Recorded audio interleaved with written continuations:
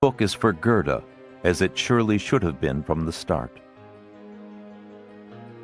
Part 1. Fear Comes Quietly. The year was 1980, an ancient time, so long ago and far away. 1. When she woke, she thought she was blind.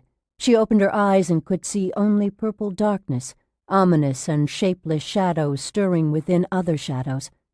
Before she could panic, that gloom gave way to a pale haze, and the haze resolved into a white acoustic tile ceiling. She smelled fresh bed linens, antiseptics, disinfectants, rubbing alcohol. She turned her head, and pain flashed the length of her forehead, as if an electric shock had snapped through her skull from temple to temple.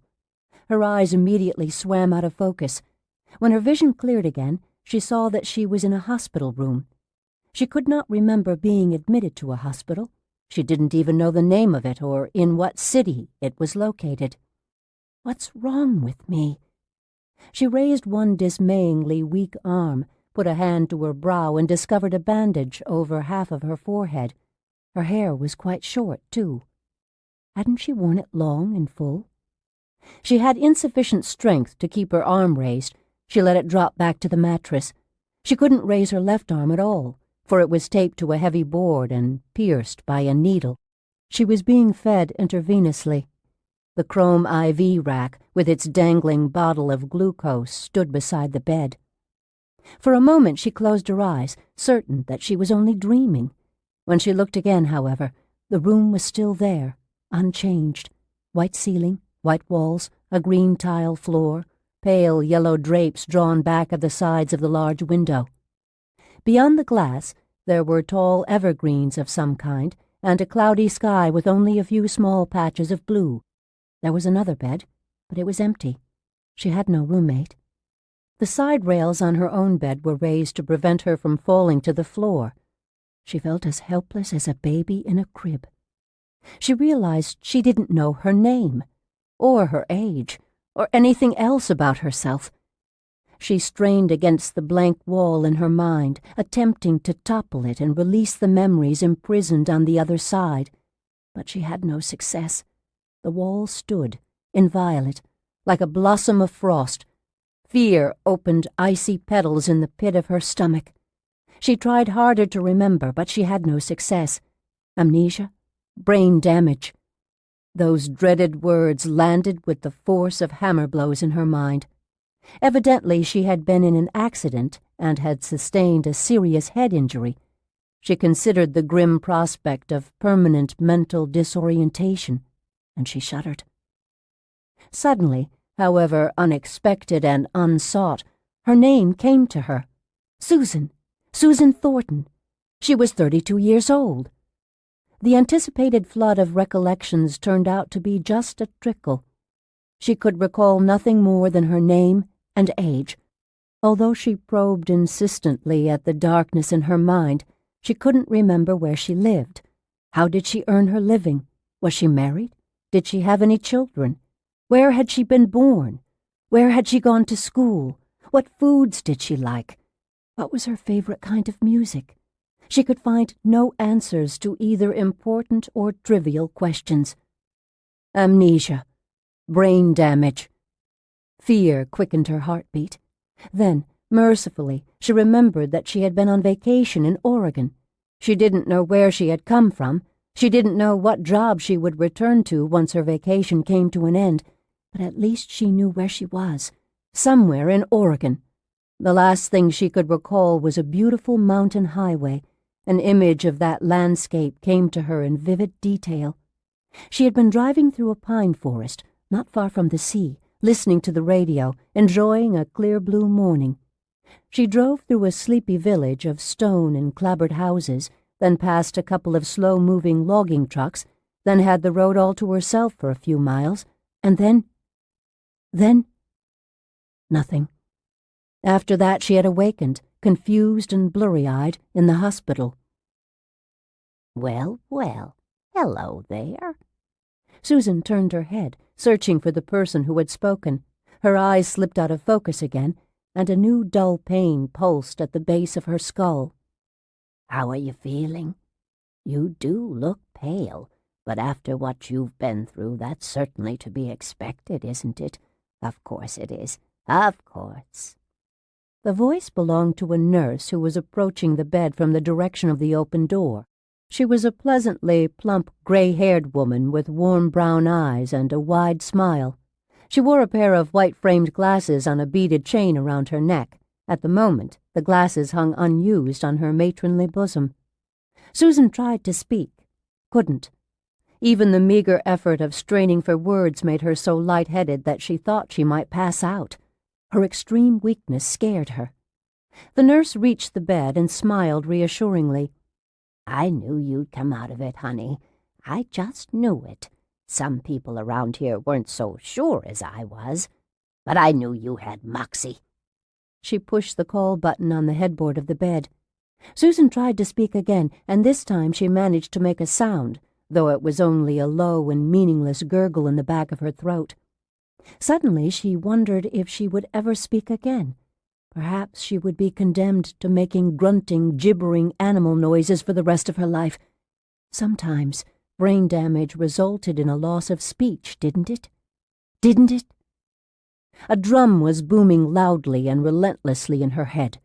She seemed to be turning on a carousel, faster and faster, and she wished she could put a stop to the room's nauseating movement. The nurse must have seen the panic in Susan's eyes, for she said, "Easy now. Easy, kid. Everything'll be all right." She checked the IV drip, then lifted Susan's right wrist to time her pulse. My God, Susan thought, if I can't speak, maybe I can't walk either. She tried to move her legs under the sheets. She didn't seem to have any feeling in them. They were even more numb and leaden than her arms. The nurse let go of her wrist, but Susan clutched at the sleeve of the woman's white uniform and tried desperately to speak. "Take your time," the nurse said gently.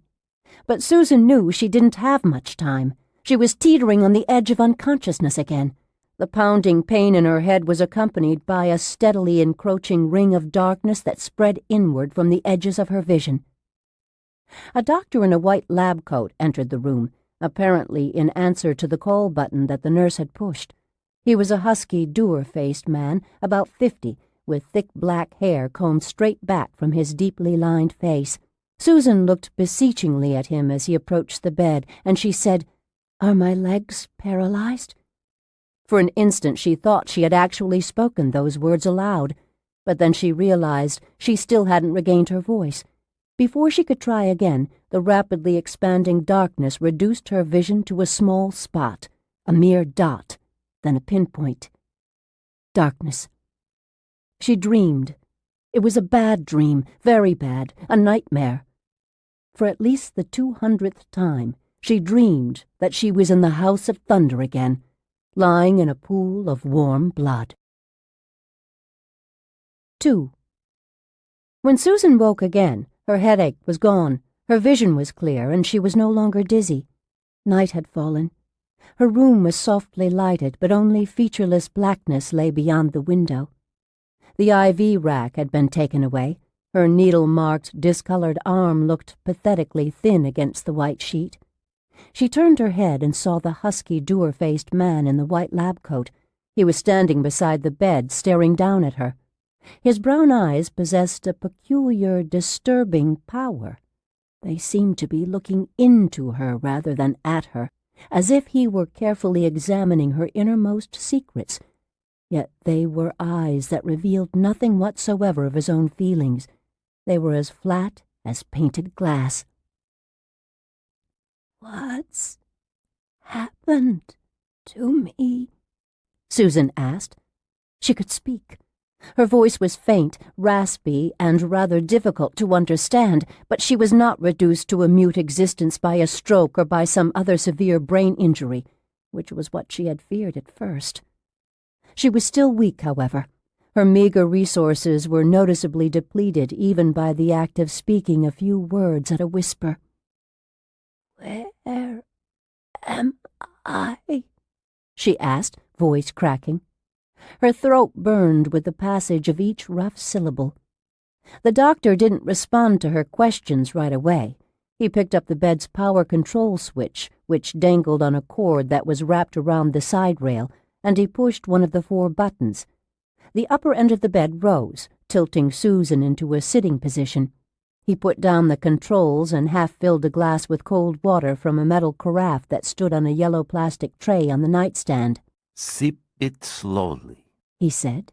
"It's been a while since you've taken any food or liquid other than intravenously." She accepted the water. It was indescribably delicious. It soothed her irritated throat. When she had finished drinking, he took the glass from her and returned it to the nightstand. He unclipped a penlight from the breast pocket of his lab coat, leaned close, and examined her eyes. His own eyes remained flat and unreadable beneath bushy eyebrows that were knit together in what seemed to be a perpetual frown. While she waited for him to finish the examination, she tried to move her legs under the covers. They were weak and rubbery and still somewhat numb, but they moved at her command. She wasn't paralyzed after all. When the doctor finished examining her eyes, he held his right hand up in front of her face, just a few inches away from her. "Can you see my hand?" "Sure," she said. Her voice was faint and quaverous, but at least it was no longer raspy or difficult to understand. His voice was deep, colored by a vague guttural accent that Susan could not quite identify. He said, "How many fingers am I holding up?" 3, she said, aware that he was testing her for signs of concussion. "And now, how many?" 2, "And now?" 4.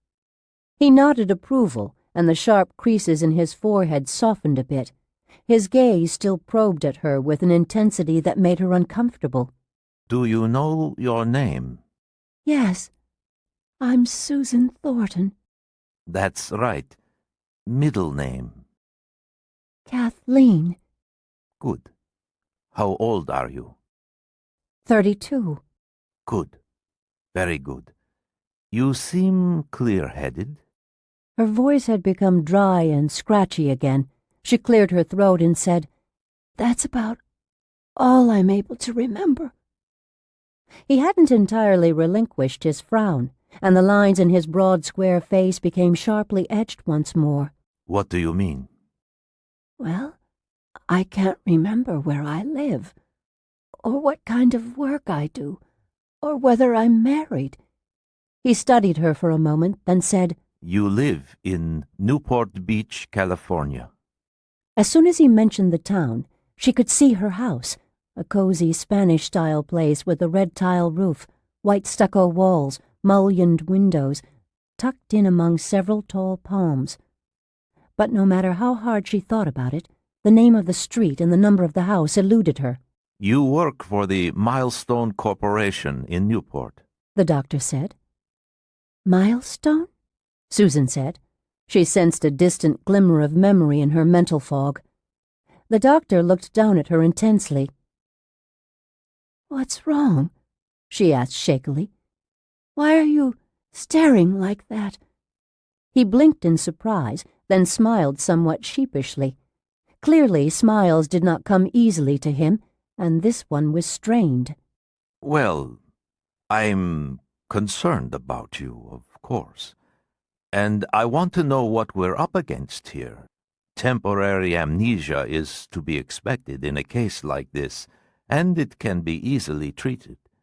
But if you're suffering from more than temporary amnesia, we'll have to change our entire approach. So you see, it's important for me to know whether the name Milestone means anything to you." "Milestone," she said thoughtfully. "Yes, it's familiar, vaguely familiar." "You're a physicist at Milestone. You earned your doctorate at UCLA a few years ago, and you went to work at Milestone immediately thereafter." "Ah," she said as the glimmer of memory grew brighter. "We've learned a few things about you from the people at Milestone. You have no children. You aren't married. You never have been. He watched her as she tried to assimilate what he'd told her. Is it starting to fall into place now? Susan sighed with relief. Yes, to an extent it is. Some of it's coming back to me, but not everything, just random bits and pieces. It'll take time, He assured her. After an injury like yours, you can't expect to recuperate overnight. She had a lot of questions to ask him, but her curiosity was equaled by her bone-deep weariness and exceeded by her thirst. She slumped back against the pillows to catch her breath, and she asked for more water. He poured only a third of a glass this time. As before, he warned her to take small sips. She didn't need to be warned. Already, after having consumed nothing more than a few ounces of water, she felt slightly bloated, as if she'd eaten a full-course dinner. When she had finished drinking, she said, "I don't know your name." Oh, I'm sorry. It's Witesky, Dr. Leon Witesky. "I've been wondering about your accent," she said. "I do detect one, don't I? Witesky. Is your heritage Polish?" He looked uncomfortable, and his eyes slid away from hers. Yes, I was a war orphan. I came to this country in 1946 when I was 17. My uncle took me in. The spontaneity had gone out of his voice. He sounded as if he were reciting a carefully memorized speech. I've lost most of my Polish accent, but I suppose I'll never shake it entirely. Apparently she had touched a sore spot. The mere mention of his accent made him strangely defensive. He hurried on, speaking faster than he had spoken before, as if he was eager to change the subject. I'm chief physician here, head of the medical staff. By the way, do you have any idea where here is? Well, I remember that I was on vacation in Oregon, though I can't remember exactly where I was going. So this must be somewhere in Oregon, right? Yes. The town's Willowack. About 8,000 people live here. It's the county seat. Willowack County is mostly rural, and this is its only hospital. Not a huge facility, it's just 4 floors, 220 beds. But we're good. In fact, I like to think we're better than a lot of sophisticated big city hospitals because we're able to give more personal attention to patients here. And personal attention often makes an enormous difference in the rate of recovery. His voice contained no trace of pride or enthusiasm. As it ought to have, considering what he was saying. It was almost as flat and monotonous as the voice of a machine. Or is it just me, she wondered? Is it just that my perceptions are out of whack? In spite of her weariness, and in spite of the hammering that had started up again inside her skull, she raised her head from the pillow and said, "Doctor, why am I here? What happened to me?" You don't recall anything about the accident? "No." Your car's brakes failed. It was on an extremely twisty stretch of road 2 miles south of the Viewtop turnoff. "Viewtop?" That's where you were headed. You had a confirmation of your reservation in your purse. "It's a hotel?" Yes, the Viewtop Inn, a resort, a big, rambling old place. It was built 50 or 60 years ago, and I'd guess it's more popular now than it was then. A real get-away-from-it-all hotel. As Dr. Witesky spoke, Susan slowly remembered. She closed her eyes and could see the resort in a series of colorful photographs that had illustrated an article in Travel magazine last February. She'd booked a room as part of her vacation as soon as she'd read about the place, for she had been charmed by the pictures of the inn's wide verandas, many gabled roofline, pillared lobby, and extensive gardens. Anyway, your brakes failed and you lost control of your car. You went over the edge of a steep embankment, rolled twice, and slammed up against a couple of trees. "Good God!" Your car was a mess. He shook his head. It's a miracle you weren't killed. She gingerly touched the bandage that covered half her forehead. "How bad is this?" Vitesky's thick dark eyebrows drew together again, and it suddenly seemed to Susan that his expression was theatrical, not genuine. "It isn't too serious. A wide gash. You bled heavily, and it healed rather slowly at first, but the stitches are scheduled to come out tomorrow or the day after, and I really don't believe there'll be any permanent scarring. We took considerable care to make sure the wound was neatly sewn." "Concussion?" she asked. "Yes, but only a mild one. Certainly nothing severe enough to explain why you were in a coma." She had been growing more tired and headachy by the minute. Now she was abruptly alert again. "Coma?" Vitesky nodded. "We did a brain scan, of course, but we didn't find any indication of an embolism. There wasn't any swelling of brain tissue either, and there was no buildup of fluid in the skull, no signs whatsoever of cranial pressure. You did take a hard knock on the head, which surely had something to do with the coma, but we can't be much more specific than that, I'm afraid. Contrary to what the television medical dramas would have you believe, modern medicine doesn't always have an answer for everything. What's important is that you've come out of the coma with no apparent long-term effects. I know those holes in your memory are frustrating, even frightening, but I'm confident that, given sufficient time, they'll heal over too." He still sounds as if he's reciting well-rehearsed lines from a script, Susan thought uneasily.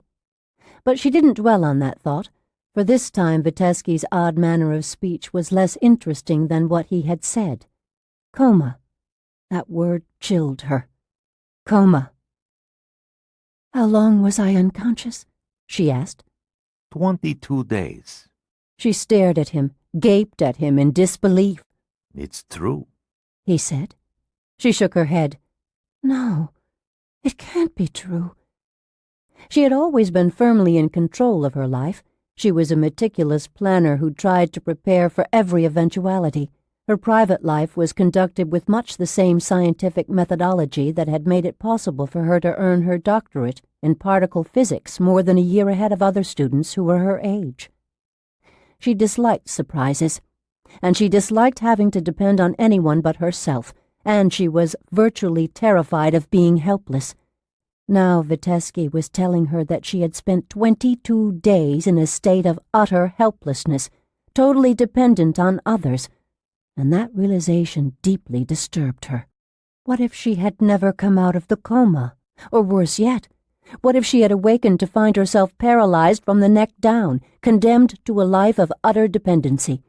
What if she'd had to be fed and dressed and taken to the bathroom by paid attendants for the rest of her life? She shivered. "No," she told Vitesky. "I can't have lost that much time. I can't have. There must be some mistake."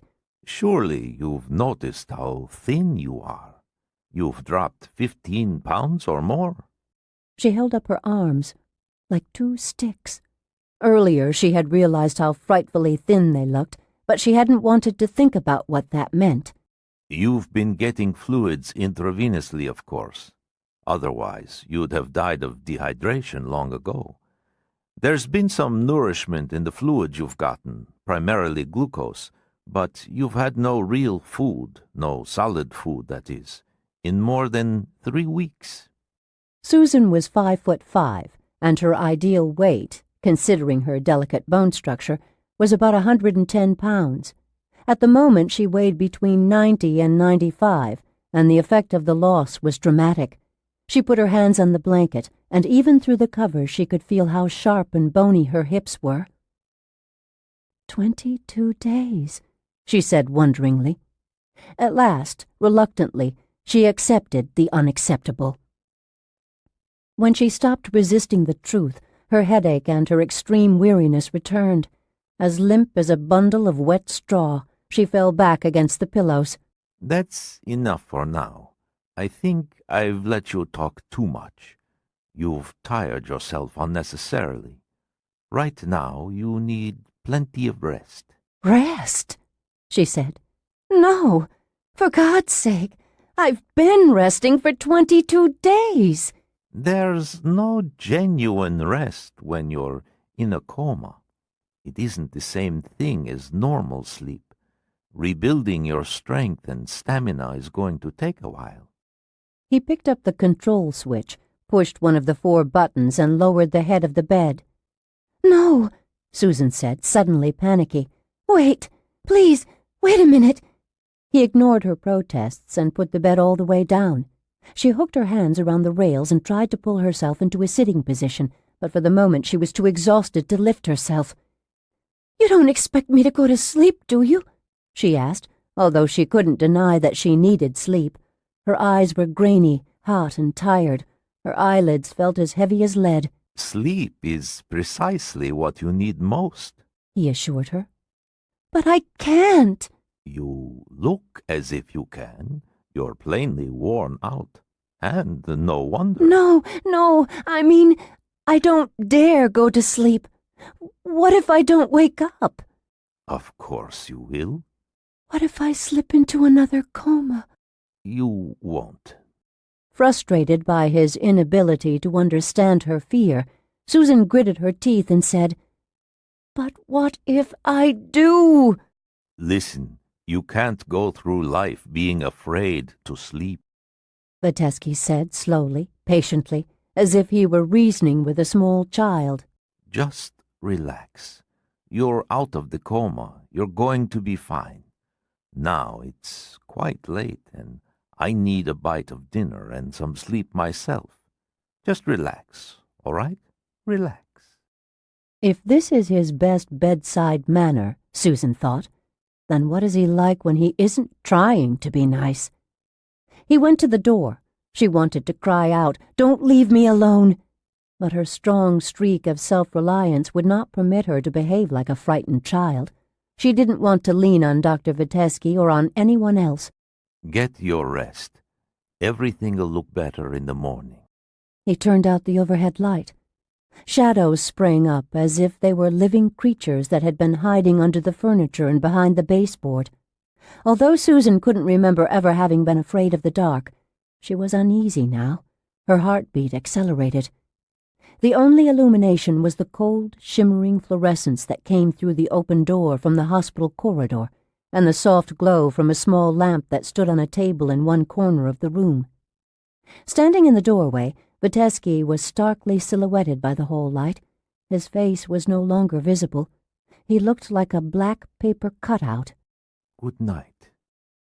He closed the door behind him, shutting out the corridor light altogether. There was only one lamp now, no more than a single 15-watt bulb. The darkness crowded closer to Susan, laid long fingers across the bed. She was alone. She looked at the other bed, which was shrouded in shadows like banners of black crepe. It reminded her of a funeral bier. She wished ardently for a roommate. This isn't right, she thought. I shouldn't be left alone like this, not after I've just come out of a coma. Surely there ought to be somebody in attendance, a nurse, an orderly, somebody. Her eyes were heavy, incredibly heavy. No, she told herself angrily, I mustn't fall asleep. Not until I'm absolutely sure that my nice little nap won't turn into another 22-day coma. For a few minutes, Susan struggled against the ever-tightening embrace of sleep, clenching her fists so that her fingernails dug painfully into her palms. But her eyes burned and ached, and at last she decided it wouldn't hurt to close them for just a minute, just long enough to rest them.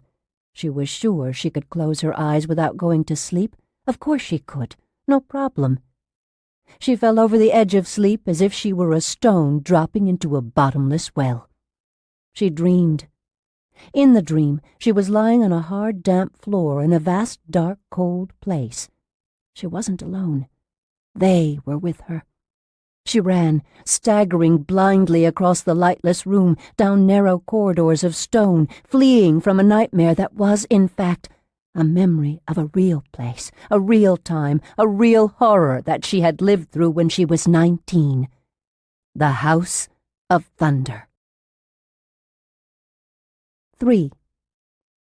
The following morning, a few minutes after Susan woke, the plump, gray-haired nurse appeared. As before, her glasses were suspended from a beaded chain around her neck, and they bobbled on her motherly bosom with each step she took. She slipped a thermometer under Susan's tongue, took hold of Susan's wrist, timed the pulse, then put on her glasses to read the thermometer. As she worked, she kept up a steady line of chatter. Her name was Thelma Baker. She said she'd always known that Susan would pull through eventually. She had been a nurse for 35 years, first in San Francisco and then here in Oregon, and she had seldom been wrong about a patient's prospects for recovery. She said she was such a natural-born nurse that she sometimes wondered if she was the reincarnation of a woman who had been a first-rate nurse in a previous life.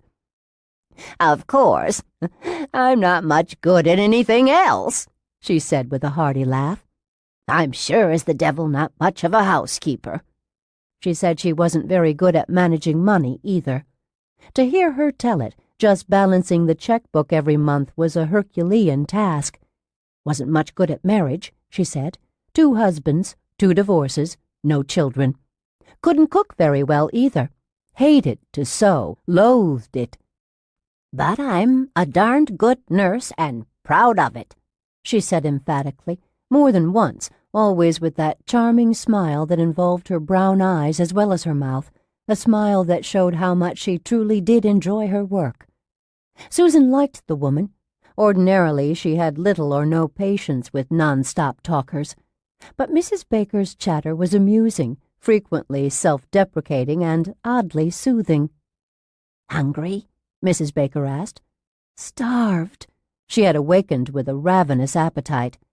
"You'll start taking solid food today," Mrs. Baker said. "A soft diet, of course." Even as the nurse spoke, a young blonde male orderly arrived with breakfast, cherry-flavored Jell-O, unbuttered toast with a single spoonful of grape jelly, and a thin, chalky-looking tapioca. To Susan, no other meal had ever been so appealing, but she was disappointed by the size of the portions, and she said as much. "It doesn't look like a lot," Mrs. Baker said, "but believe me, honey, you'll be stuffed before you've eaten half of it. Remember, you haven't taken solid food in 3 weeks. Your stomach's all shrunk up. It'll be a while before you'll have a normal appetite." Mrs. Baker left to attend to other patients, and before long Susan realized that the nurse was right, although there wasn't a great deal of food on the tray, and although even this simple fare tasted like ambrosia, it was more than she could eat. As she ate, she thought about Dr. Vitesky. She still felt that he had been wrong to let her alone, unattended. In spite of Mrs. Baker's sprightly manner, the hospital still seemed cold, unfriendly. When she could eat no more, she wiped her mouth with the paper napkin, pushed the rolling bed table out of her way, and suddenly had the feeling she was being watched. She glanced up. He was standing in the open door, a tall, elegant man of about 38. He was wearing dark shoes, dark trousers, a white lab coat, a white shirt, and a green tie, and he was holding a clipboard in his left hand. His face was arresting, sensitive. His superbly balanced features looked as if they had been carefully chiseled from stone by a gifted sculptor. His blue eyes were as bright as polished gems, and they provided an intriguing contrast to his lustrous black hair, which he wore full and combed straight back from his face and forehead. Miss Thornton, I'm delighted to see you sitting up, awake and aware. He came to the bed. His smile was even nicer than Thelma Baker's. I'm your physician, Dr. McGee, Dr. Jeffrey McGee. He extended his hand to her, and she took it. It was a dry, hard, strong hand, but his touch was light and gentle. "I thought Dr. Vitesky was my physician." Well, he's chief of the hospital medical staff, but I'm in charge of your case. His voice had a reassuringly masculine timbre, yet it was pleasingly soft and soothing. I was the admitting physician when you were brought into the emergency room. "But yesterday, Dr. Vitesky—" Yesterday was my day off. I take 2 days off from my private practice every week, but only 1 day off from my hospital rounds. Only 1 day, mind you. So, of course, you chose that day. After you laid there like a stone for 22 days, after you worried me sick for 22 days, you had to come out of your coma when I wasn't here. He shook his head, pretending to be both astonished and hurt. I didn't even find out about it until this morning. He frowned at her with mock disapproval. Now, Miss Thornton, He teased. if there are going to be any medical miracles involving my patients, I insist on being present when they occur, so that I can take credit and bask in the glory. Understood? Susan smiled up at him, surprised by his light-hearted manner. Yes, Dr. McGee, I understand. Good. Very good. I'm glad we got that straightened out. He grinned. How are you feeling this morning? Better. Ready for an evening of dancing and bar hopping? Maybe tomorrow. It's a date. He glanced at her breakfast tray. I see you've got an appetite. I tried to eat everything, but I couldn't. That's what Orson Welles said. Susan laughed. Well, you did pretty well. He said, indicating the tray. You've got to start off with small, frequent meals. That's to be expected. Don't worry too much about regaining your strength. Before you know it, you'll be making a pig of yourself, and you'll be well along the road to recovery. Feeling headachy this morning? Drowsy? No, neither, Let me take your pulse. he said, reaching for her hand. Mrs. Baker took it just before breakfast. I know. This is just an excuse to hold hands with you. Susan laughed again. You're different from most doctors. Do you think a physician should be businesslike, distant, somber, humorless? Not necessarily. Do you think I should try to be more like Dr. Vitesky? Definitely not, He is an excellent doctor. McGee said, doing a perfect imitation of Vitesky's accented voice. I'm sure he is, but I suspect you're even better. Thank you. The compliment is duly noted and has earned you a small discount off my final bill. He was still holding her hand. He finally looked at his watch and took her pulse. Will I live? She asked when he finished. No doubt about it. You're bouncing back fast. He continued to hold her hand as he said, Seriously now, I think a little humor between doctor and patient is a good thing. I believe it helps the patient maintain a positive attitude, and a positive attitude speeds healing. But some people don't want a cheerful doctor. They want someone who acts as if the weight of the world is on his shoulders. It makes them feel more secure. So, if my joking bothers you, I can tone it down or turn it off. The important thing is that you feel comfortable and confident about the care you're getting. You go right ahead and be as cheerful as you want, Susan said. My spirits need lifting. Oh, there's no reason to be glum. The worst is behind you now. He squeezed her hand gently before finally letting go of it. To her surprise, Susan felt a tug of regret that he had released her hand so soon. Dr. Vitesky tells me there are lapses in your memory. She frowned. Fewer than there were yesterday. I guess it'll all come back to me sooner or later, but there are still a lot of holes. I want to talk with you about that, but first I've got to make my rounds. I'll come back in a couple of hours and I'll help you prod your memory, if that's all right with you. Sure, she said. You rest. What else is there to do? No tennis until further notice. Darn, I had a match scheduled with Mrs. Baker. Well, you'll just have to cancel it. Yes, Dr. McGee. Smiling, she watched him leave. He moved with self-assurance and with considerable natural grace. He'd already had a positive influence on her. A simmering paranoia had been heating up slowly within her, but now she realized that her uneasiness had been entirely subjective in origin, a result of her weakness and disorientation. There was no rational justification for it. Dr. Vitesky's odd behavior no longer seemed important, and the hospital no longer seemed the least bit threatening. Half an hour later, when Mrs. Baker looked in on her again, Susan asked for a mirror, then wished she hadn't. Her reflection revealed a pale, gaunt face. Her gray-green eyes were bloodshot and circled by dark, puffy flesh. In order to facilitate the treatment and bandaging of her gashed forehead, an emergency room orderly had clipped her long blonde hair. He had hacked at it with no regard for her appearance. The result was a shaggy mess. Furthermore, after 22 days of neglect, her hair was greasy and tangled. "My God, I look terrible," she said. "Of course you don't," Mrs. Baker said. "Just a bit washed out. There's no permanent damage.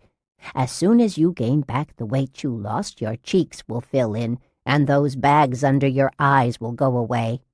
"I've got to wash my hair."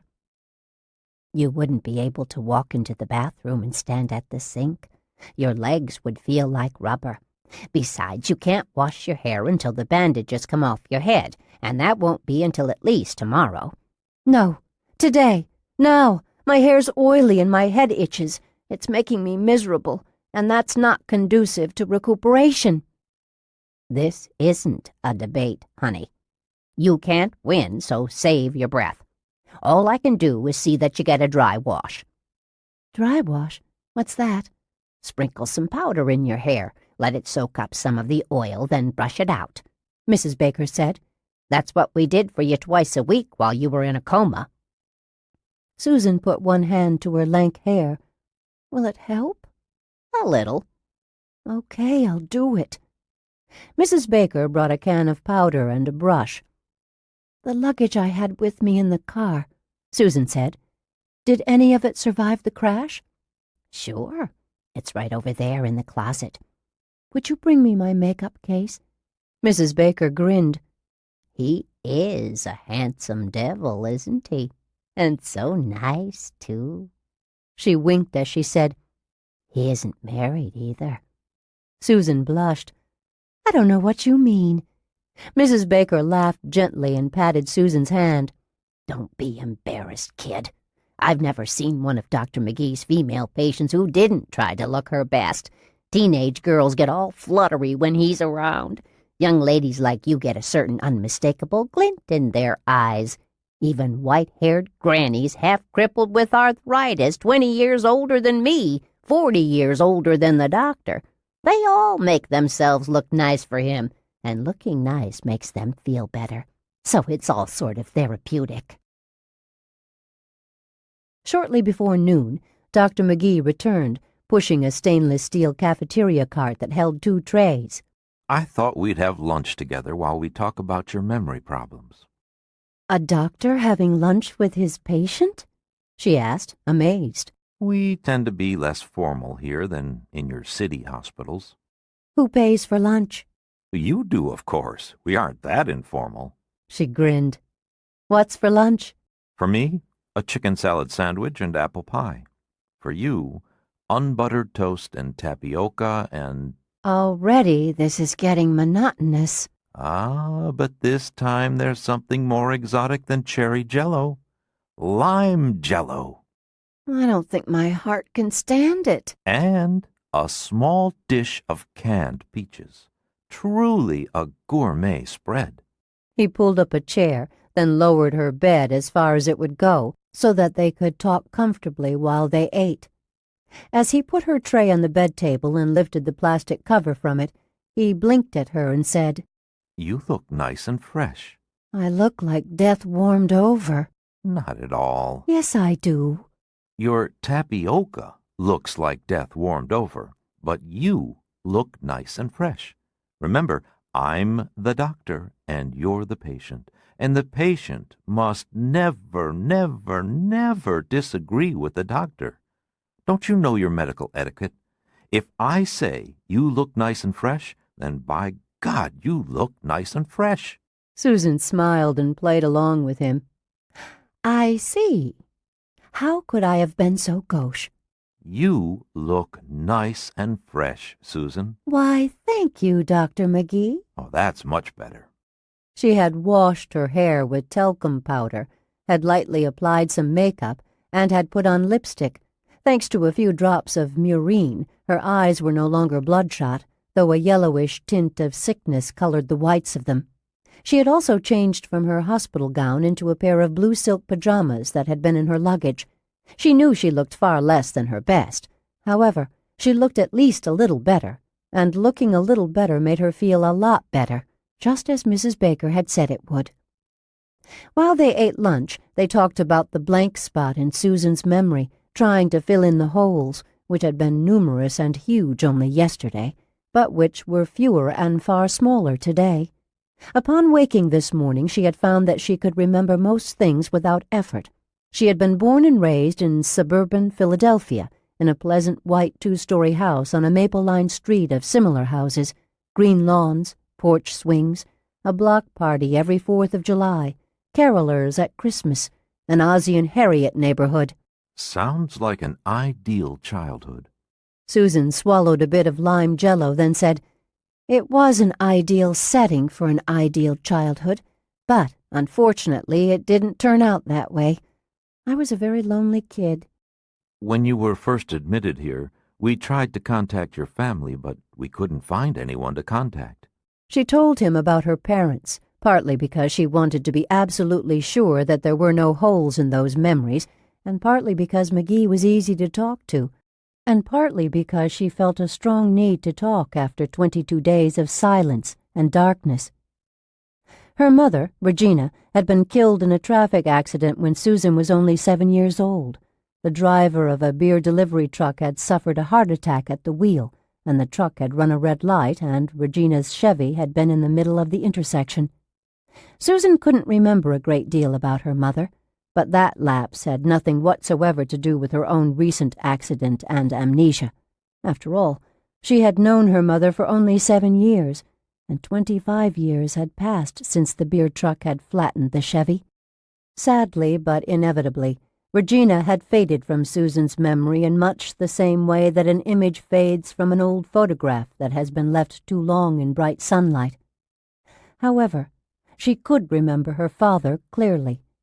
Frank Thornton had been a tall, somewhat portly man who had owned a moderately successful men's clothing store, and Susan had loved him. She always knew that he loved her, too, even though he never told her that he did. He was quiet, soft-spoken, rather shy, a completely self-contained man who was happiest when he was alone in his den with just a good book and his pipe.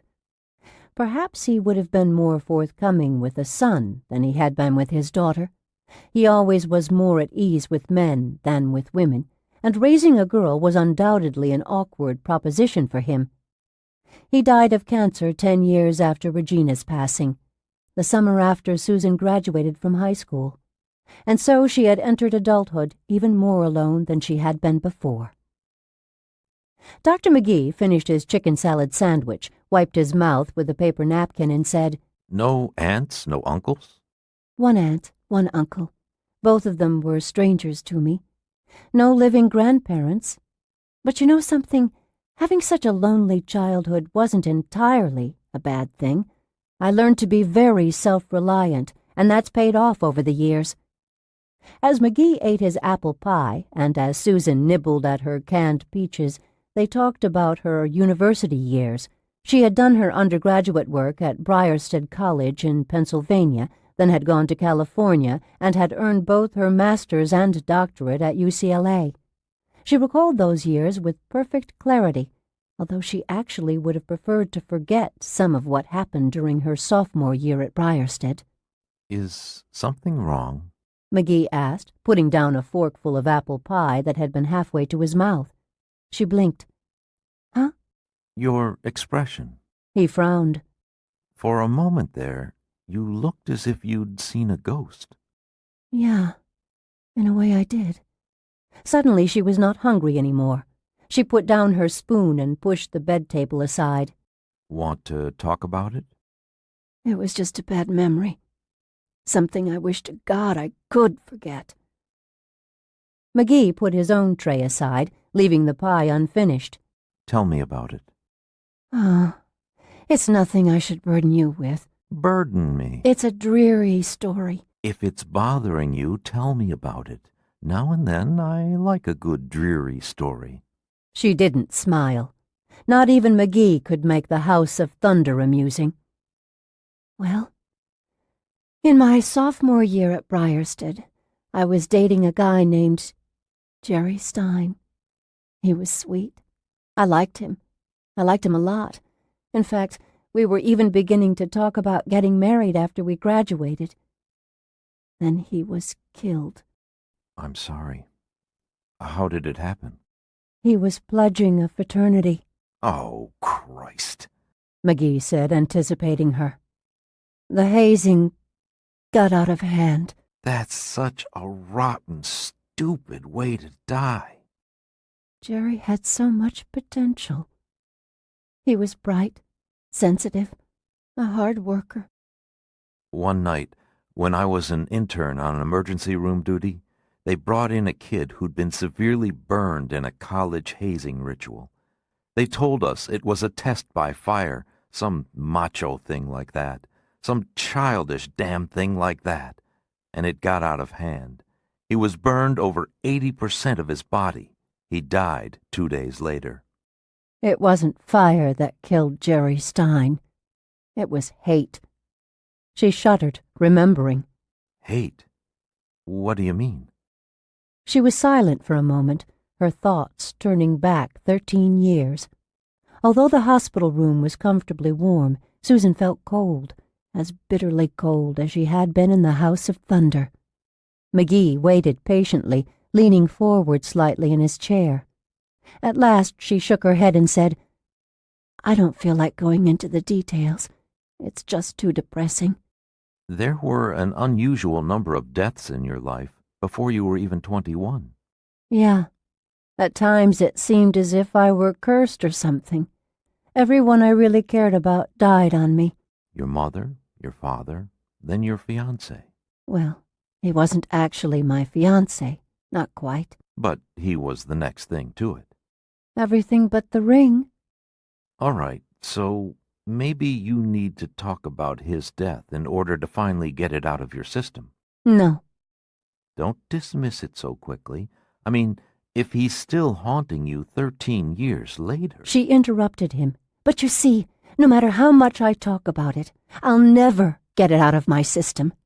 It was just too awful to be forgotten. Besides, you told me that a positive mental attitude will speed up the healing process. Remember? He smiled. I remember. So I shouldn't talk about things that just depress me. He stared at her for a long moment. His eyes were incredibly blue, and they were so expressive that she had no doubt about the depth of his concern for her well-being. He sighed and said, Okay, let's get back to the matter at hand. Your amnesia. It seems like you remember nearly everything. What holes haven't filled in yet? Before she answered him, she reached for the bed controls and raised the upper end of the mattress a bit more, forcing herself to sit straighter than she had been sitting. Her back ached dully, not from an injury but from being immobilized in bed for more than 3 weeks. When she felt more comfortable, she put down the controls and said, "I still can't recall the accident. I remember driving along a twisty section of 2-lane blacktop.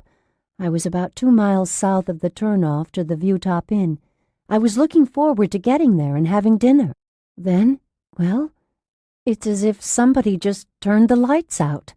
It wouldn't be unusual if you never regained any memory of the accident itself, McGee assured her. In cases like this, even when the patient eventually recalls all the other details of his life, he seldom remembers the incident or the impact that was the cause of the amnesia. That's the one blank spot that often remains. I suspected as much, and I'm not really upset about that. But there's one other thing I can't recall, and that's driving me nuts. My job. Damn it, I can't remember even the most minor thing about it, not even one little detail. I mean, I know I'm a physicist.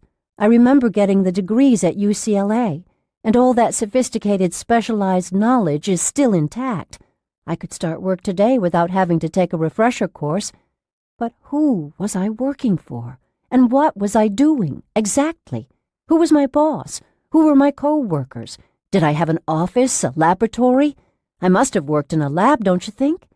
but I can't remember what it looked like, how it was equipped, or where on earth it was. You're employed by the Milestone Corporation in Newport Beach, California. That's what Dr. Vitesky told me, but that name doesn't mean a thing to me. All the rest of it has come back to you.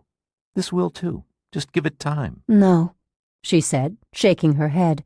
This is different somehow. The other blank spots were like mists, like banks of heavy fog. Even when I couldn't remember something, I could at least sense that there were memories stirring in the mists. And eventually the mist evaporated, everything cleared up. But when I try to recall what my job was, it's not like those misty blank spots. Instead, it's dark, very dark, black, just a perfectly black and empty hole that goes down and down forever. There's something frightening about it. McGee slid forward, sitting on the edge of his chair. His brow was knitted. You were carrying a Milestone ID card in your wallet when you were brought into the emergency room. Maybe that'll refresh your memory. Maybe, she said doubtfully. I'd sure like to see it. Her wallet was in the bottom drawer of the nightstand. He got it for her. She opened the wallet and found the card. It was laminated and bore a small photograph of her. At the top of the card, in blue letters against a white background, there were 3 words: the Milestone Corporation. Under that heading, her name was printed in bold black letters, and below her name was a physical description of her, including information about her age, height, weight, hair color, and eye color. At the bottom of the card, an employee identification number was printed in red ink. Nothing else. Dr. McGee stood beside the bed, looking down at her as she examined the card. Does it help? No. Not just a little bit? I can't remember seeing this before. She turned the card over and over in her hands, straining to make a connection, trying hard to switch on the current of memory.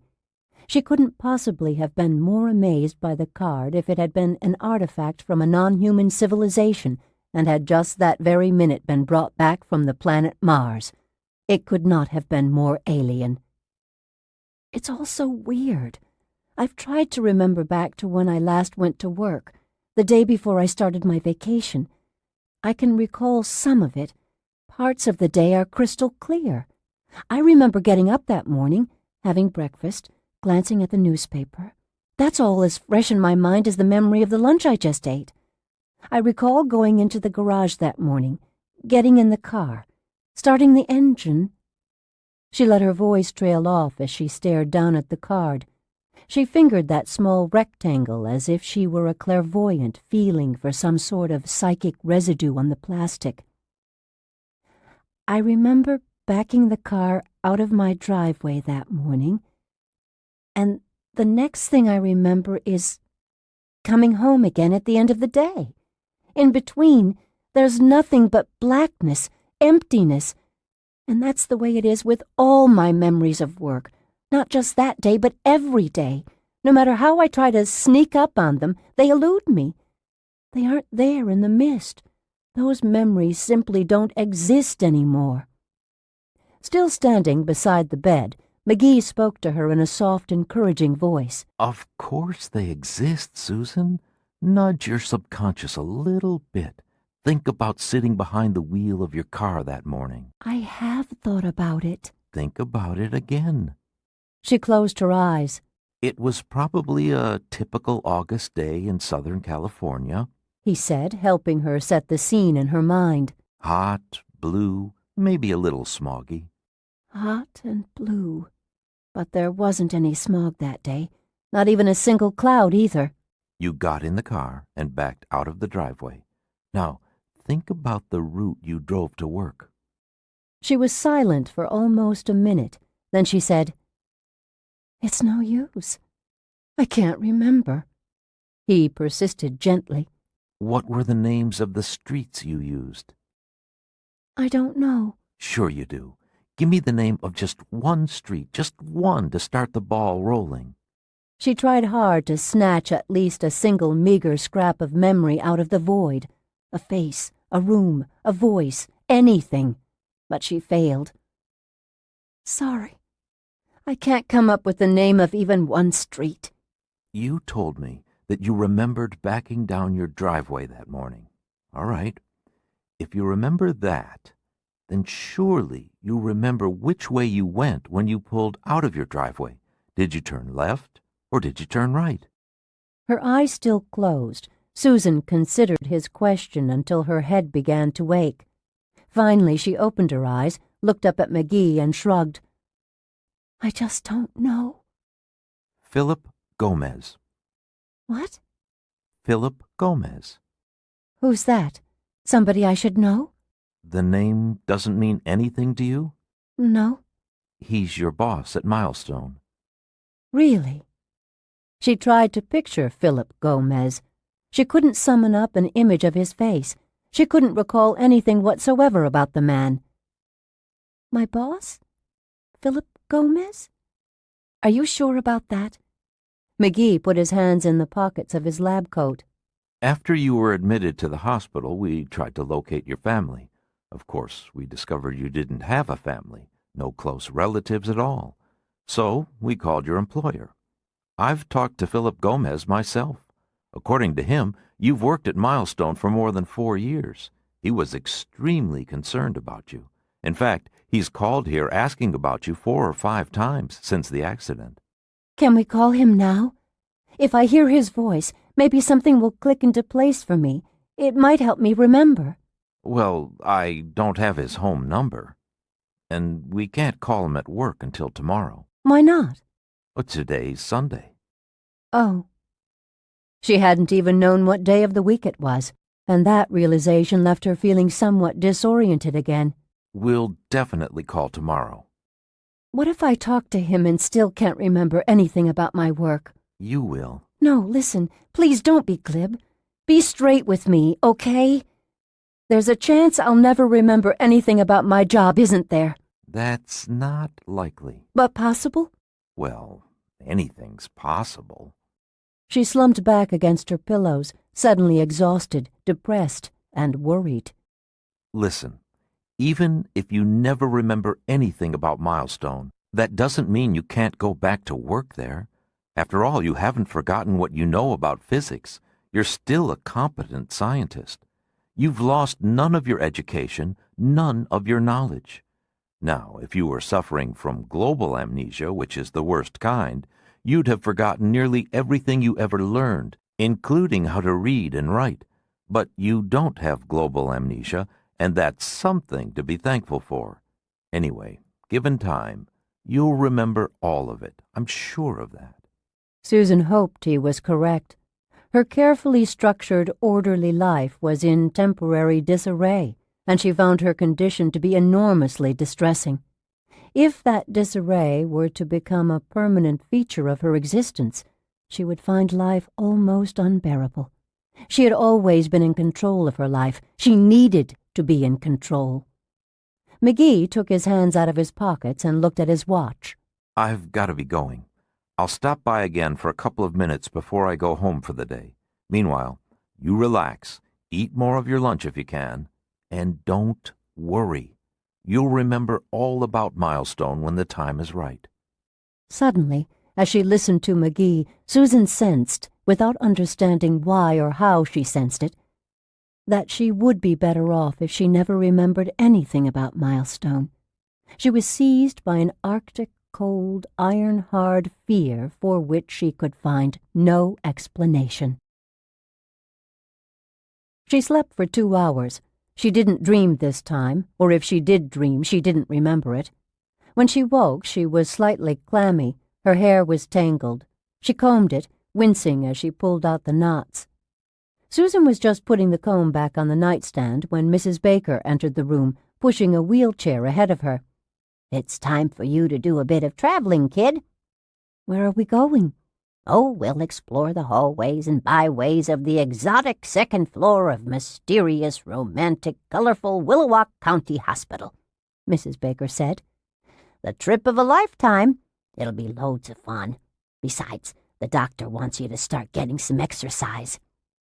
It's not going to be much exercise if I'm sitting in a wheelchair. You'll be surprised. Just sitting up, Holding on and gawking at the other patients will be enough to tire you out. You're not exactly in the same physical condition as an Olympic track and field star, you know. But I'm sure I can walk. I might need a little assistance, but if I could just lean on your arm at first, then I'm positive I could. Tomorrow you can try walking a few steps, Mrs. Baker said as she put down the side rail on the bed. But today you're going to ride, and I'm going to play chauffeur. Susan frowned. I hate being an invalid.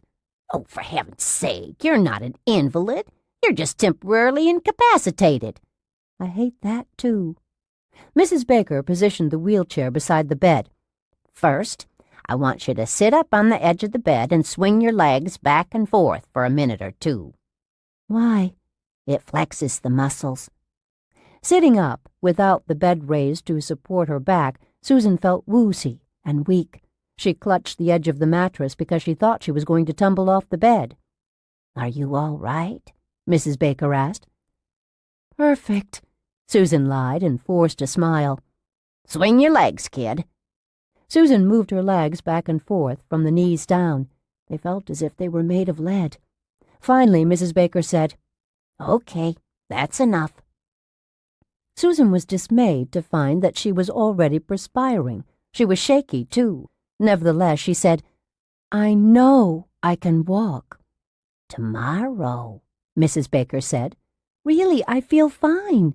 Mrs. Baker went to the closet and got the robe that matched Susan's blue pajamas.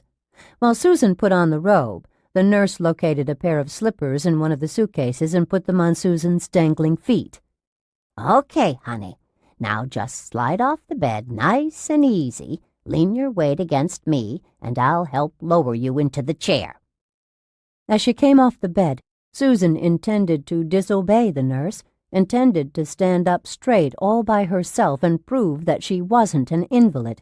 However, as her feet touched the floor, she knew instantly that her legs would not support her if she dared to put all of her weight on them.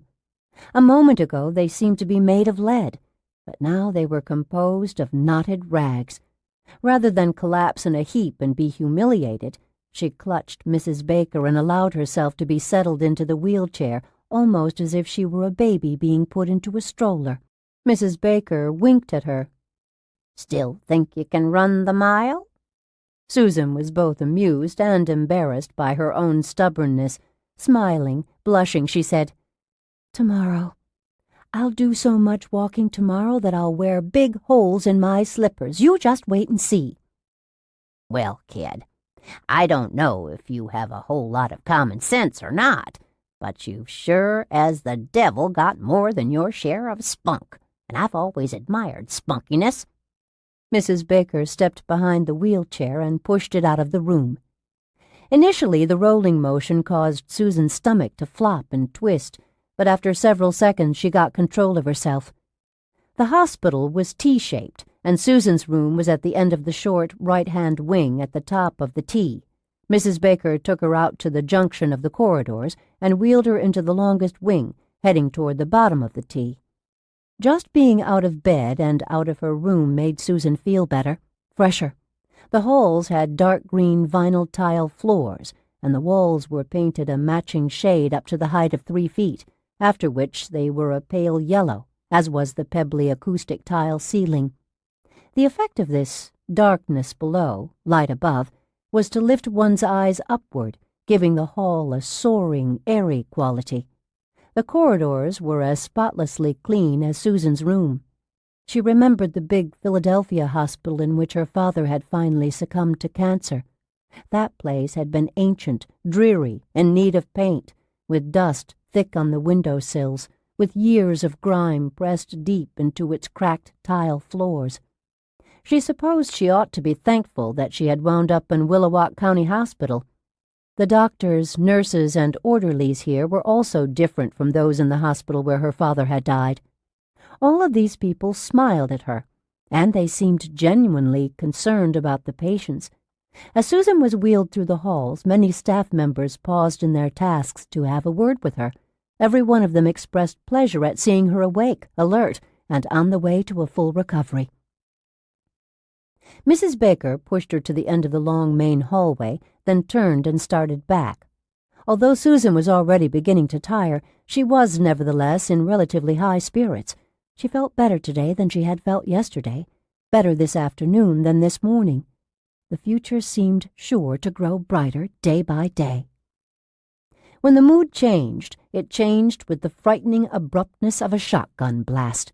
As they passed between the elevators and the nurses' station, which faced each other midpoint in the corridor, one set of elevator doors opened, and a man stepped out directly in front of the wheelchair. He was a patient in blue and white striped pajamas, a dark brown robe, and brown slippers. Mrs. Baker stopped the wheelchair in order to let him pass. When Susan saw who he was, she nearly screamed. She wanted to scream, but couldn't. Chest tightening, throat constricting fear had stricken her dumb. His name was Ernest Harch. He was a squarely built man with a square face, squared-off features, and gray eyes the shade of dirty ice. When she had testified against him in court, he had fixed her with those chilling eyes and hadn't glanced away from her for even the briefest moment. She had clearly read the message in his intimidating stare.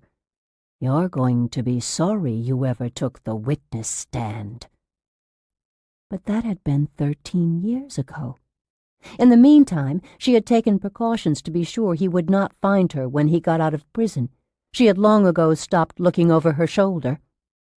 And now, here he was.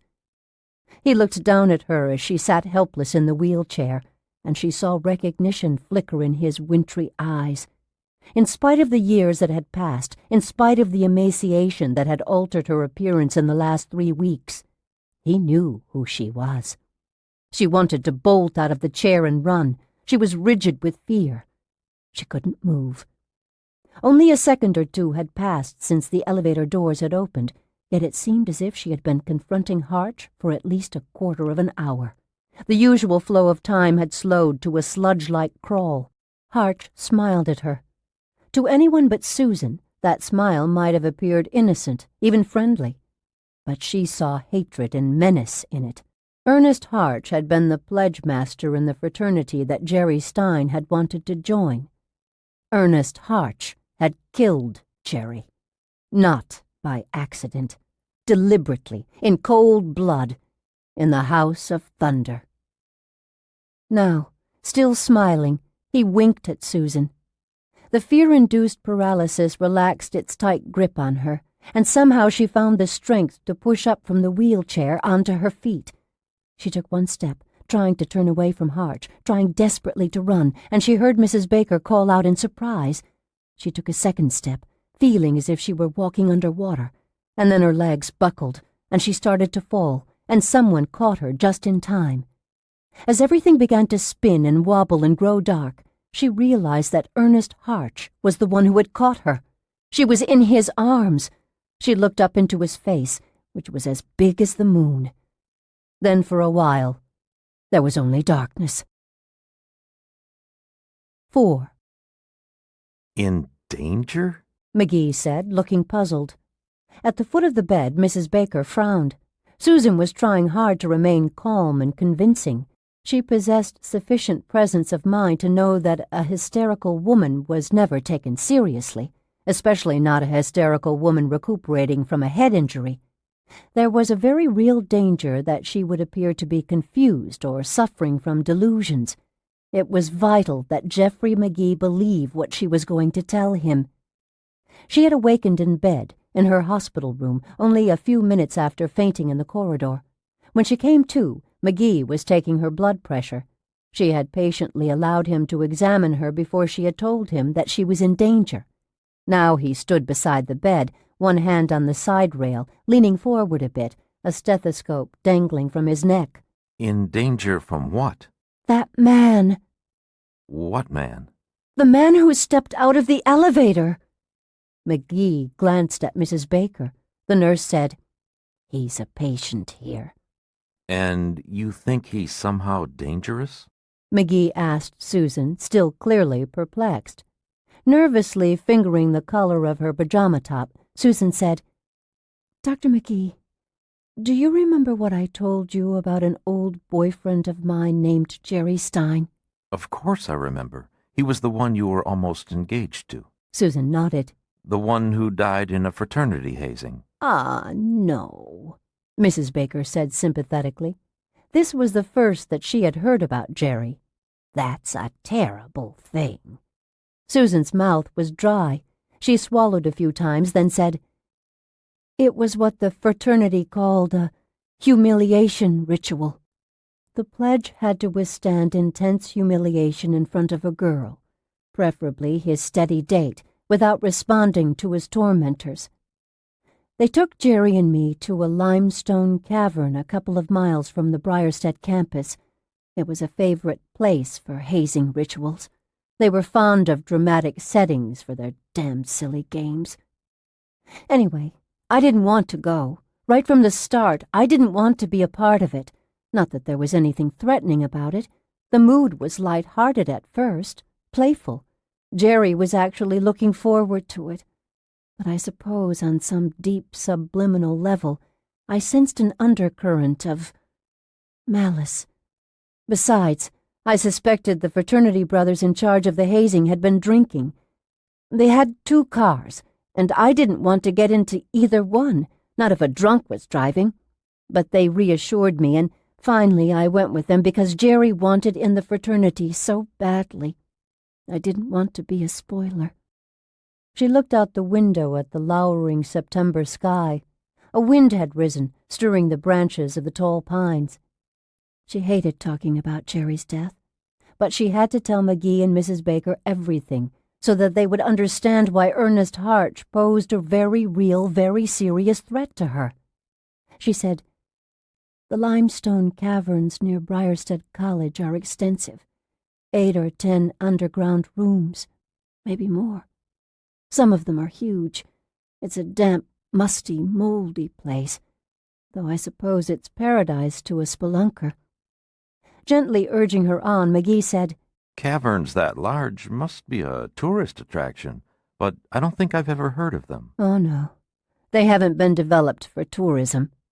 They're not like the Carlsbad Caverns or the Luray Caverns or anything like that. They're not pretty. They're all gray limestone, dreary as hell. They're big, that's all. The largest cave is about the size of a cathedral. The Shawnee Indians gave that one a name. House of Thunder. Thunder? Why? A subterranean stream enters the cave high in one corner and tumbles down a series of ledges. The sound of the falling water echoes off the limestone, so there's a continuous rumbling in the place. The memory was still far too vivid for her to speak of it without feeling the cold, clammy air of the cavern. She shivered and pulled the blankets across her outstretched legs. McGee's gaze met hers. In his eyes there was understanding and compassion. She could see that he knew how painful it was for her to talk about Jerry Stein. The same expression was in Mrs. Baker's eyes. The nurse looked as if she might rush around to the side of the bed and give Susan a motherly hug. Again, McGee gently encouraged her to continue her story. The humiliation ritual was held in the House of Thunder? Yeah, it was night. We were led into the cavern with flashlights, and then several candles were lit and placed on the rocks around us. There were just Jerry, me, and 4 of the fraternity brothers. I'll never forget their names or what they looked like. Never. Carl Jellicoe, Herbert Parker, Randy Lee Quince, and Ernest Harch. Harch was the fraternity's pledge master that year. Outside, the day was rapidly growing darker under a shroud of thunderheads. Inside, the blue-gray shadows crawled out of the corners and threatened to take full possession of the hospital room. As Susan talked, Dr. McGee switched on the bedside lamp. As soon as we were in the caverns, as soon as the candles had been lit, Harch and the other 3 guys pulled out flasks of whiskey. They had been drinking earlier. I was right about that. And they continued to drink all through the hazing. The more they drank, the uglier the whole scene got. At first, they subjected Jerry to some funny, pretty much innocent teasing. In fact, everyone was laughing at first, even Jerry and me. Gradually, however, their taunting became nastier, meaner. A lot of it was obscene, too. Worse than obscene, filthy. I was embarrassed and uneasy. I wanted to leave, and Jerry wanted me to get out of there too, but Harch and the others refused to let me have a flashlight or a candle. I couldn't find my way out of the caverns in pitch blackness, so I had to stay. When they started needling Jerry about his being Jewish, there wasn't any humor in them at all. And that was when I knew for sure there was going to be trouble. Bad trouble. They were all obviously drunk by then. But it wasn't just the whiskey talking. Oh no, not the whiskey alone. You could see that the prejudice, the hatred, wasn't just an act. Harch and the others, but especially Ernest Harch, had a streak of anti-Semitism as thick as sludge in a sewer. Briarstead wasn't a particularly sophisticated place, Susan continued. There wasn't the usual cultural mix. There weren't many Jews on campus, and there weren't any in the fraternity that Jerry wanted to join.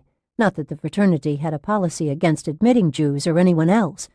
There had been a couple of Jewish members in the past, though none for the last several years. Most of the brothers wanted Jerry in. It was only Harch and his 3 cronies who were determined to keep him out. They planned to make hazing month so rough for him, so utterly intolerable, that he would withdraw his application before the month was over. The humiliation ritual in the House of Thunder was to be the start of it. They didn't really intend to kill Jerry. Not in the beginning, not when they took us to the cavern, not when they were at least half sober. They just wanted to make him feel like dirt. They wanted to rough him up a little bit, scare him, let him know in no uncertain terms that he wasn't welcome. The verbal abuse escalated to physical abuse. They stood in a circle around him, shoving him back and forth, keeping him off balance. Jerry wasn't a fool. He realized this wasn't any ordinary hazing ritual. He wasn't a wimp either. He couldn't be intimidated easily. When they shoved him too hard, he shoved back, which only made them more aggressive, of course.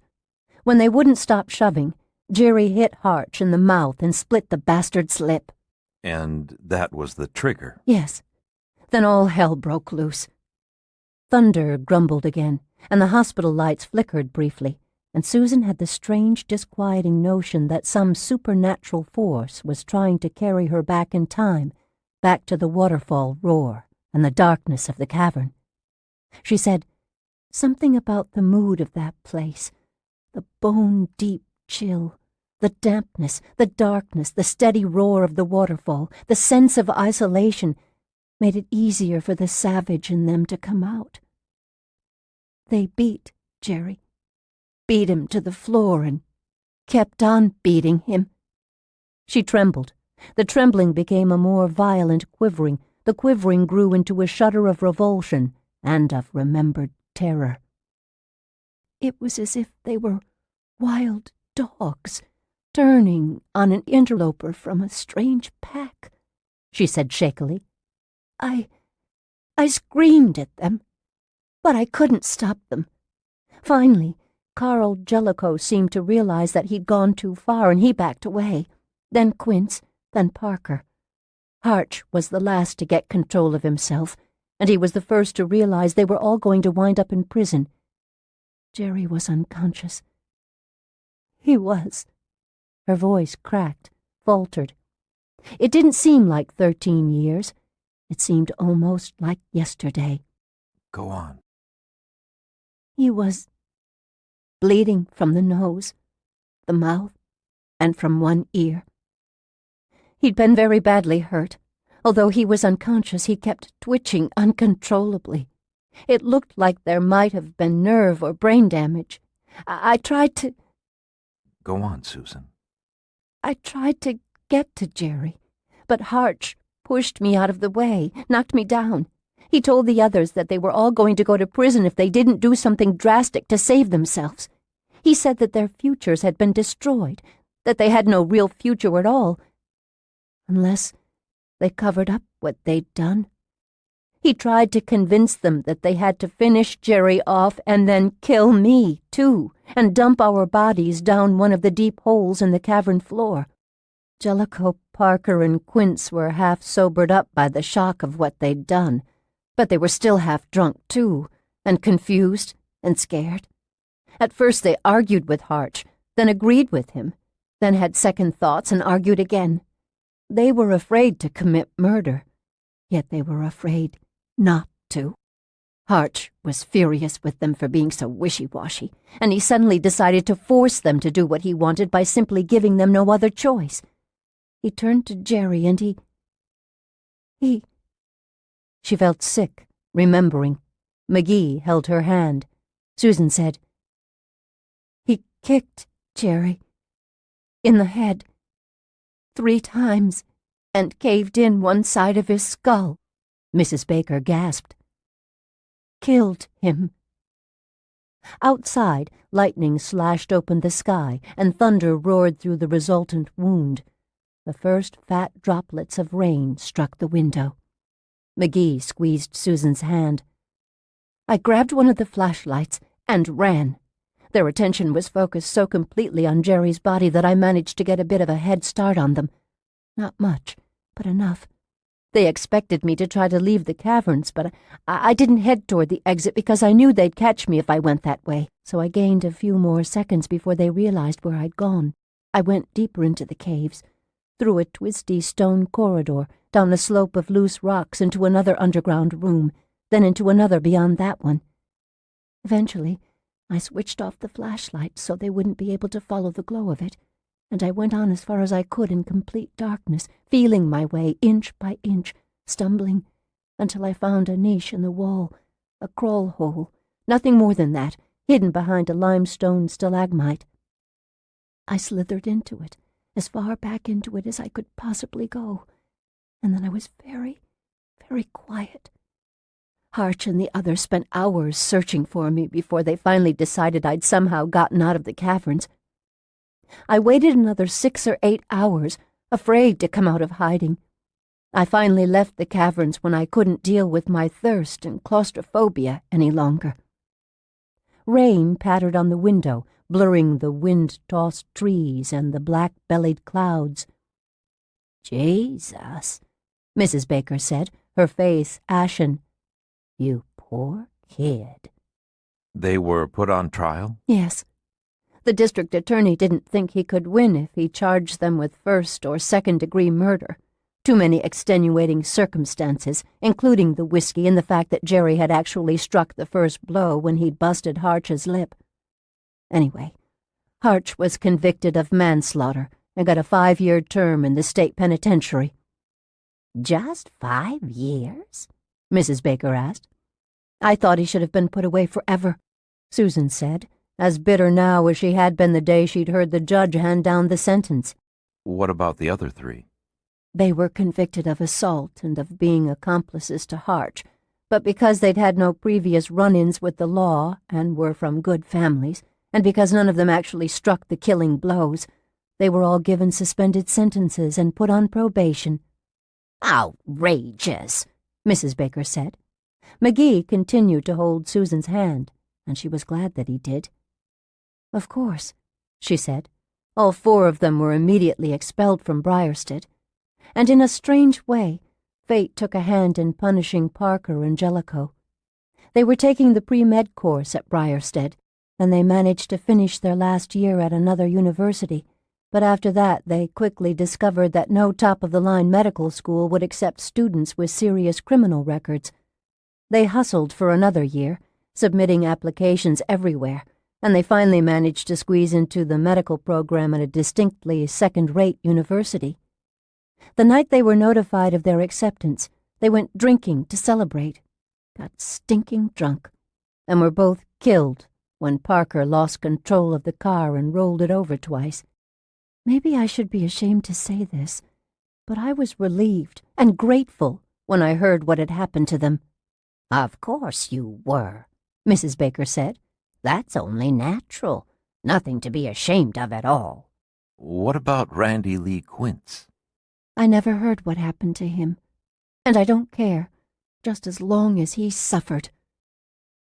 2 closely spaced explosions of lightning and thunder shook the world outside, and for a moment Susan and McGee and Mrs. Baker stared at the window, where the rain struck with greater force than before.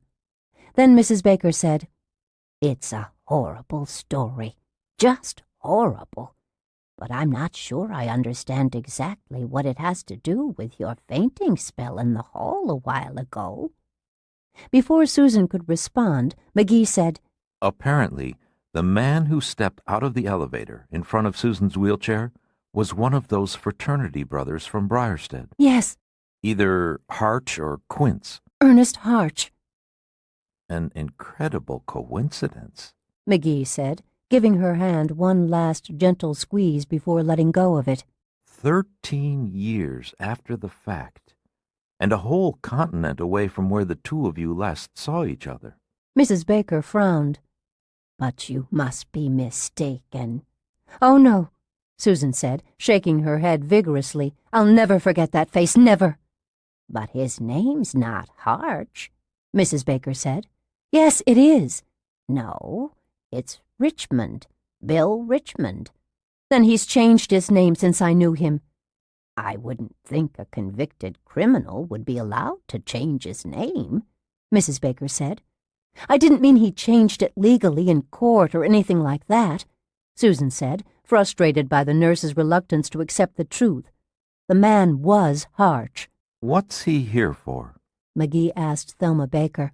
"He's having surgery tomorrow. Dr. Vitesky's going to remove 2 rather large cysts from his lower back." Not spinal cysts. "No, fatty tissue cysts, but they're large ones." Benign? "Yes, but I guess they're deeply rooted and they're causing him some discomfort." Admitted this morning? "That's right." And his name's Richmond. You're sure of that? "Yes." "But it used to be Harch," Susan insisted. Mrs. Baker took off her glasses and let them dangle on the beaded chain around her neck. She scratched the bridge of her nose, looked quizzically at Susan, and said, "How old was this Harch when he killed Jerry Stein?" "He was a senior at Briarstead that year, 21 years old." "That settles it, then." Why? Mrs. Baker put her glasses on again and said, "Bill Richmond is only in his early 20s. "He can't be." In fact, I'm pretty sure he's just 21 himself. He'd have been about 8 years old when Jerry Stein was killed." "He's not 21, Susan said anxiously. "He's 34 by now." "Well, he certainly doesn't look any older than 21. In fact, he looks younger than that, a good deal younger than that. He's hardly more than a kid. If he was lying about it one way or the other, I'd think he was actually adding on a few years, not taking them off." As the lights flickered again, and as thunder rolled across the hollow sheet metal sky, Dr. McGee looked at Susan and said, How old did he look to you when he stepped out of the elevator? She thought about it for a moment, and she got a sinking feeling in her stomach. "Well, he looked exactly like Ernest Harch." Exactly like Harch looked back then? Yeah. Like a 21-year-old college man? Susan nodded reluctantly. McGee pressed the point. Then you mean that he didn't look 34 to you? No. But maybe he's aged well. Some 34-year-olds could pass for 10 years younger. She was confused about the apparent age discrepancy, but she was not the least bit confused about the man's identity. He is Harch. "Perhaps it's just a strong resemblance," Mrs. Baker said. "No," Susan insisted. "It's him, all right. I recognized him, and I saw him recognize me, too. And I don't feel safe. It was my testimony that sent him to prison. If you'd seen the way he glared at me in that courtroom." McGee and Mrs. Baker stared at her, and there was something in their eyes that made her feel as if this were a courtroom, too, as if she were standing before a jury, awaiting judgment. She stared back at them for a moment, but then she lowered her eyes because she was made miserable by the doubt she saw in theirs. Listen, I'll go take a look at this guy's records. Maybe I'll even have a word or two with him. We'll see if we can straighten this out. Sure, Susan said, knowing it was hopeless. If he's really harsh, we'll make sure he doesn't get anywhere near you. And if he isn't harsh, you'll be able to rest easy. It's him, damn it. But she didn't say anything. She merely nodded. I'll be back in a few minutes. Susan stared down at her pale, interlocked hands. Will you be okay? Yeah, sure. She sensed a meaningful look and an unspoken message passing between the doctor and the nurse, but she didn't look up. McGee left the room. We'll get this straightened out real quick, honey, Mrs. Baker assured her. Outside, thunder fell out of the sky with the sound of an avalanche. Night would come early. Already the storm had torn apart the autumn afternoon and had blown it away. The twilight had been swept in ahead of schedule. His name's definitely Bill Richmond, McGee said when he returned a few minutes later. Susan sat stiffly in bed, still disbelieving. The two of them were alone in the room. The nurses had changed shifts, and Mrs. Baker had gone home for the day. McGee toyed with the stethoscope around his neck. And he's definitely just 21 years old. But you weren't gone nearly long enough to have checked out his background. If all you did was read through his medical records, then nothing has really been proved. He could have lied to his doctor, you know. Well, it turns out that Leon, Dr. Vitesky that is, has known Bill's parents, Grace and Harry Richmond, for 25 years. Vitesky says he delivered all 3 of the Richmond babies himself, right here in this very hospital. Doubt nibbled at Susan's solid conviction. Leon treated all of Bill Richmond's childhood illnesses and injuries. He knows for an absolute fact that the kid was only 8 years old, living in Pine Wells, just doing what 8-year-olds do when Ernest Harch killed Jerry Stein 13 years ago back there in Pennsylvania. 3,000 miles away. Exactly. Susan sagged under a heavy burden of weariness and anxiety. But he looked just like Harch. When he stepped out of the elevator this afternoon, when I looked up and saw that face, those damned gray eyes, I could have sworn— Oh, I'm certain you didn't panic without good reason, he said placatingly. I'm sure there's a resemblance. Although she had come to like McGee a lot in just one day, Susan was angry with him for letting even a vaguely patronizing tone enter his voice. Her anger rejuvenated her a bit, and she sat up straighter in bed, her hands fisted at her sides. Not just a resemblance, she said sharply. He looked exactly like Harch. Well, of course, you've got to keep in mind that it's been a long time since you've seen Harch. So? You may not remember him quite as well as you think you do. Oh, I remember. Perfectly. This Richmond is the same height as Harch, the same weight, the same build. It's a fairly common body type. He has the same blonde hair, the same square features, the same eyes. Such light gray eyes, almost transparent. How many people have eyes like that? Not many. Feature by feature, this Bill Richmond and Ernest Harch are duplicates. It's not just a simple resemblance. It's a lot stranger than that.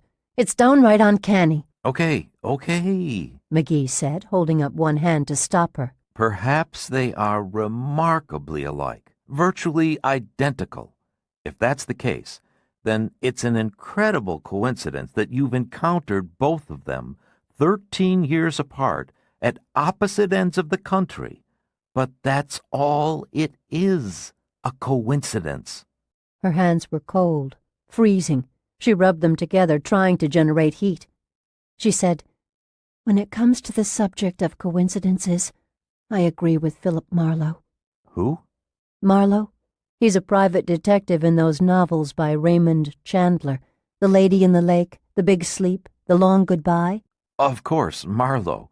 Okay, so what did he have to say about coincidences? He said, "Show me a coincidence, and when I open it up for you, I'll show you at least 2 people inside plotting some sort of mischief." McGee frowned and shook his head. That philosophy might be suitable for a character in a detective story, But out here in the real world, it's a little paranoid, don't you think?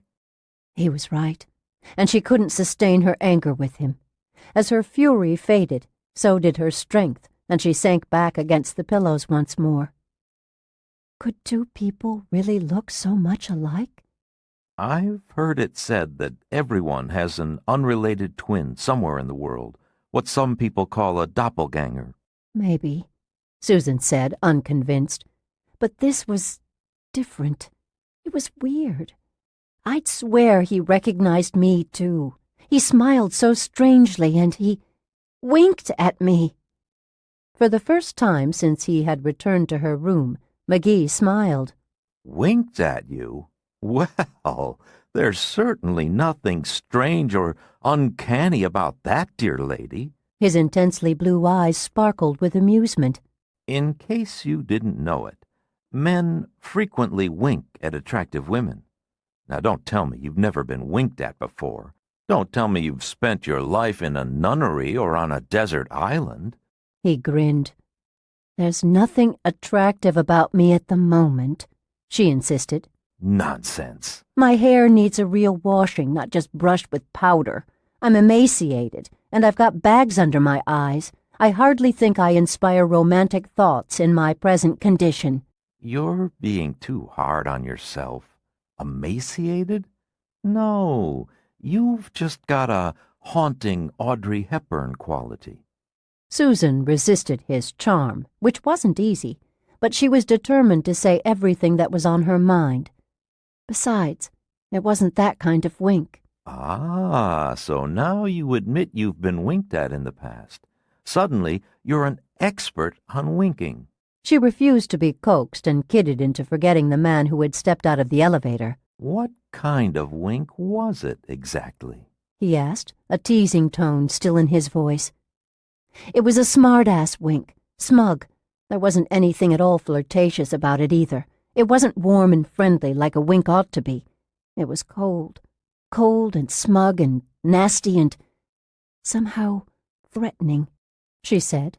But even as she spoke, she realized how ludicrous it sounded to give such an exhaustively detailed interpretation to something as simple as a wink. It's a good thing I didn't ask you to interpret his entire facial expression. We'd have been here until tomorrow morning. Susan finally succumbed. She smiled. I guess it does sound pretty silly, huh? Especially since we know for a fact that his name's Bill Richmond and that he's only 21. So the wink was just a wink, and the threat was all in my head? Don't you figure that's probably the case? He asked diplomatically. She sighed. Yeah, I guess I do. And I suppose I should apologize for causing so much trouble about this. It wasn't any trouble, he said graciously. I'm awfully tired, weak, and my perceptions aren't as sharp as they should be. Last night, I dreamed about Harch, and when I saw that man step out of the elevator looking so much like Harch, I just lost my head. I panicked. That was a difficult admission for her to make. Other people might act like Chicken Little at the slightest provocation, but Susan Kathleen Thornton expected herself to remain, and previously always had remained, calm and collected through any crisis that fate threw at her. She had been that way since she was just a little girl, for the circumstances of her lonely childhood had required her to be totally self-reliant. She hadn't even panicked in the House of Thunder, when Ernest Harch had kicked in Jerry's skull. She had run, had hidden, had survived, all because she had kept her wits about her at a time when most people, if thrust into the same situation, would surely have lost theirs. But now she had panicked. Worse, she had let others see her lose control. She felt embarrassed and humbled by her behavior. I'll be a model patient from now on, she told Dr. McGee. I'll take my medicine without argument. I'll eat real well, so I'll regain my strength just as quickly as possible. I'll exercise when I'm told to, and only as much as I'm told to. By the time I'm ready to be discharged, you'll have forgotten all about the scene I caused today. In fact, you'll wish that all of your patients were like me. That's a promise. I already wish all of my patients were exactly like you. Believe me, it's much more pleasant treating a pretty young woman than it is treating cranky old men with heart conditions. After McGee had gone for the day, Susan arranged with one of the orderlies to have a rental television installed in her room. As afternoon faded into evening, she watched the last half of an old episode of The Rockford Files, then the umpteenth rerun of an episode of The Mary Tyler Moore Show. In spite of frequent bursts of storm-caused static, she watched the 5 o'clock news on a Seattle station, and she was dismayed to discover that the current international crises were pretty much the same as the international crises that had been at the top of the news reports more than 3 weeks ago, before she had fallen into a coma. Later, she ate all the food on her dinner tray. Later still, she rang for one of the second-shift nurses and asked for a snack. A pert blonde named Marcia Edmonds brought her a dish of sherbet with sliced peaches. Susan ate all of that, too. She tried not to think about Bill Richmond, the harsh look-alike. She tried not to think about the House of Thunder, or about the precious days she had lost in a coma, or about the remaining gaps in her memory, or about her current state of helplessness, or about anything else that might upset her. She concentrated on being a good patient and developing a positive attitude, for she was eager to get well again. Nevertheless, an unspecific but chilling presentiment of danger disturbed her thoughts from time to time, a shapeless portent of evil. Each time that her thoughts turned into that dark pathway, she forced herself to think only of pleasing things.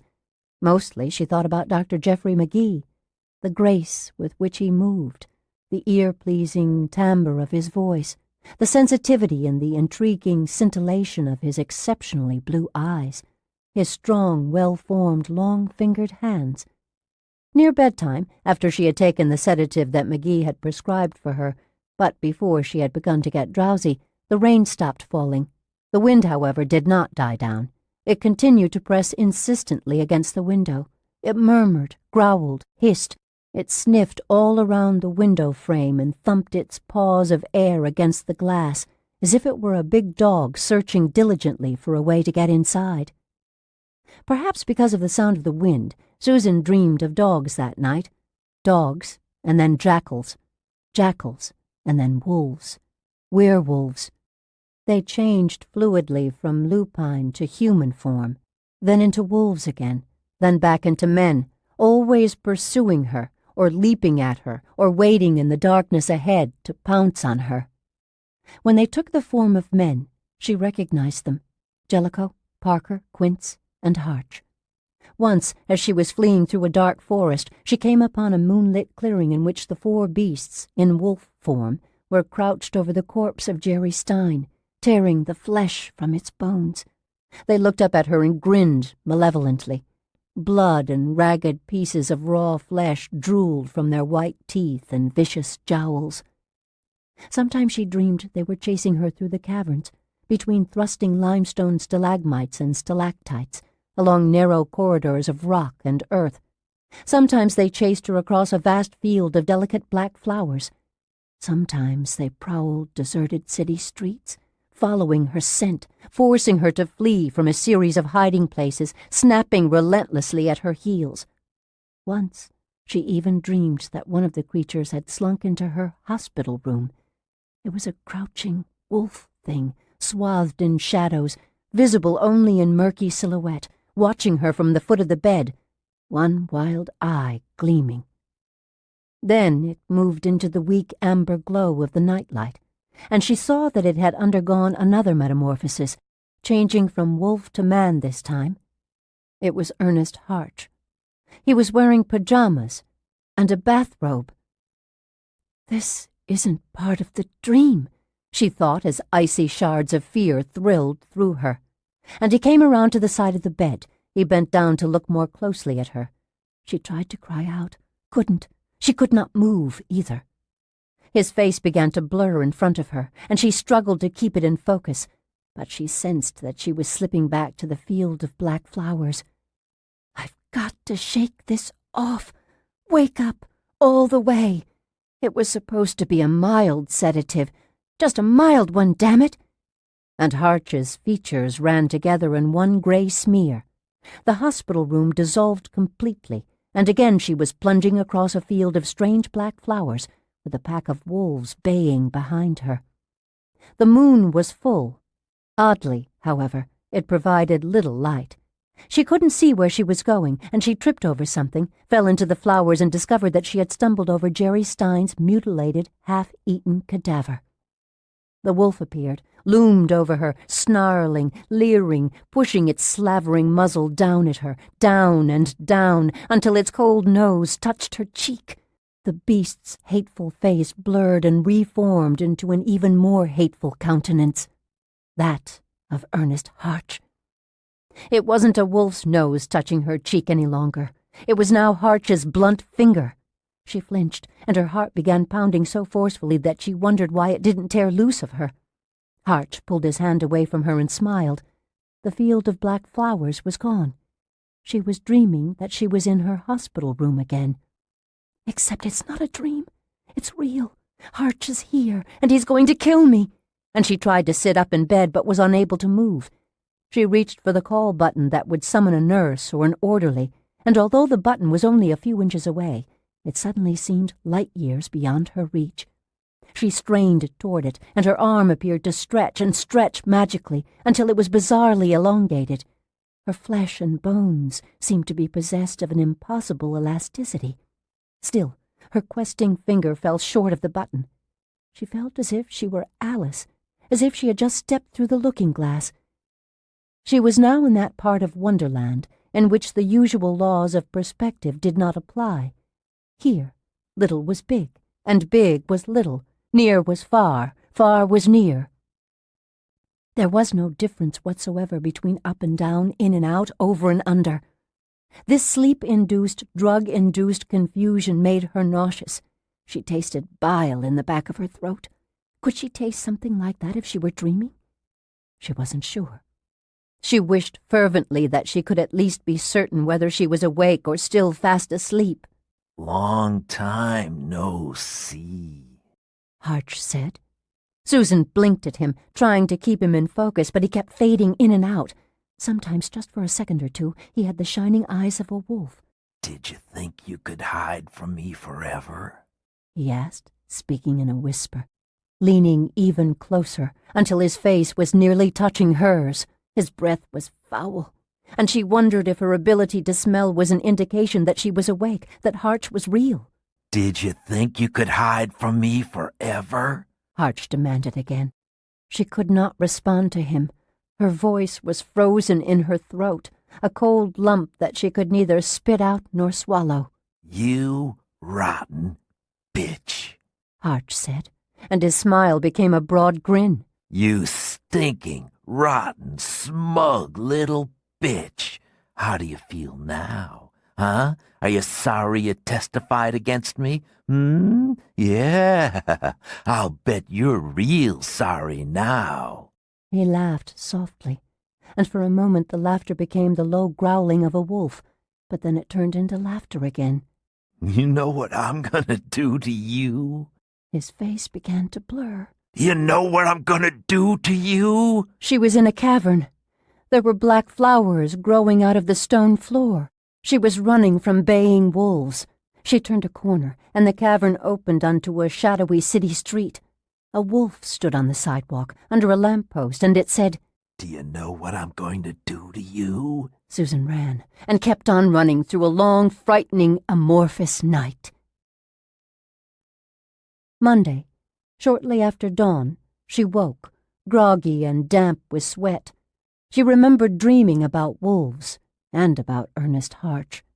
In the flat, hard gray light of the cloudy morning, it seemed ridiculous for her to entertain the thought that Harch actually had been in her room last night. She was still alive, uninjured, utterly unmarked. It had all been a nightmare, all of it, just a terrible nightmare. 5. Not long after Susan woke, she took a sponge bath with the help of a nurse. Refreshed, she changed into her spare pajamas, a green pair with yellow piping. A nurse's aide took the soiled blue silk pajamas into the bathroom, rinsed them in the sink, and hung them to dry on a hook behind the door. Breakfast was larger this morning than it had been yesterday. Susan ate every bite of it and was still hungry. A few minutes after Mrs. Baker came on duty with the morning shift, she came to Susan's room with Dr. McGee, who was making his morning rounds before attending to his private practice at his offices in Willowalk.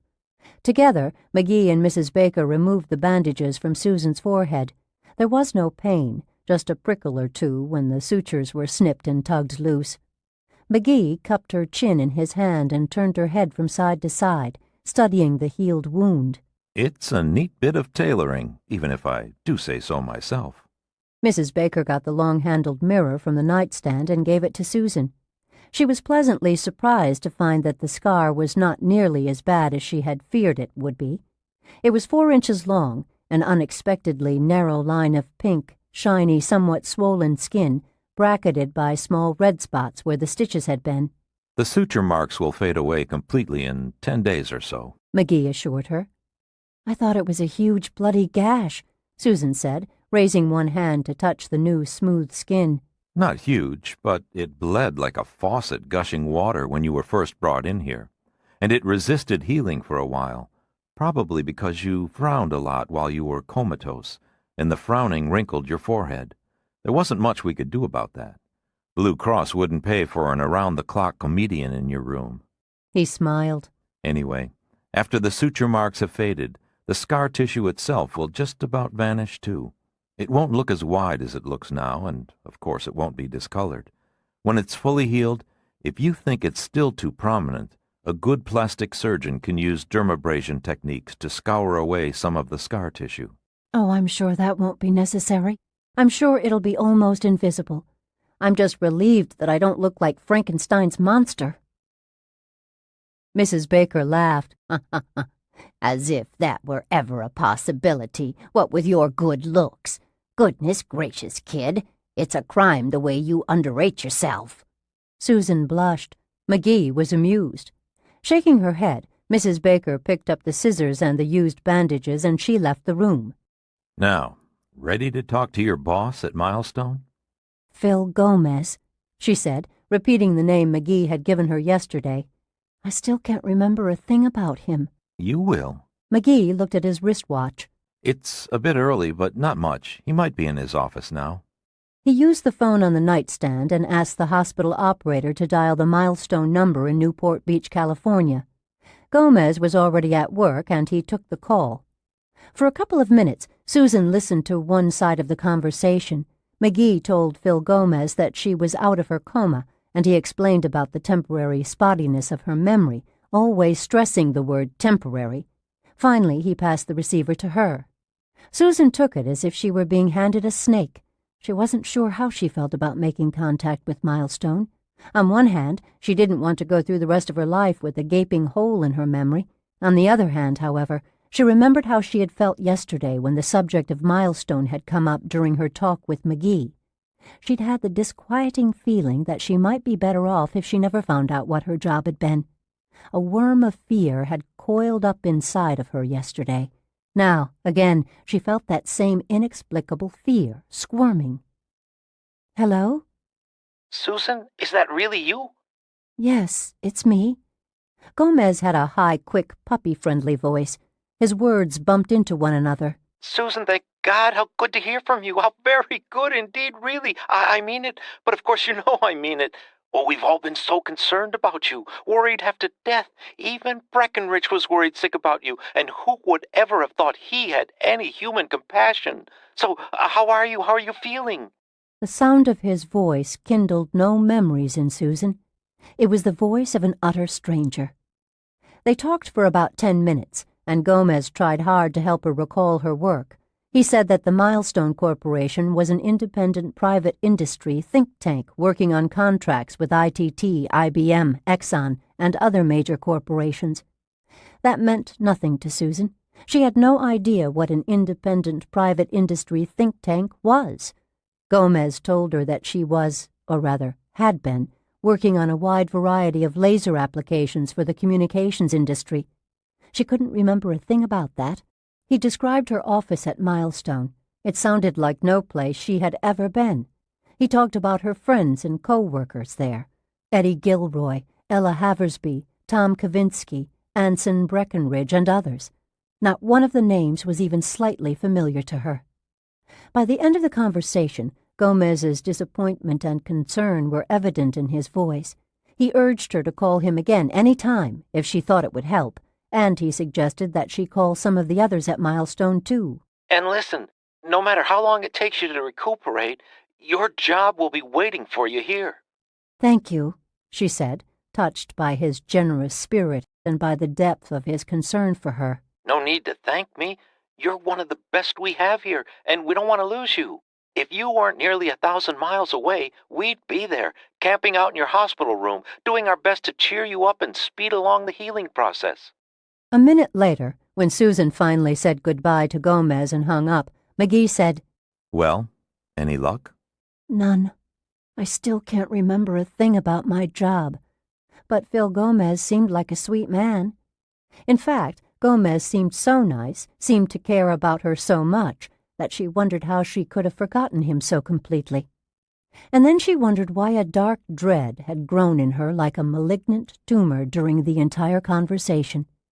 In spite of Phil Gomez, even the thought of the Milestone Corporation made her uneasy, worse than uneasy. She was afraid of Milestone, but she didn't know why. Later, Monday morning, she sat up on the edge of her bed and swung her legs back and forth for a while, exercising them. Mrs. Baker helped her into a wheelchair and said, This time I think you ought to make the trip yourself, once around the entire second floor. If your arms get too tired, just ask any nurse to bring you back here. I feel great. I won't get tired. Actually, I think maybe I'll try to make at least 2 trips around the halls. I knew that's what you'd say, Mrs. Baker told her. You just set your mind to getting around once, and that'll be enough for now. Don't try to make a marathon out of it. After lunch and a nap, then you can do the second lap. You're pampering me too much. I'm a lot stronger than you think I am. I knew you'd say that, too. Kiddo, you're incorrigible. Remembering yesterday's humiliation when she had insisted she could walk but then hadn't even been able to lower herself into the wheelchair without Mrs. Baker's assistance, Susan blushed. Okay, once around.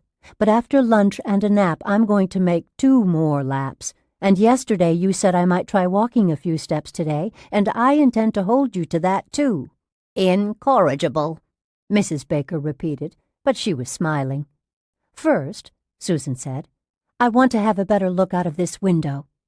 She wheeled herself away from her own bed, past the other bed, which was still empty, and she stopped alongside the window through which she had been able to see, from her bed, only the sky and the upper portions of a few trees.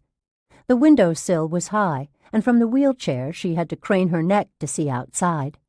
She discovered that the hospital stood atop a hill, one of a circle of hills that ringed a small valley. Some of the slopes were heavily forested with pines, fir, spruce, and a variety of other trees, while some slopes were covered with emerald green meadows. A town occupied the floor of the valley and extended some of its neighborhoods into the lower reaches of the hills. Its brick, stone, and wood-sided buildings were tucked in among other trees, facing out on neatly squared-off streets.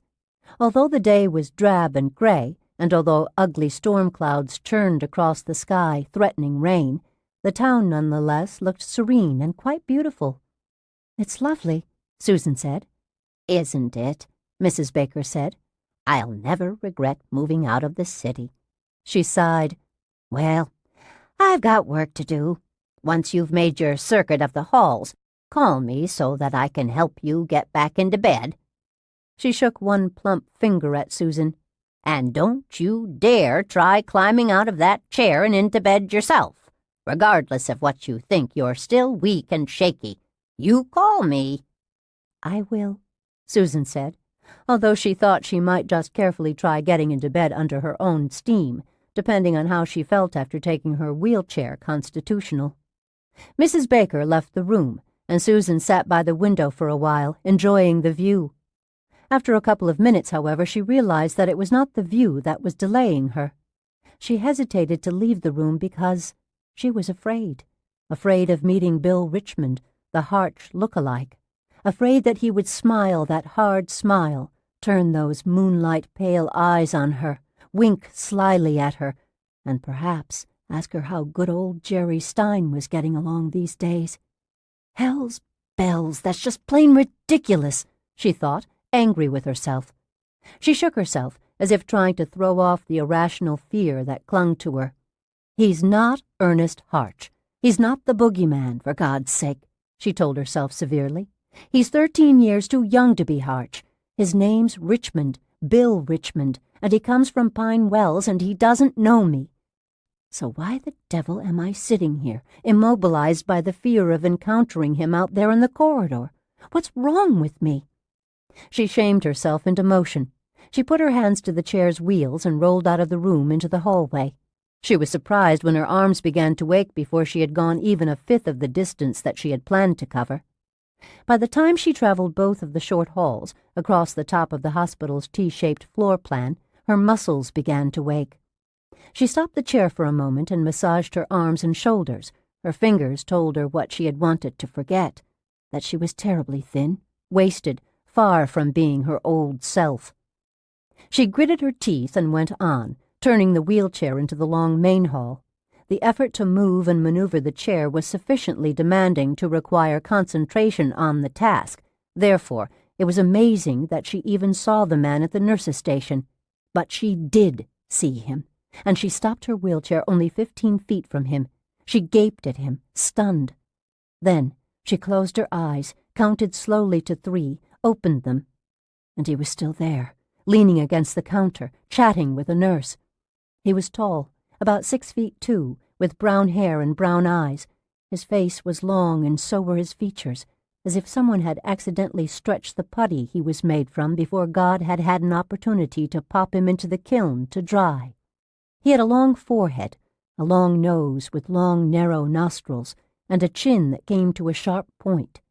He was wearing white pajamas and a wine-red robe, just as if he were an ordinary patient. But as far as Susan was concerned, there wasn't anything ordinary about him. She had half expected to encounter Bill Richmond, the Harch look-alike, somewhere in the halls. She had prepared herself for that, had steeled herself for it. But she hadn't expected this. The man was Randy Lee Koontz, another of the 4 fraternity men. She stared at him in shock, in disbelief, in fear, willing him to vanish, praying that he was nothing more than an apparition or a figment of her fevered imagination. But he refused to do the gentlemanly thing and disappear. He remained, unwavering, solid, real. As she was deciding whether to confront him or flee, he left the nurse's station, turning his back on Susan without glancing at her. He walked away and entered the 5th room past the elevators on the left side of the hall. Susan realized she'd been holding her breath. She gasped, and the air she drew into her lungs seemed as sharp and cold as a February night in the high Sierras, where she sometimes went skiing. For a moment she didn't think she'd ever move again. She felt brittle, icy, as if she had crystallized. A nurse walked by, her rubber-soled shoes squeaking slightly on the highly polished floor. The squeak made Susan think of bats. Her skin broke out in goose-flesh. There had been bats in the House of Thunder, bats rustling secretly, disturbed by the flashlights and the candles, bats chittering nervously during the beating that the fraternity men had administered to poor Jerry, bats cartwheeling through the pitch blackness, fluttering frantically against her as she doused her stolen flashlight and fled from Harch and the others. The nurse at the counter, the one to whom Koontz had been talking, noticed Susan and must have seen the fright on her face. "Are you all right?" Susan breathed out. The expelled air was warm on her teeth and lips. Thawed, she nodded to the nurse. The sound of squealing bats became distant, then swooped away into silence. She rolled her wheelchair to the counter and looked up at the nurse, a thin brunette whose name she didn't know. "The man you were just talking to?" The nurse leaned over the counter, looked down at her and said, "The fellow who went into 216? "Yes, him. What about him?" "I think I know him, or knew him, a long time ago." She glanced nervously toward the room into which Koontz had gone, then back at the nurse again. But if he isn't who I think he is, I don't want to burst in on him and make a fool of myself. Do you know his name?" "Yes, of course. He's Peter Johnson. Nice enough guy, if a little bit on the talky side. He's always coming out here to chat, and I'm beginning to fall behind on my record-keeping because of it." Susan blinked. "Peter Johnson? Are you sure of that? Are you sure his name's not Randy Lee Koontz?" The nurse frowned. "Quince? No. It's Peter Johnson, all right. I'm sure of that." Talking to herself as much as to the nurse, Susan said, 13 years ago, back in Pennsylvania, I knew a young man who looked exactly like that." 13 years ago? The nurse said. "Well, then for sure it wasn't this guy.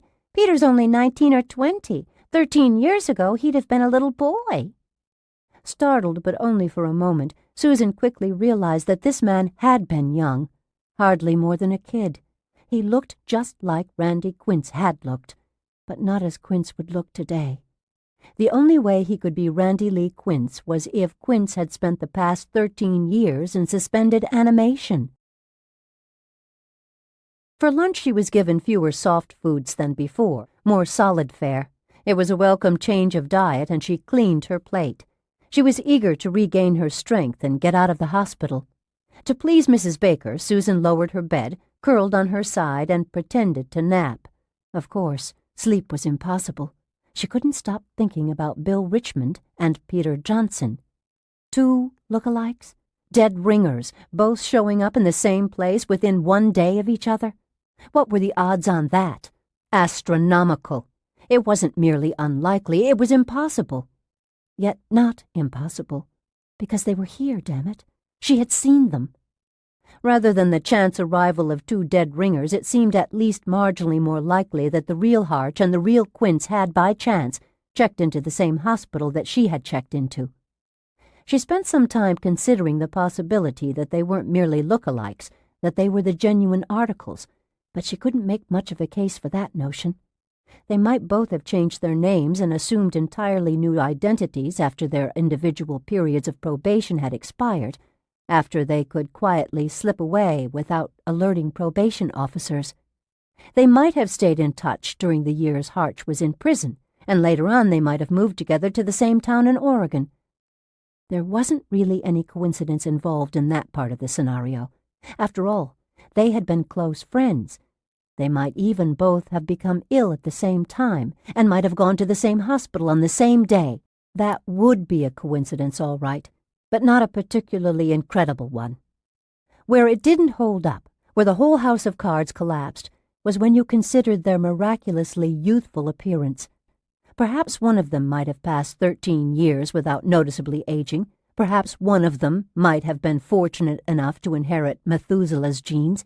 But surely both men wouldn't have remained utterly untouched by the passing of so many years. No, that was simply too much to accept. So where does that leave me, she wondered, with 2 look-alikes? The old doppelganger theory again.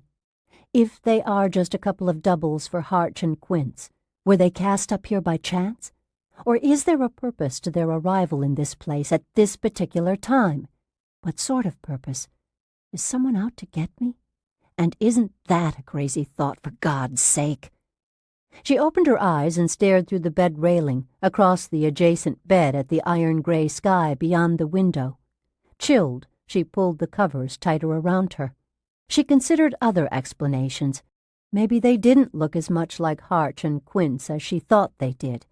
McGee had suggested that her memory pictures of their faces were certain to have grown cloudy over the years, whether or not she recognized that fact. He could be right. If you rounded up the real Harch and the real Quince, and if you stood them beside Richmond and Johnson, there might be only a mild resemblance. This dead ringer stuff could be mostly in her head. But she didn't think so. Was there a chance that the 2 men here in the hospital were the sons of Harch and Quince? No, that was a ridiculous theory. While they were too young to be Harch and Quince, these look-alikes were too old to be the children of those men. Neither Harch nor Quince would even have reached puberty by the year in which Richmond and Johnson were born, They couldn't possibly have sired children that long ago. But now that the concept of blood relationships had arisen, she wondered if these two might be brothers of Harch and Koontz. She didn't know if Harch had a brother or not. At the trial, his family had been there to offer him their support. However, there had only been his parents and a younger sister, no brother. Susan vaguely recalled that Randy Koontz's brother had shown up at the trial. In fact, now that she thought hard about it, she remembered that the two Koontz brothers had looked somewhat alike, but not exactly alike. Besides, the brother had been several years older than Randy. Of course, there might have been a younger Koontz brother at home, one who had been too young to come to the trial. Brothers... She couldn't rule it out altogether. These men could conceivably be brothers to those who had terrorized her in the House of Thunder. But again, she didn't think so. That left only one explanation. Insanity. Maybe she was losing her mind, suffering from delusions, hallucinations. Perhaps she was taking the most innocent ingredients and cooking up bizarre, paranoid fantasies. No, she refused to give much consideration to that possibility. Oh, maybe she was too serious about life. That was an accusation she would be willing to consider. Sometimes she thought that she was almost too well-balanced, too much in control of herself. She envied other people the ability to do silly, spur-of-the-moment, irrational, exciting things. If she were more able to let herself go now and then, more able to let her hair down, she wouldn't have missed out on quite so much fun over the years. Too sober, too serious, too much of an ant, and not enough of a grasshopper? Yes. But insane? Out of her mind? Definitely not. And now she had run out of answers to the doppelganger puzzle. Those were the only solutions that had thus far presented themselves, but none of them satisfied her. She decided not to mention Peter Johnson to either Mrs. Baker or Dr. McGee. She was afraid she'd sound flighty. She huddled under the covers, watching the churning, sooty sky, wondering if she should simply shrug off the lookalikes, just forget all about them, wondering if she should merely be amazed by them or frightened of them. Wondering. That afternoon, without asking for help, she got out of bed and into the wheelchair. Her legs almost failed to support her even for the 2 or 3 seconds she needed to stand on them. They felt as if the bones had been extracted from them. She became dizzy, and sweat popped out on her brow, but she made it into the chair all by herself. Mrs. Baker entered the room only a moment later and scowled at her. "Did you get out of bed alone?" "Yep. I told you I was stronger than you thought." "That was a reckless thing to do." "Oh, no, it was easy." "Is that so?" "Easy as cake." "Then why did you break out in a sweat?" Susan sheepishly wiped a hand across her damp brow. "I must be going through the change of life." "Now don't you try to make me laugh," Mrs. Baker said. "You deserve to be scolded, and I'm just the grouch to do it. You're a stubborn one, aren't you?" "Me? Stubborn?" Susan asked, pretending to be amazed by the very notion. "Not at all. I just know my own mind, if that's what you mean." Mrs. Baker grimaced. "Stubborn is what I said, and stubborn is what I mean. Why, for heaven's sake, you might have slipped and fallen." "But I didn't." "You might have broken an arm or fractured a hip or something, and that would have set your recovery back weeks. I swear, if you were 20 years younger, I'd turn you over my knee and give you a good spanking." Susan burst out laughing. After a moment in which she was startled by her own statement, Mrs. Baker laughed too. She leaned against the foot of the bed, shaking with laughter. Just when Susan thought she had control of herself, her eyes met the nurse's eyes, and they grinned at each other, and then the laughter started all over again. At last, as her laughing subsided to giggling, Mrs. Baker wiped tears from her eyes and said, "I can't believe I really said that." "Turn me over your knee, would you?" "I guess you must bring out the mothering instincts in me." "Well, it sure doesn't sound like standard nursing procedure," Susan said. "I'm just glad you weren't insulted." "And I'm just glad I'm not 20 years younger," Susan said, and they both started laughing again. A couple of minutes later, when Susan wheeled herself into the hall to get some exercise, she felt in better spirits than she had been at any time since waking from her coma. The spontaneous, uncontrollable fit of laughter with Mrs. Baker had been wonderfully therapeutic. That shared moment, that unexpected but welcome intimacy, made Susan feel less alone and made the hospital seem considerably less cold and less gloomy than it had seemed only a short while ago. Her arms still ached from the morning's tour in the wheelchair, but in spite of the soreness in her muscles, she was determined to make at least one more circuit of the second floor. She wasn't worried about encountering Richmond and Johnson. She felt that she could handle such an encounter now. In fact, she rather hoped she did meet them again. If she talked with them and took a closer look at them, their amazing resemblance to Harch and Koontz might prove to be less remarkable than she had first thought. She didn't believe that would be the case, but she was willing to keep an open mind. And once she'd taken a second look at them, if they were still dead ringers for Harch and Koontz, perhaps talking to them and getting to know them a bit would make them seem less threatening. In spite of what Philip Marlowe, that inimitable detective, had said, Susan very much wanted to believe that this was all just an incredible coincidence, for the alternatives to coincidence were bizarre and frightening. By the time she had wheeled around the halls to room 216, she hadn't seen either of the look-alikes. She paused outside Peter Johnson's open door, finally worked up sufficient courage for the task at hand, and propelled herself inside. Going through the doorway, she put an unfelt smile on her face. She had a carefully rehearsed line ready. "I saw you in the hall this morning, and you look so much like an old friend of mine that I just had to stop by and find out if—" But Peter Johnson wasn't there. It was a semi-private room, like her own, and the man in the other bed said, "Pete? He's downstairs in radiology. They had some tests they wanted to put him through." "Oh, well, maybe I'll stop by later." "Any message for him?" "No, it wasn't anything important." In the hall again, she considered asking one of the nurses for Bill Richmond's room number.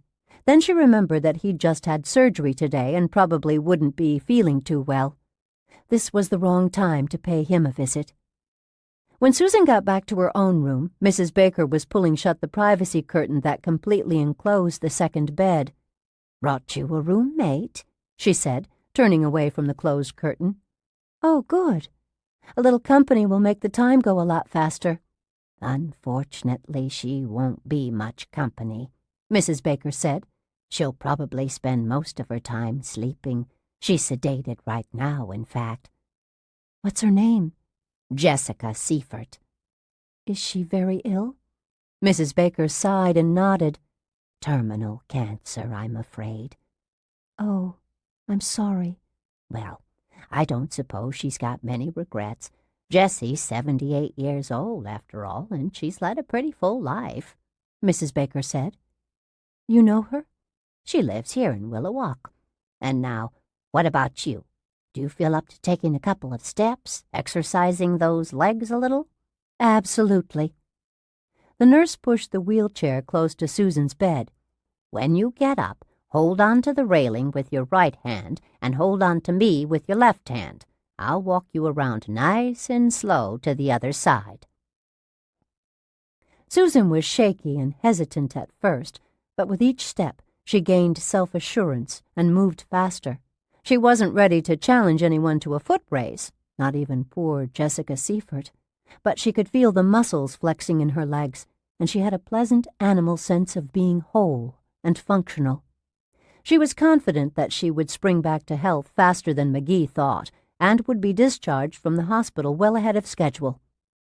When they reached the other side of the bed, Mrs. Baker said, "Okay, now up and in with you."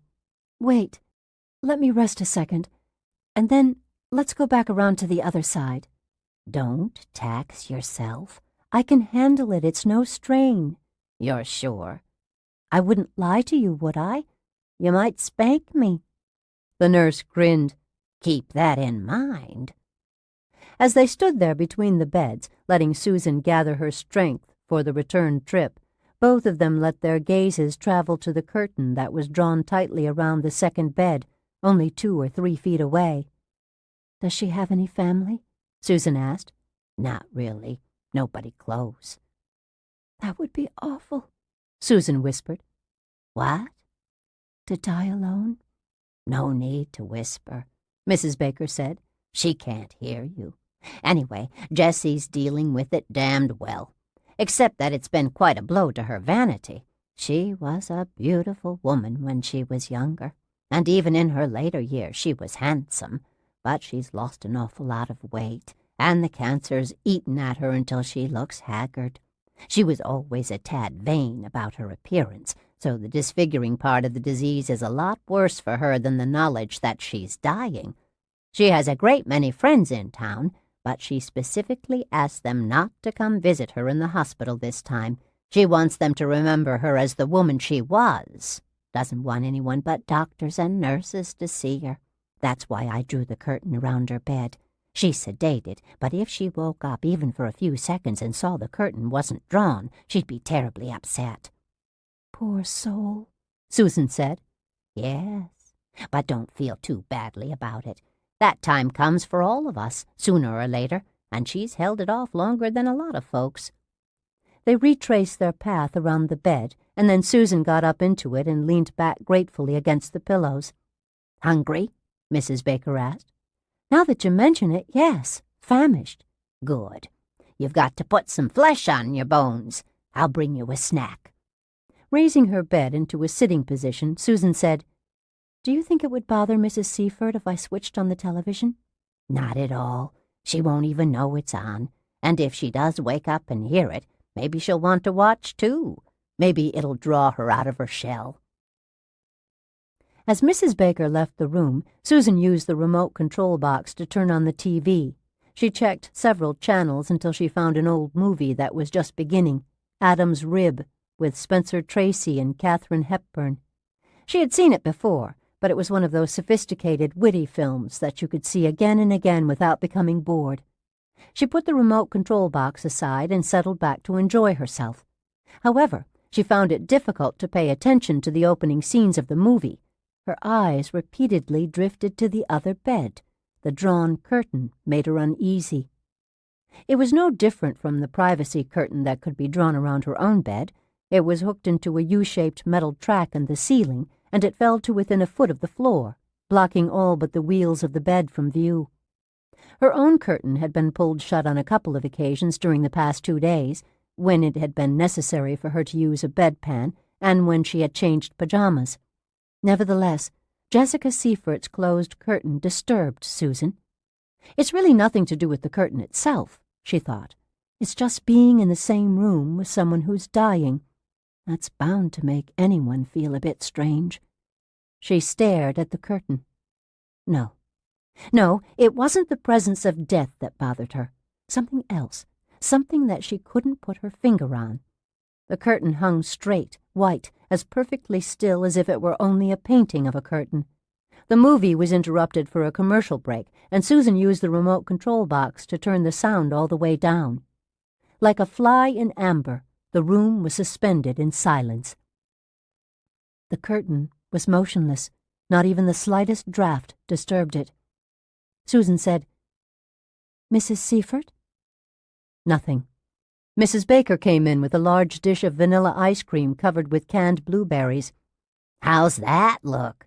she asked as she put it down on the bed table and swung the table in front of Susan. "Enormous," Susan said, pulling her eyes away from the curtain. "I'll never finish all of it." "Oh, yes, you will. You're on the road back now. That's plain to see. You'll be surprised what an appetite you'll have for the next week or two." She patted her gray hair and said, "Well, my shift just ended. Got to get home and make myself especially pretty. I've got a big date tonight. If you can call bowling, a hamburger dinner, and drinks a big date. But you should get a gander at the man I've been dating lately. He's a fine specimen. If I was 30 years younger, I'd say he was a real hunk. He's been a lumberman all his life. He's got shoulders to measure a doorway. And you should see his hands. He's got the biggest, hardest, most calloused hands you've ever seen. But he's as gentle as a lamb." Susan smiled. "Sounds like you might have a memorable night ahead of you." It's virtually guaranteed, Mrs. Baker said, turning toward the door. Before you go? The nurse turned to her. Yes, honey, what do you need? Would you, check on Mrs. Seifert? Mrs. Baker looked puzzled. Well, Susan said uneasily, it's just, she's been so silent, and even though she's sleeping, it seems as if she's too silent, and I wondered if maybe... Mrs. Baker went straight to the second bed, pulled back the end of the curtain, and slipped behind it. Susan tried to see beyond the curtain before it fell back into place, but she wasn't able to get a glimpse of Jessica Seifert or of anything else other than the nurse's back. She looked up at Tracy and Hepburn gesticulating and arguing in silence on the TV screen. She ate a spoonful of ice cream, which tasted wonderful and hurt her teeth. She looked at the curtain again. Mrs. Baker reappeared, and the curtain shimmered into place behind her, and again Susan didn't have a chance to see anything beyond. Relax, Mrs. Baker said. She hasn't passed away. She's sleeping like a baby. Oh. Listen, kid, don't let it prey on your mind, okay? She's not going to die in this room. She'll be here for a couple of days, maybe a week, until her condition's deteriorated enough for her to be transferred to the intensive care unit.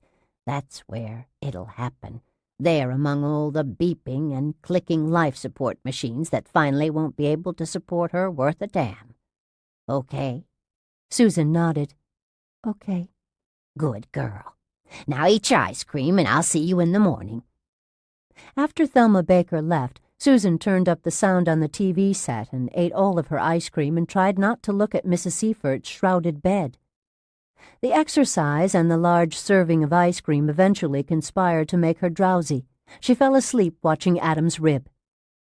In the dream, she was on a TV game show, in an audience of people who were wearing funny costumes. She herself was dressed as a hospital patient, wearing pajamas and a bandage around her head. She realized she was on Let's Make a Deal. The host of the show, Monty Hall, was standing beside her. All right, Susan, he said with syrupy enthusiasm. Do you want to keep the $1,000 you've already won, or do you want to trade it for whatever's behind curtain number 1? Susan looked at the stage and saw that there were not 3 curtains, as usual. There were, instead, 3 hospital beds concealed by privacy curtains.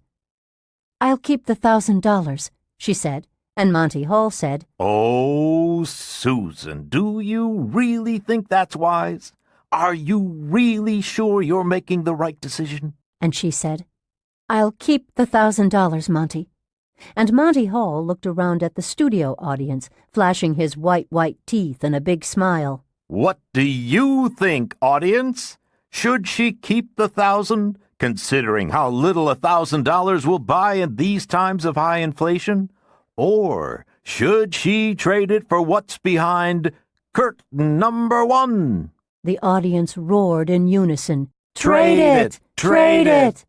Susan shook her head adamantly and said, I don't want what's behind the curtain. Please, I don't want it. Monty Hall, who had ceased to look anything like Monty Hall and now looked distinctly satanic, with arched eyebrows and terrible dark eyes and a wicked mouth, snatched the $1,000 out of her hand and said, You'll take the curtain, Susan, because it's really what you deserve. You have it coming to you, Susan. The curtain. Let's see what's behind curtain number 1. On the stage, the curtain encircling the first hospital bed was whisked aside, and 2 men dressed as patients were sitting on the edge of the bed, Harch and Quince. They were both holding scalpels, and the stage lights glinted on the razor-sharp cutting edges of the instruments. Harch and Quince rose off the bed and started across the stage, heading toward the audience, toward Susan, their scalpels held out in front of them. The audience roared with delight and applauded. A few minutes after Susan woke from her nap, the bedside phone rang. She picked up the receiver. Hello? Susan? Yes? My God, I was so relieved to hear you were out of the coma. Bert and I have been worried half to death. I'm sorry. I'm not really sure who this is. It's me, Franny. Franny? Franny Pasquarelli, your next-door neighbor. Oh, Franny, sure. I'm sorry. Franny hesitated, then said, You do remember me, don't you? Of course, I just didn't recognize your voice at first. I heard there was some amnesia. I've gotten over most of that. Thank God. How are you, Franny? Never mind about me. I waddle along from day to day, fighting the dreaded double chin and the insidious ever-expanding waistline, but nothing ever really gets me down, you know me. But my God, what you've been through. How are you? Getting better by the hour. The people where you work, they said you might not come out of the coma. Oh, we were worried sick. Then this morning, Mr. Gomez called and said you were going to be okay. I was so happy that I sat down and ate a whole Sara Lee coffee cake. Susan laughed. Listen, Franny said. Don't worry about your house or anything like that. We're taking care of things for you. I'm sure you are. It's a relief having you for a neighbor, Franny. Well, you do the same for us. They talked for a couple of minutes, not about anything important, just catching up on neighborhood gossip. When Susan hung up, she felt as if she had at last established contact with the past that she had almost lost forever. She hadn't felt that way when she had spoken with Phil Gomez, for he had been merely a voice without a face, a cipher. But she remembered pudgy Franny Pasquarelli, and remembering made all the difference.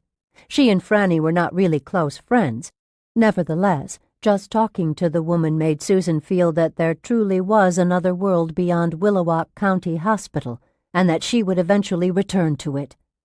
Curiously, talking to Franny also made Susan feel more isolated and alone than ever before. Dr. McGee made his evening rounds shortly before dinner time. He was wearing blue slacks, a red plaid shirt, a blue V-neck sweater, and an open lab coat. Chest hairs, as black as those on his head, curled out of the open neck of his shirt. He was so slim and handsome that he looked as if he had stepped out of a men's fashion advertisement in a slick magazine. He brought her a large, prettily wrapped box of chocolates and a few paperback books. "You shouldn't have done this," Susan said, reluctantly accepting the gifts. It's not much. I wanted to. "Well, thank you." Besides, it's all therapeutic. The candy will help you put on the weight you need, and the books will keep your mind off your troubles. I wasn't sure what kind of thing you like to read, but since you mentioned Philip Marlowe and Raymond Chandler yesterday, I thought you might like mysteries. "These are perfect," she said. He pulled up a chair beside her bed, and they talked for almost 20 minutes, partly about her exercise sessions, partly about her appetite, partly about the 2 remaining blank spots in her memory, but mostly about personal things like favorite books, favorite foods, favorite movies. They didn't talk about Peter Johnson, the Koontz look-alike, she had seen this morning. She was afraid of sounding hysterical or even irrational. 2 dead ringers? McGee would have to wonder if the problem wasn't in her own perceptions. She didn't want him to think she was at all unbalanced. Besides, in truth, she wasn't entirely sure that her perceptions weren't affected by her head injury. Her doubts about herself were small, niggling, but they were doubts, nonetheless. Finally, as McGee was getting up to leave, she said, "I don't see how you have any time for a private life, considering how much time you spend with your patients." Well, I don't spend as much time with other patients as I spend with you. You're special. "I guess you don't often get a chance to treat an amnesiac." He smiled, and the smile was not conveyed solely by the curve of his finely formed lips. His eyes were a part of it, too, so clear, so blue, filled with what seemed to be affection. It's not your amnesia that makes you so special. And I'm sure you're very well aware of that. She wasn't quite sure of him. She didn't know if he was just being nice, just trying to lift her spirits, or whether he really found her attractive. But how could he find her appealing in her current condition? Every time she looked in the mirror, she thought of a drowned rat. Surely his flirting was just a standard part of his professional bedside manner. How's your roommate been behaving? He asked in a very soft, conspiratorial voice. Susan glanced at the curtain. Quiet as a mouse, she whispered. Good. That means she's not in pain. There isn't much I can do for her, but at least I can make her last days relatively painless. Oh, is she your patient? Yes, delightful woman. It's a shame that dying has to be such a long, slow process for her. She deserved a much better, cleaner exit. He went to the other bed and stepped behind the curtain. Yet again Susan failed to get a glimpse of Mrs. Seifert. Behind the curtain, McGee said, Hello, Jessie. How are you feeling today? There was a murmured response, nearly inaudible, a dry and brittle rasp, too low for Susan to make out any of the woman's words, even too low to be positively identifiable as a human voice. She listened to McGee's side of the conversation for a minute or two, and then there was a minute of silence. When he came out from behind the curtain, she craned her neck, trying to see the old woman, but the curtain was drawn aside just enough for McGee to pass, not an inch more, and he let it fall shut immediately in his wake. She's a tough lady, he said with obvious admiration. Then he blinked at Susan and said, In fact, she's more than a little bit like you. Nonsense. I'm not tough. For heaven's sake. You should have seen me hobbling around this bed today, leaning on poor Mrs. Baker so hard that it's a miracle I didn't drag both of us down. I mean tough inside. I'm a marshmallow. She was embarrassed by his compliments because she still couldn't decide in what spirit they were offered. Was he courting her, or merely being nice? She changed the subject. If you drew back the curtain, Mrs. Seifert could watch some TV with me this evening. She's asleep. Fell asleep while I was talking to her. She'll probably sleep 16 hours a day or more from here on out. Well, she might wake up later, Susan persisted. Thing is, she doesn't want the curtain left open. She's somewhat vain about her appearance. Mrs. Baker told me about that, but I'm sure I could make her feel at ease. She might be self-conscious at first, but I know I could make her feel comfortable. I'm sure you could, but It can be excruciatingly boring just lying in bed all day. Some TV might make the time pass more quickly for her. McGee took her hand. Susan, I know you mean well, but I think it's best we leave the curtain closed, as Jessie prefers. You forget, she's dying. She might not want the time to pass more quickly, or she may find quiet contemplation infinitely preferable to watching an episode of Dallas or The Jeffersons. Although he hadn't spoken sharply, Susan was stung by what he had said, because he was right, of course. No TV sitcom was going to cheer up a dying woman who was teetering between drug-heavy sleep and intolerable pain. I didn't mean to be insensitive. Of course you didn't, and you weren't. Just let Jessie sleep and stop worrying about her. He squeezed Susan's hand, patted it, and finally let it go. I'll see you in the morning for a few minutes. She sensed that he was trying to decide whether or not to bend down and kiss her on the cheek. He started to do it, then drew back, as if he were as unsure of her feelings as she was of his. Or maybe she was only imagining those intentions and reactions. She couldn't make up her mind which it had been. Sleep well. I will.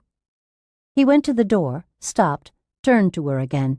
By the way, I've scheduled some therapy for you in the morning. What kind of therapy? PT, physical therapy, exercise, muscle training, for your legs mostly, and a session in the whirlpool. An orderly will be around to take you downstairs to the PT unit sometime after breakfast. Mrs. Seifert couldn't feed herself, so a nurse fed dinner to her. Even that task was performed with the curtains drawn. Susan ate dinner and read a mystery novel, which she enjoyed because it kept her mind off the Harch and Quince look-alikes. Later, after a snack of milk and cookies, she shuffled to the bathroom, supporting herself against the wall, then shuffled back. The return trip seemed twice as long as the original journey. When the night nurse brought a sedative, Susan knew she didn't need it, but she took it anyway, and in a short time she was sound asleep.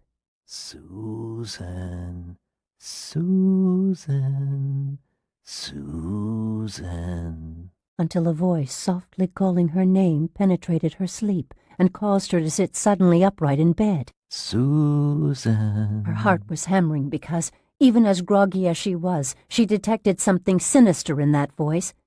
The night lamp provided little light, but the room was not entirely dark. As far as she could see, no one was there. She waited to hear her name again. The night remained silent. "Who's there?" she asked at last, squinting into the purple-black shadows in the corners of the room. No one answered. Shaking off the last clinging threads of sleep, she realized that the voice had come from her left, from the curtained bed, and it had been a man's voice. The curtains still encircled the bed. In spite of the gloom, she could see it. The white material reflected and seemed even to amplify the meager glow of the nightlight. The curtain appeared to shimmer like a cloud of phosphorus. "Is someone there?" Silence. "Mrs. Seifert?" The curtain didn't move. Nothing moved. According to the radiant face of the nightstand clock, it was 3:42 in the morning. Susan hesitated, then snapped on the bedside lamp. The bright light stung her eyes, and she left it on only long enough to be sure there was no one lurking where the shadows had been. Jessica Seifert's shrouded bed looked far less threatening in full light than it had in darkness. She clicked off the lamp. The shadows scurried back to their nests, and their nests were everywhere. Maybe I was dreaming, she thought. Maybe it was only a voice calling to me in a dream. But she was pretty sure that tonight had provided the first dreamless sleep she'd had since coming out of her coma.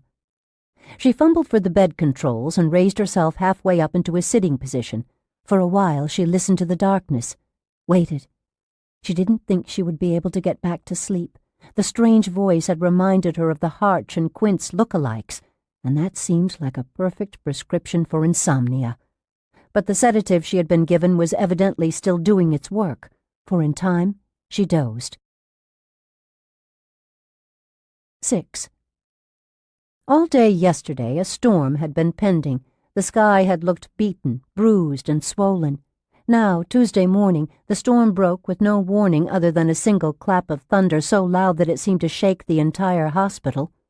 Rain fell suddenly and heavily like a giant tent collapsing with a whoosh and a roar.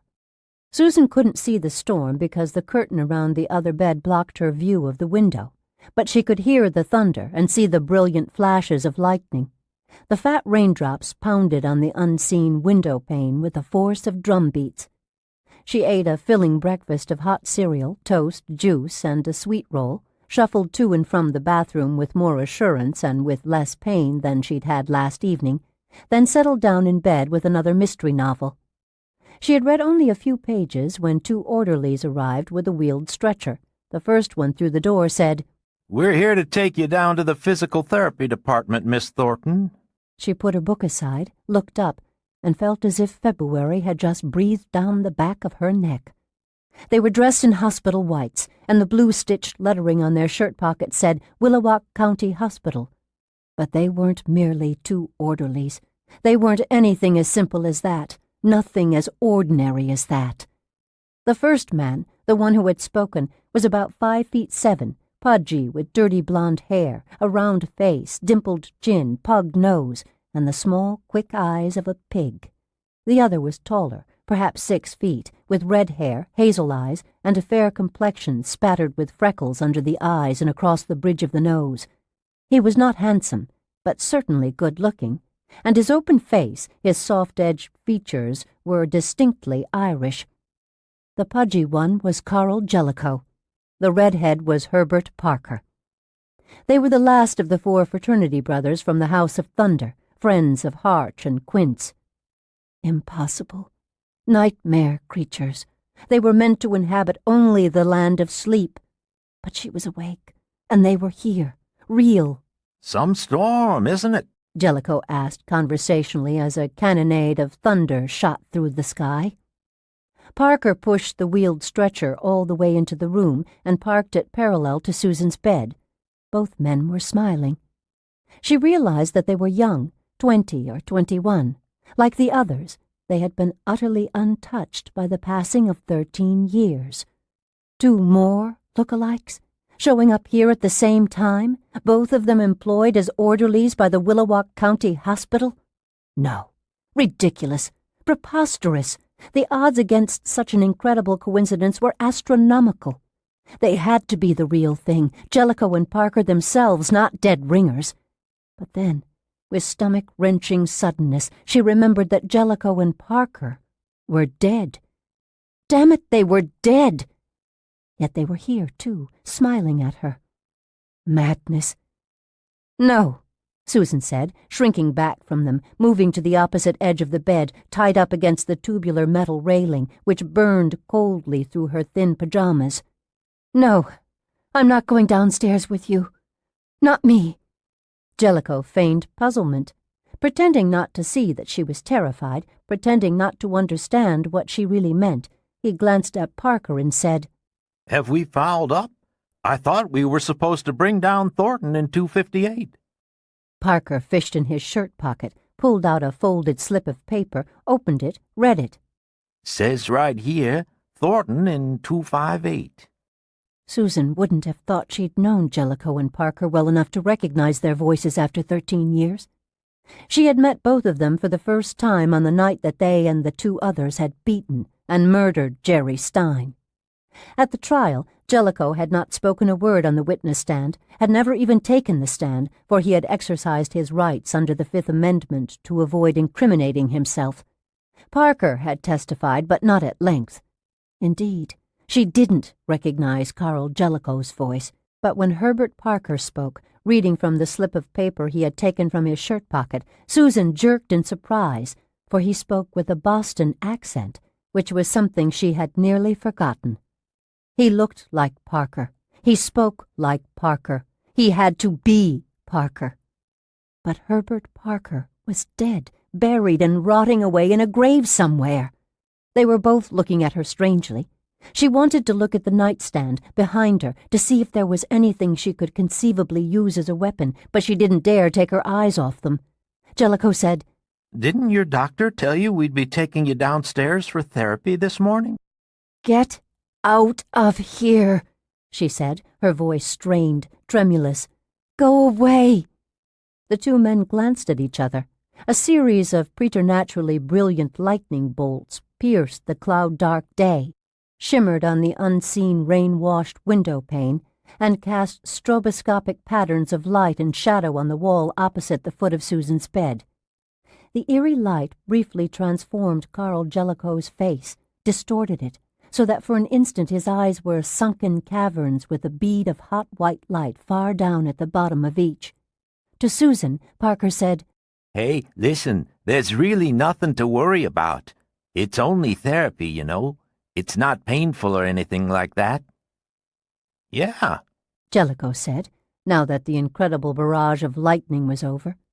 He wrinkled his piggish face in an unnaturally broad smile. You'll really like it down in the PT department, Miss Thornton. He stepped up to the bed and started to put down the railing on that side. You'll love the whirlpool. I said get out, Susan screamed. Get out! Get the hell out of here! Jellicoe flinched, stepped back. Susan shook violently. Each beat of her heart was like the concrete-busting impact of a trip hammer. If she got on the stretcher and let them take her downstairs, she would never be brought back again. That would be the end of her. She knew it. She knew it.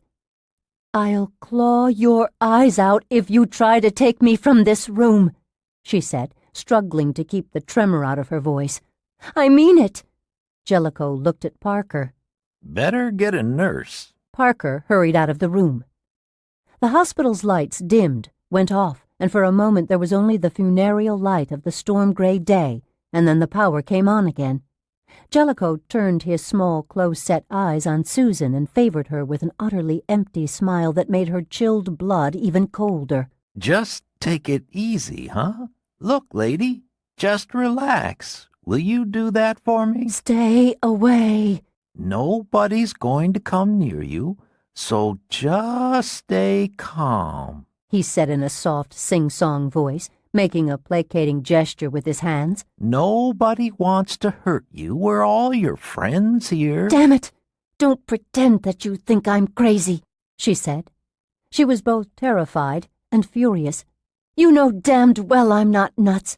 You know what's going on here. I don't know, but you sure as hell do." He stared at her, saying nothing, but there was mockery in his eyes and in the smug half-smile that turned up only one corner of his mouth. "Get back. Get away from the bed. Now." Jellicoe retreated to the open door, but he didn't leave the room. The sound of Susan's own heartbeat was so loud in her ears that it challenged the rain, wind, thunder, lightning chorus of the autumn storm. Each breath caught in her dry, jagged throat and had to be torn loose with conscious effort. Jellicoe watched her. "This can't be happening," she told herself frantically. "I'm a rational woman. I'm a scientist. I don't believe in miraculous coincidences. And as sure as the sun will rise tomorrow, I don't believe in the supernatural. There aren't such things as ghosts. Dead men don't come back. They don't." Jellicoe watched her. Susan cursed her weak, emaciated body. Even if she had a chance to run, she wouldn't get more than a few steps. And if they forced her to fight for her life, she wouldn't last very long. Finally, Herbert Parker returned with a nurse, a severe-looking blonde who was a stranger to Susan. "What's wrong here?" the nurse asked. "Miss Thornton, why are you upset?" "These men," she said. "What about them?" the nurse asked, coming to the bed. "They want to hurt me," Susan said. "No. They only want to take you down to the physical therapy department on the first floor," the nurse said. She was at the bed now, at the side where Carl Jellicoe had lowered the safety railing. "You don't understand," Susan said, wondering how in the name of God she could explain the situation to this woman without sounding like a raving lunatic. Parker was standing at the open door. He said, She threatened to claw our eyes out. Jellicoe had drifted closer and was near the foot of the bed, too near. "Back off, you bastard," Susan said, virtually spitting the words at him. He ignored her. To the nurse, Susan said, "Tell him to back off. You don't understand. I've got good reason to be afraid of him. Tell him." "Now, there's no reason on earth for you to be upset," the nurse said. We're all your friends here, Jellicoe said. "Susan, do you know where you are?" the nurse asked in a tone of voice usually reserved for very young children, very old people, and the mentally disturbed. Frustrated, angry, Susan shouted at her. "Hell yes, I know where I am. I'm in the Willowack County Hospital. I suffered a head injury and I was in a coma for 3 weeks, but I'm not suffering any kind of relapse. I'm not having hallucinations or delusions. I'm not hysterical. These men are—" "Susan, would you do something for me?" the nurse asked, still using that excessively reasonable, syrupy, patronizing tone of voice. "Would you not shout? Would you please lower your voice? If you would just lower your voice and take a minute to catch your breath, I'm sure you'll feel calmer. Just take a few deep breaths and try to relax. Nothing can be accomplished until we're all relaxed and at ease with one another, until we're all polite to one another." "Christ!" Susan said, burning with frustration. "Susan, I want to give you this," the nurse said. She raised one hand. She was holding a damp cotton pad and a hypodermic syringe that she had already filled with an amber fluid. "No," Susan said, shaking her head. "It'll help you relax." "No."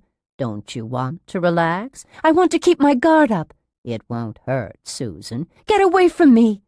The nurse leaned across the bed toward her. Susan snatched up the paperback book that she'd been reading and threw it in the woman's face. The nurse took a step backwards, but she was unhurt. She looked at Jellicoe. "Can you help me?" Sure, he said. "Stay away," Susan warned him. Jellicoe started around the side of the bed. She twisted to her left, scooped a drinking glass off the nightstand, and pitched it at Jellicoe's head. He ducked, and the glass missed, shattering explosively against the wall beyond him. Susan looked for something else to throw. He moved in fast, and she tried to claw his face, and he seized her wrists in his vice-like hands. He was stronger than he looked. She couldn't have wrenched free of him, even if she'd been in better condition. "Don't struggle," the nurse said. we're all your friends here. Carl Jellicoe said for the 3rd time. Susan fought back, but without effect. Jellicoe forced her back against the mattress. She slid down on the bed until she was stretched out flat, helpless. Jellicoe pinned her arms at her sides. The nurse pushed up the sleeve of her green pajamas. Susan thrashed and drummed her feet on the bed and cried out for help. "Hold her still," the nurse said. Not easy, Jellicoe said. She's got a lot of fire in her. What he said was true. She was surprised that she could resist it all. Panic had brought new energy with it. The nurse said, "Well, at least the way she's straining, I can see the vein. It's popped up real nice." Susan screamed. The nurse quickly swabbed her arm with a cotton pad. It was wet and cold. Susan smelled alcohol and screamed again. A freight train of thunder roared in and derailed with a hard, sharp crash. The hospital lights flickered out, on, out, on. "Susan, if you don't hold perfectly still, I might accidentally break off the needle in your arm. Now you don't want that to happen, do you?" She refused to go peacefully. She writhed and twisted and tried to snake her way out of Jellicoe's grip. Then a familiar voice said, "What in heaven's name is going on here? What are you doing to her?" The blonde nurse drew the needle back just as it was about to prick Susan's bare skin. Jellicoe's grip relaxed as he turned to see who had spoken. Susan strained to lift her head from the mattress. Mrs. Baker was at the foot of the bed. "Hysteria," the blonde nurse said. She was violent, Jellicoe said. "Violent?" Mrs. Baker said, clearly not believing it. She looked at Susan. "Honey, what's the matter?" Susan looked up at Carl Jellicoe, who was still holding her. His eyes cut into her. He subtly increased the pressure he was applying with his fingers, and for the first time she realized that his flesh was warm, not cold and clammy like the flesh of the dead. She looked back at Mrs. Baker, and in a calm voice she said, "Do you remember what happened to me 13 years ago? Yesterday I told you and Dr. McGee all about it." "Yes," Mrs. Baker said, lifting her chain-hung glasses off her bosom and putting them on her face. "Of course I remember. A terrible thing." "Well, I was just having a nightmare about it when these two orderlies came into the room." "Oh, this is just because of a nightmare?" Mrs. Baker asked. "Yes," Susan lied. She just wanted to get Jellicoe, Parker, and the blonde nurse out of the room. When they were gone, perhaps then she could explain the true situation to Thelma Baker. If she tried to explain it now, Mrs. Baker might well agree with the blonde nurse's diagnosis, hysteria. "Let her go," Mrs. Baker said. "I'll handle this."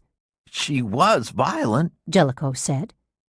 "She was having a nightmare," Mrs. Baker said. "She's fully awake now. Let her go." "Thelma," the blonde nurse said, "it didn't seem like she was asleep when she threw that book at me." "She's had a tough time, poor kid," Mrs. Baker said, pushing into the side of the bed, nudging the other nurse away. "Go on, the rest of you, go on. Susan and I will talk this out." "In my judgment," the blonde nurse began. "Millie," Mrs. Baker said, "you know I trust your judgment implicitly, but this is a special case. I can handle it. I really can." Reluctantly, Jellicoe let go of Susan. Susan went limp with relief, then sat up in bed. She massaged one wrist, then the other. She could still feel where Jellicoe's fingers had dug into her. The two orderlies drifted out of the room, taking the wheeled stretcher with them. The blonde nurse hesitated, biting her thin lower lip, but at last she left too, still carrying the damp cotton pad and the syringe. Mrs. Baker walked around the bed, being careful not to step on any shards of the broken drinking glass. She looked in on Mrs. Seifert, came back to Susan and said, "The old dear slept right through all the ruckus." She got another tumbler out of the nightstand and filled it with water from the dew-beaded metal pitcher that stood on a plastic tray atop the stand.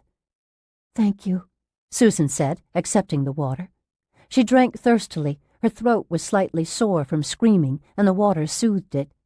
"More?" "No, that was enough," she said, putting the glass on the nightstand. "Now," Mrs. Baker said, "for Pete's sake, what was all that about?" Susan's relief quickly gave way to tension, to dread, for she realized that the terror wasn't over yet. In fact, It had probably just begun. Part 2. Opening the Curtain.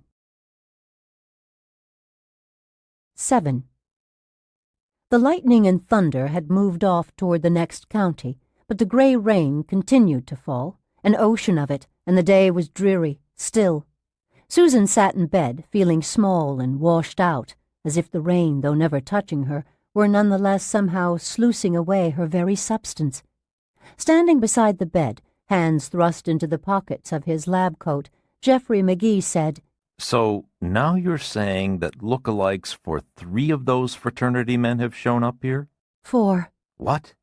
I didn't tell you about the one I saw yesterday. That would be Koontz? Yes, You saw him here? Or someone who looked like him? in the hall, while I was in the wheelchair. He's a patient, just like Harch. Room 216. His name's supposed to be Peter Johnson. She hesitated, then said, He looks 19. McGee studied her in silence for a moment. Although he had not yet been judgmental, although he seemed to be trying hard to find a way to believe her story, she could not meet his eyes.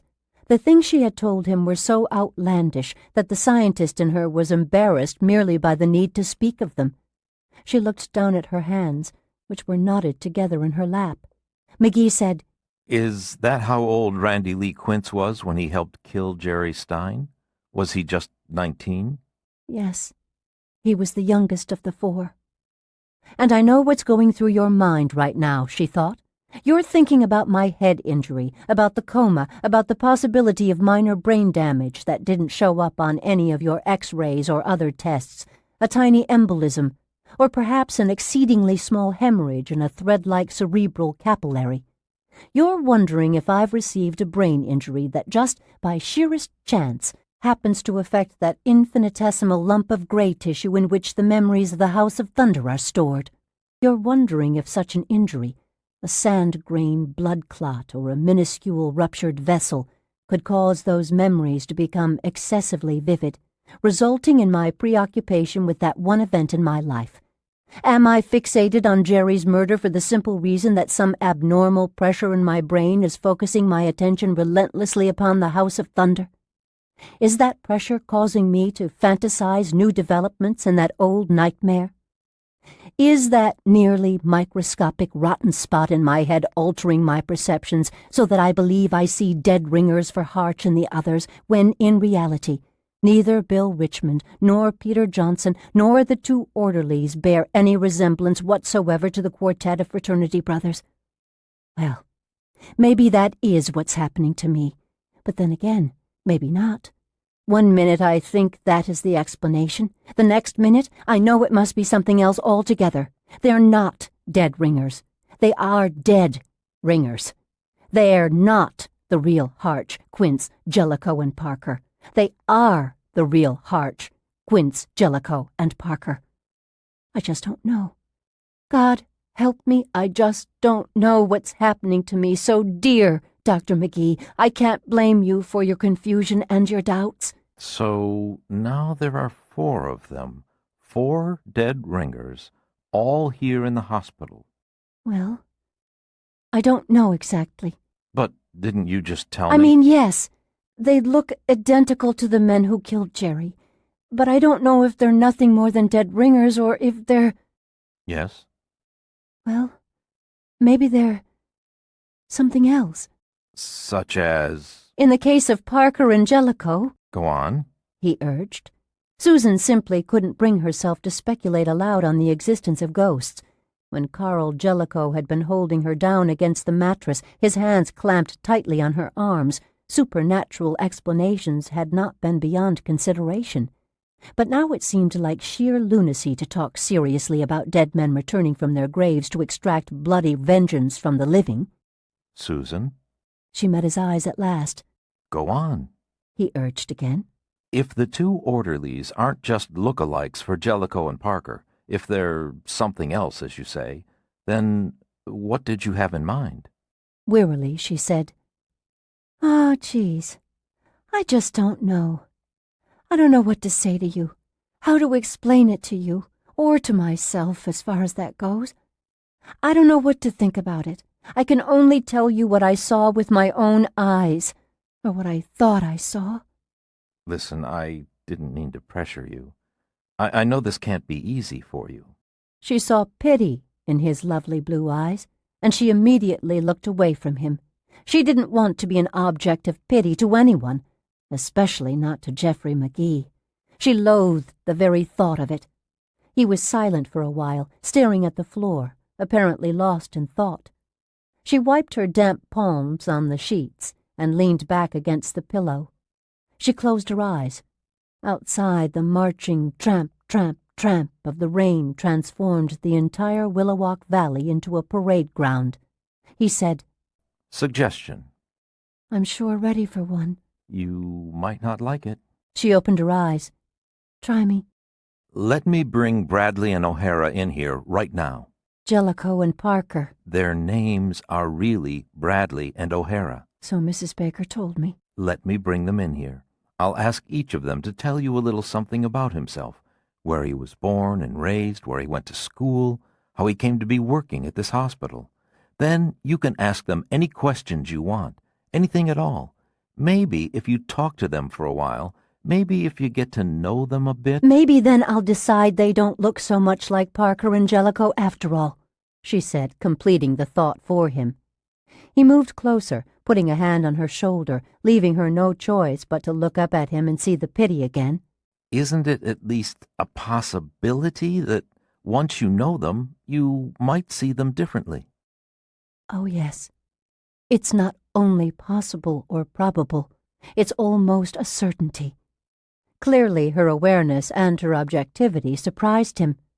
She said, I'm fully aware that my problem is most likely either psychological or the result of some organically rooted brain dysfunction related to the auto accident, or possibly not to the accident directly, but to the effects of spending 3 weeks in a coma. McGee shook his head and smiled. It was his turn to look embarrassed. I keep forgetting you're a scientist. You don't have to coddle me, Dr. McGee. Virtually glowing with relief, he put his hands behind him, palms flat on the mattress, and boosted himself up. He sat on the edge of the bed, beside her. That casual and unaffected act, such a spontaneous physical expression of the pleasure he took from her no-nonsense response, made him seem 10 years younger than he was, and even more appealing than he had been.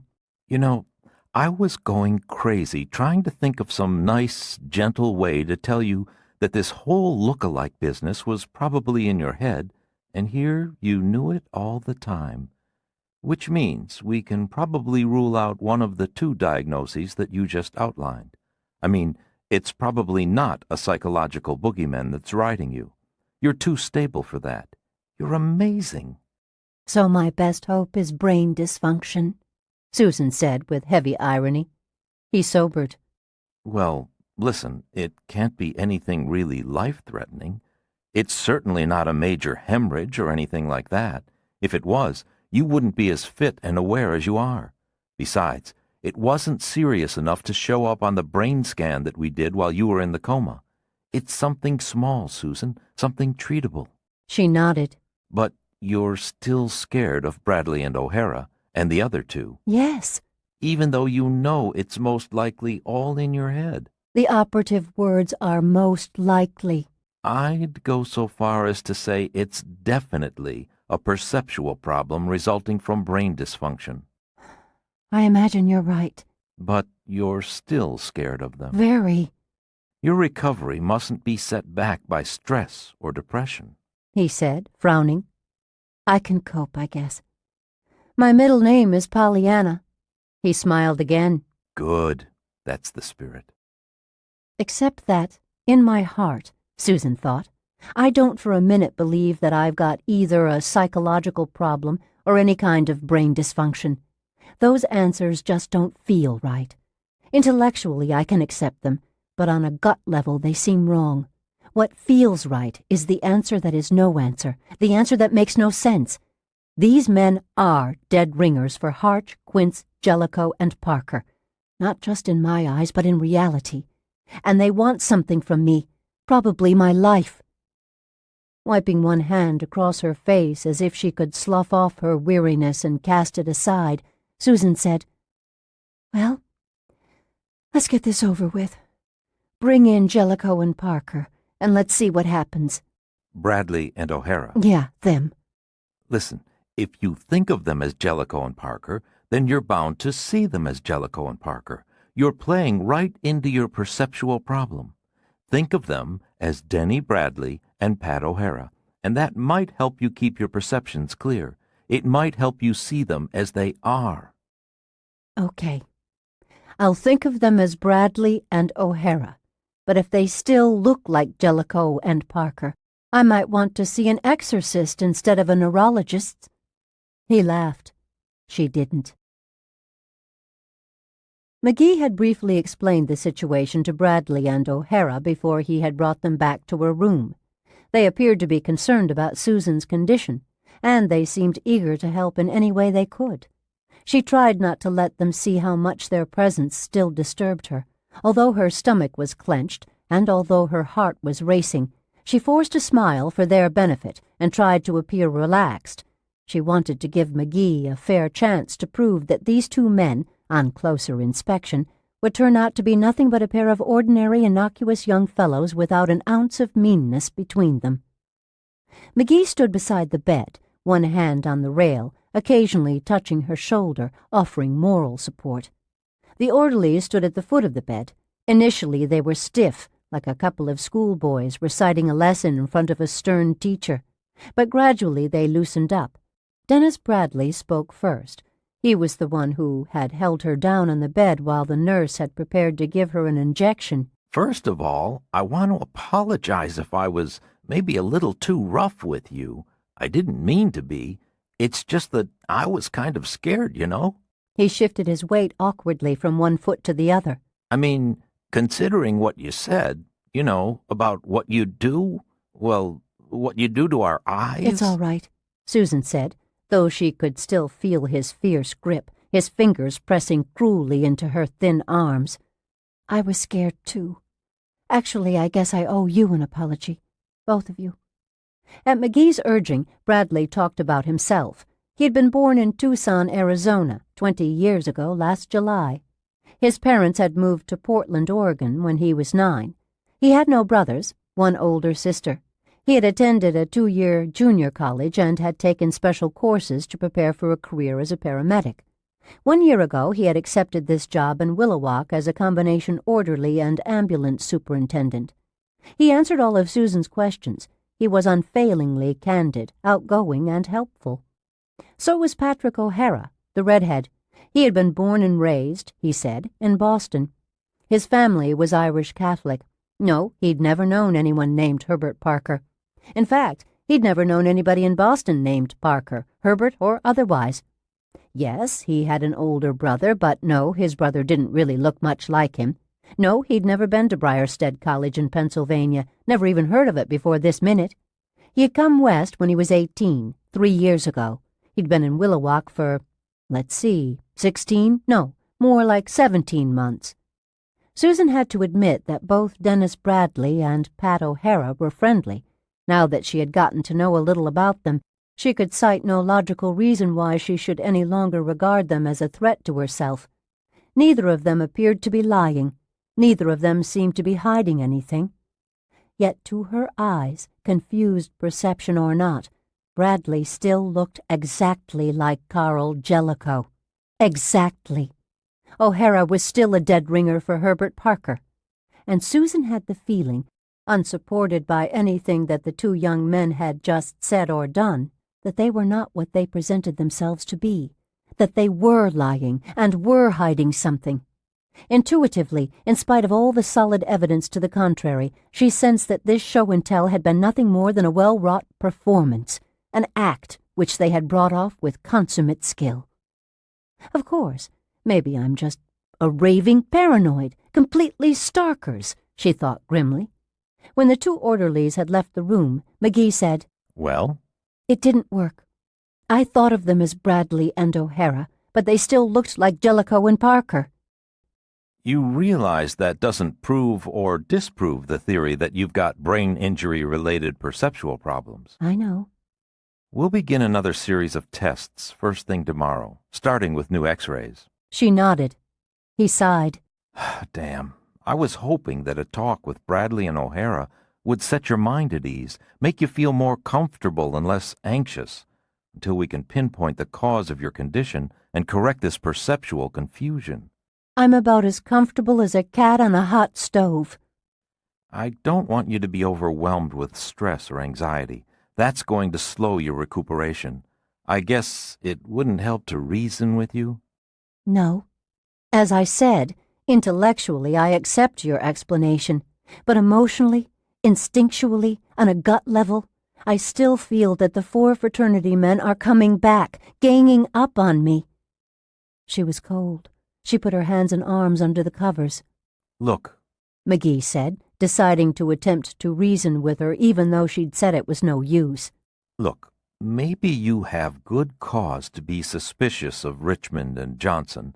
It's not probable, but it is possible, remotely possible, that they're Harch and Koontz living under new names. Hey, you're supposed to be making me feel more comfortable, less anxious, remember? My point is that you have absolutely no cause to be suspicious of Bradley and O'Hara. They can't be Jellicoe and Parker because those men are dead. I know. Dead. So you should feel better about Bradley and O'Hara. But I don't. Furthermore, Bradley and O'Hara can't have been brought here as part of some complicated, nefarious plot to get even with you for your testimony in that trial. They were here long before you ever arrived, before you even planned to take your vacation in Oregon, before you'd ever even heard of the Viewtop Inn.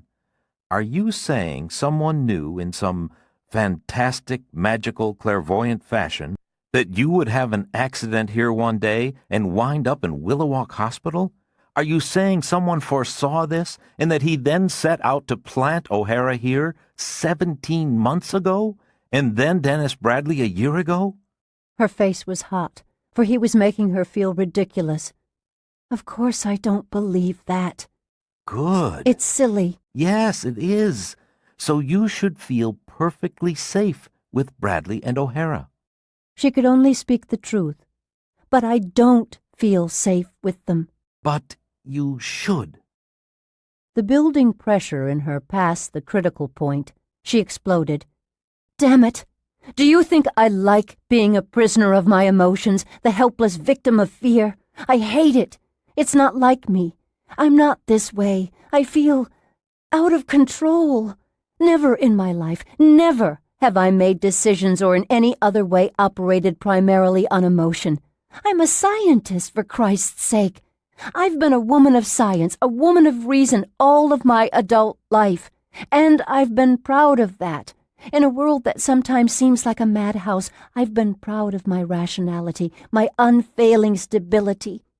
Don't you see? Don't you see what this is doing to me? I had a scientific, mathematical mind, even as a child. I wasn't given to tantrums, even back then, not even as a little girl.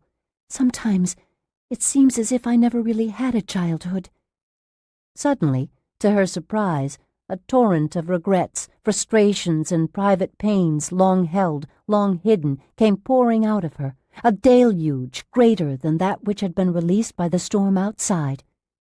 In a voice she hardly recognized as her own, a voice distorted by anguish, she said, "There have been times, usually late at night when I'm alone, which is most nights, most days, most always, God help me, times when I've thought there's something missing in me, some tiny piece that's an essential part of being human. I've felt different from other people, almost as if I'm a member of another species. I mean, God, the rest of the world seems driven at least as much by emotion as by intellect, as much by sentiment as by truth. I see others giving in to their emotions, abandoning reason, doing absurd things just for the hell of it. Just for the hell of it. I've never done anything in my life just for the hell of it. And the thing is, when I see friends or acquaintances just giving themselves over to their emotions, just flowing with their emotions, the thing of it is, they seem to enjoy it. And I can't, never could. too uptight, too controlled, always controlled, the Iron Maiden. I mean, I never cried over my mother's death. Okay, so maybe at 7 I was too young to understand that I should cry, but I didn't cry at my father's funeral either. I dealt with the mortician and ordered flowers and arranged for the grave to be dug and handled all the details with commendable efficiency. But I didn't cry for him. I loved him, in spite of his standoffish manner, and I missed him. God, how I missed him. But I didn't cry. Shit. I didn't cry for him. And so I told myself that it was good that I was different from other people. I told myself I was a better person than they were, superior to most of the rabble. I took tremendous pride in my unshakable self-control, and I built a life on that pride. She was shaking, violently. She hugged herself. She looked at McGee. He seemed shocked, and she couldn't stop talking. I built a life on that pride, damn it. Maybe not a very exciting life by most standards, but a life. I was at peace with myself, and now this has to happen to me. I know it isn't rational to fear Richmond Johnson, Bradley O'Hara, but I do fear them. I can't help myself. I have this intellectually stupid but emotionally powerful conviction that something extraordinary, something indescribably bizarre, maybe even something occult is happening here. I've lost control. I've given in to my emotions. I've become what I thought I wasn't. I've thrown over what I was, tipped it over and rolled it down a long hill. I'm no longer the Susan Thornton I was. And it's tearing me apart. She shuddered, choked, doubled over on the bed, sitting with her head to her knees, and gasped for breath, and wept. Wept. McGee was speechless at first. Then he got her some Kleenex, then some more Kleenex. He said, Susan, I'm sorry. He said, Are you all right? He got her a glass of water, which she didn't want. He put it back on the nightstand. He seemed confused. He said, What can I do?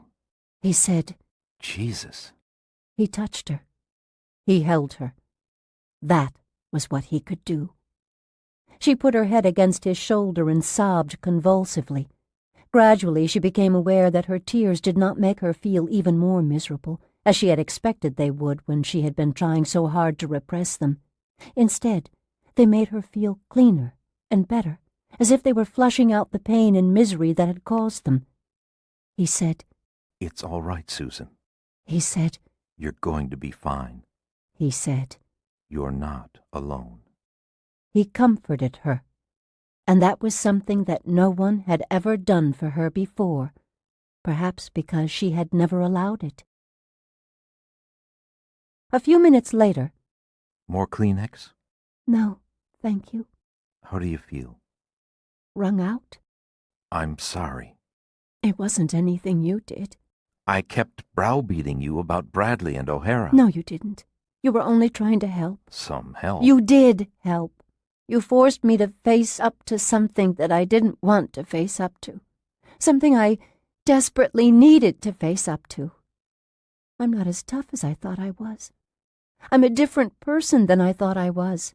And maybe that's a good thing. All those things you said about yourself, all that stuff about how you thought you were different from other people, did you really believe that? Yes. All those years? Yes. But everyone has a breaking point. I know that now.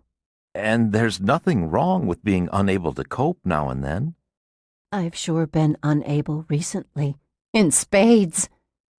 He put one hand under her chin, lifted her head, and looked at her. His marvelous eyes were the bluest that she had yet seen them. He said, Whatever's wrong with you, no matter how subtle it might be, no matter how difficult it is to uncover the root of the problem, I'll find it, and I'll make you well again. Do you believe me, Susan? Yes, she said, realizing that for the first time in her life she was, at least to some extent, willingly placing her fate in the hands of another person. We will discover what's causing this perceptual confusion, this quirky fixation on the House of Thunder, and we'll correct it. You won't have to go through the rest of your life seeing Ernest Harch and those other 3 men in the faces of total strangers. If that's what's happening. That is what's happening. Okay. Until you've found the cause of my condition, until you've made me well, I'll try to cope with this craziness, with dead men who suddenly come back to life as hospital orderlies. I'll do my best to handle it. You can. I know it. But that doesn't mean I won't be scared. You're allowed to be scared now. You're no longer the Iron Maiden. She smiled and blew her nose. He sat there on the edge of the bed for a minute, thinking, and then he finally said, The next time you think you see Harch or Jellicoe or Quince or Parker, there's something you can do to keep from panicking. I'd like to hear it. Well, when I was completing my residency at a hospital in Seattle, more years ago than I like to remember, we had a lot of cases of drug overdose. People were always coming into the emergency ward, or being brought in by police, suffering from bad drug trips, uncontrollable hallucinations that had them either climbing walls or shooting at phantoms with a real shotgun.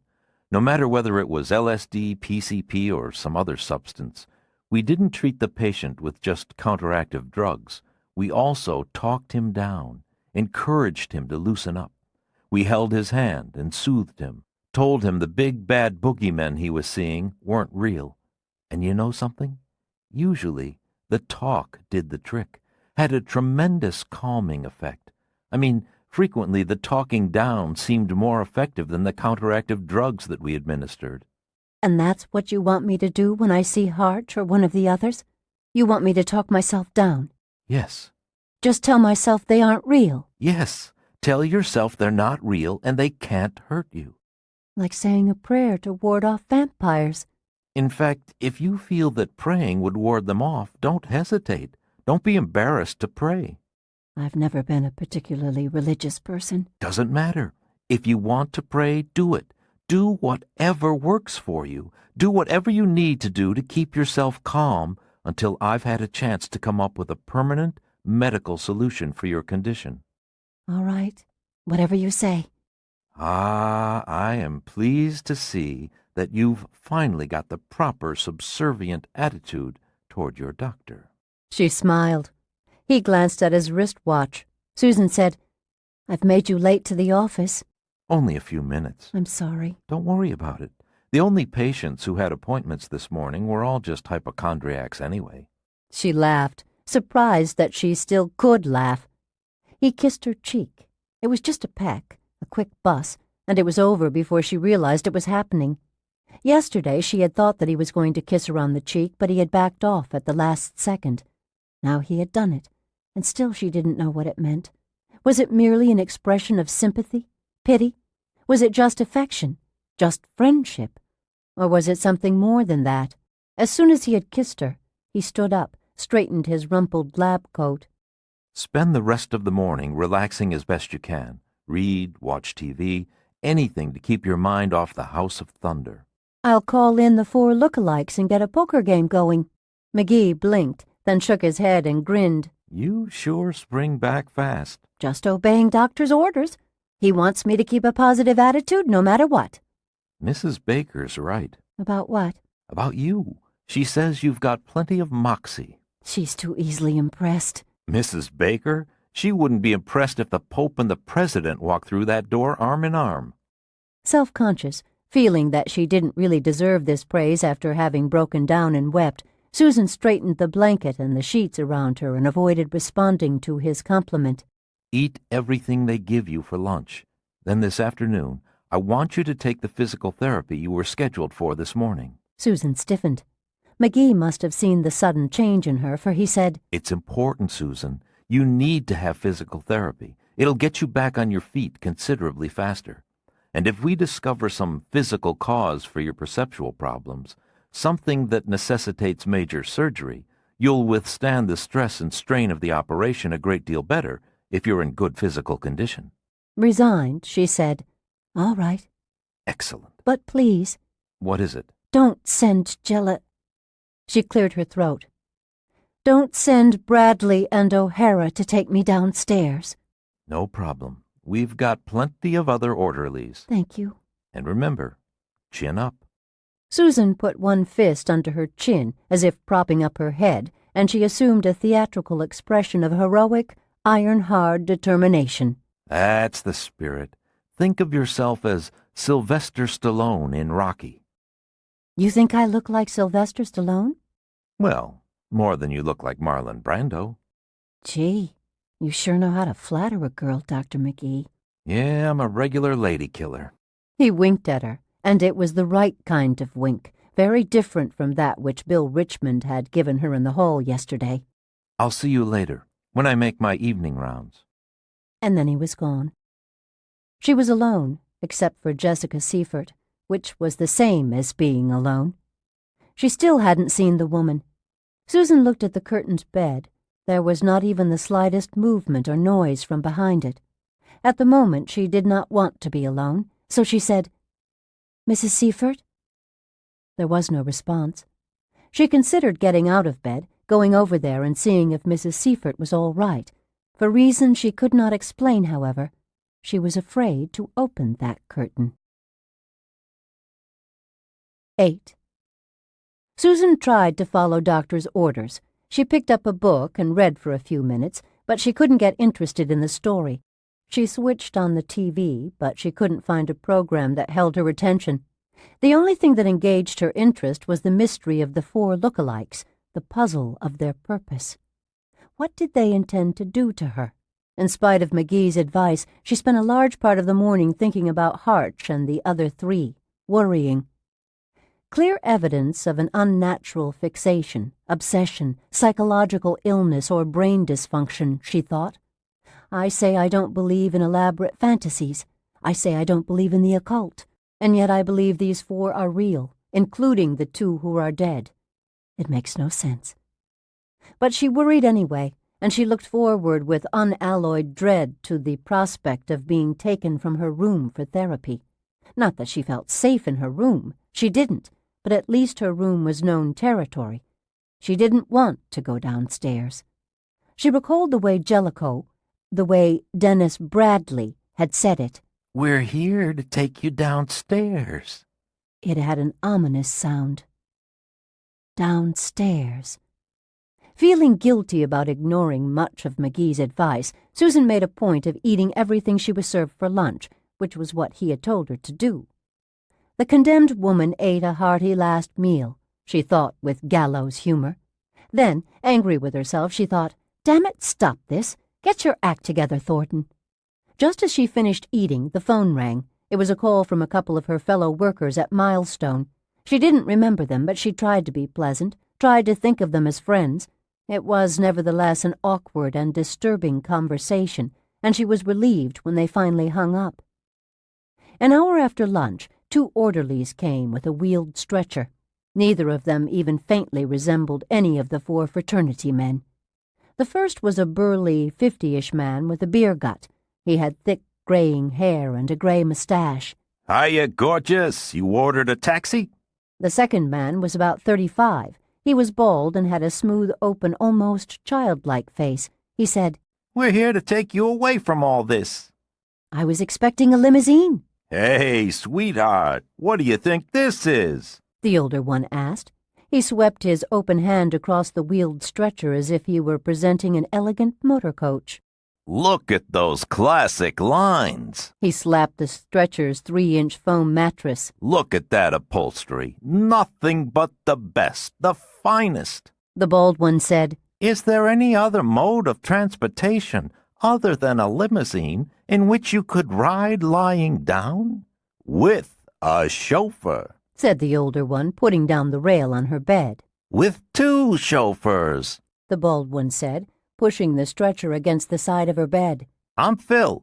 The other gent is Elmer Murphy. They call me Murph. They call him worse than that. Although she was still afraid of being taken downstairs, into unknown territory, Susan was amused by their patter, their friendliness, their efforts to make her feel at ease, and her determination not to disappoint McGee gave her sufficient courage to slide off the bed and onto the stretcher. Looking up at them, she said, "Are you 2 always like this?" Like what? Murph asked. She means charming," Phil said, slipping a small, somewhat hard pillow under her head. "Oh, yeah. We're always charming. Cary Grant has nothing on us. It's just something we were born with. Phil said, If you look under charm in the dictionary, you'll see our faces." Murph finished for him.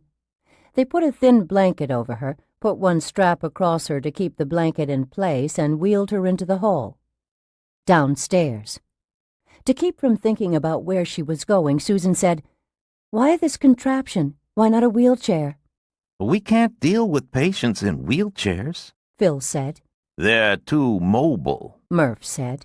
"Americans love mobility.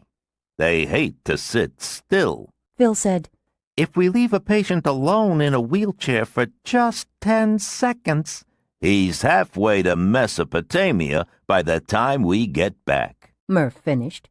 They were at the elevators. Murph pushed the white button labeled down. "Lovely place." Phil said as the doors opened wide. "What? Murph said. This elevator lovely? No, Phil said. Mesopotamia. You been there, huh? That's where I spend my winters. You know, I don't think there is a Mesopotamia anymore. Better not let the Mesopotamians hear you say that." Phil warned him. They kept up their chatter in the elevator and all the way along the first-floor hall into the physical therapy department, which was in one of the building's short wings. There they turned her over to Mrs. Florence Atkinson, the specially trained therapist who was in charge of the hospital's PT program. Florence Atkinson was a small, dark, bird-like woman, brimming with energy and enthusiasm. She guided Susan through half an hour of exercises, using a variety of machines and modified gym equipment that gave a workout to every muscle group. There was nothing in the least strenuous about it. A healthy person would have found it all laughably easy. "For your first couple of visits," Mrs. Atkinson said, "we'll concentrate primarily on passive exercise." But at the end of the half hour, Susan was exhausted and achy. Following the exercise period, she was given a massage that made her feel as if she were a loose collection of disjointed bones and ligaments that God had neglected to assemble into human form. After the massage, there was a session in the whirlpool.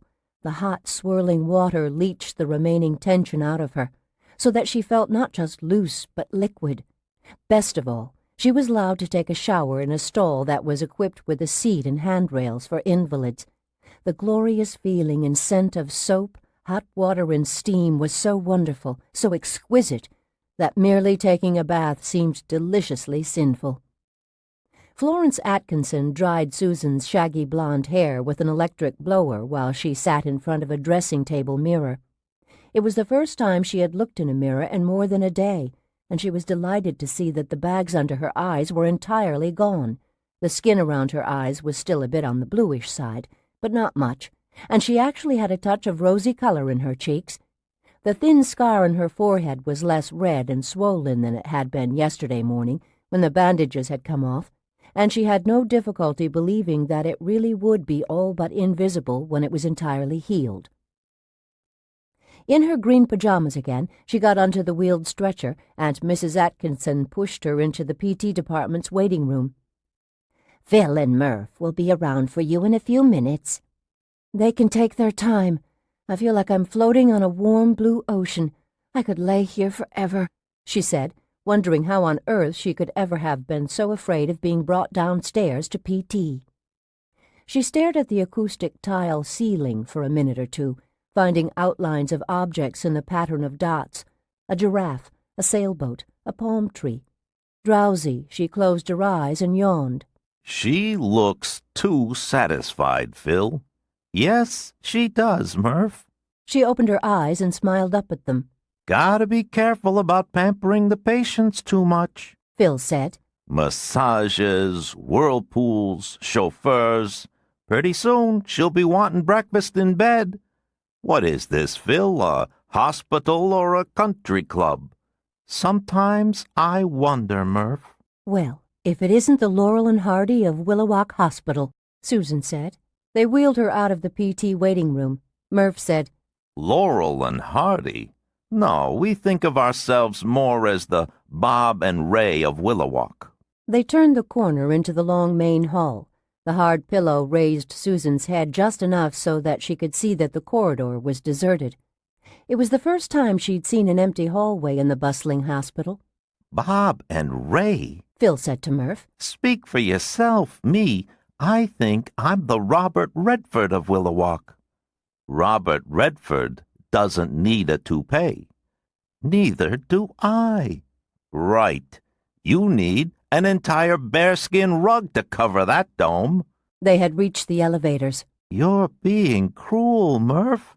Just helping you face reality, Phil. Murph pushed the white button labeled up. Phil said, Well, Miss Thornton, I hope you've enjoyed your little trip. Immensely. Good. Murph said. And we guarantee you that the next part of it will be interesting. Very interesting. Phil agreed. The elevator doors opened behind her. They pushed her inside but didn't follow. There were other people already in there, 4 of them. Harch, Quince, Jellicoe, Parker. Harch and Quince were wearing pajamas and robes. They were standing at her left side. Jellicoe and Parker in hospital whites were at her right. Shocked, disbelieving, she raised her head, looked out at Murph and Phil, who were standing in the elevator alcove on the first floor, staring in at her, smiling. They waved goodbye. The doors closed. The lift started up. Ernest Harch punched a button on the control panel, and they stopped between floors. He looked down at her. His frosty gray eyes were like circles of dirty ice, and they transmitted a chill to the heart of her. Harch said, Hello, bitch. Imagine meeting you here. Jellicoe giggled. It was a burbling, chortling, piggish sound that matched his piggish face. No, she said numbly. Not going to scream? Parker asked, grinning like a naughty, freckle-faced altar boy. We had hoped for a scream, Quince said, his long face looking even longer from her perspective. Too surprised to scream? Jellicoe said, and he giggled again. She closed her eyes and did what Geoffrey McGee had suggested. She told herself that they were not real. She told herself that they couldn't hurt her.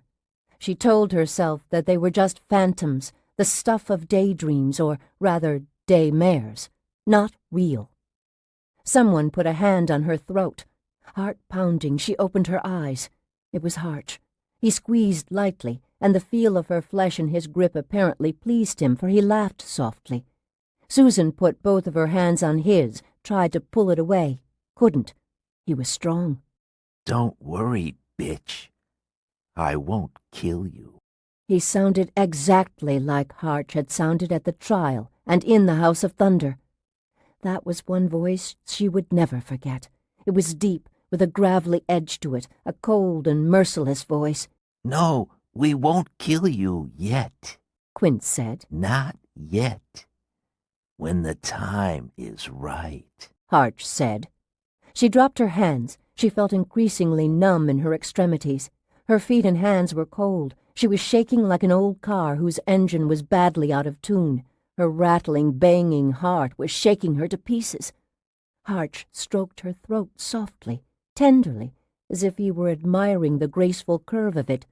She shuddered with revulsion and turned her head away from him, looked at Jellicoe. His pig eyes glinted. How did you like our little song and dance in your room this morning? Your name's Bradley, she said, willing it to be so, willing reality to return. No, Jellicoe. And I'm Parker, not O'Hara, the redhead said. You're both dead, she said shakily. All 4 of us are dead, Quince said. She looked at the hawk-faced man, bewildered by his statement. He said, After I was kicked out of Briarstead, I went home to Virginia. My family wasn't very supportive. In fact, they didn't want much contact with me at all. Very proper, very old-line Virginia hunt country family, you understand. No breath of scandal must ever sully the family name. His face grew dark with anger. I was given a modest income to tide me over until I could find work, and I was sent away. Sent away. My father, the self-righteous, sanctimonious fucking bastard, cut me off as if I was a dead limb on a tree. What work was I to find that wasn't beneath me? I mean, I was from a privileged family. I wasn't bred to be a common laborer. He was virtually speaking through clenched teeth now. I didn't get a chance to go to law school as I'd wanted because of you, your testimony at the trial. Jesus, I hate your guts. It was because of you that I ended up in that dismal motel in Newport News. It was because of you that I slashed my wrists in that grubby little bathroom. She closed her eyes. She thought, they aren't real. They can't hurt me. I was killed in prison, Harch said.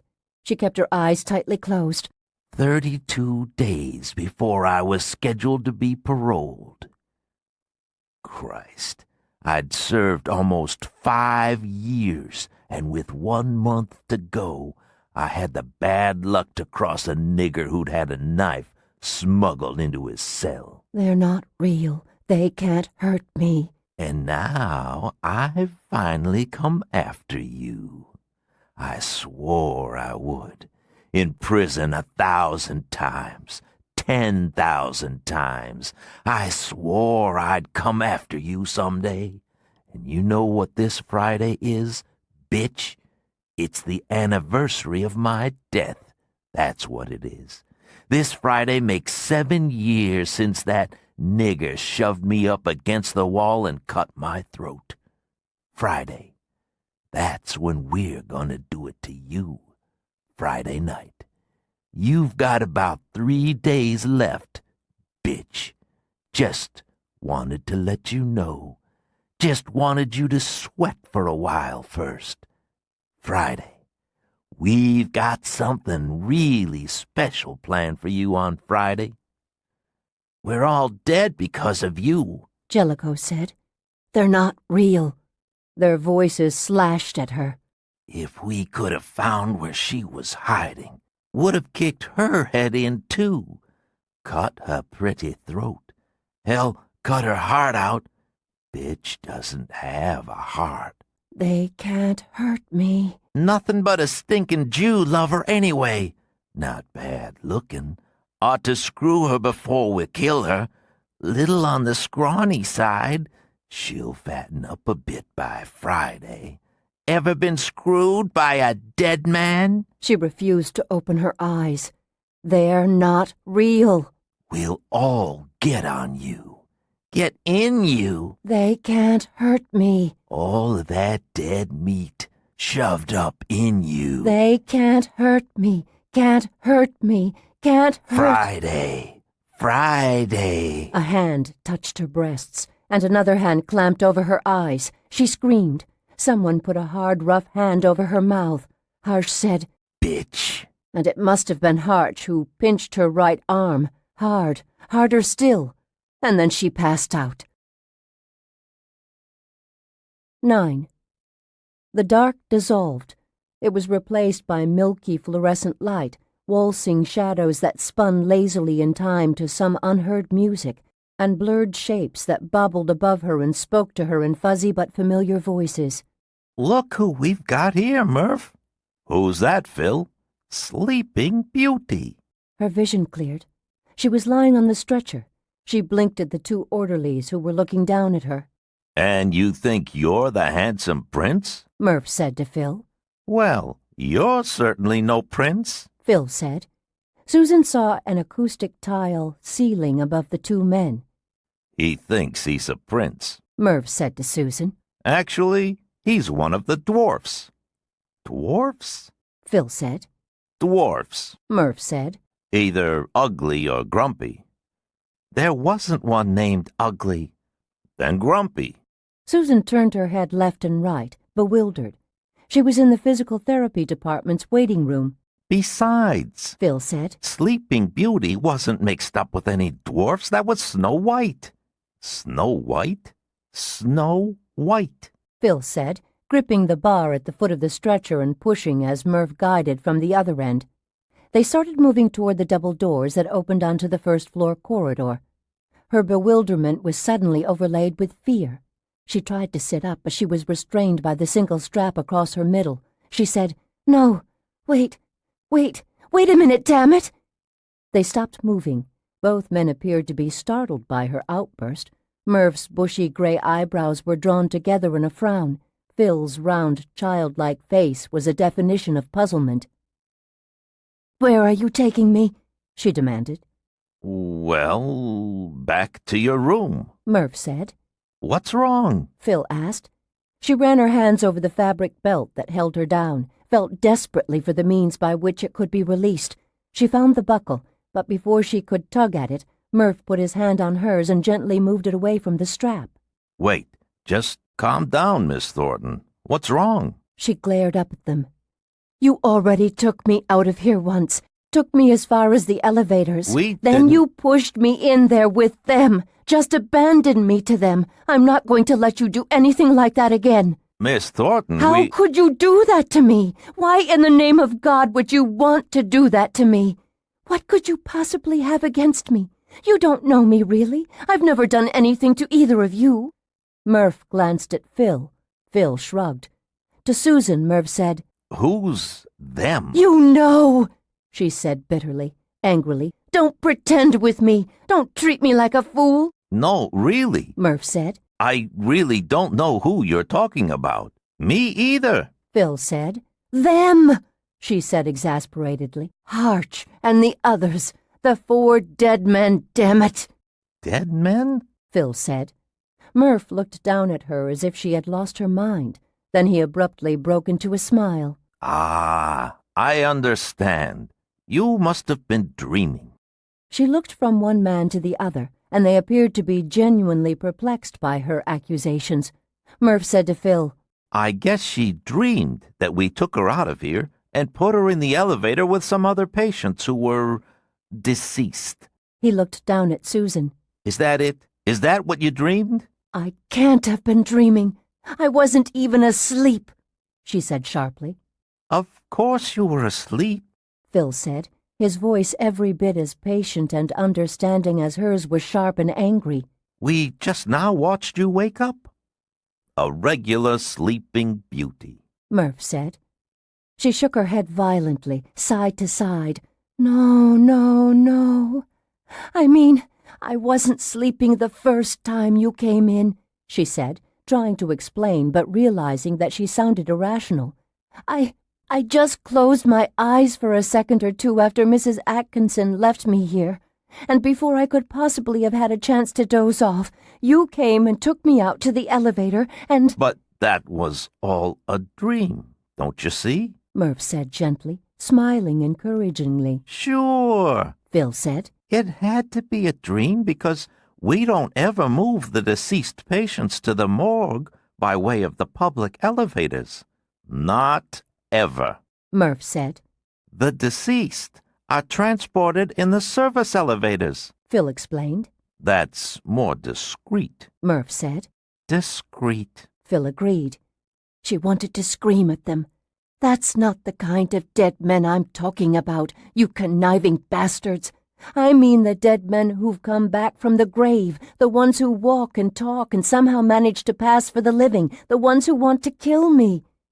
But she didn't scream a word of that, because she knew it would sound like the ravings of a lunatic. A dream, Murph said placatingly. Phil said, Just a bad dream. She studied their faces, which loomed over her and appeared disproportionately huge from her awkward perspective. The gray-haired fatherly Murph had kind eyes, and could Phil's smooth, round, childlike countenance successfully conceal vicious, hateful thoughts? No, she didn't believe that it could. His wide-eyed innocence was surely as genuine as her own fear and confusion. But how could it have been a dream? She asked. It was so real, so vivid. I've had a couple of dreams so vivid that they hung on for a minute or so after I woke up. Phil said. Yeah, Murph said. me too. She thought of Quince's speech about his suicide. She thought of the hand on her breasts, the other hand over her eyes, the third hand sealing shut her mouth when she tried to scream for help. But this was real, she said, though she was increasingly coming to doubt that. At least, it seemed real, frighteningly real. I swear to you, it wasn't more than 5 minutes ago that we got the call from Mrs. Atkinson asking us to come and pick you up. Murph said. And we came straight down. Phil said. And here we are, but we weren't here before. She licked her dry lips. I guess... A dream. Murph said. Had to have been a bad dream. Phil said. At last, grudgingly, Susan nodded. Yeah, I suppose so. Listen, I'm sorry. Oh, don't worry your pretty head, Murph told her. There's no need for you to be sorry. I shouldn't have snapped at you the way I did. Did she hurt your feelings, Phil? Not in the least. Did she hurt your feelings, Murph? Not one bit. There, you see? Phil said to Susan. Absolutely no reason for you to apologize. No reason at all. Murph concurred. Now, do you feel up to traveling? Phil asked her. We'll make it a nice, gentle ride. Murph promised. Phil said, We'll take the scenic route. First-class accommodations all the way. Murph said. Gourmet meals at the captain's table, dancing in the ship's ballroom every night. Free deck chairs and shuffleboard, plus a complimentary happy hour cocktail. Murph said. She wished they would stop their bantering. It no longer amused her.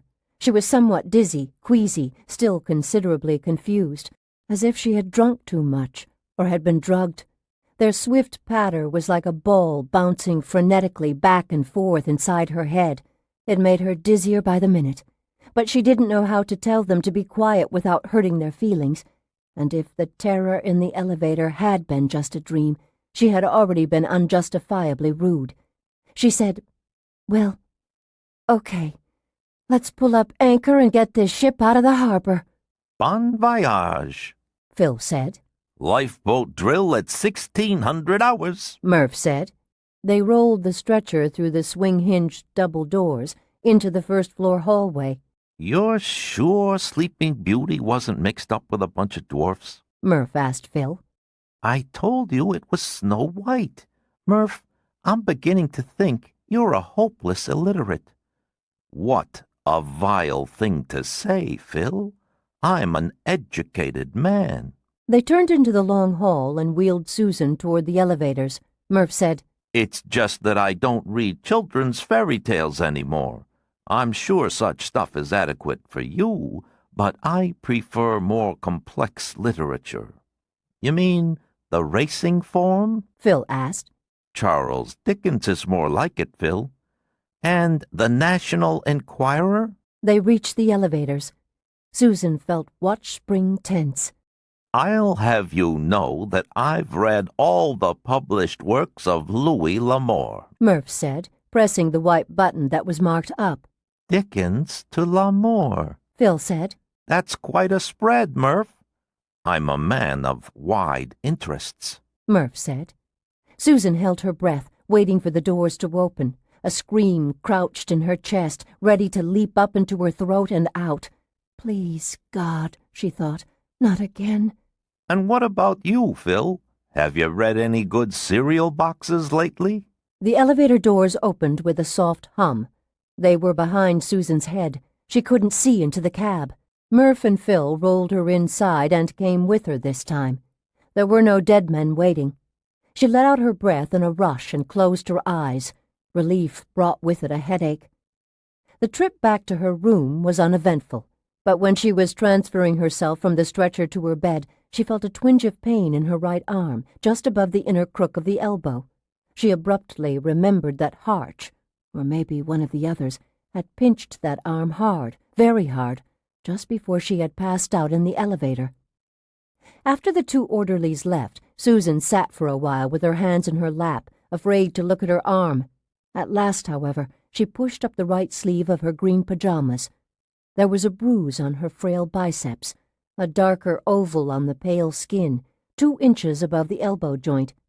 It was a light bruise, but it was getting darker, about the size of a nickel, the color of a strawberry birthmark, quite sore to the touch. A fresh bruise, no doubt about that. But what did it mean? Was it proof that the encounter with Harch and the other 3 men had actually taken place? Proof that it had not been merely a bad dream during a short nap? Or had she acquired the bruise while exercising in the PT department and, not consciously but subconsciously aware of it, had she then cleverly incorporated the injury into the dream about the dead men in the elevator? She tried to remember if she had bumped her arm at any time during the therapy session. She couldn't be sure. She thought back to the shower that she had taken in the PT department. Had her arm shown any discoloration then? Had there been a small spot of tenderness on the biceps? She didn't recall that there had been either a mark or any soreness whatsoever. However, it might have been so slight that it had escaped her notice then. After all, most bruises develop slowly. I must have gotten it when I was exercising, she told herself. That's the only explanation that isn't insane. Ernest Harch and the other fraternity brothers aren't real. They can't hurt me. They're only phantoms generated by some peculiar form of brain dysfunction. If I regain my strength, if McGee finds out what's wrong with me, if I get well again, that will be the last I'll ever see of these walking, talking dead men. In the meantime, they simply cannot hurt me. Jeff McGee showed up for his evening rounds at 5:30, dressed as if he were going to a fancy dinner party. He was wearing a dark blue suit that was well tailored to his tall, trim frame, a pearl gray shirt, a blue and gray striped necktie, and a sky blue display handkerchief in the breast pocket of his suit jacket. He looked so elegant and moved with such exceptional grace that Susan found herself suddenly responding to him sexually. From the moment she had seen him Sunday morning, she thought he was an extremely attractive man. But this was the very first time since waking from her long coma that she had experienced the warm, welcome, delicious, fluttering, tingling melting of sexual desire. My God, she thought with amusement, I must be getting well. I'm horny. McGee came directly to her bedside, and without hesitation this time, he leaned down and kissed her on the cheek, near the corner of her mouth. He was wearing a subtle aftershave lotion that smelled vaguely of lemons, and even more vaguely of several unidentifiable herbs, but beneath that crisp fragrance, Susan detected the even more appealing, freshly scrubbed scent of his own skin. She wanted to throw her arms around his neck and hold on to him, cling to him. She wanted to draw him close and take strength from him, strength she needed, strength he seemed to possess in such abundance. But however far their personal relationship had come in these past few days, it most certainly had not come that far. McGee felt considerable affection for her, she was sure of that, but given the natural restraints of the doctor-patient relationship, to which any romantic feelings had to remain strictly secondary, she could not cast aside all reserve. And given the fact that she couldn't entirely trust her perceptions, which told her that Jeff McGee felt a great deal more than mere affection for her, she dared risk nothing other than a swift, chaste kiss, planted lightly on his cheek in return for the kiss that he had bestowed upon her. I'm in a bit of a hurry tonight, he said, drawing away from her too soon. Let me have a quick look at Jessie Seaford, see how she's coming along, and then I'll be back for a few minutes. He went to the other bed and slipped behind the curtain. A whip of jealousy lashed through Susan. She wondered for whom he had put on his best suit. With whom was he having dinner tonight? A woman? Well, of course it would be a woman, and a pretty woman, too. A man didn't dress up like that, pocket handkerchief and all, just to grab a bite and have a few beers with the boys. Geoffrey McGee was a most desirable man, and there was never any shortage of women for desirable men. And he certainly didn't have the air of a celibate. Good heavens, no. He had enjoyed a private life, a romantic life, all right face up to it, a sex life. long before one Susan Kathleen Thornton had arrived on the scene. She could claim absolutely no right to be jealous of his relations with other women, absolutely no right whatsoever. There was nothing serious between her and him. He was under no obligation to remain faithful to her. The very idea of that was patently ridiculous. Still, she was jealous, terribly, surprisingly jealous. He stepped out from behind the curtain and returned to Susan's bedside. He took her hand and smiled at her. His hand was strong and warm, and his teeth were very white and even. So tell me how it went down in PT. Did you have a good afternoon with Flo Atkinson? Susan had intended to recount the terror of that strikingly vivid dream in which she had been trapped in the elevator with Ernest Harch and the other fraternity men. But now she decided against telling McGee anything about it. She didn't want him to see her as just a weak, frightened, dependent woman. She didn't want him to pity her. "It was a terrific afternoon in every detail," she lied. That's great. I'm glad to hear it. "Yeah, the physical therapy is exactly what I need," she said, and at least that much was true. You've got some color in your face now. "Washed my hair, too." Yes, it looks very nice. "You're a terrible liar, Dr. McGee. It won't look nice for another 6 weeks or 2 months, thanks to your emergency room hairdresser, who apparently trims the incoming patients with a chainsaw. At least now it's clean." I think it looks clean and nice. He insisted. It's cute. Shaggy like that, it reminds me of Peter Pan. "Thanks a lot. Peter Pan was a boy." Well, you certainly can't be mistaken for a boy. Forget I said Peter Pan. It makes you look like... "An English sheepdog." Are you determined to fend off any compliment I give you? "Come on, admit it. English sheepdog, right?" He pretended to scrutinize her for canine qualities. Well, now that you mention it, do you know how to fetch a pair of slippers? "Arf, arf." Seriously, you look good.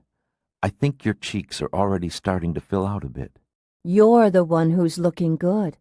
Sharp outfit," Thanks. he said, but he didn't tell her why he was wearing his best suit, which was the information she had been probing for when she'd complimented him. See Harch or the others today? "Not a glimpse," she lied. That's a positive sign.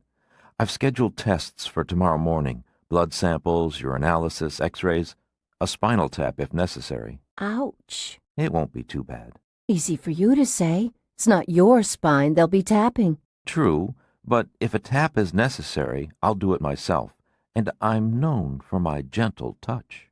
He glanced at his watch. I've got to run, I'm afraid. "Heavy date?" I wish it were. Unfortunately, it's only the monthly meeting of the Tri-County Medical Association. I'm the dinner speaker tonight, and I've got stage fright. She almost sighed aloud with relief. "Stage fright?" she said, hoping he wouldn't see how much she had feared the possibility of a hot romance in his life. "Not you. I can't imagine you being afraid of anything." Among other things, I'm afraid of snakes, and I have a mild case of claustrophobia, and I dread public speaking. "What about English sheepdogs?" I adore English sheepdogs," he said, and he kissed her on the cheek again. "They'll love your speech," she assured him. Well, anyway, it won't be the worst part of the evening.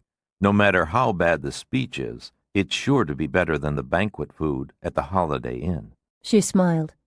"See you in the morning." He hesitated. Are you sure you're all right? "I'm fine."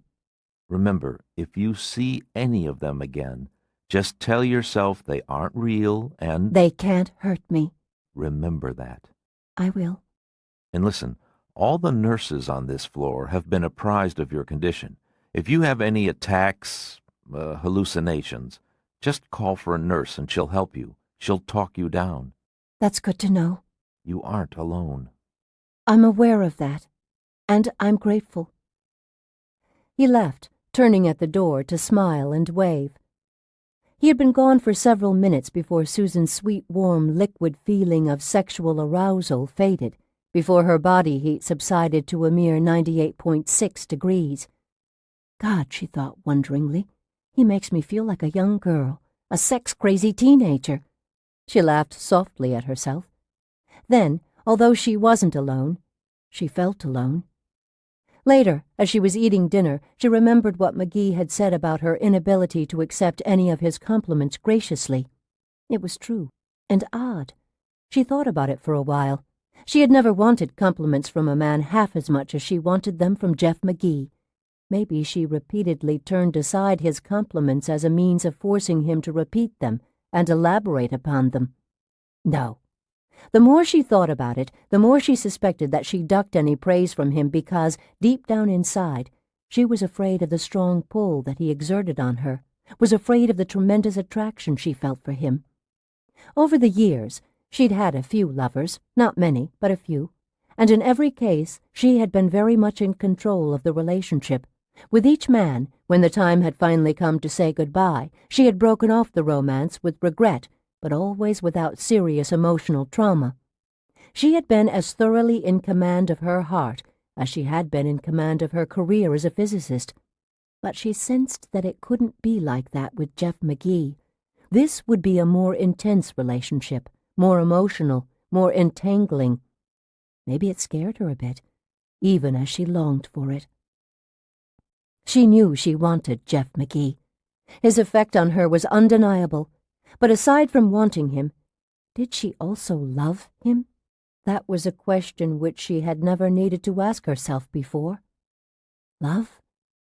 It's impossible, damn it, she told herself. I can't be in love with a man I met only 3 short days ago. I hardly know anything about him. I haven't even given him a real kiss. Or received one from him. Just pecks on the cheek. For God's sake, I can't say for sure that his feelings for me are even remotely passionate. No one falls in love overnight. It simply doesn't happen that way. Yet she knew it had happened to her, just like in the movies. All right, she thought. If it is love, then why is it? Have I fallen in love with him only because I'm sick and weak and helpless? Only because I'm grateful to have a strong, reliable man on my side? If that's it, then it could hardly be called love. It's merely gratitude and a shameless, headlong flight from responsibility for my own life. However, the more she thought about it, the more she came to feel that the love had been there first, or at the very least, the love and the desperate need for McGee's strength had come to her simultaneously. Which came first, she thought, the chicken or the egg? And does it matter anyway? What matters is how I feel about him. And I really want him. Since, for the time being, romance had to take second place to recuperation, she tried to put the subject out of her mind.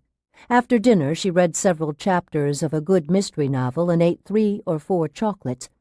The night nurse, a perky brunette named Tina Scolari, brought ginger ale. Susan read more of the mystery, and it got even better. Outside, the rain stopped falling, and the irritatingly monotonous drumming of water on the window pane ceased at last. She asked for and was given a second glass of ginger ale. The evening was relatively pleasant. For a while. 10. Nurse Scolari came in at 9:15. "You've got an early day tomorrow, lots of tests." She gave Susan a small pill cup that contained a single pink tablet, the mild sedative that McGee had prescribed for her. While Susan washed the pill down with the last of her second glass of ginger ale, Nurse Scolari checked on Jessica Seaford in the next bed, drawing back the curtain just far enough to ease behind it. When she reappeared, she said to Susan, "Lights out as soon as you feel drowsy." "Sooner than that, even. I just want to finish this chapter," Susan said, indicating the book she had been reading. "Just 2 more paragraphs." "Want me to help you to the bathroom, then?" "Oh, no, I can make it on my own." "You sure?" "Yes, positive." The nurse stopped by the door and flipped up the switch that turned on the small nightlight at the far end of the room, so that Susan wouldn't have to cross the room to do it later. The swinging door had been propped open all day. On her way out, Nurse Scolari pushed up the rubber-tipped prop that was fixed to the base of the door, and she pulled the door shut behind her.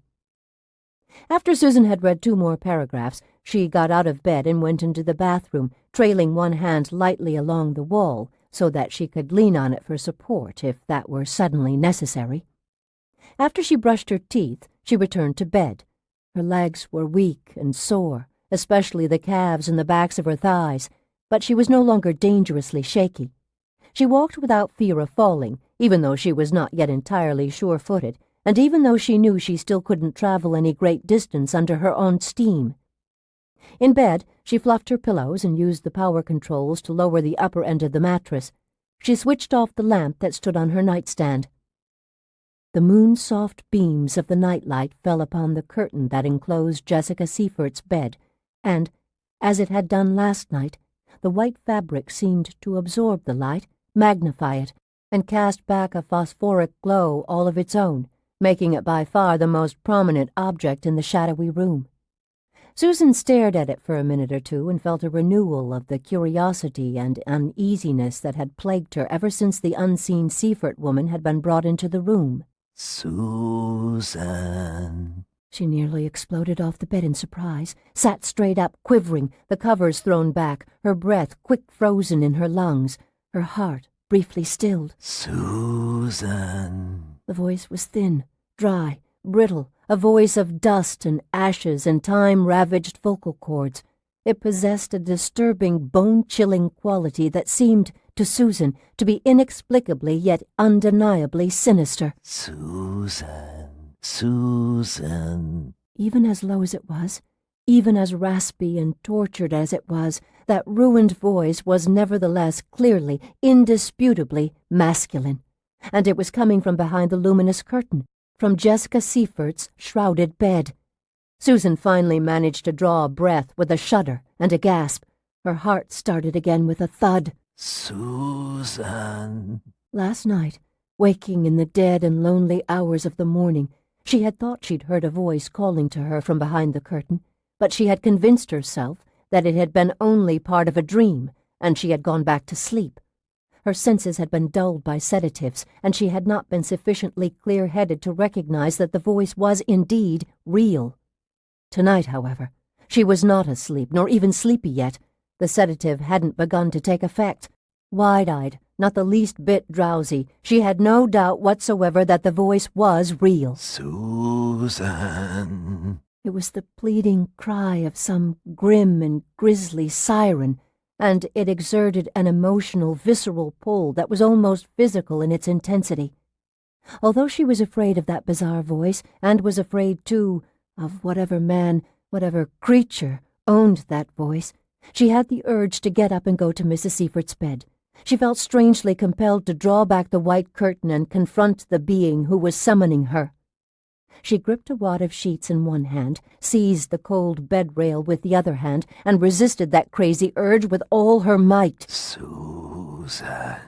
She fumbled for the switch on the bedside lamp, found it after too many seconds had ticked by in darkness, clicked it. Light drove back the shadows, which seemed to retreat only with the greatest reluctance, as if they were hungry wolves that were slinking grudgingly away from prey that had at first appeared to be easy pickings. Susan stared at the curtained bed, waited. There wasn't a sound. 10 seconds passed, 20, half a minute. Nothing. Silence. At last she said, "Who's there?" No response. More than 24 hours had passed since Susan had returned from her wheelchair constitutional to discover that a roommate had been installed in the other bed. Mrs. Baker had told her that it was Jessica Seifert. Otherwise, she wouldn't have known with whom she was sharing her room. More than 24 hours, and still she hadn't gotten a glimpse of Mrs. Seifert. Nor had she heard the old woman speak a single word. She'd heard only that vague, wordless murmur that had answered Jeff McGee's questions, that soft, mumbled response to the various nurses who had gone behind the curtain. People had come and gone and come again, attending to Mrs. Seifert with commendable concern and diligence, emptying the old woman's bedpan, taking her temperature and her blood pressure, timing her pulse, feeding her meals, giving her medicine, changing her bed linens, offering her encouragement. But in spite of all that activity, Susan had not gotten even one brief peek at the mysterious occupant of the other bed. And now she was troubled by the unsettling notion that Jessie Seifert had never been in that bed to begin with. It was someone else. Ernest Harch, one of the other 3 fraternity men, or something even worse than that? This is insane. It had to be Jessica Seifert in that bed, for if it was not her, then everyone in the hospital was involved in some grotesque conspiracy, which was impossible. Thoughts like those, paranoid fantasies of complicated conspiracies, were only additional proof of her brain dysfunction. Mrs. Baker hadn't lied to her.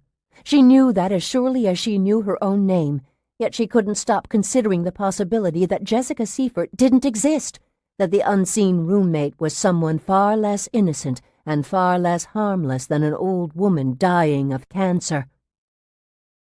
"Who's there?" she demanded again. Again, there was no reply. "Damn it," she said. "I know I didn't just imagine you." Or did I? "I heard you call me." Or did I only think I heard it? "Who are you? What are you doing here? What do you want from me?" Susan. She jerked, as if she had been slapped, for the voice was even eerier in bright light than it had been in darkness. It belonged to darkness. It seemed impossible, twice as monstrous, when heard in the light. Stay calm, she told herself. Stay cool. Stay collected. If I've got a brain injury that causes me to see things that are not really there, then it's entirely logical that it also causes me to hear sounds that were never made. Auditory hallucinations. There are such things. Susan. She had to regain control of herself before this episode progressed any further. She had to quickly squelch this incipient hysteria. She had to prove to herself that there was no voice coming from behind the curtain, that it was only an imagined voice. The best way to prove it was to go straight over there and draw back the curtain. The only thing she would find in Jessica Seifert's bed was an old woman who was dying of cancer. Susan. Shut up! Her hands were cold and damp. She wiped the icy sweat on the sheets. She took a deep breath, as if she thought that courage was merely a vapor that could be siphoned out of the air. Susan. Susan. Stop procrastinating, she told herself.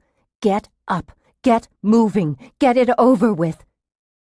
She put down the safety rail and pushed back the covers and sat on the edge of the bed, legs dangling. She stood up, holding on to the mattress. She had gotten out of bed on the side nearest Jessica Seifert. Her slippers were on the other side, out of reach, and the green tile floor was cold against her bare feet. The distance between the two beds was only 9 or 10 feet. She could cover it in 3 shuffling steps, 4 at the most. She took the first one. Susan.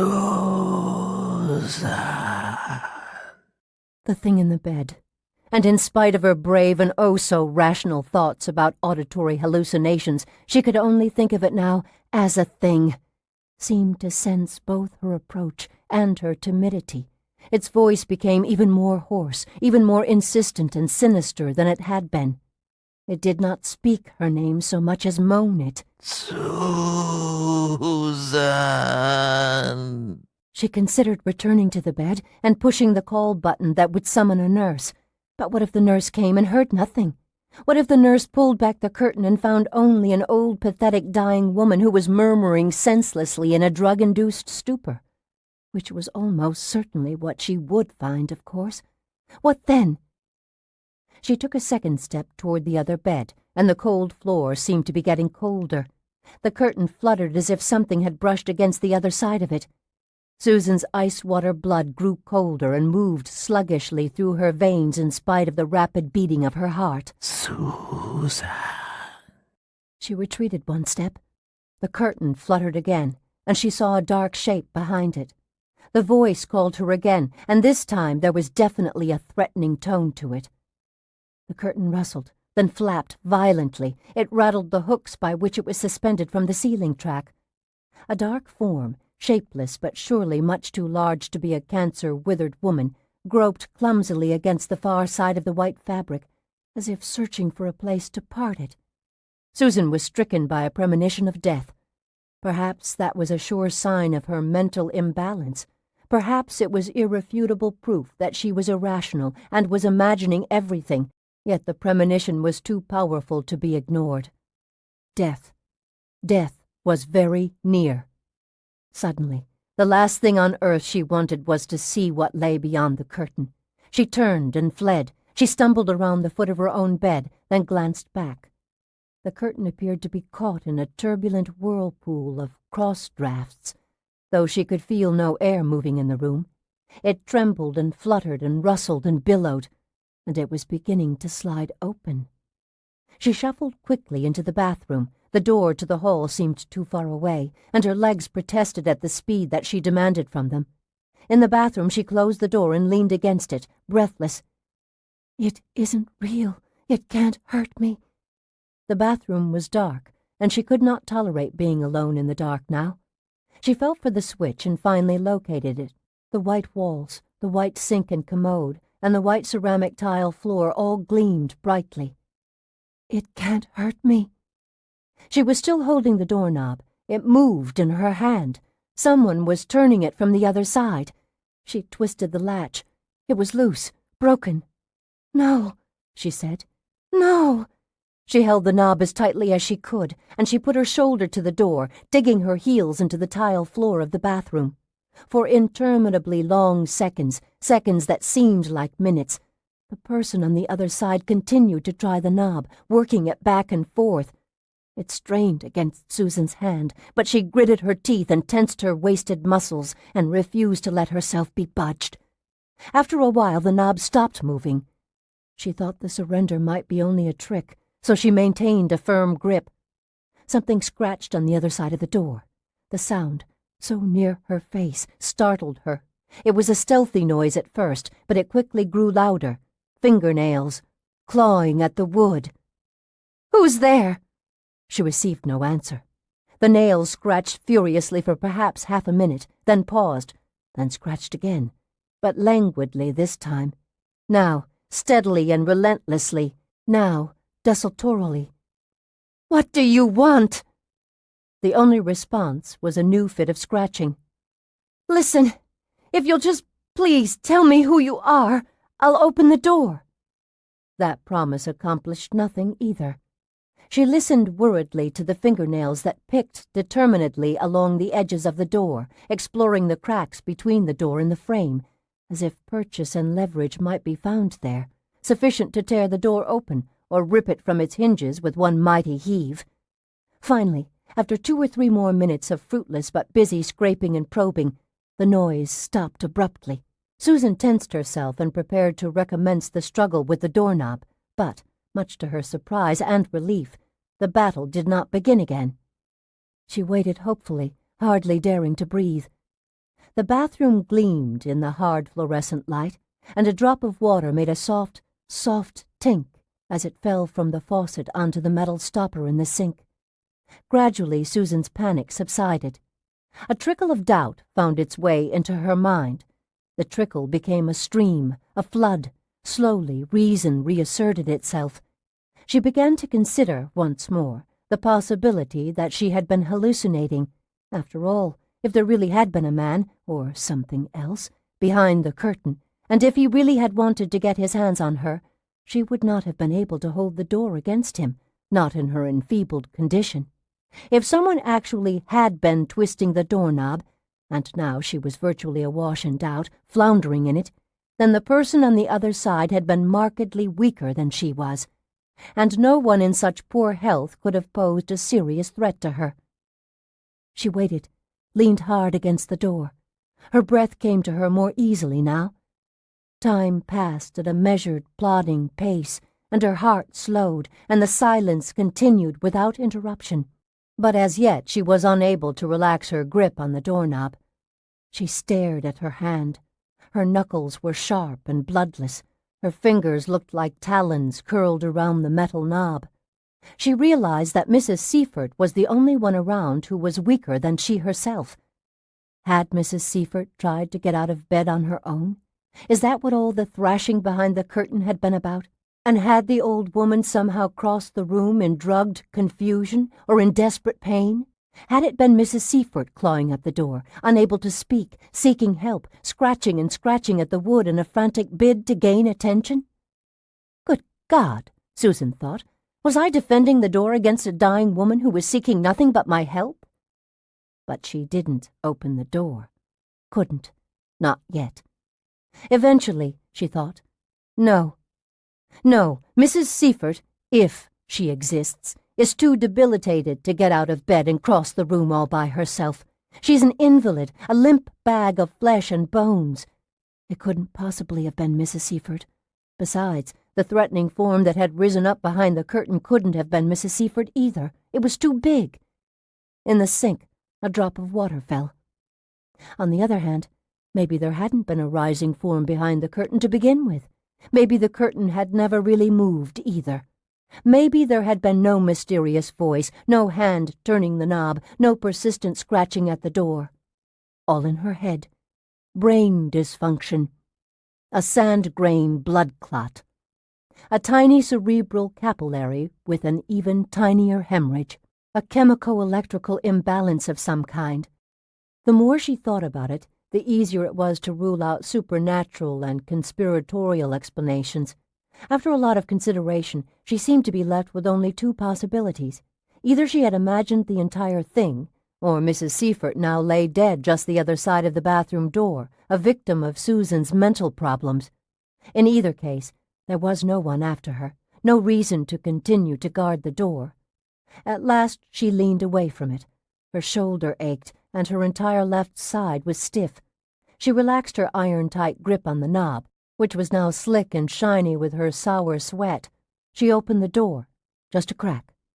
No one tried to force his way into the bathroom. Still frightened, prepared to slam the door shut at the slightest sign of movement, she opened it wider.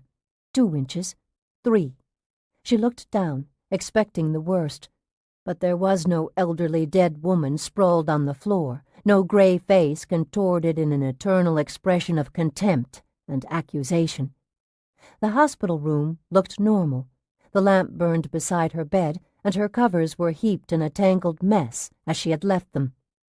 The nightlight was still on, too. The curtain around Jessica Seifert's bed was in place, hanging straight from the ceiling to the floor, stirred neither by a draught nor by a malevolent hand. Susan slowly opened the door all the way. No one leaped at her. No dust-choked, half-human voice called to her. So, every bit of it was the product of my imagination, she thought dismally. My runaway imagination, galloping merrily off on another journey through temporary madness, my damned, sick, traitorous brain. All of her life, Susan had limited her drinking to infrequent social occasions, and even then she had allowed herself no more than 2 cocktails in one evening, for she had always hated being drunk. She had been booze-blasted once, just once, when she was a senior in high school, and that had been a memorable and extremely nasty experience. No artificially induced high, no matter how pleasant it might be, had ever seemed worth the loss of control that went along with it. Now, without taking a single sip of alcohol, she could lose control in an instant, and not even be aware that she had lost it. At least when you got drunk, you relinquished the reins of reason slowly, in stages, and you knew that you were no longer in the driver's seat. Drunk, you knew that your senses could not be trusted, but brain dysfunction was more insidious than that. It scared her. What if Jeff McGee couldn't find the problem? What if there was no cure? What if she was forced to spend the rest of her life teetering on the razor edge of insanity, frequently toppling over the brink for short but devastating travels in the shadowy land of never was? She knew she couldn't live that way. Death would be far preferable to such a tortured existence. She snapped off the bathroom light and fancied that she could feel the weight of the darkness on her back. She followed the wall to her bed, wincing at the pain in the backs of her legs. When she reached the bed, she used the power controls to lower it, and she put down the safety railing as she had done on the other side when she'd gotten out, and she started to sit down on the mattress, but then she hesitated. She raised up again and stood for a long while, staring at the curtain. Eventually she accepted the fact that she could not simply go to sleep now. Not yet. She had to find the courage to do what she had been unable to do earlier. She had to go over there, pull back the curtain, and prove to herself that her roommate was only an old, sick woman. Because if she did not do it now, the hallucinations might start again the moment that she turned out the light and put her head down on her pillow. Because if she didn't fight this sickness every step of the way, it would probably overwhelm her much sooner than if she resisted. Because she was Susan Kathleen Thornton, and Susan Kathleen Thornton never ran away from trouble. She was standing beside her slippers. She put her cold feet in them. She moved creakily around the bottom of her bed, holding on to it as she went. She shuffled across the space between the two beds, and, standing in the open with nothing to hold on to, she raised one hand and touched the curtain. The room seemed extraordinarily quiet, as if she were not the only one holding her breath. The air was as still as the air in a crypt. She closed her hand, clenching a wad of drapery material in her fist. "Open it, for heaven's sake," she told herself when she realized that she had been hesitating for almost a minute. "There's nothing threatening behind here, nothing but one old lady who's sleeping through the last few days of her life." Susan pulled the curtain aside. Overhead, the dozens of small metal hooks rattle-clattered along the stainless steel track in the ceiling. As she swept the curtain out of the way, Susan stepped closer to the bed, right up to the safety railing, and she looked down. In that gut-wrenching moment, she knew that there was a hell, and that she was trapped in it. Mrs. Seifert wasn't in the bed, as she should have been. Something else, something hideous. A corpse. Jerry Stein's corpse. No, it was just imagination, confused perceptions, brain dysfunction, a minuscule hemorrhage in a tiny capillary, and, oh yes, the well-known, oft-discussed, mischievous sand-grain blood clot. Susan went through the entire litany of medical explanations, but the corpse did not vanish or magically metamorphose into Mrs. Seifert. Nevertheless, Susan did not scream. She did not run. She was determined to sweat this one out. She would force herself back to reality. She clung to the safety railing to keep from collapsing. She closed her eyes, counted to 10. It isn't real. She opened her eyes. The corpse was still there. The dead man was lying on his back, the covers drawn up to the middle of his chest, as if he were merely sleeping. One side of his skull had a crumpled look. It was indented, matted with dark, dry blood, where Ernest Harch had kicked him 3 times. The body's bare arms were atop the covers, stretched straight out at its sides. The hands were turned, palms up, and the fingers were bent into rigid curves, as if the dead man had made one last, futile grasp at life. The corpse didn't look exactly like Jerry Stein, but that was only because it wasn't in very good condition. Death had corrupted it somewhat. The skin was gray with greenish-black patches around the sunken eyes and at the corners of the purple, swollen, suppurating lips. The eyelids were mottled and crusty. Dark, peeling, oozing blisters extended out of the nostrils and across the upper lip. On both sides of the bloated, misshapen nose, other blisters glistened with some foul, brown fluid. In spite of the swelling and the discoloration and the disgusting disfigurement, the dead man was clearly Jerry Stein. But Jerry had been dead for 13 years. In that time, death would have visited upon him considerably more corruption than this. His flesh should have completely decomposed years ago.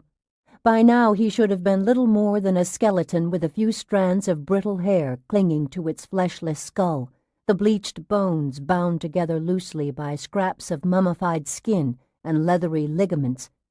Yet he appeared to have been dead for only about 10 days or a week, perhaps less. Which is proof that this is a hallucination, Susan told herself, squeezing the bed's safety railing so hard that she wondered why it didn't bend in her hands. Only a hallucination. It doesn't conform to reality, to the laws of nature, or to logic, not in any detail. So it's only a vision, a horror that exists nowhere else but in my mind. More proof of the corpse's non-existence was the fact that Susan couldn't detect even the mildest odor of decay. If the dead man actually were here, even in this inexplicably early stage of decomposition, the stench would be overpowering. But the air, while not exactly sweet, was hospital clean, tainted only by Lysol, Touch it, she told herself. That would dispel it. No one can touch and feel a mirage. Embracing a mirage is like embracing empty air. Your arms come together around yourself. Go ahead, touch it, and prove it isn't really there. She couldn't do it. She tried hard to pry her hand off the railing in order to reach out to the dead man's cold gray arm, but she didn't have the courage. Instead, she said aloud, as if chanting magical words that would banish the vision, "It's not here. It's not real. It's all in my mind." The crusted eyelids of the corpse fluttered. "No." They opened.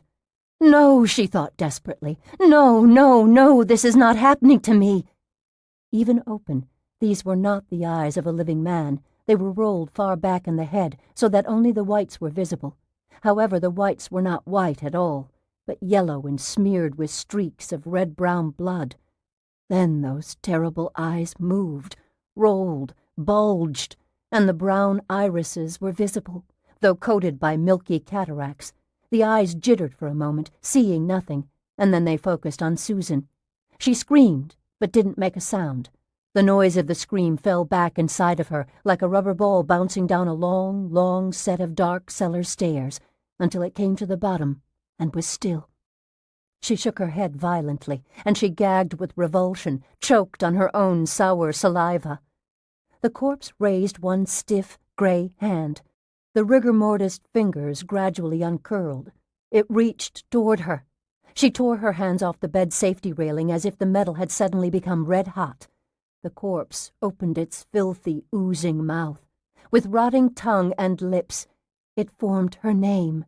Susan. She stumbled backwards one step. It isn't real. It isn't real. It isn't. Jerkily, as if animated by a sputtering electrical current, the dead man sat up in bed. "It's all in my mind," she told herself, trying very hard to talk herself down as McGee had advised. The dead man called her name again, and smiled. Susan swung away from the apparition and bolted for the door to the hall, her slippered feet slapping flatly against the tile floor. And I'm out of control, reached the door after what seemed like hours, grabbed the big handle, tugged on it, but the door, I've got to stop, get calm, seemed to weigh 1,000 tons, and she cursed her weakness, which was costing her precious seconds, and she heard a wet gurgling noise behind her. Imagination! And she grunted and put her back into the should-have-been simple task of opening the damned door, and finally she did drag it open. And I'm running from a mirage, plunged into the corridor, not daring to glance behind her to see if the corpse was in pursuit. Just a mirage. Then she staggered, nearly fell, turned left, weaved down the hall, unable to progress in a straight line. Her leg muscles afire, her knees and ankles melting more rapidly with each step she took, and she careened into the wall, put her hands against it, gasping, and shuffled forward, didn't think she could go on, then imagined the dead man's bitterly cold breath against the bare nape of her neck, and somehow she did go on. And she reached the main corridor, saw the nurse's station down by the elevators, tried to cry out, still couldn't produce a sound, and pushed away from the wall, hurrying as best she could along the dark green floor, beneath the pale yellow ceiling, hurrying toward the nurse's station, toward help, safety. Nurse Scolari and a chunky red-faced nurse named Beth Howe both did for Susan what she had been unable to do for herself.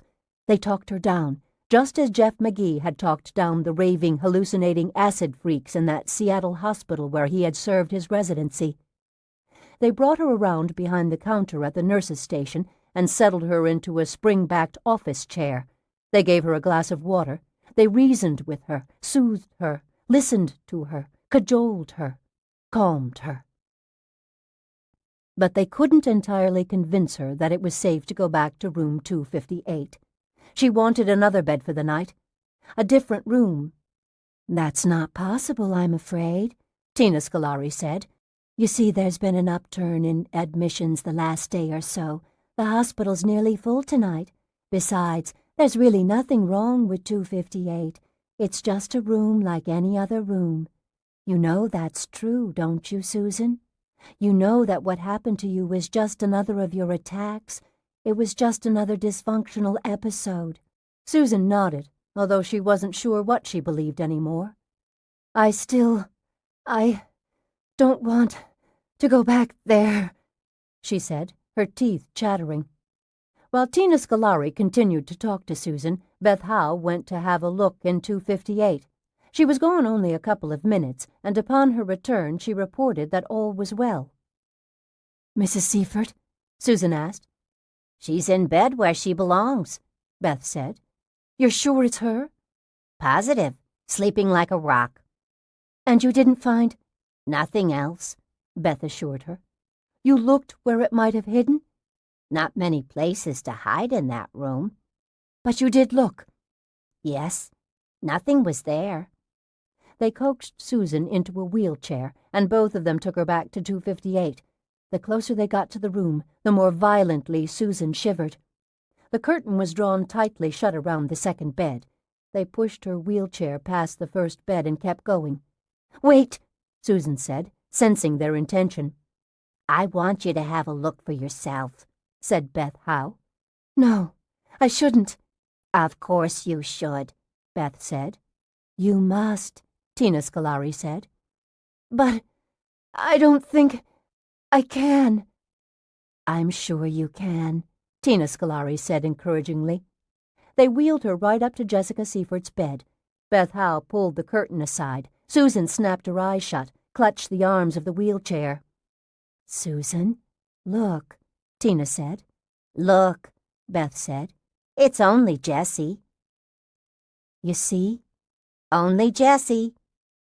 With her eyes closed, Susan could see the dead man, a man she had perhaps loved a long time ago, a man she now feared because the quick were meant to fear the dead, could see him on the inside of her eyelids as he sat up in the bed and smiled at her with soft lips that were like bursting pieces of spoiled fruit. The horror show behind her eyes was worse than what might lie in front of them, so she blinked. She looked.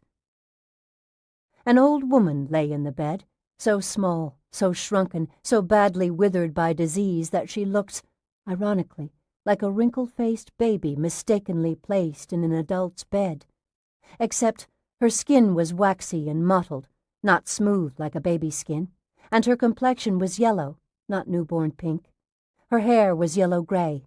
Her wrinkled mouth resembled a drawstring purse that had been pulled as tight as only a miser could pull it.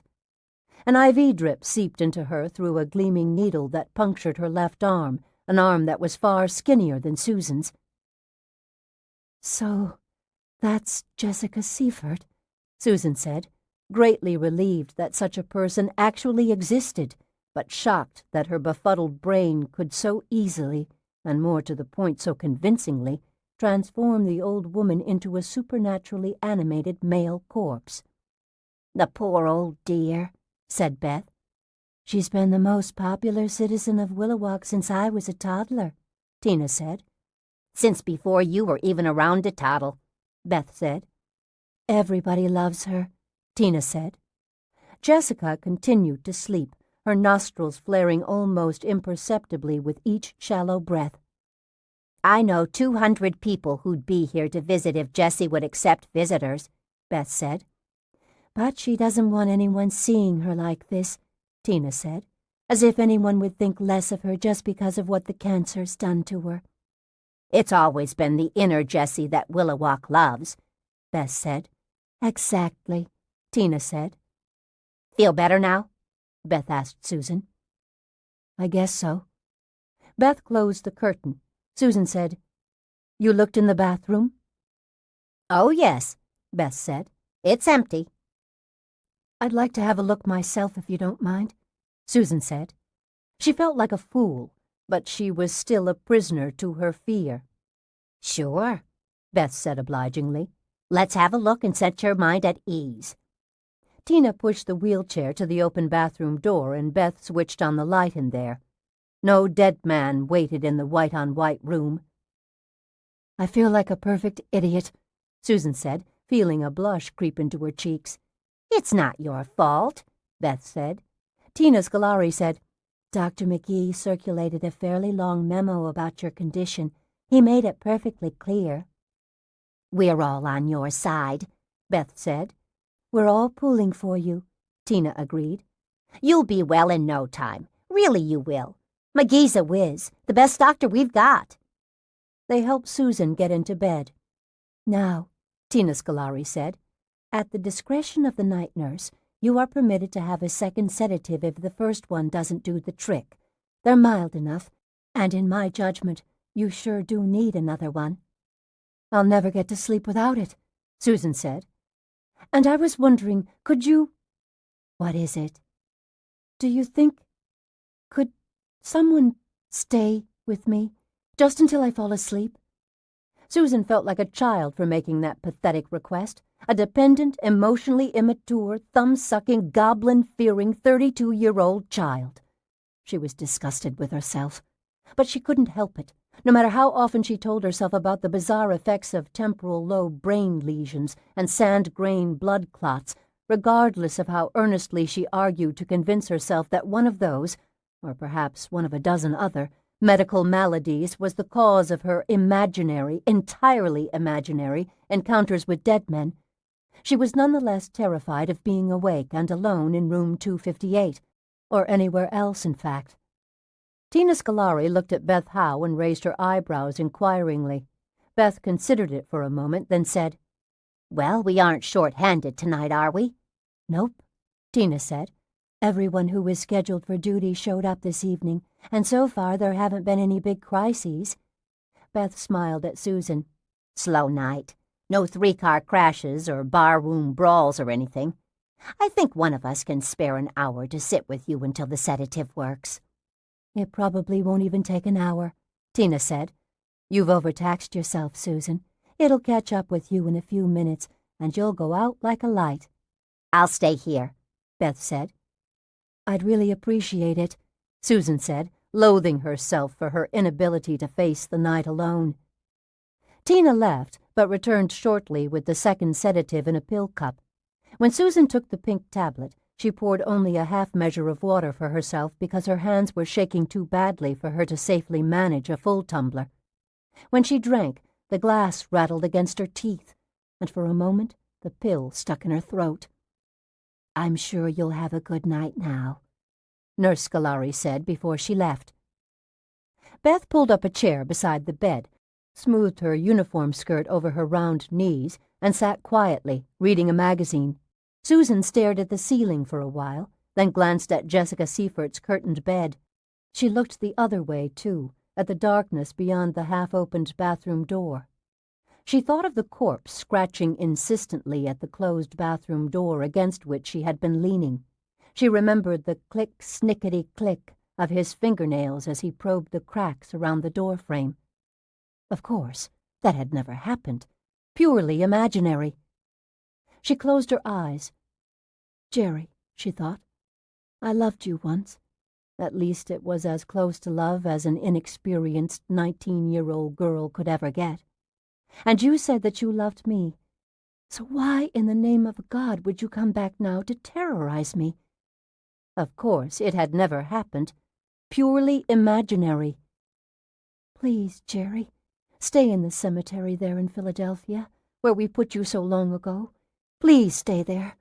Don't come back here again. Please stay there. Please.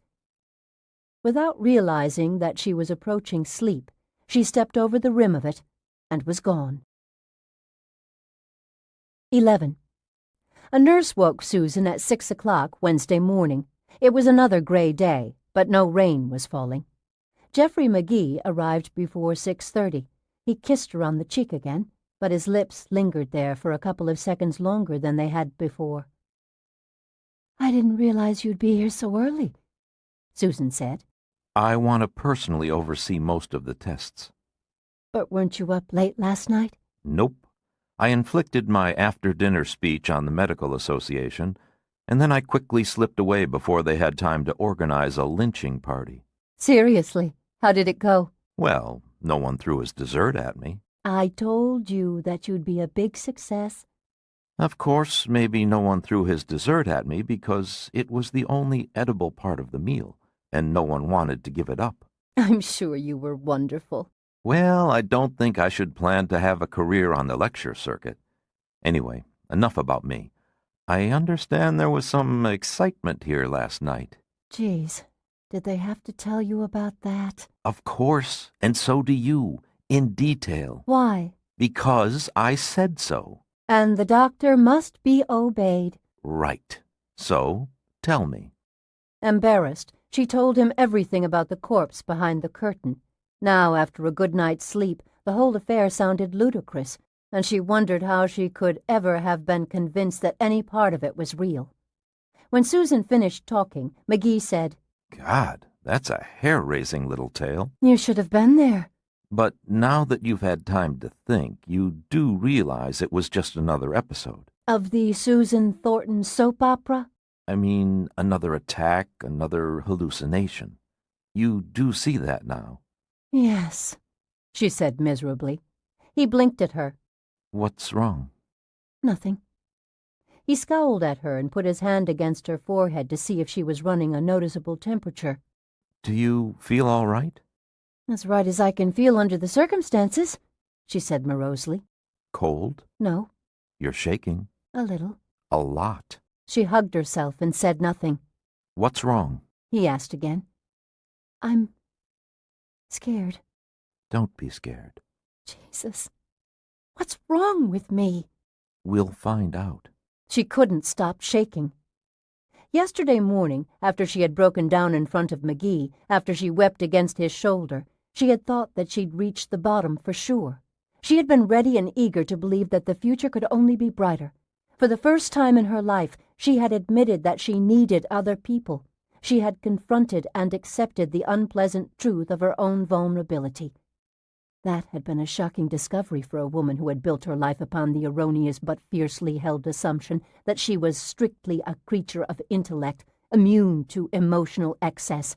But now she faced another realization that was even more shocking than the one whose impact she had already somehow absorbed.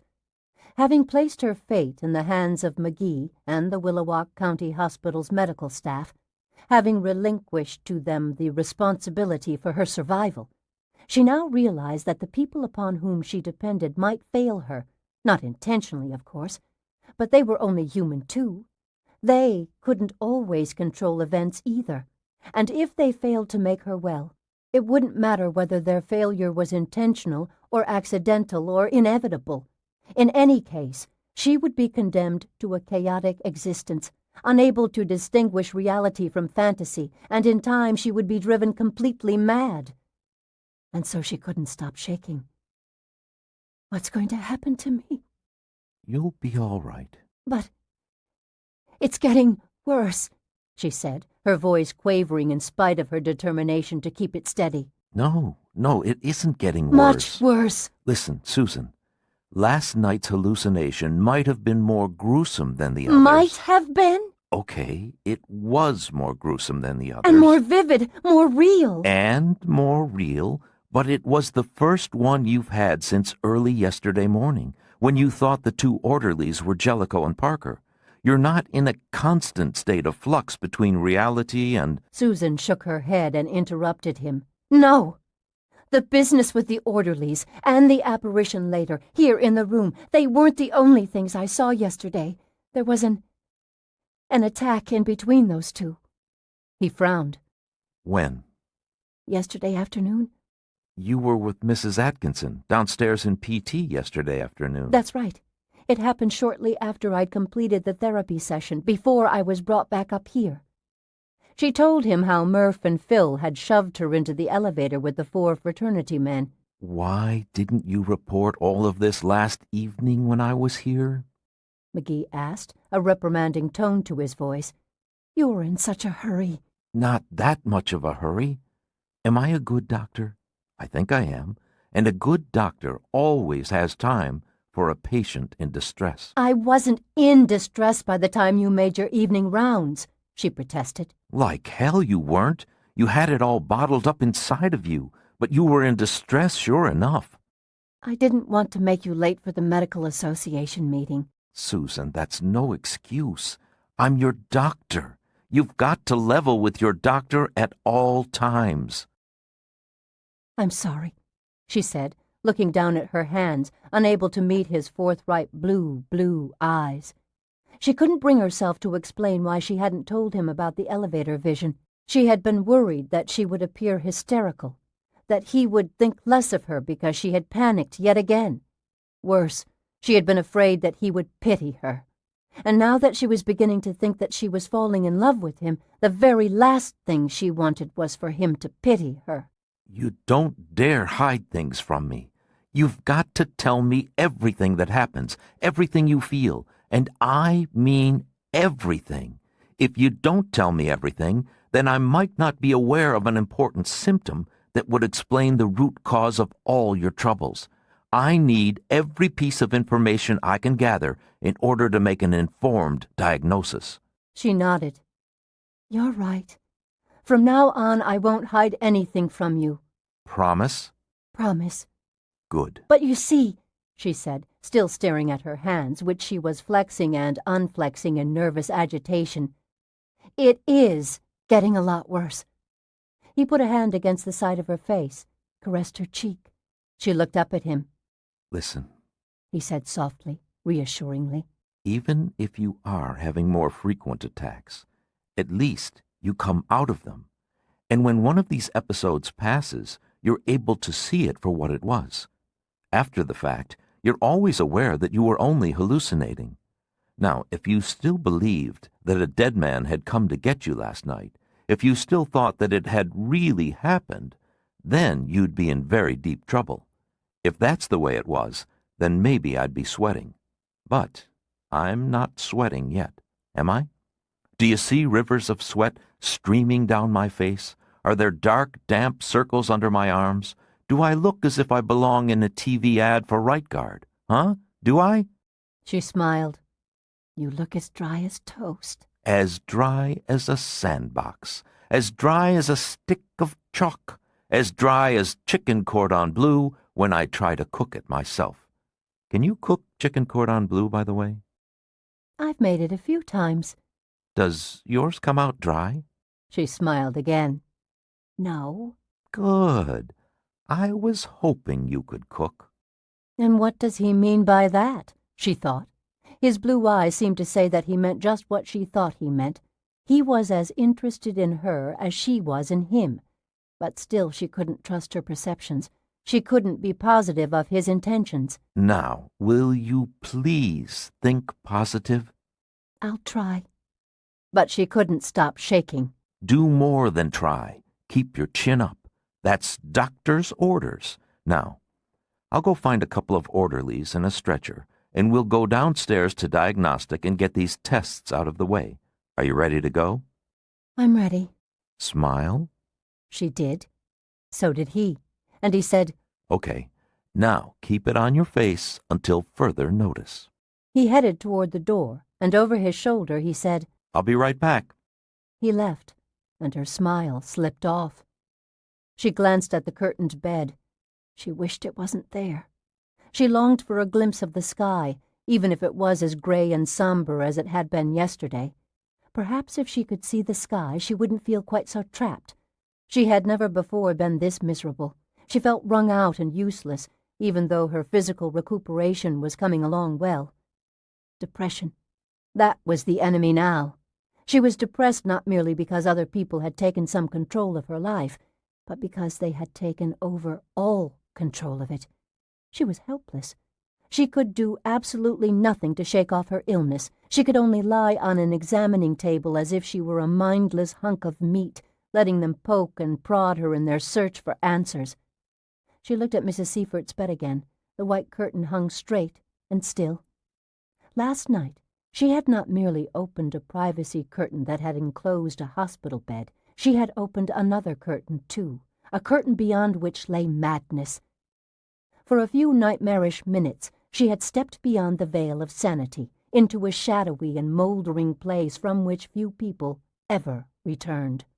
She wondered what would have happened if she hadn't run away from her hallucination last night. What would have happened if she had bravely and foolishly refused to back off from Jerry Stein's decomposing corpse? She was afraid she knew the answer. If she had held her ground, and if her long-dead lover had clambered out of his bed and had touched her, if he had embraced her, if he had pressed his rotting lips against her lips, stealing a warm kiss and giving her a cold one in return, she would have snapped. Real or not, hallucination or not, she would have snapped like a taut rubber band, and after that she would have been forever beyond repair. They would have found her curled up on the floor, gibbering and chuckling, lost far down inside herself, and they would have transferred her from Willowalk County Hospital to some quiet sanitarium, where she would have been assigned to a nice room with soft, quilted walls. She couldn't take much more of this, not even for McGee, not even for whatever future they might have together if she got well again. She was stretched taut. Please, God, she thought, let the tests reveal something. Let McGee find the problem. Please. The walls and ceiling were the same shade of robin's egg blue. Lying flat on her back on the wheeled stretcher, her head raised just a few inches by a firm little pillow, looking up, Susan almost felt as if she were suspended in the middle of a summer sky. Jeff McGee appeared beside her. We're going to start with an EEG. Electroencephalograph, she said. I never had one of those. Yes, you did, while you were in the coma. But of course you weren't aware of it. You wouldn't remember it. Now don't be afraid, it doesn't hurt at all. I know. It'll give us a look at the pattern of your brain waves. If you've got abnormal brain function of any kind, it's almost sure to show up on an EEG. Almost? It's not perfect. A nurse rolled the EEG machine out of the corner where it had been standing, and she positioned it beside Susan. This works best if you're relaxed. I'm relaxed. It won't be very reliable at all or easily interpreted if you're in an emotional turmoil. I'm relaxed. Let's see your hand. She lifted her right hand off the stretcher's 3-inch thick mattress. Hold it straight out in front of you, keeping the fingers together. Okay? Now, spread the fingers wide apart. He watched closely for a few seconds, then nodded with satisfaction. Good. You're not trying to fake me out. You are calmer. You aren't trembling anymore. As soon as they had brought her downstairs, Susan became relatively calm, for she felt that progress, however limited, was finally being made. After all, as a first-rate physicist, she could understand, appreciate, and approve of what was happening now. Tests, laboratories, the scientific method, a carefully planned search for answers conducted by eliminating possibilities until the solution stood alone, exposed. She was comfortable with that process and trusted it. She trusted Jeffrey McGee, too. She had a lot of faith in his medical abilities and confidence in his intellect. He would know what to look for, and, more importantly, he would know how to recognize it when he saw it. The tests would provide an answer, perhaps not quickly, but eventually. McGee was now taking the first tentative steps toward putting an end to her ordeal. She was sure of it. Calm as a clam, she said. Oyster. Why oyster? It seems to fit you better. Oh, you think I look more like an oyster than like a clam? No, pearls are found in oysters. She laughed. I'll bet you're a shameless come-on artist in a singles bar. I'm a shark. McGee attached 8 saline-coated electrodes to Susan's scalp, 4 on each side of her head. We'll take readings from both the left and the right side of the brain, then compare them. That'll be the first step in pinpointing the trauma. The nurse switched on the EEG apparatus. Keep your head just as you have it. Any sudden movement will interfere. She stared at the ceiling. McGee watched the green fluorescent screen of the EEG monitor, which was not in Susan's line of sight. Looks good, he said, sounding somewhat disappointed. No spikes, no flats. A nice steady pattern, all within normal parameters. Susan kept very still. Negative, he said, more to himself than to either her or the nurse. Susan heard him click a switch. Now I'm taking a look at the comparative readings. He was silent for a while. The nurse moved off to another corner, readying another piece of equipment either for Susan or for a patient who had not yet been brought into the room. After a while, McGee shut off the machine. Well? Susan asked. Nothing. Nothing at all? Well, The electroencephalograph is a useful device, but the data it provides isn't 100% definitive. Some patients with serious intracranial diseases have been known to exhibit normal patterns during an EEG, and some people with no demonstrable disease have abnormal EEGs. It's a helpful diagnostic tool, but it isn't where we stop. It's where we begin. Disappointed, but still certain that one or more of these tests would pinpoint her malady, Susan said, "What's next?" As McGee removed the electrodes from Susan's scalp, he said, "Well, radiology's right next door. I want new x-rays taken of your skull." "Sounds like fun." Oh, it's a genuine laugh riot. The radiology lab was an off-white room filled with lots of cumbersome, shiny black and white equipment that looked somewhat dated to Susan. Of course, she wasn't an expert on X-ray technology. Besides, she couldn't expect a hospital in rural Oregon to have all the very latest diagnostic tools. Though they might be a bit dated, Willowalk's machines looked more than adequate. The radiologist was a young man named Ken Piper. He developed the plates while they waited, then pinned the sheets of X-ray film to a pair of light boxes. He and McGee studied the pictures, murmuring to each other, pointing at shadows and areas of brightness on the film. Susan watched from the wheeled stretcher to which she had returned from the X-ray table.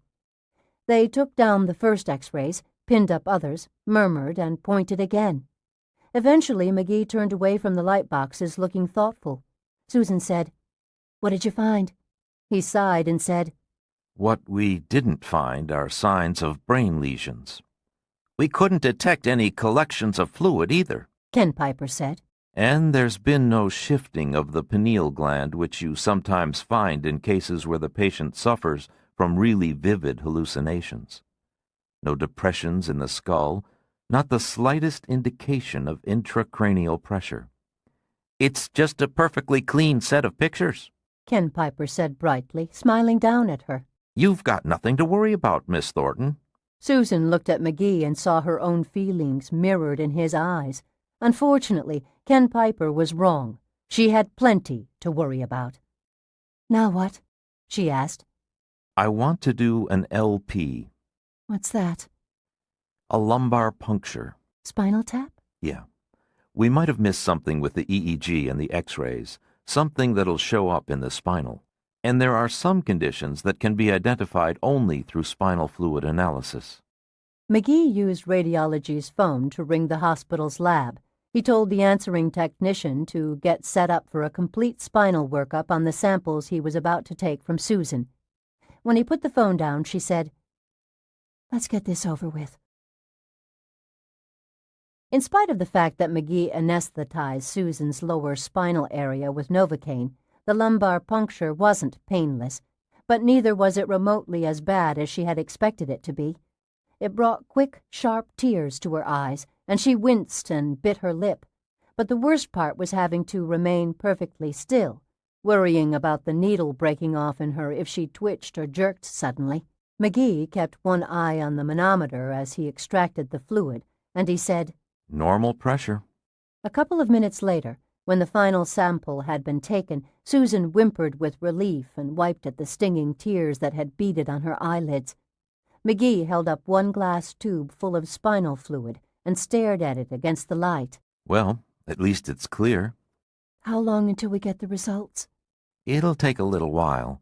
In the meantime, we've still got a few minor tests to run. Feel up to giving some blood? "Anything for the cause." Shortly before 10 o'clock, while McGee went to the lab to see how the spinal workup was coming along, Murph and Phil arrived in diagnostic to escort Susan back to room 258. Although she knew that yesterday's terror in the elevator had not been real, although she knew that the orderlies were innocent of the malicious behavior that she had attributed to them in her hallucinations, she felt somewhat ill at ease with them. Everyone's missed you up on the second floor, Phil told Susan as they wheeled her stretcher into the hall. Lots of glum faces up there. Murph said. "Oh, I'll bet," It's true. Phil said. The place seems so grim without you. Murph said. Like a dungeon. Phil said. Like a cemetery. Said Murph. Like a hospital," said Phil. "It is a hospital," she said, playing along with them in an effort to keep her spirits up as they approached the elevators. "You're absolutely right. Murph told her. It is a hospital, of course. Phil said. But with you around, fair lady, it seems warmer, brighter, like a resort hotel in some country where it's always sunny, someplace exciting, exotic, like Mesopotamia." They reached the elevators, and Susan held her breath. "Phil, I told you yesterday, there isn't a Mesopotamia anymore." One of them pushed the elevator call button. "Then where have I been going every winter, Murph? My travel agent always told me it was Mesopotamia." "I'm afraid you've got a crooked travel agent, Phil. You've probably been going to New Jersey." The elevator doors opened, and Susan stiffened, but there were no dead men waiting. "No, I'm sure I've never been to New Jersey, Murph." "Lucky for New Jersey, Phil." Damn it, I can't live like this, Susan thought grimly as they rolled her out of the elevator and into the second-floor corridor. I just can't go through life being suspicious and frightened of everyone I meet. I can't cope with this constant expectation that one horror or another will pop out at me from behind every door and from around every corner. How could anyone possibly get through an entire life that was like a continuous, exhausting ride through an especially nasty, gruesome carnival funhouse? Why would anyone want to get through such a life? Jessica Seifert was gone. The curtain was open. An orderly was stripping off the last of the soiled sheets and dropping them into a laundry cart. In answer to Susan's question, he said, "Mrs. Seifert took a turn for the worse. They had to rush her down to intensive care." "I'm sorry to hear that." "Well, everyone expected it, but it's still a shame. She's such a nice lady." Susan was sorry for Jessica Seifert, but she was also relieved that her roommate was gone. It was nice to be able to see the window, even though the day was gray and misty and teetering on the edge of another storm. 10 minutes after Susan had been delivered to her room by Phil and Murph, as she was sitting in bed, adjusting the covers around her, Mrs. Baker came in with a tray of food. "You missed breakfast this morning, and honey, you just can't afford to skip a single meal. You're not well padded like I am. I could afford to skip a whole week of meals." "I'm starved." "I don't doubt it for a minute," the nurse said, putting the tray down on the bed table. "How do you feel, kid?" "Like a pincushion," Susan said, aware of a dull pain in her back, a souvenir of the spinal tap. "Did Dr. McGee handle most things himself?" "Yes." "Then it could have been worse," Mrs. Baker said, removing the lid from the tray. "There are some around here who are not as gentle as McGee." "Yes, but I'm afraid he's going to be late to his office." "He doesn't have office hours Wednesday mornings," the nurse said. "Just 5 hours in the afternoon." "Oh, and by the way," Susan said, "I saw so little of you yesterday that I forgot to ask you how everything went on Monday night." Mrs. Baker blinked, and her forehead creased in perplexity. "Monday night?" "How was your date? You know, the bowling and the hamburger dinner?" For a couple of seconds, the nurse appeared to have no idea what Susan was talking about. Then her eyes suddenly brightened. "Oh, the date, of course, my jolly big lumberman." "The one with the shoulders to measure a doorway," Susan said, quoting what Mrs. Baker herself had said on Monday when describing her beau. "And those big, hard, gentle hands," the nurse said rather wistfully. Susan grinned. "That's better. I didn't think you could have forgotten him." "It was a night to remember." "I'm glad to hear it." A mischievous expression came over Mrs. Baker's face. She said, "We knocked down all the pins. And I don't just mean at the bowling alley either." Susan laughed. "Why, Mrs. Baker, you've got a randy streak in you wider than I'd have thought." The nurse's merry eyes gleamed behind her white-framed glasses. "Life's not very tasty if you don't add just a dash of spice now and then. Unfolding her paper napkin and tucking it into the collar of her pajamas, she had changed into her recently laundered blue pair after returning from downstairs.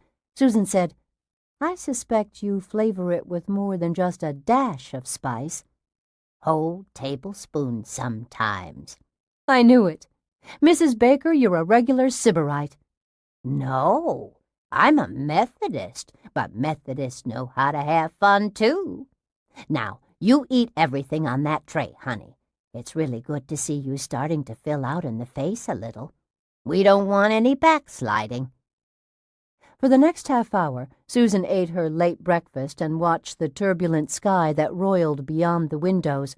Masses of clouds, painted a dozen shades of gray, raced from horizon to horizon. A few minutes after 11 o'clock, Jeff McGee came by. Sorry I've been so long. We had the lab results some time ago, but I've been up in the intensive care ward with Jessie Seifert. "How's she doing?" Fading fast. "That's a shame." Yeah, it's a shame she has to die, but since there wasn't anything we could do for her, I'm glad she's finally going downhill in a hurry.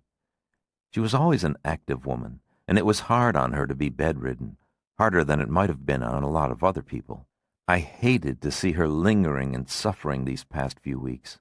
He shook his head sadly, then snapped his fingers as a thought struck him.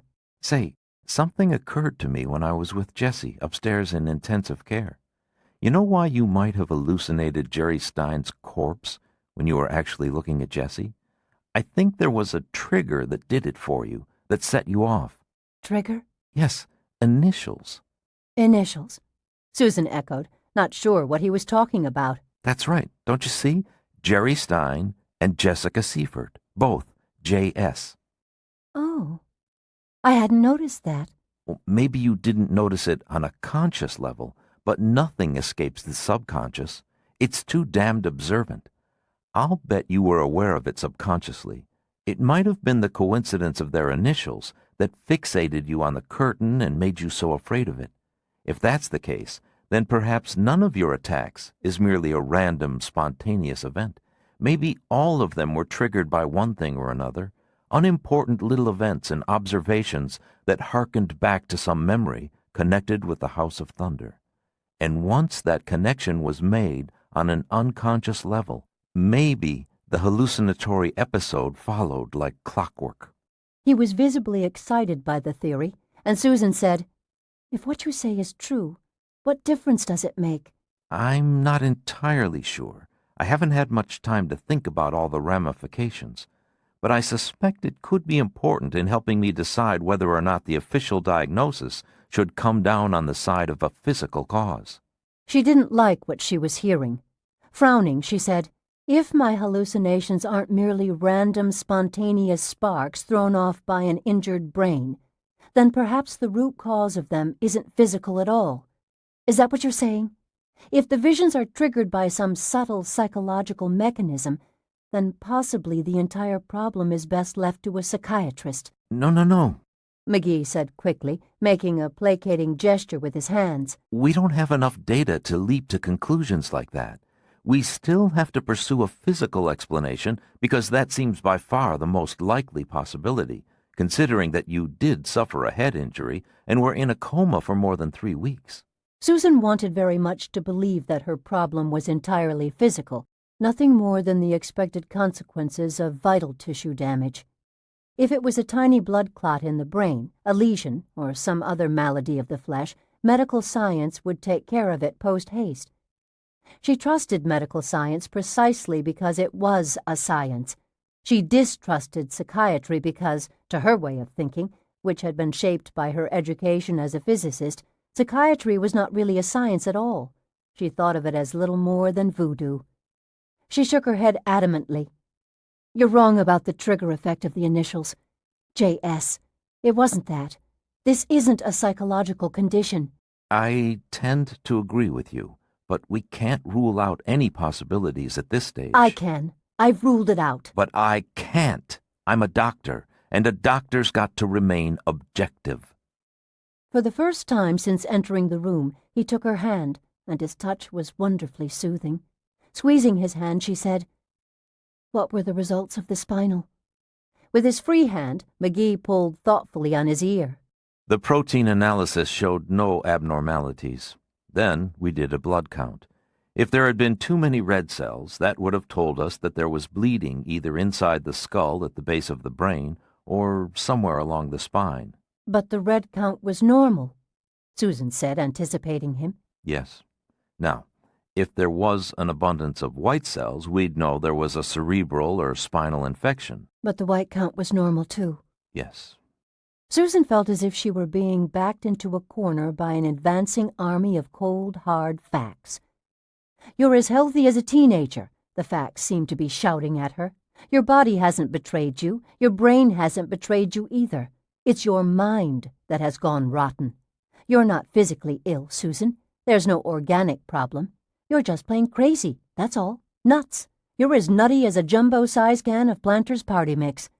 She tried very hard not to listen to those invidious inner voices, tried to tune out the increasingly loud chorus of self-doubt, self-loathing, and confusion. Plaintively, she said, "Didn't the spinal show anything out of the ordinary?" Not a thing. We even analyzed the sugar content of your spinal fluid. There are some diseases in which bacteria eat that particular sugar, so a low count would have set off alarms. But your spinal sugar is 2/3 the level of your blood sugar, and that's also normal. Sounds as if I'm a textbook example of a 32-year-old woman in perfect health, she said with heavy irony. McGee was clearly troubled by the difficulty he was having in pinpointing her illness. No, something is wrong somewhere. What? I don't know. That's not terribly reassuring. We'll just keep looking. I have a feeling I'm going to be here a long time. No, we'll find it soon. We have to. But how? Well, first of all, I'm taking the EEG printouts, the X-rays, and all the lab data home with me. I'm going to go over everything one more time, with a magnifying glass if I have to. Maybe we didn't look carefully this morning. Maybe the answer was there, and we just failed to spot it.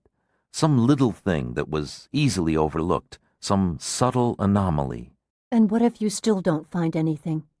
He hesitated, and he looked worried as he finally said, Well, then there's another test we can run. "Tell me." It's not a simple procedure. I could figure that much just by taking a look at your face. A cerebral angiogram. It's a diagnostic technique that we usually reserve for functionally impaired stroke victims who've got to undergo brain surgery for clot removal or for the repair of a hemorrhaged blood vessel. What's it entail? We'd inject a radiopaque substance into your bloodstream, into an artery between the heart and the brain, which means in the neck, and that isn't pleasant. I guess not. There's pain involved. Susan put one hand to the side of her neck and rubbed the tender flesh uneasily. And the procedure isn't entirely risk-free. A small percentage of patients suffer complications leading to death subsequent to an angiogram. Notice that I didn't say it was a tiny percentage or an infinitesimal percentage.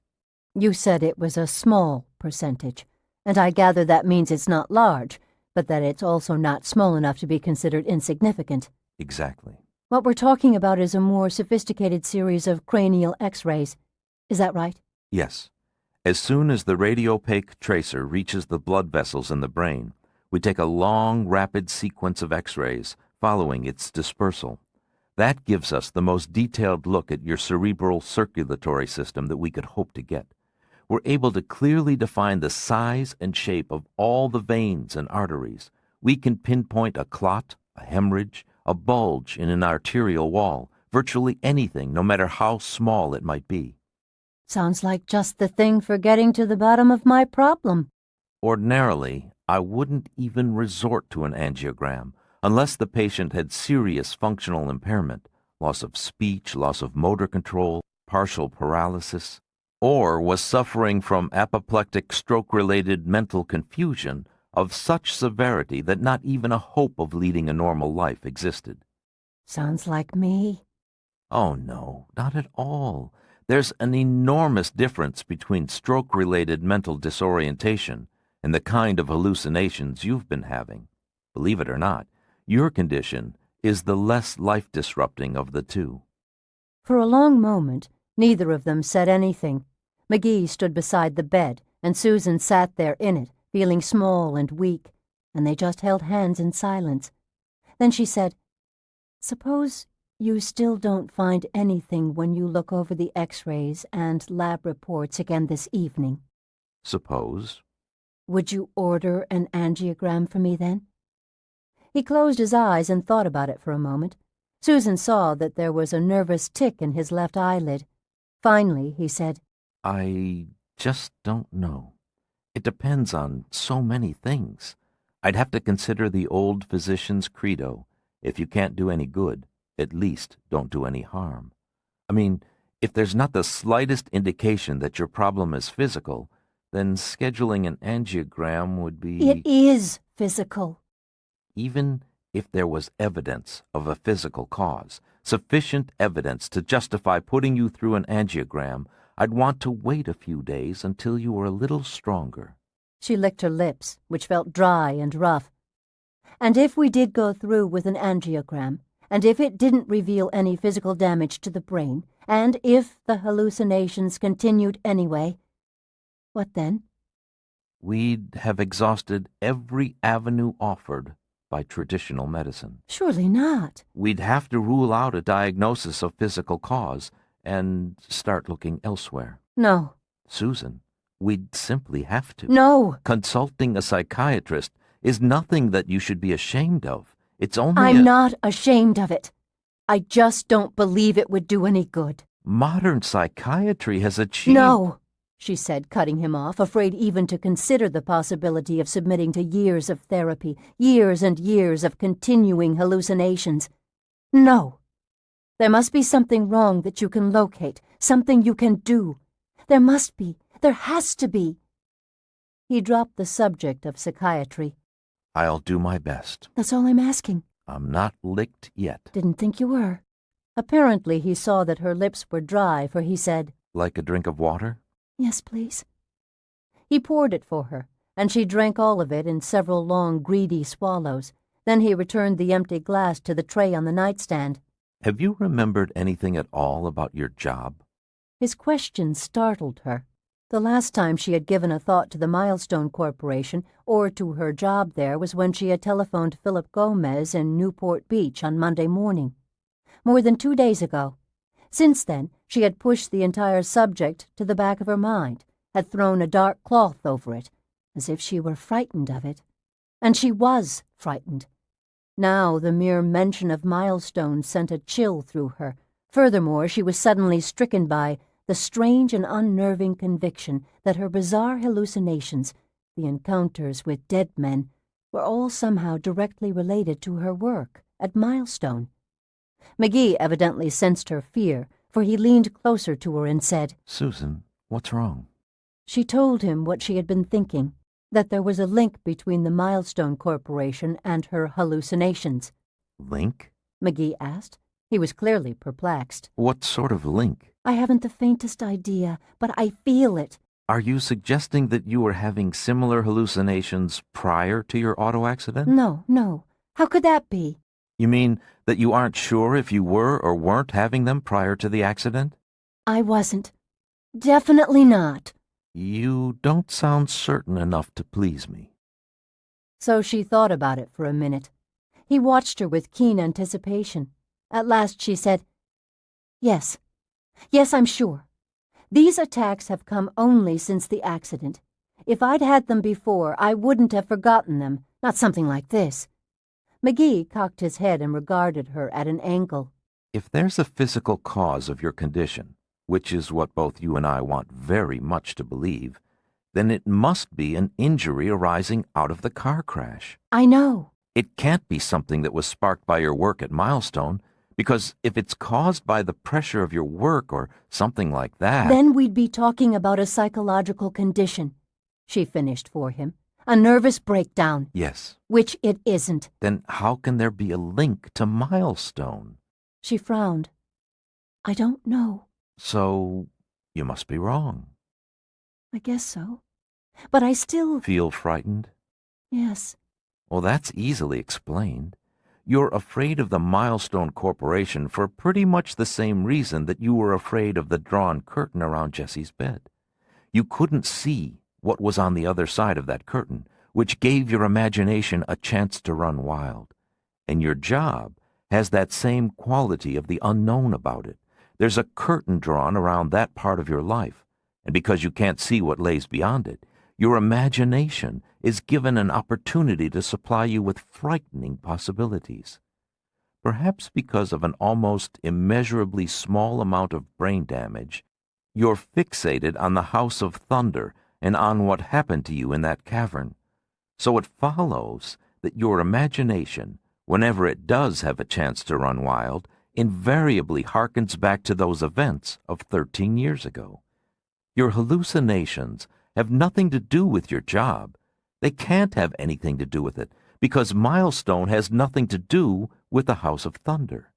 You're just trying to tie them all together because, well, that's what it means to be psychologically obsessed with a single event in your life. Do you understand? Yes. Yet the Milestone Corporation still frightens you. Every time you mention the name, a cold wave passes through me, she admitted. She could see goosebumps on her arm where the sleeve of her pajamas had slid back. McGee had been leaning against the bed all this time. Now he boosted himself up and sat on the edge of it, still holding her hand. I know it scares you, he said sympathetically. Your hand is freezing. It wasn't cold at all when I first took hold of it, but the moment we started talking about your job, it just turned to ice. You see? Yes, but those cold waves, those feelings of suspicion directed toward Milestone, all of those things are just facets of your obsession. This fear is like a miniature episode, a very small version of the kind of attack in which you thought you saw Jerry Stein's corpse. You have no logical reason to be afraid of Milestone or of anyone who works there. She nodded, dismayed by the ever-complicating nature of her condition.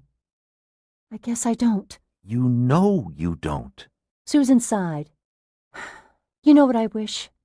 I wish there were such things as ghosts. I wish this were a case of dead men returning from the grave to take revenge on me, like something out of one of those EC horror comics. I mean, geez, how much easier it would be to deal with that. No spinal taps, no angiograms, no sharply clawed little self-doubts tearing me apart from inside. All I'd have to do is call up a priest and ask him, please, to come over here and chase these nasty demonic spirits all the way back to hell where they belong. McGee frowned at her, and there was a troubled expression in his eyes when he said, Hey, I don't think I like to hear you talking that way. Oh, don't worry, Susan quickly assured him. I'm not going to go mystical on you. I'm perfectly aware that there ain't no such things as ghosts. Besides, if there were ghosts, and if that's what these things were that have been bothering me lately, then they'd be transparent, wouldn't they? Or they'd look like a bunch of bed sheets with eye holes cut out of them. That's a ghost. They wouldn't be warm-skinned and solid like the things I've been running into and away from lately. She smiled at him. Hey, I know why you're so worried all of a sudden. You're afraid that if it did turn out to be ghosts, then I wouldn't need you anymore. Doctors don't perform exorcisms, right? He smiled, too. Right. You're afraid that I'd cast you aside, just throw you over in favor of some priest with a prayer book in one hand and a golden crucifix in the other. Would you do that to me? Never. For heaven's sake, too many things could go wrong if I relied on a priest. Like, what if I entrusted myself to a priest who'd lost his faith? Or what if I went to a Catholic priest for help, and then the ghosts all turned out to be Protestants? What good would an exorcism do me then? She was certain that McGee hadn't been conned by her forced good humor. He knew that she was still depressed and scared. But he played along with her anyway, for he apparently sensed, as she had done, that she dwelt on her problems far too much this morning, and that chewing them over any longer would be harmful to her. She needed a change of subject, needed to kid around for a while, and McGee obliged. Well, as I understand it, the exorcism is supposed to work regardless of the spirit's religious affiliation in any prior life it might have lived. After all, what kind of mess would the supernatural world be in if it had to take logic into account? I mean, if Catholic exorcisms didn't work against Protestant ghosts, then a crucifix wouldn't repel a Jewish vampire. In that case, how would you repel a Jewish vampire? You'd probably have to brandish a mezuzah at him instead of a crucifix. Or maybe you could just offer him a ham dinner. That would only repel him if he was a devout, practicing Jewish vampire. And then, what about Muslim vampires? See? It's all too complicated. I can't possibly fire you and hire a priest. Ah, it's so nice to know I'm needed. Oh, you're definitely needed, she assured him. I need you. I do need you. She heard her voice change abruptly as she was speaking, heard the bantering tone evaporate in the intense heat of her true feelings for him. There's no doubt about that. She was as startled by her own boldness as McGee appeared to be, but she couldn't stop herself. She could only plunge ahead recklessly, speaking too fast, in too much of a rush to express what had been on her mind and in her heart for the past day or two. I need you, Jeff McGee. And if you want me to, I'll sit here all day, saying it over and over again until my voice wears out. He stared at her, his beautiful blue eyes a darker and more intense blue than she had ever seen them before. She tried to read those eyes, but she couldn't tell a thing about the thoughts behind them. As she waited for him to respond to her, Susan wondered if she had done something stupid. Had she misinterpreted his treatment of her and his reactions to her during the past few days? Where she had thought she'd seen romantic interest, was there really only doctorly concern? If she had mistaken his usual bedside manner for special interest, the next few minutes were going to be among the most socially awkward in her life. She wished desperately that she could call back the words she had spoken, roll back the clock just 1 minute. Then McGee kissed her. It was not like any of the kisses that he had planted on her cheek or on the corner of her mouth during the past couple of days. There was nothing chaste or timid about it this time. He kissed her full upon the lips, tenderly yet forcefully, both giving and taking, seeking and demanding. She responded to him with an instancy and with a heat that were not at all like her. This time there was no trace of the ice maiden in her, nothing whatsoever held in reserve, no part of her that stopped to think about keeping control of the situation and of the relationship that might follow.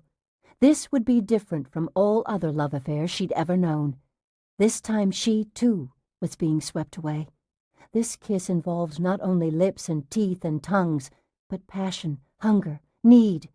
He put his hands on her face, one on each side of her face, holding her gently but firmly, as if he was afraid that she would reconsider her commitment and would pull back from him, as if he could not bear the thought of her doing so. When at last the kiss ended, and they drew apart a few inches to look at each other, to decide how the kiss had changed them, Susan saw a mixture of emotions in McGee's face: happiness, surprise, awe, confusion, embarrassment, and more. His breathing was fast. Hers was faster. For a moment she thought she saw something else in his eyes, too, something darker. For only a second or two she thought she saw fear in his eyes, just a flicker of it, a fluttering bat-wing apprehension. Fear?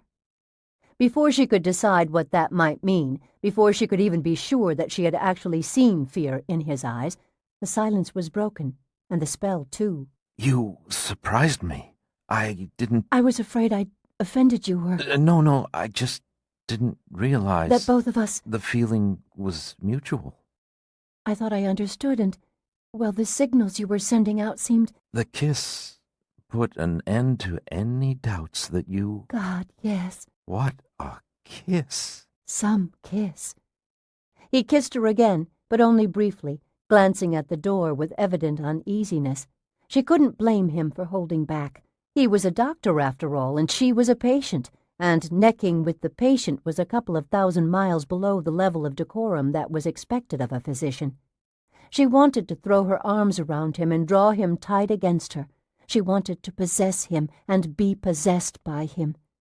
But she knew this was neither the right time nor the right place, and she let him draw back from her. She said, How long have you... I don't know. Maybe even before you came out of the coma. Before that? Loved me? You were so beautiful. But you didn't even know me then. So it probably really wasn't love at that point, but something. Even then, I felt something. I'm glad. And after you came out of the coma... You found out what a charmer I am, and you were hooked. He smiled. Exactly. And I found out that you had what Mrs. Baker calls moxie. I like a woman with moxie. For a few seconds they were silent again, just staring at each other. Then she said, "Can it really happen this fast?" It has. There's so much to talk about. A million things. A billion. I hardly know a thing about your background. It's shady. I want to know everything there is to know about you, she said, holding one of his hands in both of hers. Everything. But I guess here, in this place... It's too awkward here. Yes. It's hardly the right place for new lovers to become better acquainted with each other. I think we ought to keep our relationship on a strictly doctor-patient basis, as long as you've got to be here. Later, when you're feeling better, when you've been discharged, and our time together isn't so public. That's probably wise, she said, although she wanted to touch him, and to be touched by him in ways that doctors and patients didn't touch each other. But does it have to be strictly doctor-patient? Can't we bend a little? Can't you at least kiss me on the cheek now and then? Jeff smiled and pretended to think hard about it. Well, let's see now. So far as I remember, the Hippocratic Oath doesn't contain any admonishment against kissing patients on the cheek. So how about right now? He kissed her on the cheek. Seriously, I think the most important thing now is for both of us to concentrate our energies on getting you well.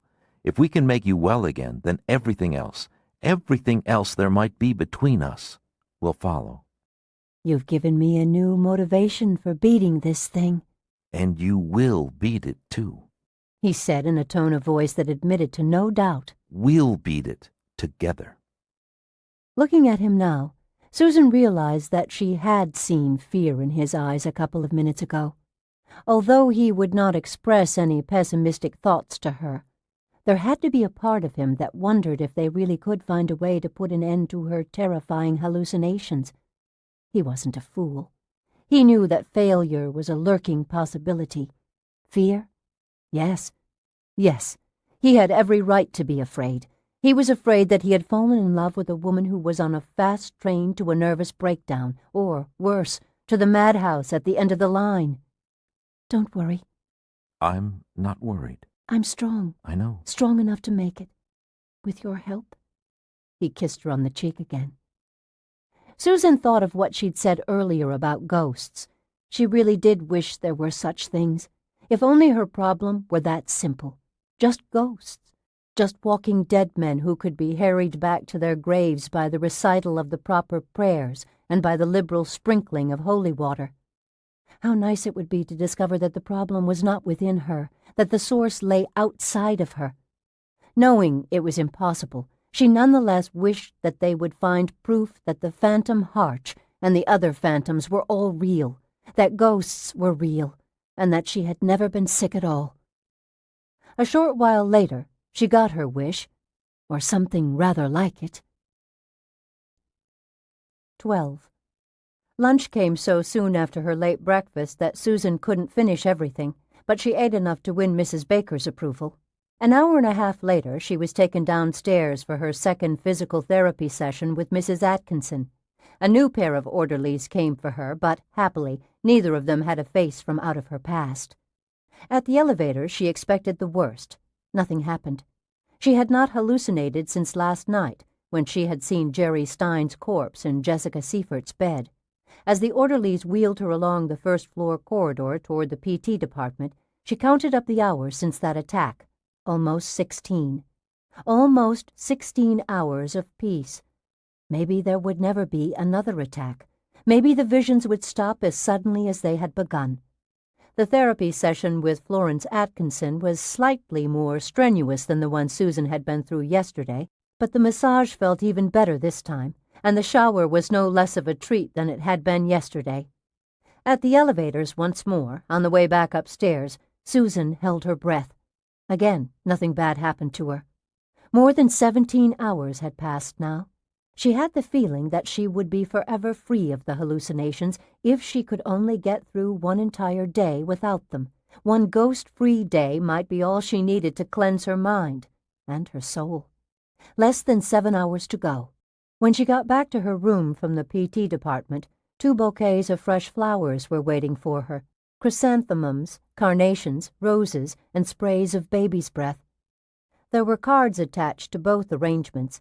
The first card urged her to get well soon and was signed, "As ever, Phil Gomez." The second one said, "We all miss you here at the slave pit." It was signed by a number of people. Susan recognized some of their names, but only because Phil Gomez had mentioned them on the telephone Monday morning. She stared at the list. Ella Haversby, Eddie Gilroy, Anson Breckenridge, Tom Kavinsky, 9 names altogether. She couldn't summon up a face to go with any one of them. As on every other occasion when the Milestone Corporation had come to mind, the mere thought of it was sufficient to send a chill through her.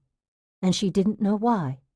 She was determined to keep a positive attitude and let nothing disturb her, so she turned her mind away from Milestone. At least the flowers were pretty. She could enjoy them without thinking about where they had come from.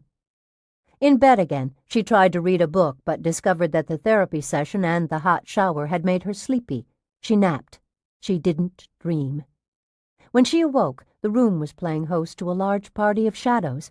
Outside, the sun had just crested the mountains. Although true sunset was still some time away, the cloud-darkened day was already slouching toward evening. She yawned, sat up, wiped at her matted eyes with the back of one hand. The second bed was still empty. According to the nightstand clock, it was 4:30, now 19 hours since her most recent attack. She wondered if the blossoming of her relationship with Jeff McGee was responsible for keeping the ghosts at bay. Having someone to love and being loved. That couldn't hurt. She hadn't wanted to believe that her problem was psychological, but now it looked as if her troubles might be behind her. She was more willing to consider psychological explanations. Perhaps Jeff's love was all the medicine she had needed. She got out of bed, stepped into her slippers, and made her way to the bathroom, snapped on the light. Jerry Stein's decapitated head was resting on the closed commode seat. Susan stood on the white ceramic tiles, in the harsh white fluorescent light, her face equally as white as anything in the snow-white bathroom. She didn't want to believe her eyes. It's not real. The head was in the same terrible state of decomposition that it had been in last night, when Jerry had risen out of Jessica Seifert's bed, moaning Susan's name through lips that glistened with corruption. The skin was still gray and gray-green. Both corners of the mouth were clotted with thick suppuration, hideous blisters on the upper lip, and around the swollen nose, dark, bubbled spots of decay at the corners of the eyes open, wide, bulging from their sockets. They were opaque, sheathed in pearly cataracts, as they had been last night, and the whites of them were badly discolored, yellowish and streaked with blood. But at least these were unseeing eyes, as the eyes of a dead man ought to be, inanimate, blind. The head had been severed from the rest of the corpse with savage glee. A ragged mantle of flesh lay like a rumpled, frilly collar at the termination of the neck. Something small and bright lay twisted in a fold of that gray neckskin, something that caught the light and gleamed. A pendant, a religious pendant. It was the small gold-plated mezuzah that Jerry Stein had always worn. "It's not real. It's not real. It's not real." That 3-word charm seemed even less effective than usual. If anything, the grisly head became more vivid, more real, the longer that she stared at it. Rigid with horror, yet determined to dispel the vision, Susan shuffled one step closer to the commode. The dead eyes stared through her, unaware of her, fixed on something in another world. It isn't real. She reached out to touch the gray face, hesitated. What if the face came alive just as she put her hand against it? What if those graveyard eyes rolled and focused on her? What if that gaping, ruined mouth suddenly snapped at her, bit her fingers, and wouldn't let go? What if— "Stop it!" she told herself angrily. She heard a strange wheezing noise and realized that it was the sound of her own labored breathing. "Relax," she said to herself. "Damn it, Susan Kathleen Thornton, you're too old to believe in this nonsense." But the head didn't fade away like a mirage. Finally, she pushed her trembling hand forward through the air that seemed as thick and resistant as water. She touched the dead man's cheek. It felt solid. It felt real, cold and greasy. She jerked her hand back, shuddering and gagging. The cataract-sheathed eyes didn't move. Susan looked at the fingertips with which she had touched the head, and she saw that they were wet with silvery slime, the scum of decomposition. Sickened almost to the point of vomiting, Susan frantically wiped her sticky fingers on one leg of her blue pajamas, and she saw that the disgusting slime was staining the fabric. "It isn't real, it isn't real, isn't."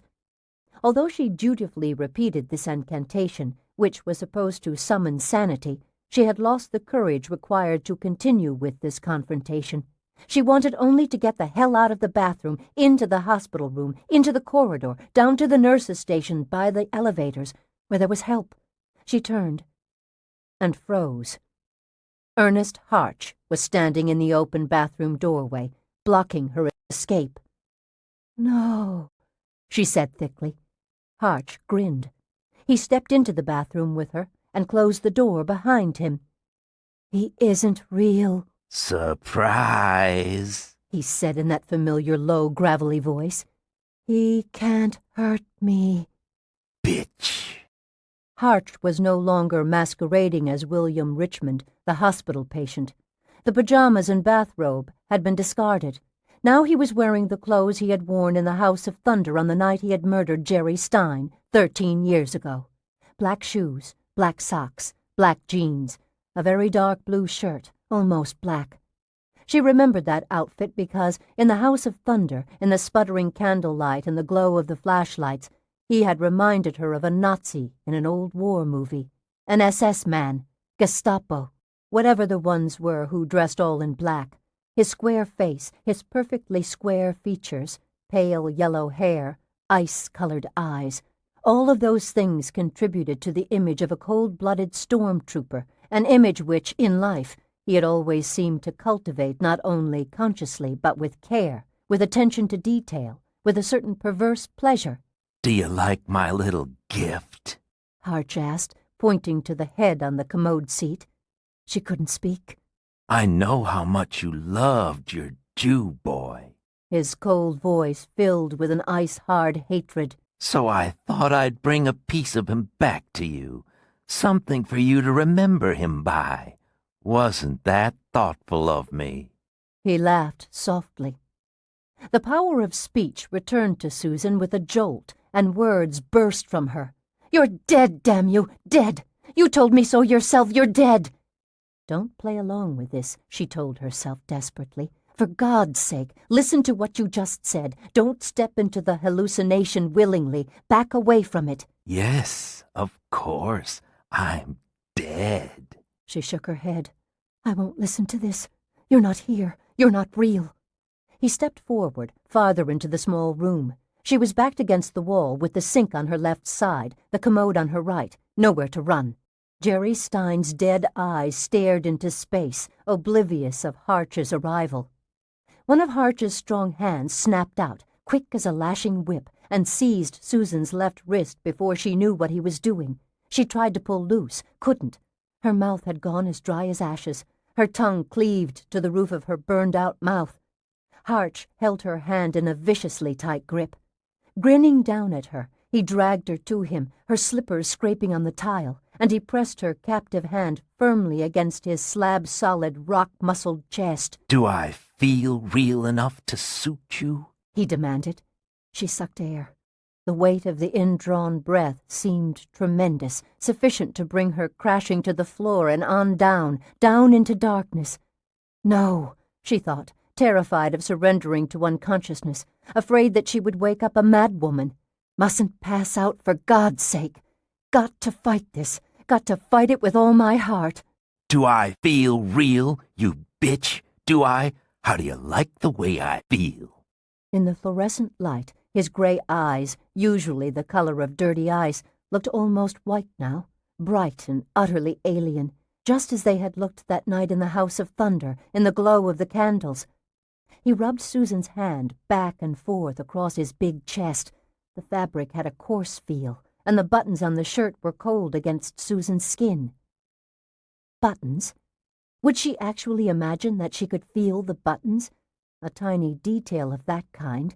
In a vision? Would hallucinatory images be this vivid, this concrete, this thoroughly detailed? Now do you think I'm here? Harch asked, grinning broadly but mirthlessly. Somehow she found the strength to speak and to deny him one more time. Her dry tongue peeled off the powdery roof of her mouth with a sound she could almost hear, and she said, "No, not here. Not here. No. You aren't real. What a complete bitch. You can't hurt me." We'll see about that, you little bitch. Oh, yeah, we'll sure see about that. Still gripping her left hand, he slid it over his chest, up to his shoulder, down his arm, made her feel his hard, flexed biceps. Again she tried to pull loose, and again she failed. He was hurting her. His hand was like a steel pincer clenched around her fragile wrist. He moved her captive hand back to his chest, then down to his flat, muscular belly. Am I real? Huh? What do you think? What's your considered opinion, Susan? Am I real? Susan felt something crumbling inside her. Hope. Or maybe the last vestiges of her self-control, or both. It's only a vision, a sick fantasy generated by a damaged brain. Just an evil vision. Just a vision. It'll be over soon, very soon. After all, how long can a vision last? She thought of a frightening answer to her own question. It could last forever. It could last for the rest of her life, until she drew her last breath in some padded room. Why not? Harch forced her hand onto his crotch. He was very aroused. Even through his jeans, she could feel the great heat of him, the stiff, thick, pulsing shape of his maleness. But he's dead. Feel that? He demanded lasciviously with a little laugh, a sneer. Is that real? In the dark turmoil that whirled within her, a mad hilarity began to rise like a feeding shark in a night sea, streaking up toward the precious fragments of her sanity that still bobbled on the surface. Friday night, I'll shove this old poker right into you. You know what Friday night is? 10th anniversary of my untimely demise. 10 years ago Friday, that nigger shoved a knife in my throat. So this Friday, I'll shove my poker all the way up into you, and then I'll use a knife on you. A high, silvery giggle tinkled deep within her, and she knew that she dared not let it escape. It was the whooping, bell-clear, sickly sweet laughter of madness. If she gave voice to it just once, there would never be an end to it. She would pass the years in a corner, cackling to herself. Harsh let go of her hand. She snatched it away from his crotch. He slammed her back against the wall, jarring her bones, pressed his body against hers, ground his hips against her, and grinned. She tried to squirm free of him. She was pinned by his weight, trapped. Should have banged that pretty little ass of yours 13 years ago. Nice little gangbang, right there in the goddamned cave. Then we should have slit your throat and dumped you into a sinkhole with the Jew boy. He's not real. He can't hurt me. He's not. No, it wasn't doing a bit of good to chant that stupid litany. He was real, all right. He was here, and of course, that was impossible. He was real. He was here. He could hurt her, and he would hurt her. She gave up the struggle to control the situation. She threw her head back and screamed. Harsh leaned away from her, taking his weight off her. He tilted his head, watching her with unconcealed amusement. He was enjoying this. as if her screams were music to him. No one came to find out why she was screaming. Where were the nurses, the orderlies, the doctors? Why couldn't they hear her? Even with the bathroom door shut, they should be able to hear her screaming. Harch bent toward her, bringing his face close to hers. His gray eyes were shining like a wild animal's eyes in the beams of a car's headlights. "Give me a little sample of what I'm going to get from you Friday night," he said in a sandpapery, wheedling voice. "Just a kiss. Give me a nice little kiss, huh? Give your old Uncle Ernie a little kiss." Whether or not this was really happening to her, she could not surrender entirely. She couldn't bring herself to kiss him, even if it was all a dream. She twisted her head violently to one side, avoiding his lips, then to the other side, as he pursued her mouth with his own.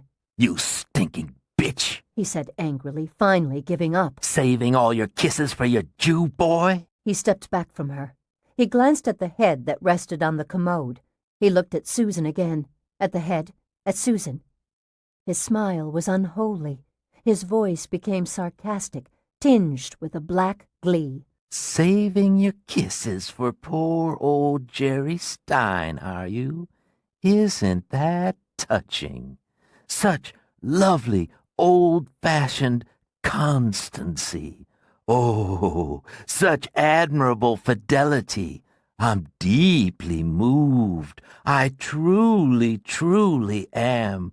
Oh, yes, by all means, you must give your virgin kisses only to Jerry." Harch turned theatrically toward the moldering head, which was facing partly away from Susan. No. He reached for the head. Susan thought of that rotting countenance and tasted bile in the back of her mouth.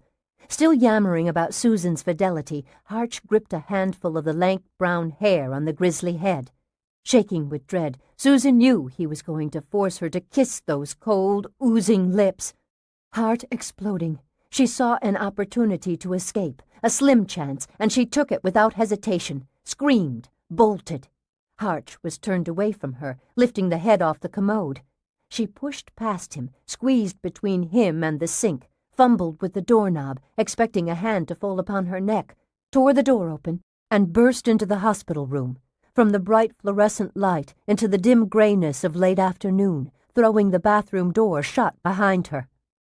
At first she headed for the bed, for the call button that would summon a nurse, but she realized she wouldn't be able to reach it before Harch was upon her. So she whirled the other way, her legs rubbery, almost buckling beneath her, and she stumbled toward the outer door, which was standing open, and beyond which lay the corridor. Screaming, she reached the doorway just as Mrs. Baker came in from the hall at a trot. They collided. Susan nearly fell. The nurse steadied her. "Honey, what's wrong?" "In the bathroom." "You're soaked with sweat." "In the bathroom." Mrs. Baker slipped a supportive arm around her. Susan sagged against the generously padded woman, welcoming her strength. "What's in the bathroom, kid?" "Him." "Who?" "That bastard." Susan shuddered. "Who?" Mrs. Baker asked again. "Harch." "Oh, no, no, no." "Yes." "Honey, you're only having a—" "He's there." "He isn't real." "He is." "Come on." "Where?" "Come with me." "Oh, no." "Come along." "Let's get out of here." "Come along with me." She half coaxed, half carried Susan back into the room. "But Jerry's head." "Jesus, you poor kid." "His decapitated head." "Nothing's really there." "It is." "This was a bad one, huh?" "He was going to make me kiss that thing." "Here, now." They were at the closed bathroom door. "What are you doing?" Susan asked, panicky. "Let's take a look." "For Christ's sake, what are you doing?" Mrs. Baker reached for the doorknob. "Just showing you there's nothing to be afraid of." Susan grabbed the woman's hand. "No!" "Nothing to be afraid of," the nurse repeated soothingly. "If it was just an hallucination." "It was." "Then would I have been able to feel the goddamn buttons on his goddamn shirt?" "Susan." "And would his disgusting erection have felt so big, so hot, so real?" Mrs. Baker looked baffled. I'm not making sense to her, Susan thought. To her, I sound and look like a babbling lunatic. For that matter, am I making any sense to me? Suddenly she felt foolish, defeated. Have a look, Susan. Please don't do this to me. It's for your own good. Please don't. You'll see it's okay. Whimpering now. Please. Mrs. Baker started to open the door. Susan snapped her eyes shut. Look, Susan.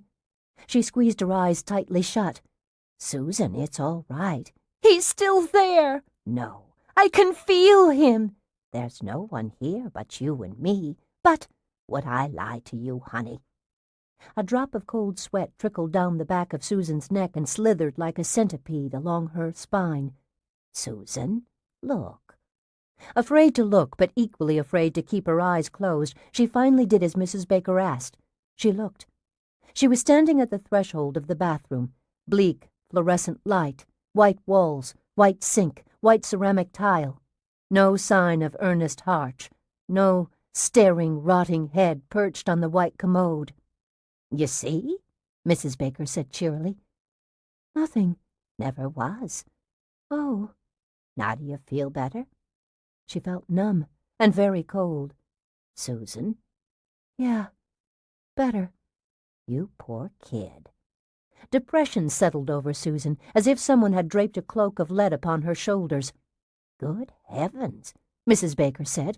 Your pajamas are soaked with sweat. Cold. I imagine you are. No, the head, cold and greasy. There was no head. On the commode. No, Susan, there wasn't a head on the commode. That was part of the hallucination. Oh. You do realize that? Yeah, of course. Susan? Hmm? Are you all right, honey? Sure. I'll be all right. I'll be fine. She allowed herself to be led away from the bathroom and back to her bed. Mrs. Baker switched on the nightstand lamp. The huddling late-afternoon shadows crept into the corners. First of all, Mrs. Baker said, we've got to get you into something dry. Susan's spare pajamas, the green pair, had been washed just that morning and were not ready to be worn. Mrs. Baker helped her strip out of the damp blue pair. They really were heavy with perspiration. You could almost wring them out as you would a washcloth, and helped her into a standard-issue hospital gown that laced up the back. Isn't that better? Mrs. Baker asked. Isn't it? Susan? Hmm? I'm worried about you, honey. Don't worry. I just want to rest. I just want to go away for a while. Go away? Just for a little while. Away. 13. Susan? She opened her eyes and saw Jeff McGee looking down at her, his brow lined with concern. She smiled and said, "Hi." He smiled too. It was funny. The slow reshaping of his face from a frown into a smile seemed to take an incredibly long time. She watched the lines in his flesh rearrange themselves, as if she were viewing a slow-motion film. How are you feeling? His voice was funny, too. It sounded distant, heavy, deeper than it had been before. Each word was drawn out as if she were listening to a phonograph record played at the wrong speed, too slow. "I'm not feeling too bad." I hear you had another episode. "Yeah." Want to tell me about it? "No. Boring." I'm sure I wouldn't be bored. "Maybe not, but I would." It'll help to talk about it. "Sleep is what helps." You've been sleeping? "A little. On and off." Jeff turned to someone on the other side of the bed and said, Has she been sleeping ever since? It was a nurse, Mrs. Baker. She said, Dozing and kind of disassociated like you see. "Just tired," Susan assured them. Jeff McGee looked down at her again, frowning again. She smiled at him and closed her eyes. Susan. "Hmm?" I don't want you to sleep right now. "Just for a while." She felt as if she were adrift on a warm sea. It was so nice to be relaxed again, lazy. No, I want you to talk to me. Don't sleep. Talk to me. He touched her shoulder, shook her gently. She opened her eyes, smiled. This isn't good. You mustn't try to escape like this. You know it isn't good. She was perplexed. Sleep isn't good? Not right now. Sleep ravels up the knitted sleeve of care, she misquoted in a thick voice, and closed her eyes. Susan? In a while, she murmured. In a while. Susan. I'm going to give you an injection. Okay. Something clinked softly. To make you feel better. I feel okay, she said drowsily. To make you more alert. Okay. Coolness on her arm, the odor of alcohol. It'll sting, but only for a second. Okay. The needle pierced her skin. She flinched. There you go. All finished. Okay. You'll feel better soon. Okay. Susan was sitting up in bed. Her eyes were grainy, hot, and itchy. She rubbed at them with the back of one hand. Jeff McGee rang for a nurse and ordered some murine, which he applied to Susan's eyes himself. The drops were cool and soothing. She had a sour, metallic taste in her mouth. Jeff poured a glass of water for her. She drank all of it, but that didn't do much good. Drowsiness still clung to her, but she was shaking it off minute by minute. She felt a bit cross at Jeff for spoiling her nice sleep. "What did you give me?" she asked, rubbing one finger over the spot where he had administered the injection into her arm. Methylphenidate. "What's that?" A stimulant. It's good for bringing someone out of a severe depression. She scowled. "I wasn't depressed, just sleepy." Susan, you were heading toward total withdrawal. "Just sleepy," she said querulously. Extreme narcoleptic phase depression. He insisted. He sat on the edge of the bed. Now, I want you to tell me what happened to you in the bathroom. Do I have to? Yes. All of it? All of it. She was almost completely awake. If she had been suffering from a form of depression that caused her to seek escape in sleep, she certainly wasn't suffering from it any longer. If anything, she felt unnaturally energetic, even a bit edgy. She thought about Ernest Harch in the bathroom, the severed head on the commode. She shivered. She looked at Jeff and was warmed by his encouraging smile. She forced a thin smile of her own, trying hard to make light of what she'd been through. She said, "Gather round the old campfire, children, and I'll tell you a scary story." She had dinner an hour later than usual. She didn't want anything. She wasn't hungry. However, Jeff insisted that she eat, and he sat with her, making sure that she finished most of the food on her tray. They talked for more than an hour. His presence calmed her. She didn't want him to leave, but he couldn't stay all night, of course. For one thing, he intended to go home and spend a couple of hours with her EEG printouts, her cranial X-rays, and the lab reports on the spinal workup. At last the time came for him to go. He said, "You'll be all right." Wanting to be brave for him, braver than she felt, Susan said, "I know. Don't worry about me. Hey, I've got a lot of moxie, remember?" He smiled. The methylphenidate will start wearing off just about by bedtime. Then you'll get a sedative, a stronger one than you've been getting. "I thought you didn't want me to sleep." That was different. That was unnatural sleep, psychological withdrawal. Tonight, I want you to sleep soundly. Because when I'm sleeping soundly, Susan thought, I can't have one of my hallucinations, one of my little expeditions into the jungle of insanity. And if I have one more of them, one more safari into madness, I very likely won't come back, just be swallowed up by the lions and tigers, one gulp, gone. The nurses will stop in and out all evening, about every 15 minutes or so, just to say hello and to let you know you aren't alone. All right. Don't just sit here in silence. I won't. Turn on your TV. Keep your mind active. I will, she promised. He kissed her. It was a very nice kiss, tender and sweet. That helped, too. Then he left, glancing back as he went out the door. And she was alone. She was tense for the rest of the evening, but the time passed without incident. She watched television. She even ate 2 pieces of candy from the box of chocolates that Jeff had brought her a couple of days ago. 2 night shift nurses, Tina Scolari and Beth Howe, took turns checking in on her, and Susan found that she was even able to joke with them a little. Later, just after she took the sedative that Jeff had prescribed for her, she felt the need to go to the bathroom. She looked at the closed door with trepidation and considered ringing the nurse to ask for a bedpan. She hesitated for a few minutes, but she grew increasingly ashamed of her timidity. What had happened to the stiff backbone on which she had always prided herself?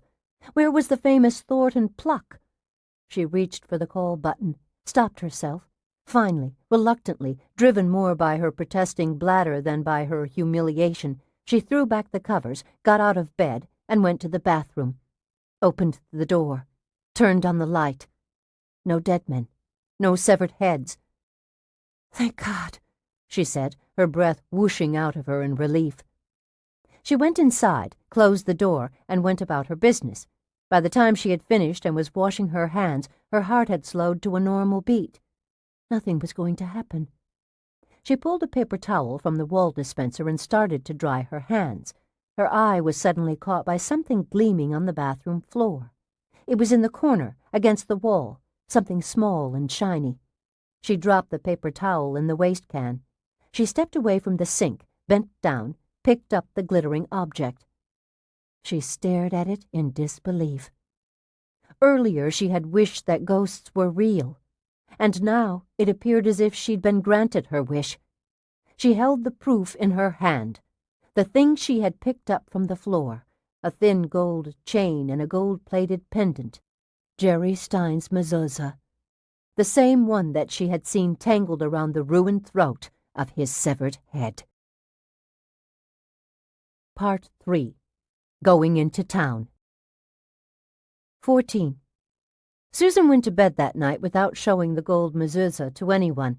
When she had found it on the bathroom floor, her first impulse had been to run with it straight to the nurse's station. She wanted to show it to as many people as she could find, for initially it seemed to be proof that she wasn't merely a victim of brain injury, and that the dead men's visitations were something considerably stranger than hallucinations. On second thought, however, she decided to be cautious. If she clutched the mezuzah and ran breathlessly to show it to someone else, was it possible that she would open her hand in revelation only to discover that she wasn't really clutching a mezuzah? She couldn't be sure that her brain was properly interpreting the images that her senses were transmitting to it. She might be having another attack right now, a mini-episode of brain dysfunction. When the fit passed, she might find that the gold mezuzah was only a small ball of scrap paper, or a bent nail or a screw that had popped loose from the wall-mounted towel dispenser, or any of 100 other mundane items. Better to wait, put the mezuzah aside, give herself time to recover from this attack, if it was another attack, and look at the object again later to see if it then appeared to be what it now appeared to be. Furthermore, she suddenly wasn't very eager to consider the existence of walking dead men and the possibility of vengeance being taken from beyond the grave. When she'd been talking with Jeff McGee, she had jokingly wished that there really were such things as ghosts, so that her problems could be blamed on an external cause rather than on her own loss of mental control. But she had not given any thought to what it would mean to her if her wish were granted.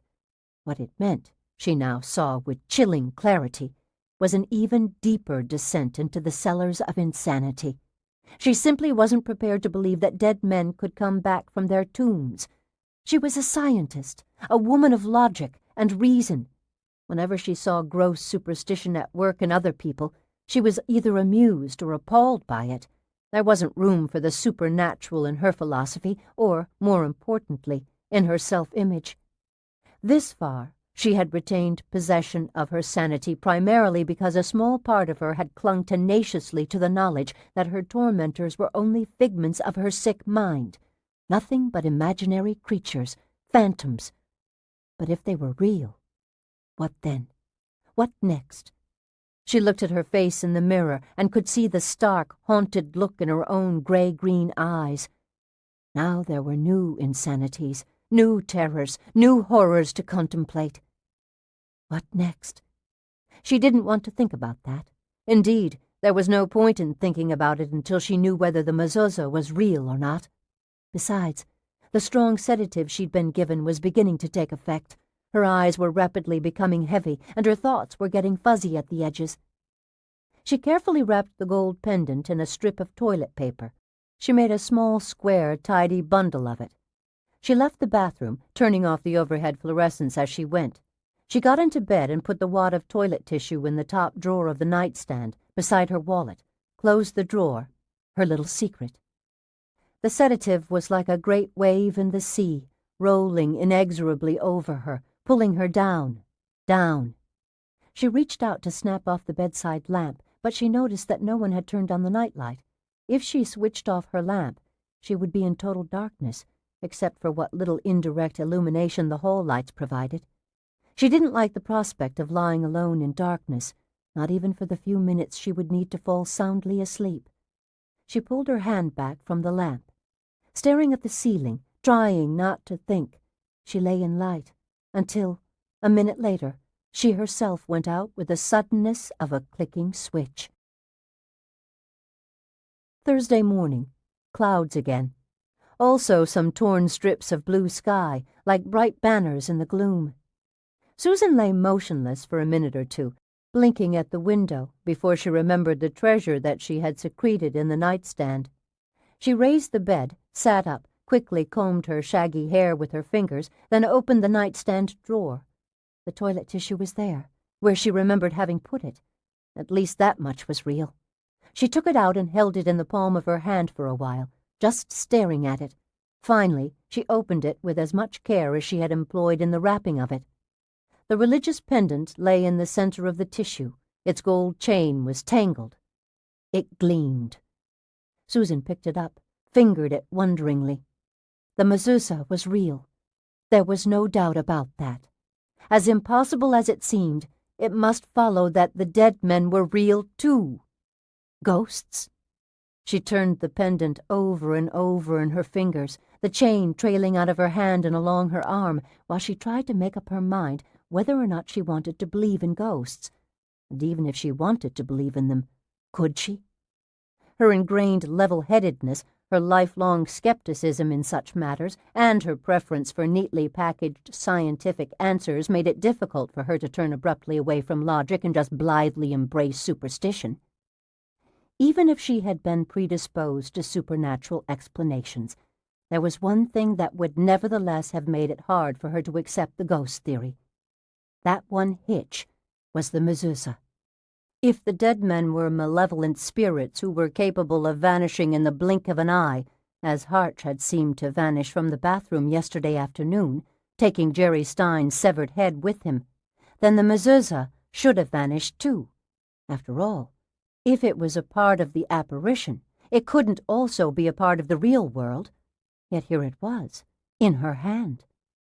Last night, when her mind had been clouded by a sedative, it had seemed to her that the mezuzah was proof that there were such things as ghosts.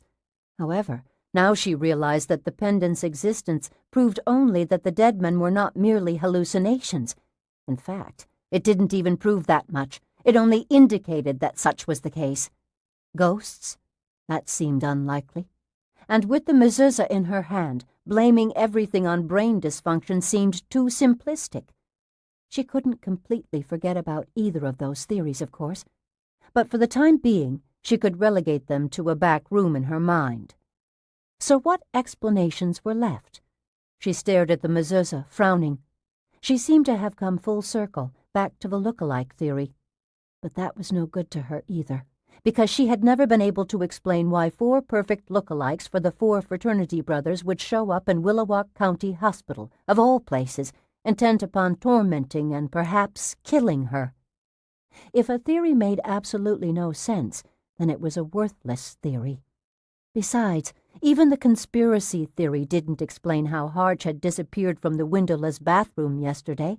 It didn't explain how he could have recovered so completely and so quickly from the back surgery that he'd undergone on Monday, or how Jerry Stein's corpse could have turned up in Jessica Seifert's sickbed, or why the corpse was not completely decomposed, reduced by now to a mere collection of bones.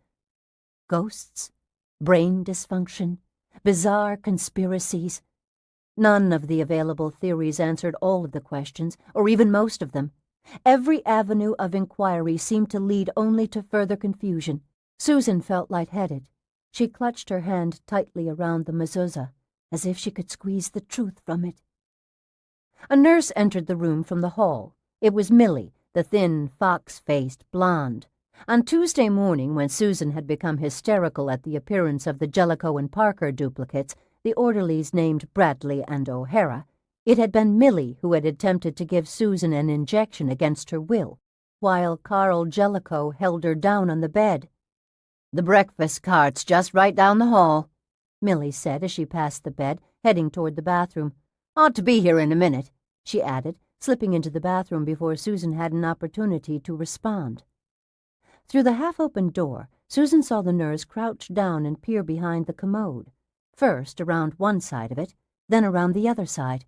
She squinted at the shadowy spots back there, where the overhead fluorescent lights didn't reach.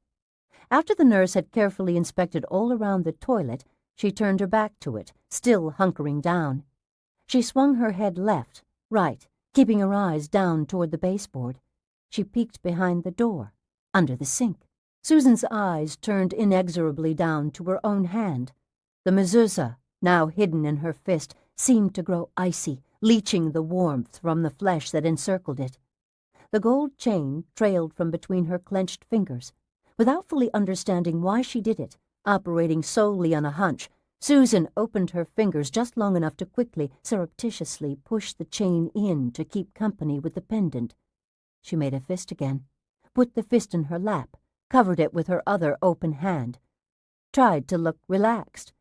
Just sitting there in bed, yawning, blinking at the morning light, hands folded oh so casually in her lap. Millie came out of the bathroom and over to the side of the bed. She hesitated for only a second or two, then said, "Say, did you find any jewelry in there yesterday?"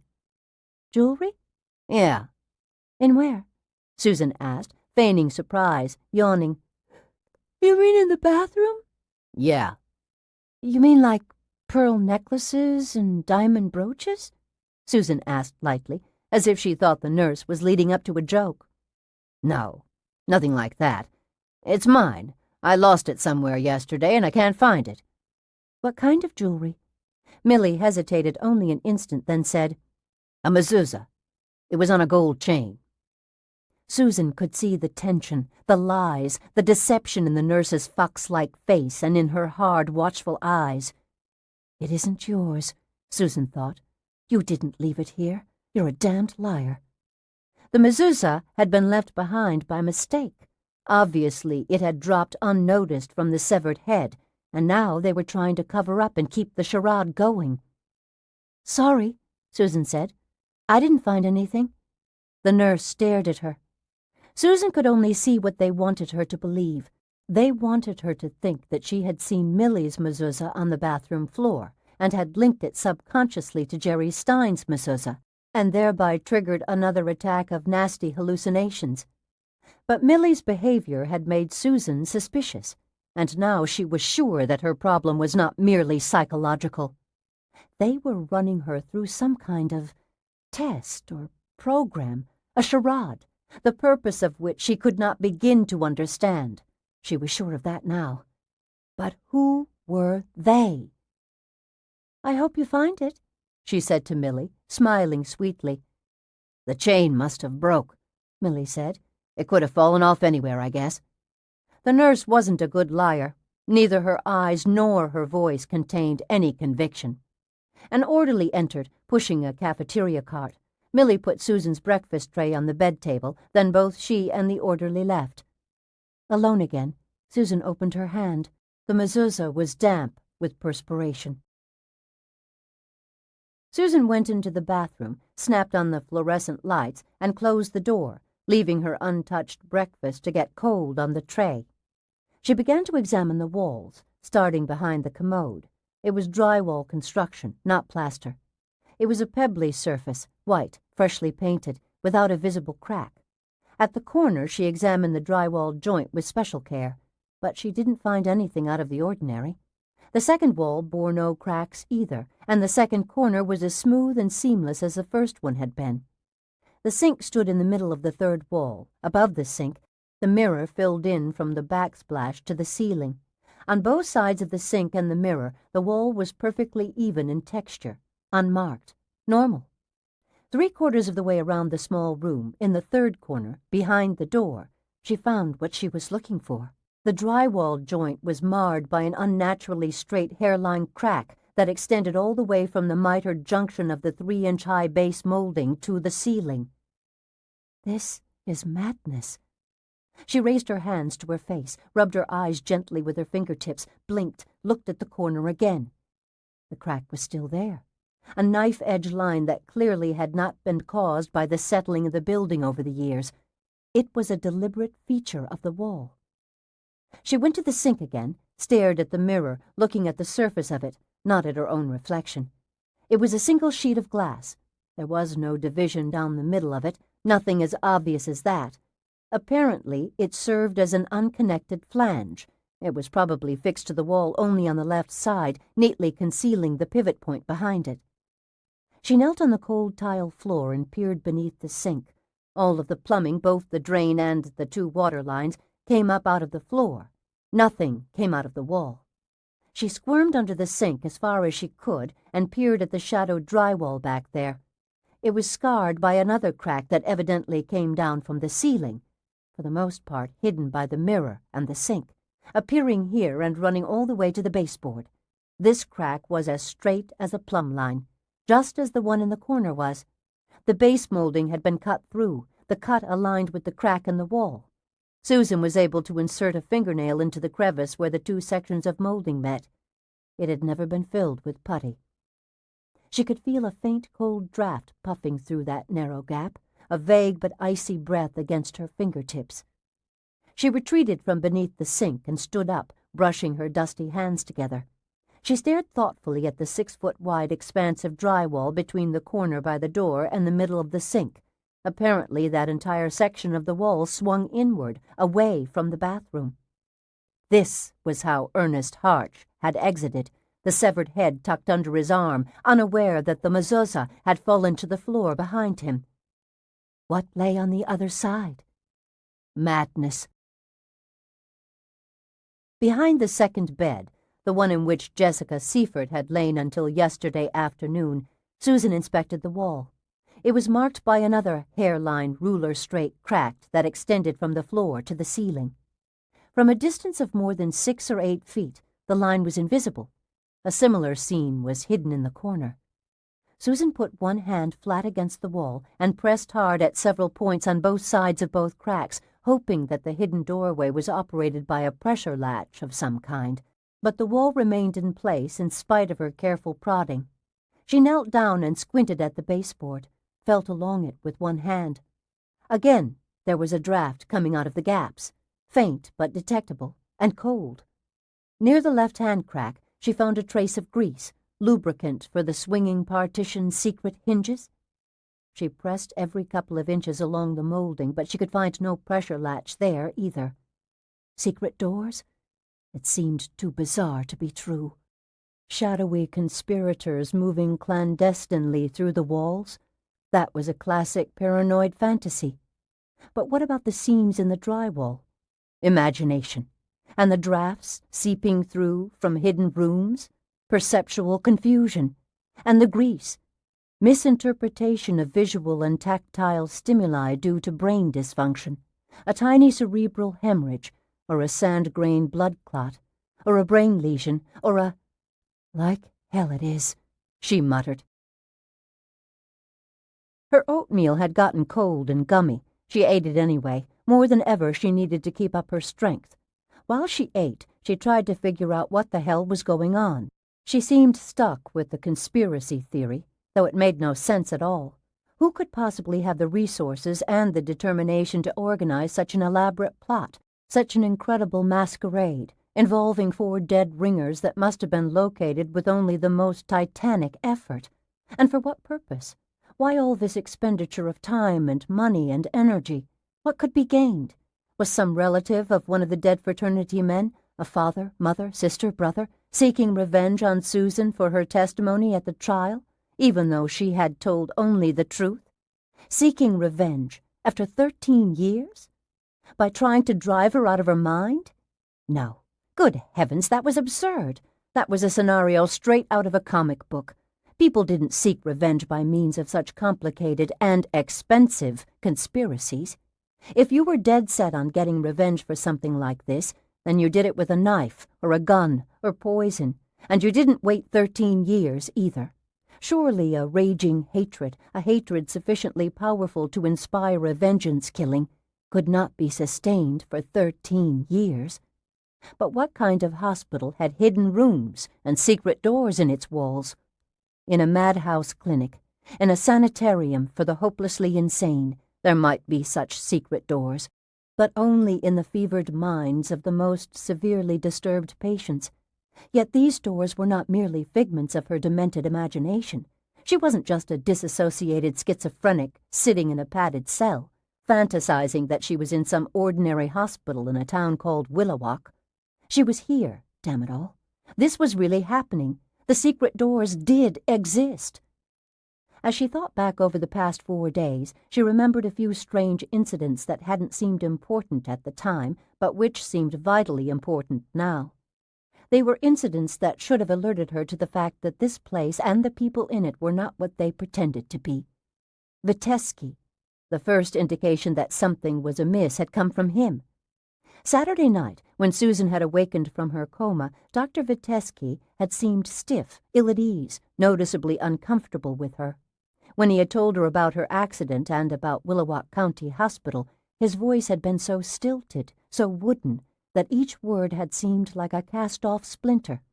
At times he had sounded as if he were reciting lines from a well-memorized script.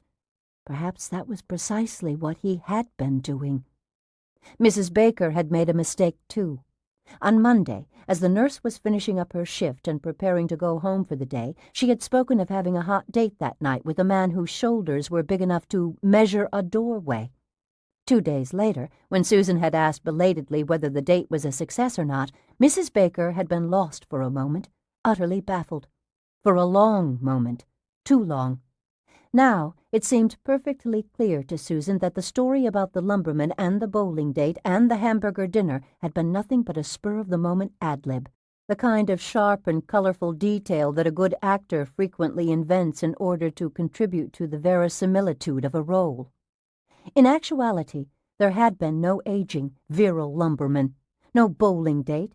Poor, pudgy, graying Thelma Baker had not enjoyed a wild night of unrestrained passion after all. The nurse merely improvised that romantic tale to flesh out her characterization, then later forgot what she had improvised, until Susan reminded her. Susan finished eating the cold, gummy oatmeal. She started on the hardened whole wheat toast, upon which the butter had congealed in milky-looking swirls, and she washed it down with swigs of orange juice. The bruise, she thought as she continued to eat. The bruise was another thing that should have made her suspicious. On Tuesday afternoon, when she had been trapped in the elevator with the 4 dead fraternity men, Harch had pinched her arm very hard. Later, there had been a small bruise on her biceps, 2 inches above the crook of her arm. She had told herself that she had unwittingly sustained the bruise during the exercise period in the therapy room, and that her subconscious mind had incorporated that injury into the hallucination. But that had not been the case. The bruise had been proof that Harch and the others were real. It had been like the mezuzah, in the sense that both the bruise and the religious pendant were fragments of supposed hallucinations that had survived the dissipation of the rest of those nightmares. Suddenly, Susan thought she knew why Harch had pinched her. He hadn't just been delighting in the opportunity to torture her. He had pinched her a moment or two before she had grown dizzy, seconds before she had swooned and passed out on the wheeled stretcher. She now understood that the cruel pinch was intended to cover the sting of a hypodermic needle. Harch had pinched her hard enough to make her cry, and then one of the other 3 men had quickly administered an injection before the first pain subsided, before she could distinguish the second pain as a separate event. Once the 4 men had thoroughly terrorized her, there had been, of course, no way for them to bring a dramatic and credible conclusion to the scene unless she conveniently passed out, because they were neither ghosts who could simply vanish in a puff of supernatural light and smoke, nor hallucinated images that would fade away as she finally regained her senses. When she had failed to oblige them by fainting, they had been forced to knock her unconscious with a drug, and they had covered the injection with a pinch because, after all, no self-respecting ghost would require the assistance of sodium pentothal or some like substance in order to effect a suitably mysterious exit. Susan paused as she was about to start eating a sweet roll with lemon icing, and she pushed up the sleeve of her hospital gown. The bruise was still there on her biceps, yellowing now. She peered closely at it, but too much time had elapsed for her to be able to find the tiny point at which the needle had pierced her skin. Undoubtedly, her tormentors had made other mistakes which she had failed to notice. Indeed, she wouldn't have made anything of the mistakes that she had noticed, not if the Harch look-alike hadn't accidentally left the mezuzah behind in the bathroom. For the mezuzah had set her imagination ablaze, and had cast a bright light of healthy suspicion upon her memories of other curious incidents. All things considered, the conspirators had brought it off exceptionally well thus far, brilliantly in fact. But who were these people? Who had put so much money and energy and time into the painstakingly detailed creation of this three-dimensional drama? And for what purpose? What in God's name do they want from me? More than vengeance, no question about that. Something more than vengeance, something infinitely stranger. And worse. In spite of the quiver of fear that shimmered through her and caused her stomach to yaw and pitch, Susan took a bite of the sweet roll, fuel for the engine, vital energy for the fight that lay ahead. Reluctantly, she considered the role of Jeff McGee in all of this, and the pastry turned chalky and bitter in her mouth. She swallowed only with considerable effort, and that first bite of pastry went down as if it were a wet lump of clay. She nearly choked on it. There was no chance whatsoever that Jeff was unaware of what was being done to her. He was a part of it. He was one of them, whoever they were. Although she knew that she ought to eat to keep her strength up, especially now that illness was not her only or even her primary enemy, Susan was unable to take another bite. The very thought of food was repellent. With the sweet roll still tasting like clay in her mouth, she pushed her breakfast tray aside. She had trusted McGee. He had betrayed her. She had loved him. He had taken advantage of her love. Worst of all, she had willingly relinquished control to him, had given to him the responsibility for her life, for her survival, something she had never given to anyone before, something she would never even have considered doing with anyone else she had ever known, except, perhaps, for her father, who had never wanted responsibility for her anyway. And now that she had forsaken her lifelong principle of self-reliance, now that she had allowed Jeff McGee to bring her out of her shell, now that she had allowed him to take control with his warm assurances of concern and his tender statements of devotion, now he had failed her. Intentionally. Like all the others, he was playing his part in a conspiracy that seemed to have no other goal but to drive her out of her mind. She felt used. She felt like a fool. She hated him. The Milestone Corporation. Somehow, the events of the past few days were directly related to the Milestone Corporation. For several minutes she concentrated very hard on pushing back the black veil of amnesia that obscured all recollections of Milestone, but she found, as before, that the barrier was not a veil, but a formidable shield, a veritable wall of lead, impenetrable. The harder she struggled to remember, the greater and darker her fear became. Intuitively, she knew that she dared not remember what work she had done at Milestone. To remember was to die. She felt the truth of that in her bones, but she didn't understand it. For God's sake, what was so evil about Milestone? She wondered about the automobile accident. Had it actually happened, or was it a lie too? She closed her eyes and tried to relive the few minutes on the highway immediately prior to the crash that, supposedly, had taken place 4 weeks ago. The curve in the road, rounding it, slowly around. then blackness. She strained against the unyielding amnesia, but she could not seize the memory. She was reasonably sure that it had never happened. Something frightening had transpired on that mountain road, just around that blind curve. But it hadn't been an accident. They had been waiting for her there, whoever they were, and they had taken her by force, and they had brought her to this place. That was how she had acquired her head injury. She had no proof of it, no memory of the kidnapping. But she also had no doubt either. 20 minutes after Susan finished her cold breakfast, Jeff McGee stopped by on his morning rounds. He kissed her on the cheek, and she returned the kiss, although she would have preferred not to be touched by him. She smiled and pretended to be glad to see him because she didn't want him to know that she suspected anything. How do you feel this morning? He asked, leaning casually against the bed, smiling, supremely confident about his ability to keep her bamboozled. "I feel marvelous," she said, wanting to hit him in the face with all her might. "Invigorated." Sleep soundly? "Like a hibernating bear. That was some sedative." Oh, I'm glad it worked. Speaking of medication, I've scheduled you for a tablet of methylphenidate at 9 o'clock and another one at 5 this afternoon. "I don't need it." Oh? Diagnosing yourself now?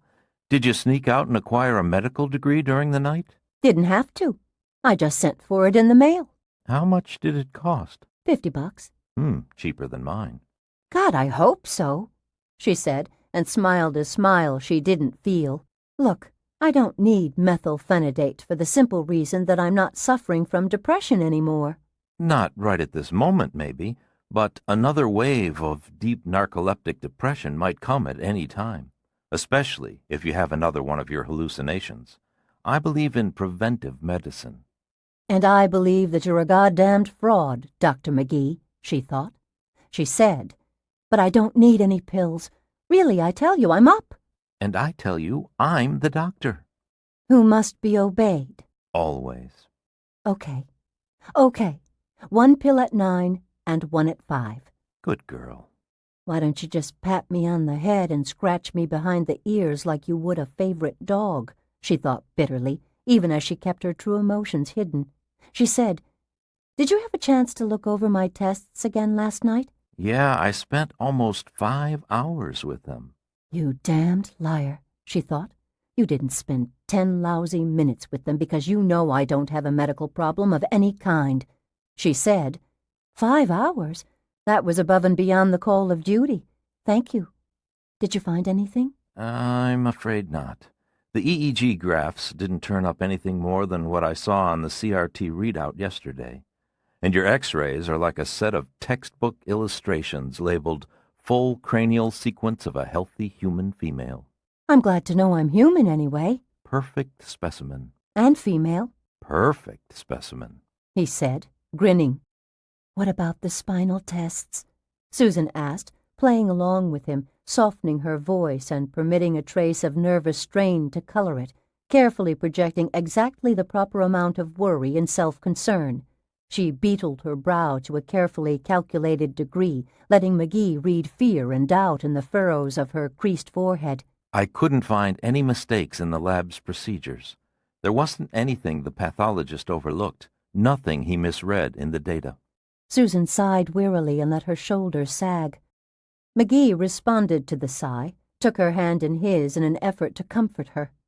She resisted the powerful urge to pull loose of him and to slap his face. She said, "Well, now what? Do we move on to the cerebral angiogram you talked about yesterday?" No, not yet. I still need to do a lot of thinking about the advisability of that. And you need to regain more of your strength before we can give it serious consideration. For the next couple of days, I guess we're just in a holding pattern. I'm sorry, Susan, I know this is frustrating for you.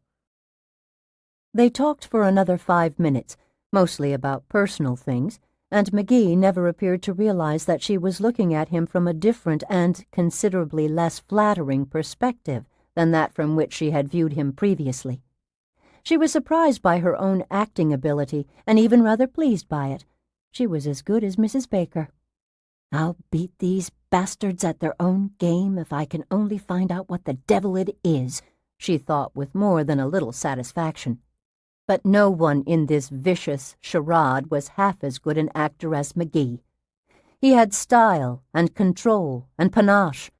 Although Susan knew he was a fraud, just 5 minutes of personal chit-chat with him was nearly sufficient to convince her of his sincerity. He was so kind and considerate. His blue eyes were achingly sensitive and utterly unclouded by any sign of deception. His concern for her well-being seemed genuine. He was charming, always charming. His laugh was natural, never forced. But the most impressive thing about McGee's act was the love that he radiated. In his company, Susan felt as if she were cradled in love, swathed in it, afloat in a sea of it, protected by it. Over the years, there had been at least 2 other men who had loved her, men for whom she had felt only affection, but in neither case had she been so intensely aware of the love given to her. McGee's love was almost a visible radiance. Yet it was fake. It had to be fake. He had to know what was going on here. But when McGee left her room to continue his morning rounds, Susan was filled with doubt again. The possibility of her own madness rose in her mind for reconsideration. Hidden rooms, secret doors, a hospital full of conspirators. For what purpose? Seeking what gain? It seemed almost easier to believe herself insane than to believe that Jeff McGee was a liar and a fraud. She even put her head down on the pillow and wept quietly for a few minutes, shaken, not sure whether she was weeping about his perfidy or about her lack of faith in him. She was miserable. She'd had within her grasp the kind of relationship with a man that she had long desired, with the kind of man she had always dreamed about. Now it was slipping away, or perhaps she was throwing it away.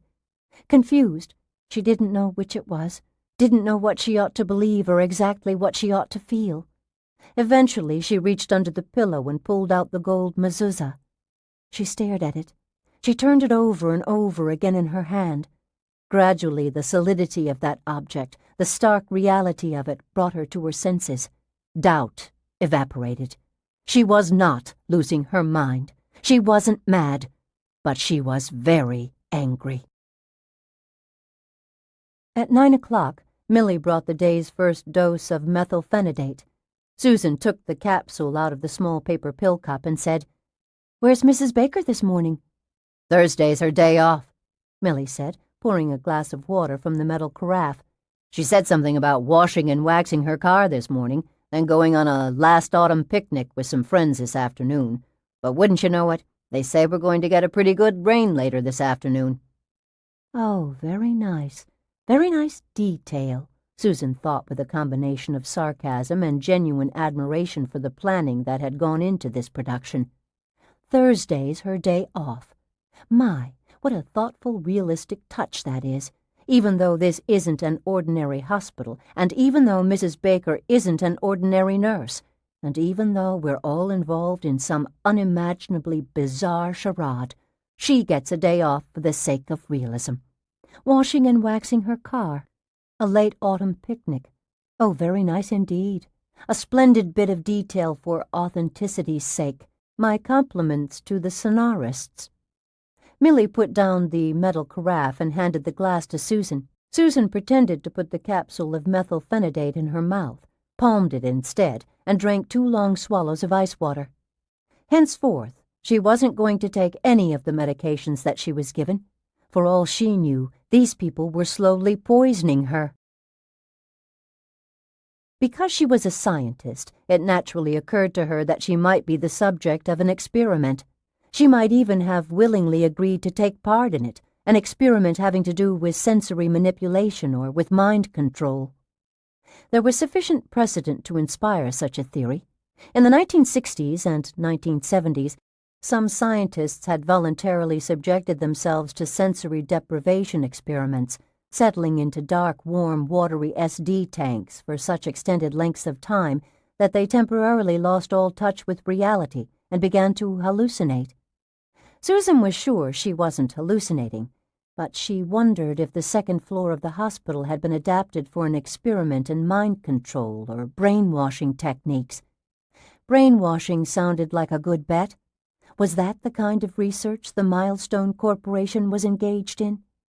She considered the possibility very seriously for a while, but at last she discarded it. She couldn't believe that she would have permitted herself to be used and abused in this fashion, not even to further the cause of science, not even if it was a requirement of her job. She would have quit any job that demanded her to test her sanity to the breaking point. Who would engage upon that sort of immoral research anyway? It sounded like something that the Nazis might have done with their prisoners of war, but no reputable scientist would become involved with it. Furthermore, she was a physicist, and her field in no way touched upon the behavioral sciences. Brainwashing was so far outside her field that she could imagine no circumstances under which she would have become associated with such an experiment. No, she hadn't walked into this with her eyes open. She hadn't come to this place willingly. McGee had scheduled Susan for a physical therapy session at 10 o'clock Thursday morning. Murph and Phil came for her at a few minutes before 10. As usual, they kept up a steady line of amusing patter all the way downstairs to the PT department. Susan wanted to tell them that, in her humble opinion, they were definitely Academy Award material, but she didn't break her cover. She only smiled and laughed and responded when it seemed appropriate. During the first part of the therapy session, Susan did all of the exercises that Florence Atkinson suggested, but at the halfway point, she complained of painful muscle cramps in her legs.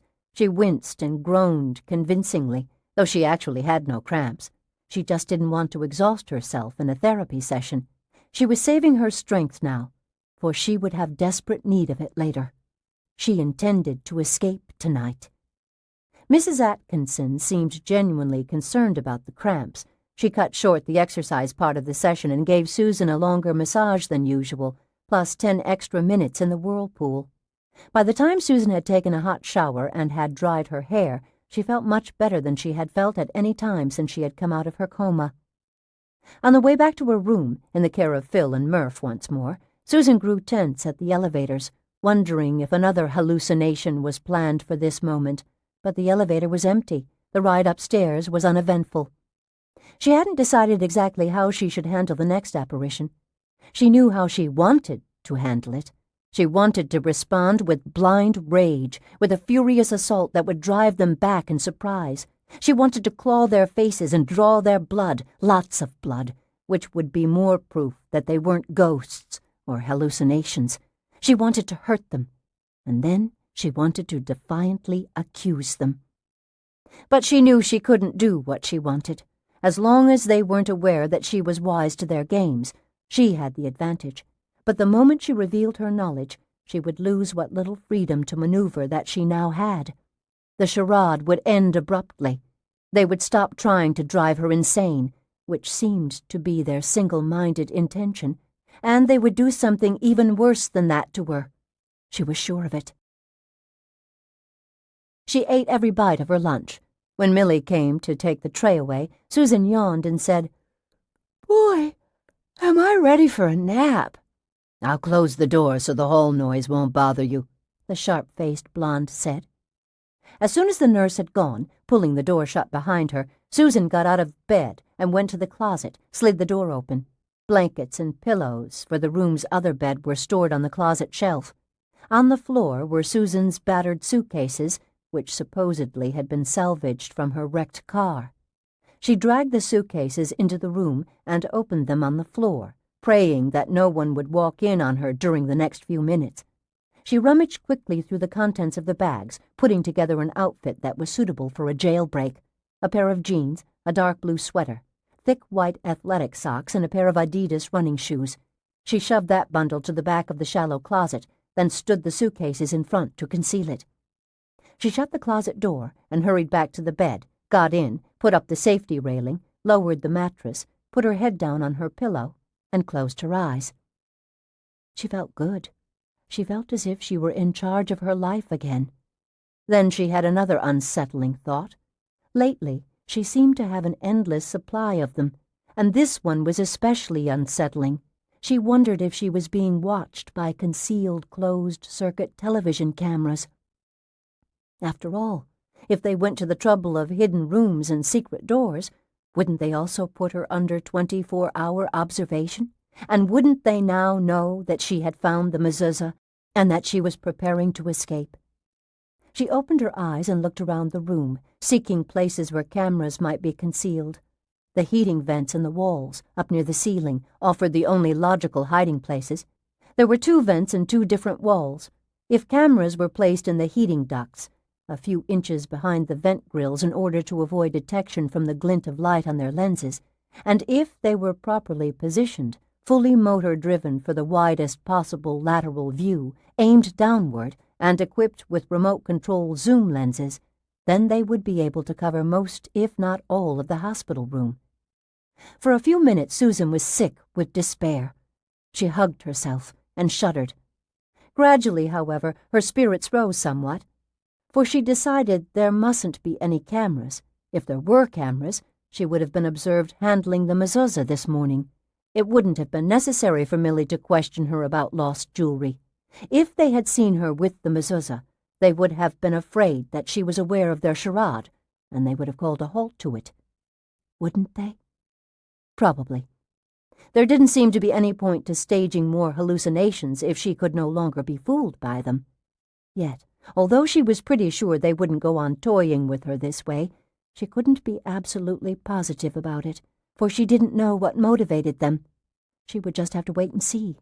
If she managed to get out of the hospital tonight, she would know that there hadn't been any TV cameras in her room. On the other hand, if she started to sneak out of the place and got as far as the stairs and discovered the 4 dead men were waiting for her there, smiling. Although she now knew they weren't dead men, she nevertheless shuddered again. She would just have to wait and see. 15.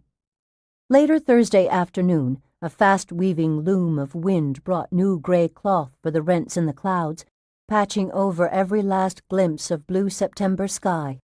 The hospital room darkened early again. A crash, a roll, and an echo of thunder preceded a violent fall of rain.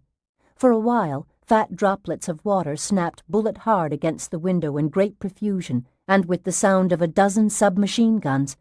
The wind hummed, then moaned, then howled like a wild thing in pain, then roared.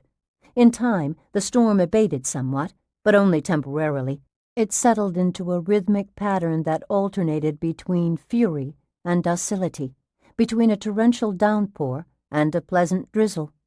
Cloudbursts were followed by the soothing pitter-patter of light autumn showers.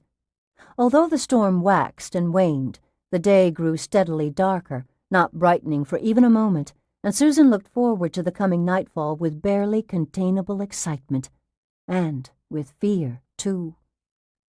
For nearly an hour she pretended to nap, her back turned to the closed door, while she watched the raging storm. She need not have continued with the ruse, for during that time no one came around to check on her. Later, she sat up in bed and switched on the television set, in front of which she passed the rest of the afternoon. She didn't pay much attention to the programs that flickered across the screen. Her mind was elsewhere, preoccupied with plans and schemes and dreams of escape.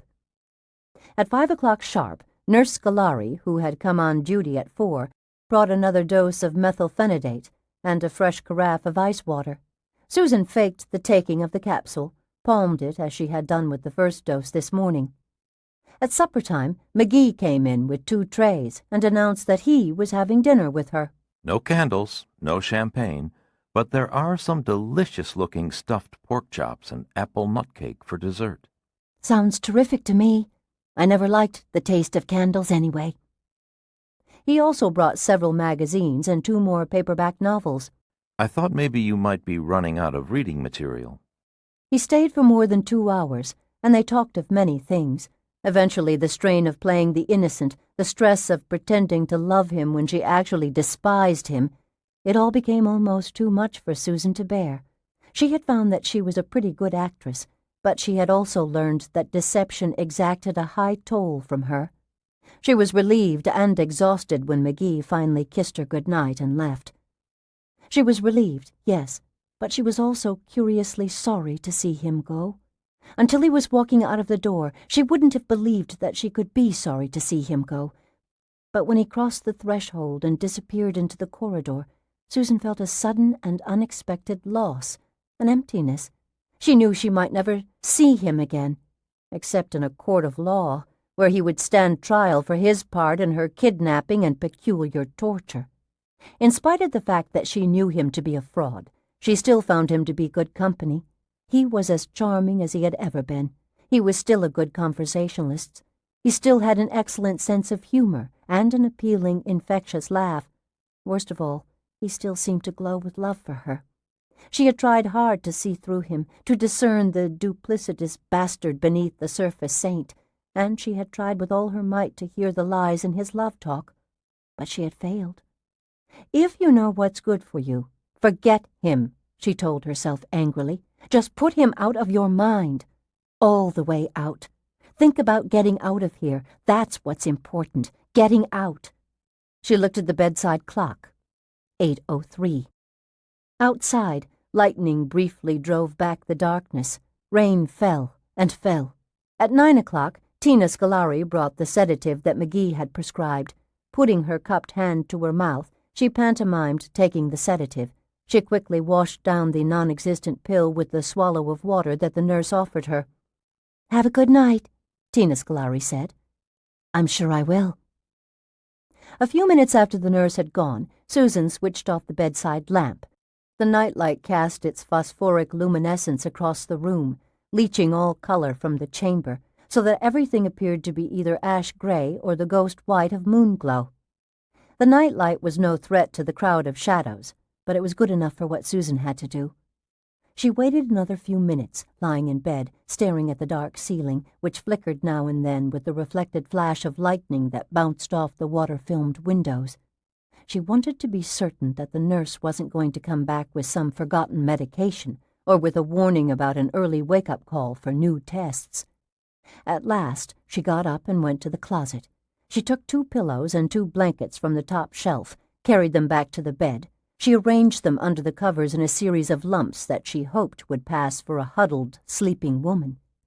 The dummy was crude, but she didn't waste any more time with it. There were no awards for art and craftsmanship. She returned to the closet. She reached behind the suitcases and located the bundle of clothes that she had put there earlier in the day. By the time she had pulled off her pajamas and had dressed in the jeans, sweater, heavy socks, and running shoes, and by the time she had retrieved her wallet from the nightstand, the bedside clock read 9:34. She tucked the mezuzah in a pocket of her jeans, even though it was proof of nothing to anyone except to her. She went to the door and put her head against it, listening. She couldn't hear anything from the other side.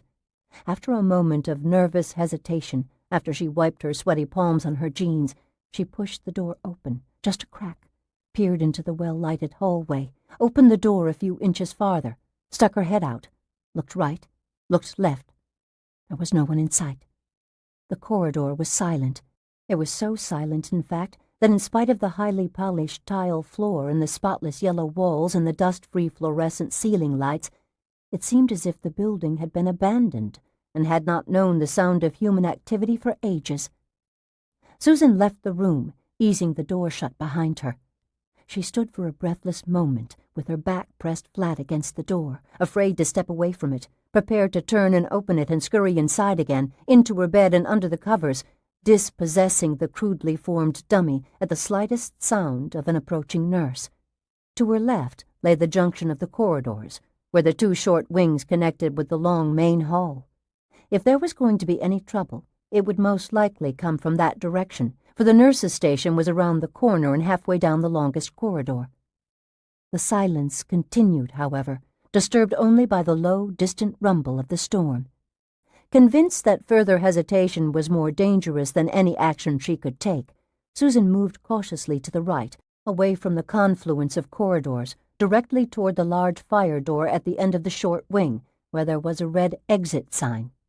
She stayed close to the wall and kept glancing back toward the center of the building. She was acutely aware of the squeaking noise made by her rubber-soled shoes on the highly polished tile floor. It wasn't really a loud sound, but it had the same nerve-grating quality as did the sound of fingernails scraped across a blackboard. She reached the metal fire door without incident and opened it. She winced as the push-bar handle rattled under her hand and as the big hinges rasped, creaked.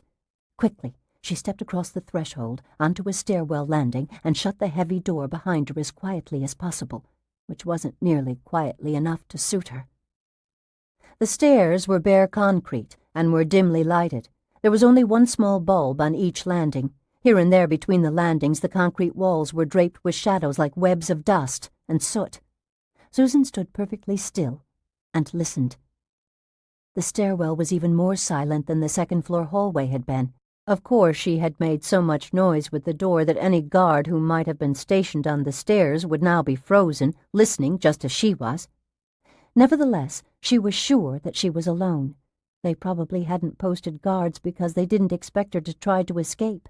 They didn't know that she was aware of their trickery, and the hospital staff, or the staff of whatever kind of institution this was, most likely used only the public and the service elevators, leaving the stairs for emergencies when the power failed.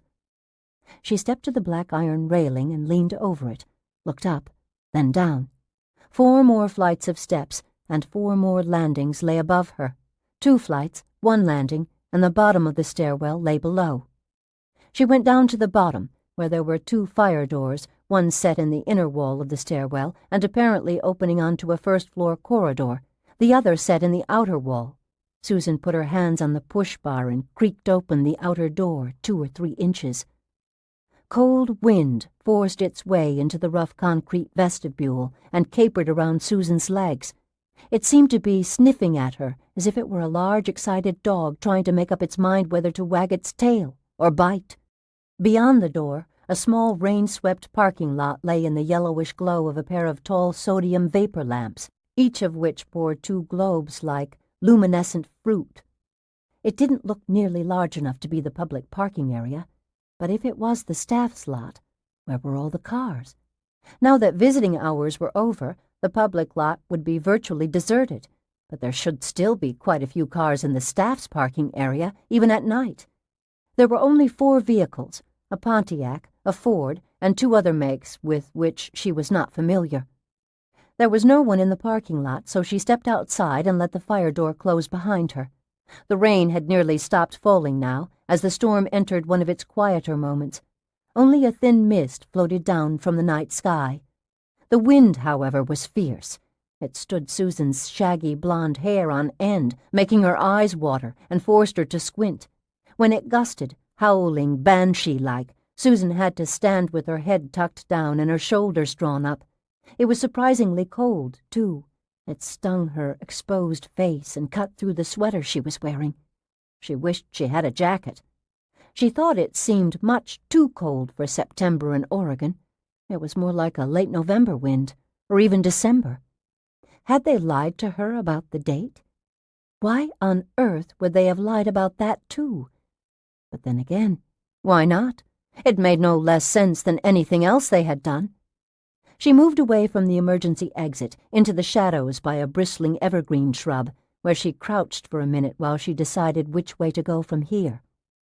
She could head toward the front of the hospital and follow the road that led directly downhill into Willowalk, or she could go overland and into town by a more cautious, circuitous route to avoid being spotted by anyone at the hospital. Lightning pulsed softly, and thunder crashed like a train derailing in the darkness. No matter which way she went, she was going to get very wet. Already the light mist had begun to paste her hair to her skull. Soon the rain would be coming down hard again, and she would be soaked to the skin. Then a frighteningly bold course of action occurred to her, and she launched herself upon it before she had time to think about it and lose her nerve.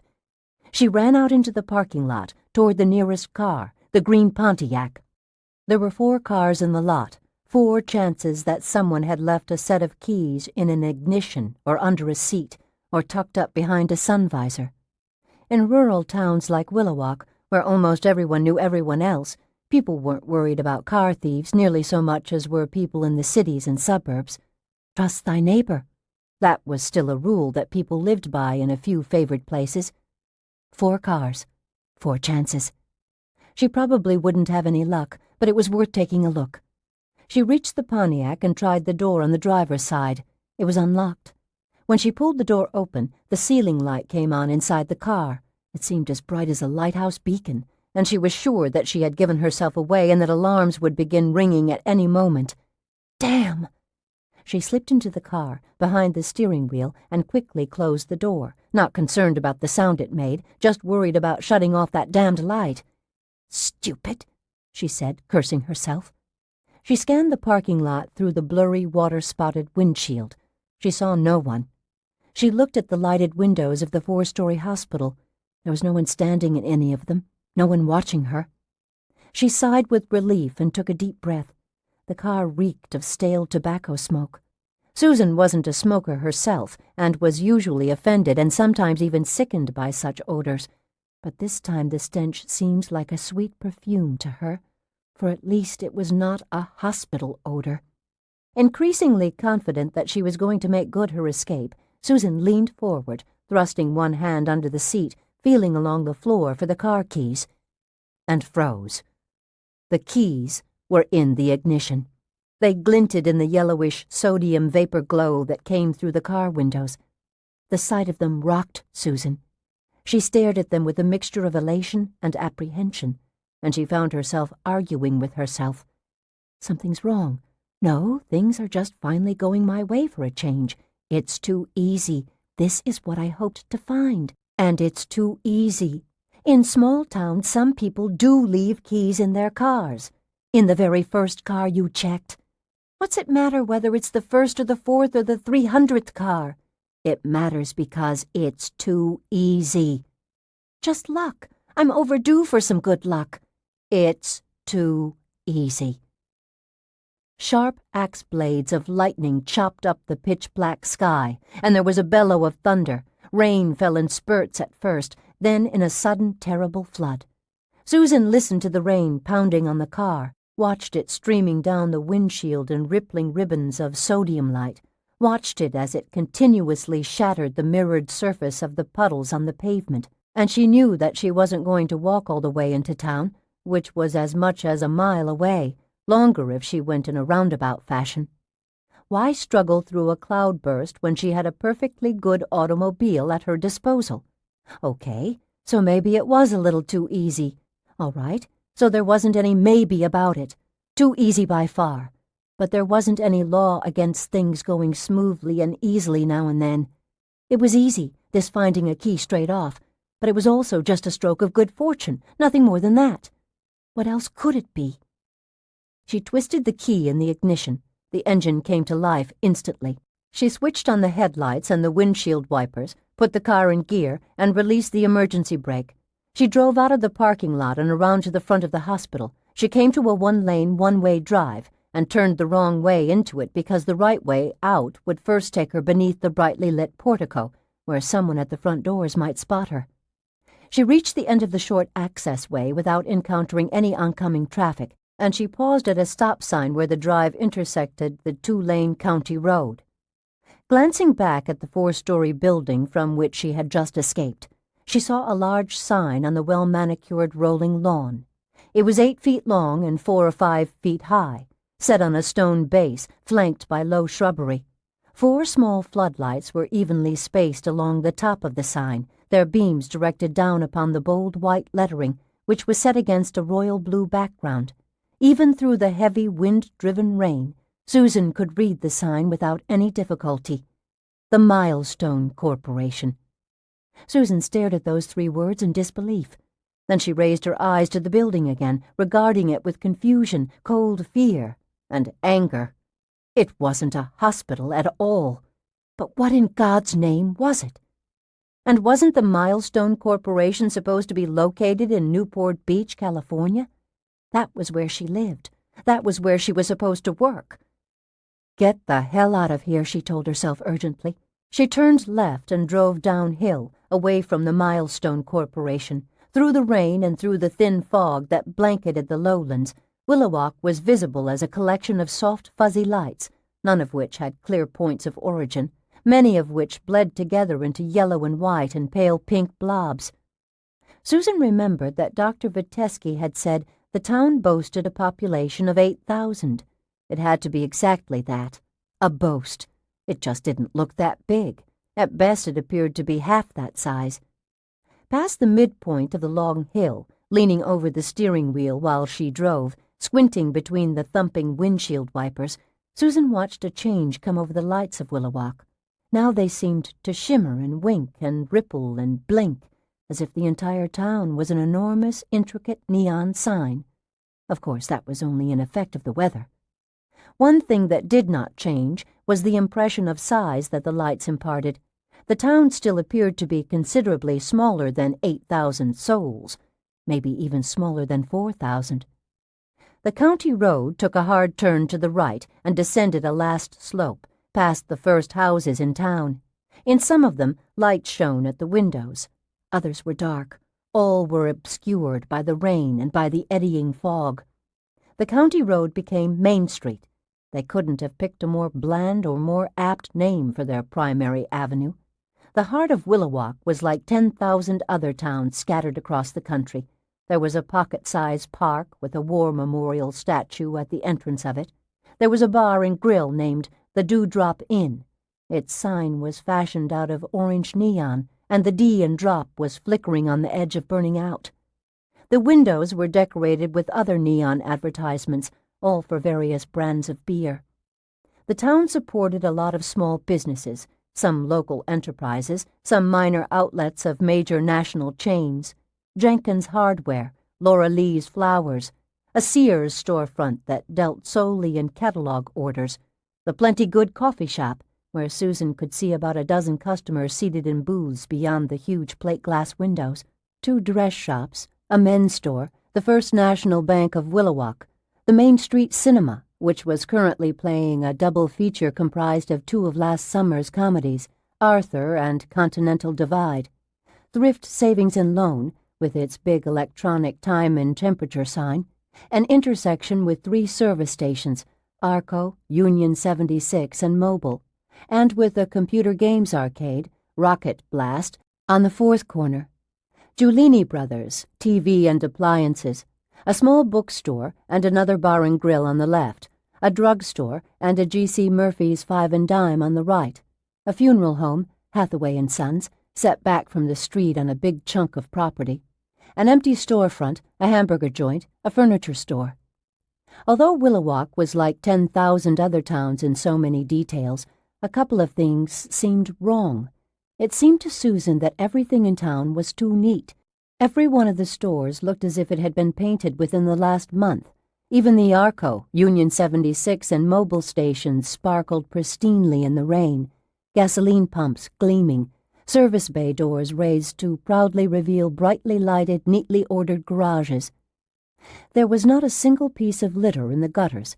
Trees were planted in regularly spaced cutouts in the sidewalks on both sides of the street, and these were not merely well pruned, but meticulously shaped into 2 long lines of perfect clones. In all of the many street lamps, not one bulb was burned out. Not one. The only advertising sign with a fluttering neon letter was the one at the Dewdrop Inn, and that seemed to be the town's worst example of blight. Perhaps Willowalk had an exceptionally strong and widely shared civic pride, and an especially energetic citizenry. Or perhaps the rain and the thin veil of fog were softening the scene, concealing the frayed and tattered edges of everything. Except that rain usually made a town look drearier and shabbier than it actually was, not better. And could civic pride really explain a town that looked almost as if robots inhabited it? Another strange thing was the small number of cars in view. In 3 blocks, she had passed only 3 cars and a camper van parked at the curb. In the lot beside the Main Street Cinema, there had been only 2 cars, and at the Dewdrop Inn, there had been only 1 other and 1 pickup truck. So far, she hadn't passed another car in motion. She was the only one driving tonight. Well, the weather was wretched. People were wise to stay home on a night like this. On the other hand, how many people did she know who usually did the wise thing? Not very damned many. Not this many. The Dewdrop Inn was the kind of place that did good business in the middle of a blizzard. A simple rain wouldn't stop the serious drinkers from making their way to their favorite hangout, and most of them would come in cars, the better to kill each other as they weaved blearily home at 2 o'clock in the morning. Keep driving, Susan told herself. Drive all the way through this burg and keep on going. Don't stop here. Something is wrong with this place." But she didn't have a map, and she wasn't familiar with the countryside around these parts, and she didn't know how far it was to the nearest town, and she was also afraid that what had happened to her in the hospital, in Milestone, was turning her into a paranoid after all. Then at the beginning of the 4th block, she saw a place where she was sure to find help, and she pulled her car into the parking lot. Willowack County Sheriff Headquarters, Willowack, Oregon. It was a squat stone building with a slate roof and all-glass front doors just south of the considerably more stately county courthouse. Susan parked the stolen Pontiac near the entrance. She was glad to be getting out of the car. Already the odor of stale tobacco smoke had ceased to be the least bit appealing, even if it didn't remind her of the hospital. She ran through the hammering rain. She ducked under a mammoth spruce tree, through which the cold wind soughed in an enormous chorus of whispers. From there she dashed to the shelter of a white aluminum awning, and thus to the glass doors, through which she pushed. She found herself in a typically drab institutional room with gray walls, fluorescent lights, and a speckled multicolored Armstrong tile floor designed to conceal wear. A U-shaped counter separated the largest part of the main room from a waiting area just inside the doors. Susan walked past several uncomfortable-looking metal chairs, past 2 small tables on which were stacked a variety of public service pamphlets, and went straight to the counter. On the other side there were several desks, file cabinets, a large work table, a bottled water dispenser, a photocopier, a giant wall map of the county, and a huge bulletin board that was covered with tacked-on bulletins and photographs and wanted notices and odd scraps of paper. In an adjacent alcove, out of sight, a woman dispatcher was talking to a patrol officer on a shortwave radio. The storm was throwing in bursts of static. In the main room, there was only one man. He was sitting at a desk, typing on an IBM Selectric, his back turned to the counter and to Susan. "Excuse me," Susan said, brushing at her rain-beaded eyelashes with the back of one hand. "Can you help me?" He swung around on his swivel chair, smiled, and said, "I'm Officer Whitlock. What can I do for you?" He was young, perhaps 20 or 21. He was a bit on the pudgy side. He had dirty blonde hair, a round face, a dimpled chin, a pug nose, and the small, quick eyes of a pig. He had a twisted, nasty smile. He was Carl Jellicoe. Susan sucked in a breath that seemed to pierce her lungs as if it were a nail, and she wasn't able to expel it. When he had been wearing a hospital orderly's uniform, he had called himself Dennis Bradley. Now he was wearing a brown uniform with the county sheriff's department seal stitched to his left sleeve and to the breast pocket of his shirt, and he carried a .45 caliber revolver in a black leather holster on his hip, and he called himself Officer Whitlock. Susan couldn't speak. Shock had seared her vocal cords as thoroughly as a gas flame could have. Her throat was parched, cracking. Her mouth was suddenly hot, dry, and filled with a burnt-out taste. She couldn't move. She finally let out her breath with a sob, and she gasped for more air. But she still couldn't move. "Surprise, surprise," Jellicoe said, giggling, getting up from his swivel chair. Susan shook her head, slowly at first, then vehemently, trying to deny his existence. "Did you really think you could get away from us that easily? Did you really?" he asked, standing with his legs spread, hitching up his holster. Susan stared at him, transfixed, her feet fused to the floor. Her hands were clenched tightly around the edge of the wooden counter, as if that were her only grip on reality. Not taking his piggish little eyes off Susan, Jellicoe called out to someone in an adjoining room. "Hey, come look at what we've got here." Another deputy appeared.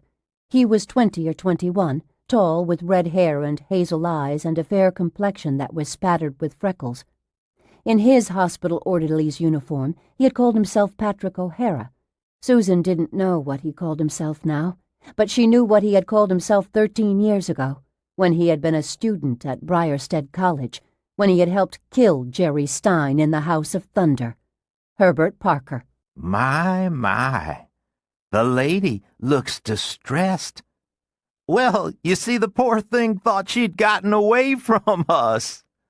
Did she really? Really? Doesn't she know she can never get far away from us? Doesn't she know we're dead? Jellicoe grinned at her. Don't you know we're dead, you silly little bitch? You read about it in the newspapers. Don't you recall? The car accident? About 11 years ago it was. In the communications alcove, the unseen dispatcher continued to talk with cruising patrol officers over the shortwave radio, as if nothing unusual were happening out here in the main room. But the woman must know. We rolled that damn car over like it was just a little toy. Rolled it twice. What a mess it was. What a mess we were. All because of this slut. They both started toward the counter, neither of them in a hurry, ambling between the desks, smiling. And now she thinks it'll be easy to run away from us, Carl Jellicoe said. Parker said, We're dead, you stupid bitch. Don't you understand what that means? You can't hide from dead men. Because we can be anywhere, everywhere, all at the same time. That's one of the advantages of being dead, which doesn't have many advantages. Jellicoe giggled again. They were almost to the counter. Susan was gasping now, breathing as frantically as a pumping bellows in a blazing forge. You aren't dead, damn you, she said, abruptly finding her voice. Oh, yes, we're dead, and buried, and gone to hell, and come back again.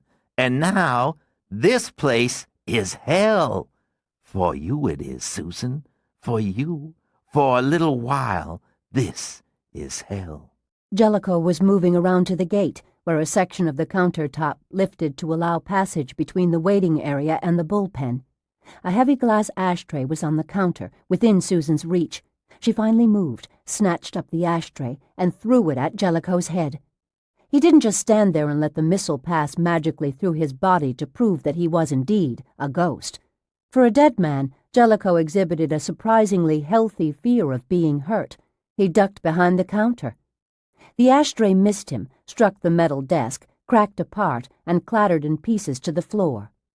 A long-handled police-issue flashlight also stood on the counter, and Susan seized that, too. She swung it back over her shoulder, prepared to let it fly at Jellicoe. But out of the corner of her eye, she saw that Herbert Parker was drawing his revolver, so she fled across the waiting area, through the glass doors, into the night. The boughs of the giant spruce flailed at one another, and the tree's tens of thousands of green needles were briefly colored silver by a flash of lightning. Susan ran to the stolen Pontiac and jerked open the door. She got in and reached for the keys, which she had left dangling in the ignition. The keys were gone. For you, for a little while. This is hell. She glanced toward the glass doors. Jellicoe and Parker were just coming out of the slump stone building. They weren't in a hurry. Susan slid across the seat, frantically pushed open the door on the passenger side, and got out of the car, putting it between her and the two men. She looked around her, determining the best route of escape, hoping that her legs would hold up. Thank God for those physical therapy sessions with Mrs. Atkinson. Otherwise, she wouldn't have gotten this far. But 4 days of exercise and good food didn't mean she was back to full power. Eventually she would collapse, and that moment would come for her long before it would come for either Jellicoe or Parker. Above the roar of the rain, above the trumpeting of the wind, Jellicoe called to her. There's no use running, Susan. There's no place to hide. Parker shouted. Fuck you, she said, and she ran. 16. The house had a welcoming look to it. There was a white picket fence, a shrub-bordered walkway, and a wide front porch with an ornate wooden railing and an old-fashioned porch swing suspended from the rafters. Warm yellow light shone through the lace curtains that covered the downstairs windows. For a few minutes, Susan stood at the gate in the fence, studying the house, wondering if it was a safe place. She was cold, thoroughly wet, and miserable, and the rain was still coming down hard. She was eager to get inside where it was warm and dry, but she didn't intend to walk into another trap if she could avoid it. She wanted to feel right about the house before she went up to the door, rang the bell, and asked for help. "Go on," she urged herself. "Do it. Don't just stand there. The whole damned town can't be part of the conspiracy, for God's sake." Everyone at the hospital was a part of it, of course, but then it wasn't a real hospital. It was the Milestone Corporation, whatever the hell that was. The police were involved, too, which was outrageous and scary, constituting a stunning setback for her. But she understood how such a thing was possible. Sometimes in a small town like Willowalk, if one major company totally dominated the economic life of the community through the jobs it provided and the taxes it paid, then it wielded tremendous power over the local authorities, even to the extent of being able to use the police as a sub rosa enforcement arm for the company's own purposes and protection. Susan didn't know for sure that Milestone was the employer of note in town, but it clearly had used its influence and a lot of money to corrupt the sheriff's department. The situation was outlandish, although not unbelievable. But that was where the conspiracy ended, surely. Milestone, all of its employees and the police were part of it. All right, she could accept that much. Already, however, the size of the conspiracy was unwieldy. It couldn't possibly encompass anyone else without starting to unravel at the seams. By their very nature, conspiracies could not include thousands of people. Nevertheless, she stood in the rain by the gate, studying the house, envying the people who were warm and dry inside, and fearing them too. She was 3 blocks from the sheriff's offices. She had gotten away from Jellicoe and Parker with little trouble, running down alleyways, staying in the shadows, darting from tree to tree across several lawns. In fact, now that she thought about it, avoiding Jellicoe and Parker had been too easy, like finding the keys in the Pontiac when she needed a car. With good reason she had come to distrust easy escapes. An exceptionally brilliant flash of lightning briefly transformed the night into day. Rain began falling harder than ever, and it seemed colder, too. That was enough to propel Susan through the gate and up the walk to the front porch. She rang the bell. She didn't see what else she could do. She had nowhere else to go, no one to turn to except strangers chosen at random from all the houses full of strangers on all these strange, rain-scoured streets. The porch light came on. Susan smiled and tried to appear harmless.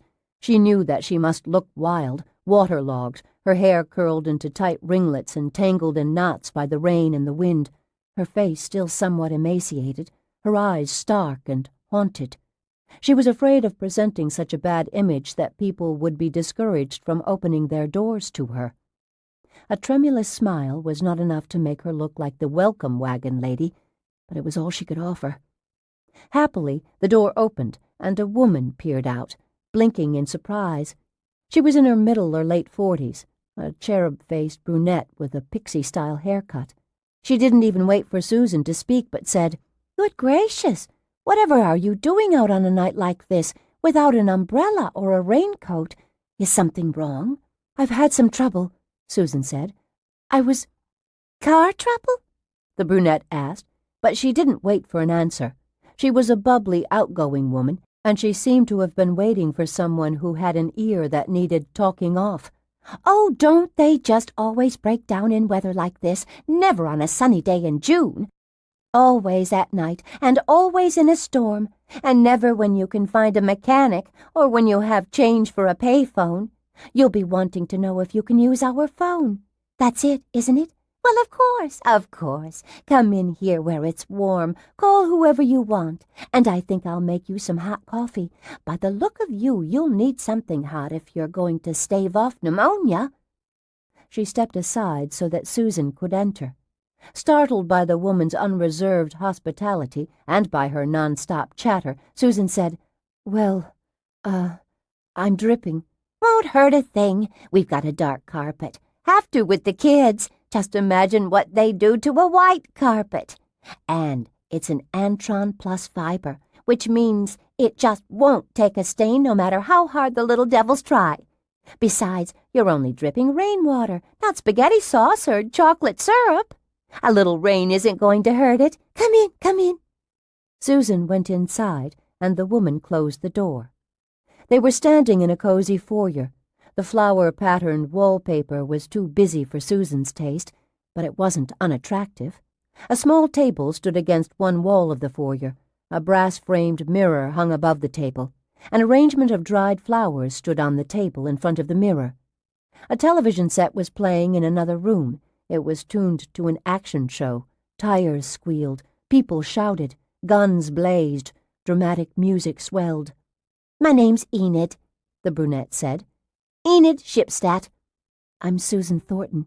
"You know, Susan, you should always carry an umbrella in your car, even when it doesn't look like it's going to rain, just in case something like this happens. An umbrella and a flashlight and a first aid kit. Ed, that's my hubby. He also keeps a little tire pump in the trunk, a little electric model that plugs right into the cigarette lighter. So if you get a flat that's caused by a slow leak or a puncture, then you can reinflate it long enough to get to a gas station. That way you don't have to change the tire yourself out on the road in bad weather, maybe in the middle of a storm like this." "But good heavens, this isn't the time to talk about being a good Girl Scout, is it? What in the world is wrong with me? Here I am offering you all sorts of unsolicited advice when you're standing there shaking like a leaf. Sometimes I think my mouth isn't wired up to my brain. Come on back to the kitchen. That's probably the warmest room in the house, and I can brew you up some good hot coffee. There's a phone in the kitchen, too." Susan decided to wait until she'd had a few sips of coffee before explaining that her plight didn't involve car trouble. She followed Enid Shipstadt into a narrow hall, where the only light was that which spilled in from the foyer and a bluish TV glow that came from the living room on the right. As they passed the living room archway, Susan almost stopped and gaped in surprise at the sight beyond the arch. It was a relatively normal American living room, arranged around the TV as most American living rooms were, but it was over-furnished with chairs and sofas, and with children.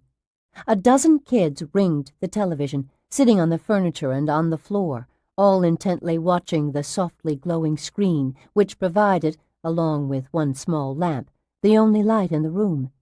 A dozen heads turned, as if they were all part of a single organism, and a dozen young faces looked expressionlessly at Susan for a moment, eyes shining with reflected TV light, then turned to the screen again when their attention was drawn by a burst of gunfire and the wail of a police siren. Their rapt silence and their blank expressions were eerie. "I only have Hill's Brothers," Enid said as she led Susan down the hall toward the kitchen. "That's the only kind of coffee Ed will drink. Personally, I like Folgers just as well, but Ed thinks it's not as mellow as Hill's Brothers, and he just can't stand that Mrs. Olson on the commercials. He says she reminds him of a busybody old school teacher he once had." "Anything you've got is fine," Susan said. "Well, like I told you, all we have is just Hill's Brothers, I'm afraid, so I hope you like Hill's Brothers." "That'll be fine." Susan wondered how the Shipstadts managed to raise a dozen children in this simple two-story house. It was a fairly large place, but not that large. The bedrooms would have to be organized like army barracks, with sets of bunk beds, at least 4 kids to a room. As Enid Shipstadt pushed open the swinging kitchen door, Susan said, "You've got quite a family." "You see why we don't have white carpet?" Enid said, and she laughed. They stepped into the kitchen, a brightly lit room with clean yellow ceramic tile counters and white cabinets with yellow porcelain knobs on the doors and drawers.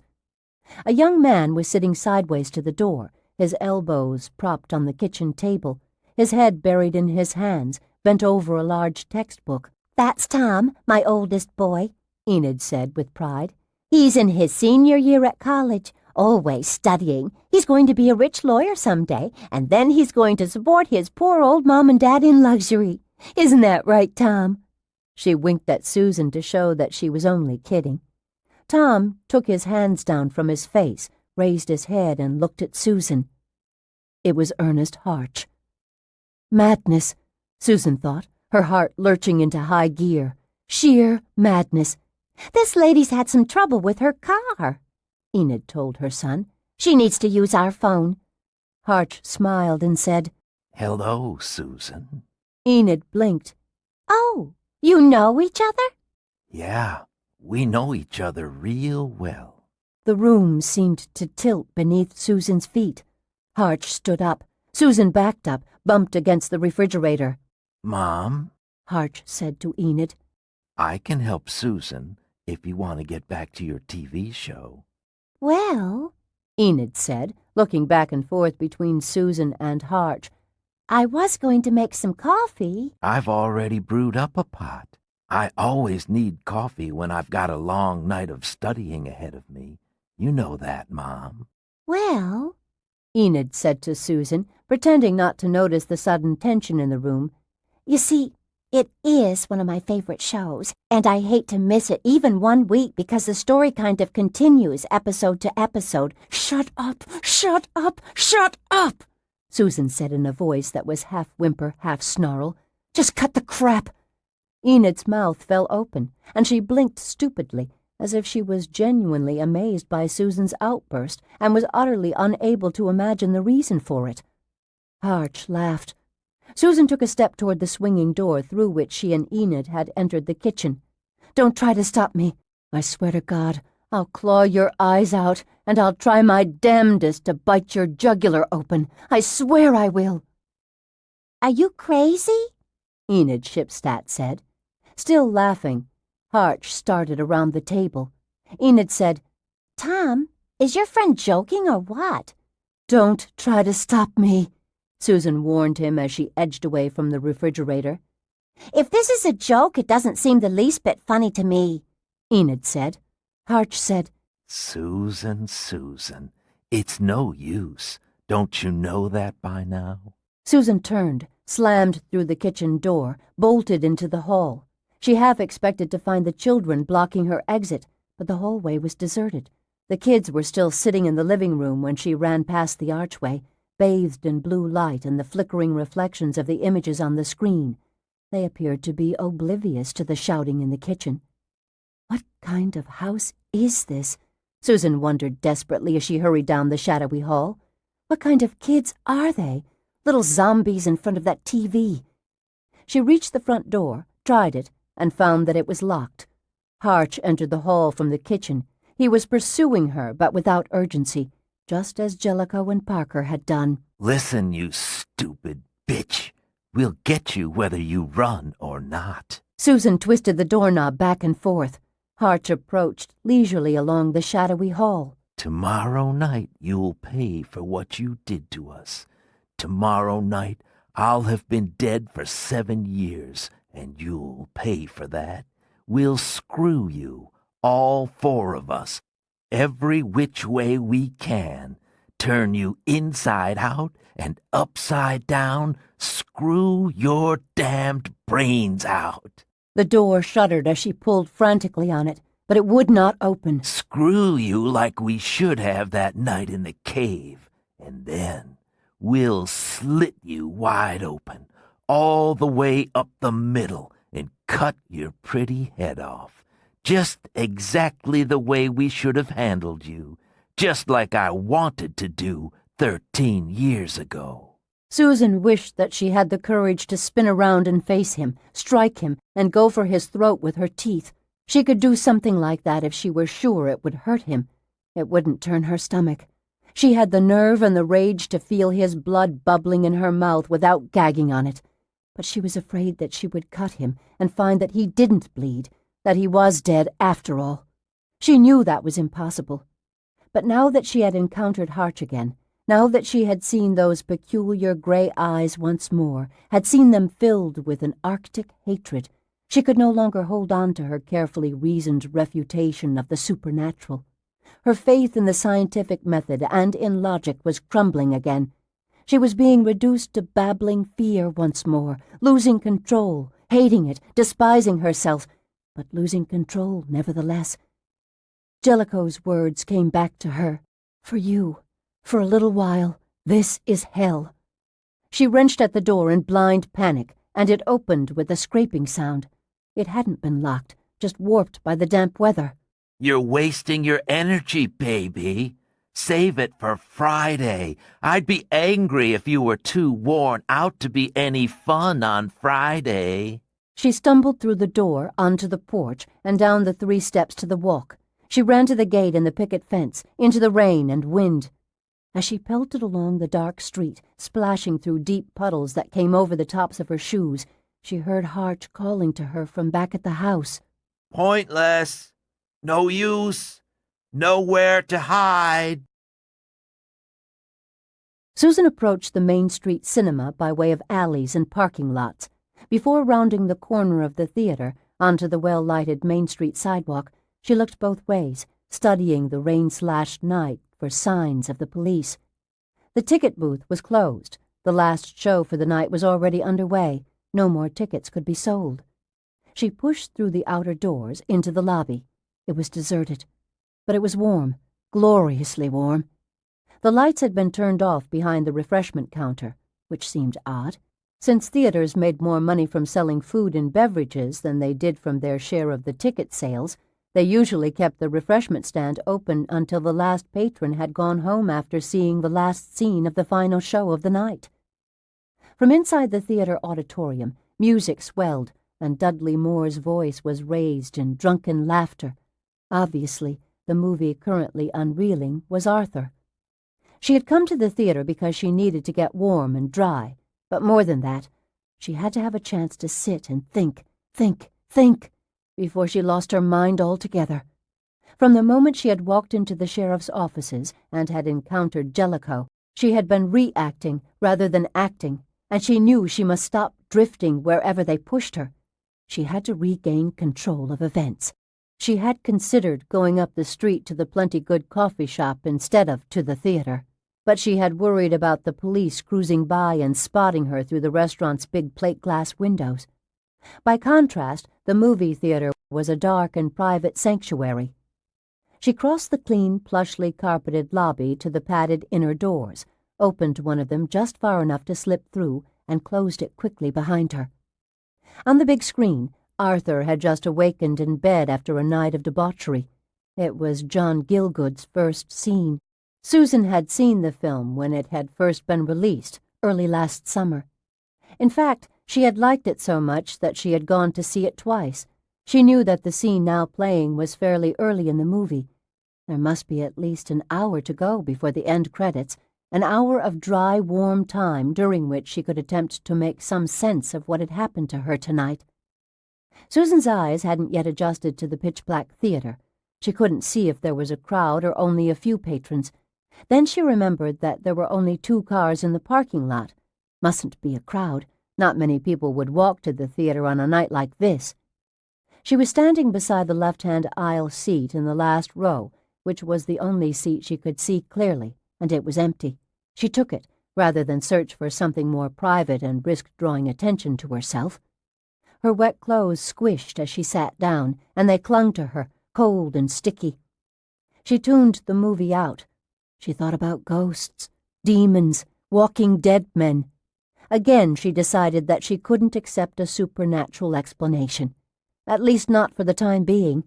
For one thing, there wasn't anything to be gained by dwelling on the occult possibilities, for if that was the explanation, there was absolutely nothing she could do to save herself. If all the forces of hell were aligned against her, then she was lost for sure, so she might just as well rule out the very possibility of it. She ruled out madness, too. She might actually be mad, but there was nothing whatsoever she could do to change that if it were the case, so it was better not even to think about it. Which left her with the conspiracy theory. That wasn't much of a theory either. She didn't have the slightest idea who, how, or why. As she puzzled over those 3 essential questions, her thoughts were briefly disturbed by a wave of laughter that swept the theater. Although it came in reaction to a very funny scene in Arthur, and wasn't at all out of place, there was something about the laughter which seemed distinctly odd to Susan. Of course, the volume of laughter indicated that there were quite a few people in the theater, at least 100, maybe more, and that was certainly a surprise, considering the fact that there were only 2 cars in the parking lot. But that wasn't what was odd about it. Something else. Something about the sound of it. The laughter subsided, and Susan's thoughts returned to her escape plans. When had it begun to go wrong? As soon as she had left the hospital, or rather as soon as she'd left Milestone, that was when it had begun to go wrong. The keys in the Pontiac. Too easy, which meant they had known she would try to escape, and they had actually wanted her to try. The Pontiac had been left there expressly for her use. But how had they known that she would think to look in the car for the keys? And how could they have been so certain that she would stop at the sheriff's station? How could they have known she would go to the Shipstat house for help? Willowalk contained hundreds of other houses, other people to whom she might have turned. Why had the Harch look-alike been waiting with such perfect confidence at the Shipstat place? She knew the most likely answer to her own question, but she didn't want to believe it, didn't even want to consider it. Maybe they always knew where she was going to go next, because they had programmed her to go there. Maybe they had planted a few crucial directives in her subconscious while she'd been in the coma. That would explain why they never seriously pursued her when she ran from them. They knew she would walk into their arms later, at a prearranged place. Maybe she had no free will whatsoever. That possibility made her feel sick to her stomach, and in her soul as well. Who were these shadowy manipulators with godlike power over her? Her train of thought was derailed by another wave of loud laughter that rolled through the theater, and this time she realized what was odd about the sound. It was the laughter of young people, higher pitched than that of a general audience, quicker and more eager and more shrill than the laughter of adults. Her eyes had adapted somewhat to the darkness in the theater, and she raised her head, looked around. At least 200 people were present. No, it was more like 300. Of those nearest to Susan, of those she could see, all appeared to be kids. Not young children, teenagers, 13 to 18 or thereabouts. High school and junior high kids. As far as she could tell, she was the only adult in the crowd. Why had 300 kids walked through a fierce storm to see a movie that was almost 6 months old? And what kind of uncaring parents would have permitted them to risk pneumonia and possibly even electrocution by lightning just to come to a movie? She thought of the dozen children at the Shipstat house, their faces glazed by the bluish light from the TV. Willowalk seemed to have more than its share of children. And what the devil did all these children have to do with her own situation? Something. There was some connection, but she couldn't figure it out. While Susan was puzzling over the oddity of Willowalk's youthful population, she saw a door open at the front of the theater, to the left of the screen. A pale blue light shone in a room beyond the door. A tall man came out into the auditorium and closed the door behind him. He switched on a flashlight, one with a very narrow beam, and pointed it at the floor immediately in front of him. An usher? He started up the aisle, towards Susan. The theater was fairly large, 3 times longer than it was wide. The usher took at least half a dozen steps up the sloping aisle before Susan became aware, through some sixth sense, that he was a threat to her. She stood up, her wet clothes stuck to her. She had been in the theater only 15 minutes, not nearly long enough to dry out, and she was reluctant to leave. The usher kept coming. The narrow flashlight beam bobbled up and down a bit with each step the man took. Susan edged away from her seat, into the aisle. She squinted into the gloom ahead, trying to perceive the usher's face. He was 40 feet away, coming slowly toward her, invisible behind his flashlight, suddenly silhouetted but unrevealed by a bright scene on the movie screen. Dudley Moore said something funny. The audience laughed. Susan began to shake. John Gielgud said something funny, and Liza Minnelli said something funny right back at him, and the audience laughed again. If I was programmed to steal the Pontiac, Susan thought, and if I was programmed to go to the sheriff's station and to the Shipstat house, then perhaps I was also programmed to come here instead of going up the street to the Plenty Good coffee shop or somewhere else. The usher was no more than 30 feet away now. Susan took 3 sliding steps backwards to the padded doors that opened onto the lobby. She reached behind her and put one hand against the door. The usher raised the flashlight, no longer directing it toward the sloping floor in front of him, and shone it straight into Susan's face. The beam wasn't terribly bright, but it blinded her because her eyes had adjusted to the darkness. He's one of them, she thought. One of the dead men. Probably Koontz, because Koontz hasn't yet put in an appearance tonight. Or maybe it was Jerry Stein, his face rotting away from his bones, pus oozing from his swollen purple lips. Jerry Stein, all dressed up in a neat usher's uniform, coming to say hello, coming to get a kiss. There's nothing supernatural about this, she told herself in a desperate attempt to stave off panic. But maybe it was Jerry, his face gray, a little green around the eyes, with brown-black blisters of corruption extending from his nostrils. Maybe it was Jerry, coming to give her a hug, coming to take her in his arms. Maybe he would lower his face to hers and put his lips to hers and thrust his cold, slimy tongue into her mouth in a grotesque kiss of graveyard passion. For you, for a little while, this is hell. Susan flung open the door and raced out of the theater into the lobby, across the plush carpeting, through the outer doors, not daring to look back. She turned right at the corner of the building, into the parking lot, and headed toward the dark alley. She sucked the humid air deep into her heaving lungs, and she felt as if she were breathing wet cotton. In seconds, her clothes were as thoroughly soaked as they had been when she'd gone into the theater. Hot flashes of pain shot through her legs, but she tried to ignore them. She told herself she could run all night if that were necessary. But she knew she was lying to herself. She was quickly using up what little strength she had managed to store away during the past 5 days. Not much was left. Dregs.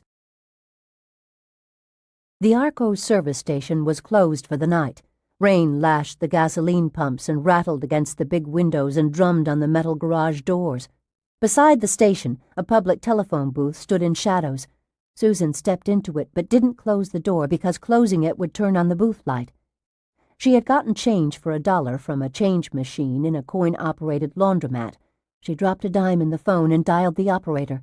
She was shivering uncontrollably now, miserably cold and exhausted. Operator. Operator, I'd like to place a long-distance call and charge it to my home number. And what is the number you're calling, please? Susan gave her Sam Walker's number in Newport Beach. She had dated Sam for over a year, and he had been more serious about their relationship than she had been. They had broken off last spring, not without pain, but they were still friends. They talked once in a while on the phone, and they occasionally encountered each other by accident at restaurants they both favored, in which case they weren't so estranged that they couldn't have dinner together. It was perhaps a condemnation of her excessively solitary, self-reliant, go-it-alone nature that she had no really close girlfriends from whom she could seek help.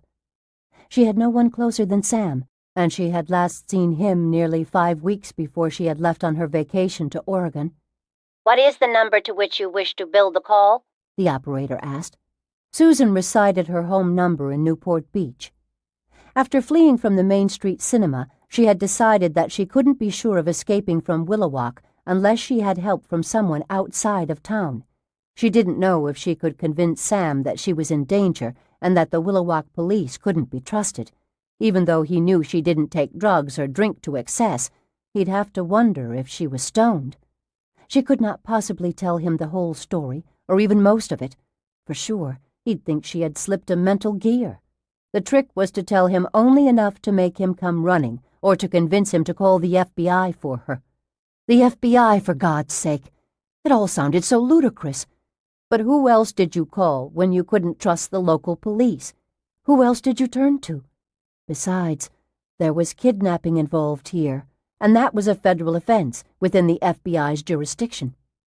She would have called the Bureau's Oregon office herself, except she didn't think she'd be able to convince a total stranger that she was really in trouble. She wasn't even certain that she could convince Sam, who knew her very well. Down in Newport Beach, Sam's phone began to ring. Please be there, please, she thought. A gust of icy wind rammed through the open door of the phone booth. It pummeled her back with hard-driven rain. Sam's phone rang 3 times, 4 times. Please, please, please. A 5th time. Then someone picked it up. Hello? Sam? Hello? There was a lot of static on the line. Sam? Yeah, who is this? His voice was faint. Sam, it's me, Susan. A hesitation, then, Susie? Yes. Susie Thornton? Yes, she said, relieved that at last she had touched someone beyond Willowalk. Where are you? Willowalk, Oregon. Will who walk to Oregon? No, Willowalk. She spelled it. Sounds like you're calling from Tahiti or something, he said as the static temporarily abated. Listening to him, Susan felt a terrible suspicion uncoiling like a snake in her mind. A new chill slithered through her, a tongue of ice flickering on her spine. She said, "I can hardly hear you." I said, it sounds like you're calling from Tahiti or something. Susan pressed the receiver tightly to her ear, put her hand over her other ear, and said, "Sam, you don't—" What? Susie, are you there? "Sam, you don't sound like yourself." Susie, what's this all about? She opened her mouth, but she couldn't bring herself to speak the dreadful truth. Susie? Even the goddamned telephone company couldn't be trusted in Willowalk. Susie, are you there? Her voice cracked with fury and anger, but she spat out the unthinkable thought. "You aren't Sam Walker." Static. Silence. More static. At last he giggled and said, Of course I'm not Walker, you stupid bitch! It was Carl Jellicoe's giggle. Susan felt 1,000 years old, older than that, ancient, wasted, shriveled, hollow. The wind changed direction, slammed against the side of the phone booth, rattled the glass. Jellicoe said, Why do you insist on thinking it's going to be easy to get away from us? Susan said nothing. There's no place to hide, nowhere to run. Bastard! You're finished. You're through. Welcome to hell, you dumb slut. She slammed the phone down. Susan stepped out of the booth and looked around at the rain-drenched service station and at the street beyond. Nothing moved. There was no one in sight. No one was coming after her. Yet. She was still free. No, not free. She was still on a very long leash. But she was not free. On a leash. And she had the strong feeling that they were about to begin reeling it in. For a little while she walked, hardly aware of the rain and the cold wind anymore, stubbornly disregarding the pain in her legs, unable to formulate any new escape plans. She was merely passing time now, waiting for them to come for her. She paused in front of St. John's Lutheran Church. There was a light inside. It filtered out through the large arched, stained glass windows. It colored the rain red, blue, green, and yellow for a distance of 3 or 4 feet, and it imparted a rainbow glow to the thin veil of wind-whirled fog. A parsonage was attached to the church, a Victorian-style structure, 2 full stories plus a gabled attic, bay windows on the 2nd floor. The neatly tended lawn was illuminated by an ornate iron lamp post at the outer end of the walk, and 2 smaller matching iron lamps on the porch posts, one on each side of the steps. A sign on the gate read, Reverend Potter B. Kinfield. Susan stood in front of Reverend Kinfield's house for a couple of minutes, one hand on the gate, leaning against it. She was too weary to go on, but she was too proud to lie down in the street and just give up as if she were a whipped dog. Without hope, but also without anything else to do, and without anywhere else to go, she finally went up the walk and climbed the steps to the parsonage porch. You were supposed to be able to count on clergymen. You were supposed to be able to go to them with any kind of problem and get help. Would that be true of clergymen in Willowalk? Probably not. She rang the bell. Although the outside lights were burning brightly, the house itself was dark. That didn't necessarily mean the preacher wasn't home. He might have gone to bed. It was late after all. She didn't know exactly how late it was. She had lost track of time, but it must be somewhere between 11 o'clock and midnight. She rang the bell again. And again. No lights came on inside. No one answered. In anticipation of the minister's response to the bell, Susan had summoned up images of warmth and comfort, a toasty parlor, a big soft easy chair, pajamas, a heavy robe, and slippers borrowed from the preacher's wife, maybe some nice buttered toast and hot chocolate, sympathy, outrage at what had been done to her, promises of protection and assistance, a bed with a firm mattress, crisp, clean sheets and heavy woolen blankets, 2 pillows, and a lovely, lovely feeling of being safe. Now, when no one answered the door, Susan couldn't get those images out of her mind. She simply could not forget them and just walk away. The loss hurt too much, even though it was the loss of something she'd never really possessed in the first place. She stood on the porch, quivering on the verge of tears, desperately wanting those damned dry pajamas and that hot chocolate, wanting them with such fierce intensity that the wanting drove out all other emotions, including all fear of Ernest Harch and the walking dead men and the people behind Milestone. She tried the door. It was locked. She moved along the porch, trying the dash-hung windows. The 3 to the left of the door were all locked. The first one to the right was also locked, but the second one was not. It was swollen by the damp air, and it didn't move easily, but finally she raised it far enough to squeeze through into the parsonage. She had just committed an illegal act, but she was a desperate woman, and the Reverend Kinfield would surely understand once he heard all the facts. Besides, this was Willowalk, Oregon, where the normal rules of society didn't apply. The interior of the house was utterly black. She couldn't see more than 2 or 3 inches in front of her face. Curiously, the house wasn't warm either. It seemed almost as cold as the night outside. Susan felt her way along the wall, moving left past the first window on that side of the door, then to the door itself. She located the switch on the wall, flicked it. She blinked at the sudden flood of light, then blinked in surprise when she saw that the Lutheran parsonage was not what it appeared to be from the outside. It wasn't a gracious old Victorian house. It was a warehouse. One room as large as a barn, more than 2 stories high, with no partitions and a bare concrete floor. Life-size papier-mâché figures for a nativity scene, plus a large red sleigh complete with reindeer, were suspended from the ceiling on wires, stored away until the holidays. The room itself was filled with cardboard cartons, hundreds upon hundreds of them, stacked 4 and 5 high. There were also trunks, chests, enormous wooden crates, and a couple of dozen metal cabinets, each about 7 feet high, 4 feet deep, and 8 feet long. Everything was arranged in neat rows that extended the length of the building, with access aisles in between. Baffled, Susan ventured away from the wall and went exploring through the stacks. In the first couple of cabinets, she found black choir robes hanging from metal bars, each robe sealed tightly in a clear plastic bag. In the third cabinet, she uncovered several Santa Claus outfits, 2 Easter Bunny costumes, and 4 sets of pilgrim's clothes that apparently were used in Thanksgiving celebrations. The first of the cardboard cartons, according to the labels on them, contained religious pamphlets, Bibles, and church songbooks.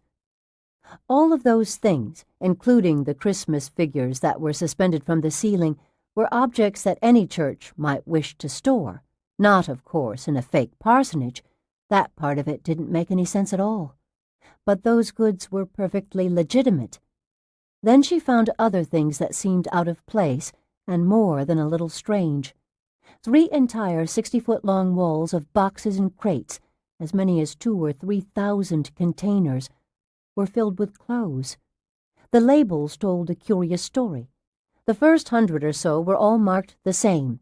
U.S. Fashions, Women's Dresses, 1960 to 1964, Kennedy Era. A smaller number of containers were labeled U.S. Fashions, Men's Suits and Ties, 1960 to 1964, Kennedy Era. There were a lot of women's clothes, some men's clothes, and a few boxes of children's clothes from every subsequent fashion era through the late 70s. There were even clusters of boxes in which the clothing of various subcultures was stored. U.S. Fashions, Male Attire, Mixed Hippie Subculture. All of this was not simply evidence of an ambitious clothing drive to benefit the church's overseas missions. It was clearly a long-term storage program. Susan was also convinced that it wasn't merely some ambitious historical preservation project. These weren't museum samples of American clothing styles. These were entire wardrobes, sufficient to clothe hundreds upon hundreds of people in virtually any fashion period from the past 20 years. It appeared as if the people of Willowalk were so extraordinarily thrifty, every man, woman, and child of them, that they had joined en masse to preserve their out-of-date clothing just in case old styles came back into fashion some day and could be used again. It was wise and admirable to attempt to circumvent the expensive tyranny of fashion designers. But in a throwaway culture like America's, where virtually everything was designed to be disposable, what kind of people, what kind of community could organize and so perfectly execute an enormous storage program like this one? A community of robots, perhaps. A community of ants. Susan continued to prowl through the stacks, her confusion increasing. She found scores of boxes labeled Informal Holidays, Halloween. She peeled the tape off one of those boxes and opened it. It was crammed full of masks, goblins, witches, gnomes, vampires, the Frankenstein monster, werewolves, alien creatures, and assorted ghouls. She opened another box and found Halloween party decorations, orange and black paper streamers, plastic jack-o'-lanterns, bundles of real Indian corn, black paper cutouts of cats and ghosts. This huge collection of Halloween gear was not just for parties at St. John's Church. There was enough stuff here to decorate the entire town and to costume all of its children. She moved along the aisles, reading labels on some of the hundreds of other containers. Informal holidays, Valentine's Day. Formal holidays, Christmas. Formal holidays, New Year's Eve. Formal holidays, Independence Day. Formal holidays, Thanksgiving. Private parties, baby shower. Private parties, birthday. Private parties, wedding anniversary. Private parties, bar mitzvah. Private parties, bachelor/stag. Susan finally stopped examining the boxes and the cabinets because she realized there were no answers to be found among them. They only raised new questions about Willowalk. In fact, the more she probed through this place, the more confused and disoriented and depressed she became. She felt as if she had chased a white rabbit and had fallen down a hole into a bizarre and considerably less than friendly wonderland. Why were bar mitzvah decorations stored in St. John's Lutheran Church? And wasn't it strange for a church to store supplies for a stag party? Dirty movies, posters of naked women, party napkins bearing obscene cartoons, that sort of stuff kept in a church? Why wasn't the parsonage really a parsonage? Was there a Reverend B. Kinfield, or was he only a fictitious character, a name on a gate plaque? If he existed, where did he live, if not in the parsonage? Was Willowalk inhabited by 4,000 or more pack rats who never threw anything away? What was going on in this town? At a glance, everything appeared to be normal, but on closer inspection, there hadn't been a single thing about Willowalk that hadn't turned out to be strange. How many other buildings in town were not what they appeared to be? She walked wearily out of the storage aisles and returned to the front door. She was growing increasingly shaky. She wondered if there was any chance at all that she would eventually be able to climb out of the rabbit hole, back into the real world. Probably not. Outside again, she could barely stay on her feet. Her rain-sodden clothes felt as if they weighed a couple 1,000 pounds. The impact of the raindrops was incredible, and the wind struck with sledgehammer blows that threatened to drive her to her knees. She knew that Harch and the others would come for her, sooner or later, and until they did, she just wanted to sit where it was warm. All hope of escape had left her. The church might be warm, at least it would be dry, and she would be out of the cold wind. That is, if the church was real, if it wasn't just a facade, like a false front set on a Hollywood backlot. There was light in the church anyway. Maybe that was a good sign. Maybe there would be heat, too. She climbed the dozen brick steps toward the heavy hand-carved oak doors, hoping they were unlocked. The doors of a church were supposed to remain unlocked at all times, 24 hours a day, every day, so that you could go inside to pray or to be comforted whenever you needed to escape from the pain of life. That's the way it was supposed to be. But you could never be sure of anything in good old Willowalk, Oregon. She reached the doors. There were 4 doors, 2 sets of 2. She tried the one on the extreme right. It was unlocked. At least something in Willowalk was as it should be. Pulling open the door, about to step into the building, she heard an engine in the street behind her, the hiss of tires on the wet pavement, the squeal of brakes. She turned and looked down the steps. An ambulance had drawn up to the curb in front of the church. 3 words were painted on the side of it: Willowalk County Hospital. "There is no such goddamn thing," Susan said, surprised to find a drop of anger remaining in her vast pool of resignation and depression. Jellicoe and Parker got out of the ambulance and looked up at her. They were no longer dressed as sheriff's deputies. They were wearing white raincoats and white rain hats, black boots. They were playing hospital orderlies again. Susan didn't intend to run from them. She couldn't. Her strength and her willpower were gone, used up. On the other hand, she wasn't going to walk down the steps and into their arms either. They would have to come and get her and carry her back to the ambulance. Meanwhile, she would go inside where it was warm, go as far toward the front of the church as her legs would take her, so that Jellicoe and Parker would have to carry her that much farther when they took her out to the ambulance. It was a small, perhaps meaningless protest. Pathetic, really. But passive resistance was the only kind of which she was still capable. The church was warm. It felt wonderful. She shuffled through the vestibule, into the church proper, down the center aisle, toward the altar. It was a pretty church, lots of wood, marble, and brass. During the day, when the light was coming in through the stained glass windows, painting everything in bright hues, it would be beautiful. She heard Carl Jellicoe and Herbert Parker enter the church behind her. Her aching, quivering legs supported her all the way to the front pew, but she knew they would crumple under her if she took another step. "Hey, slut," Jellicoe said from the back of the church. She refused to turn and face them, refused to acknowledge her fear of them. She sat down on the first highly polished pew. "Hey, bitch." Susan faced forward, staring at the large brass cross behind the altar. She wished she were a religious woman, wished she were able to take comfort from the sight of the cross. At the front of the church, to the left of the altar, the door to the sacristy opened. 2 men came out, Ernest Harch, Randy Lee Koontz. The extent to which she had been manipulated was clear now. Her escape hadn't been her own idea.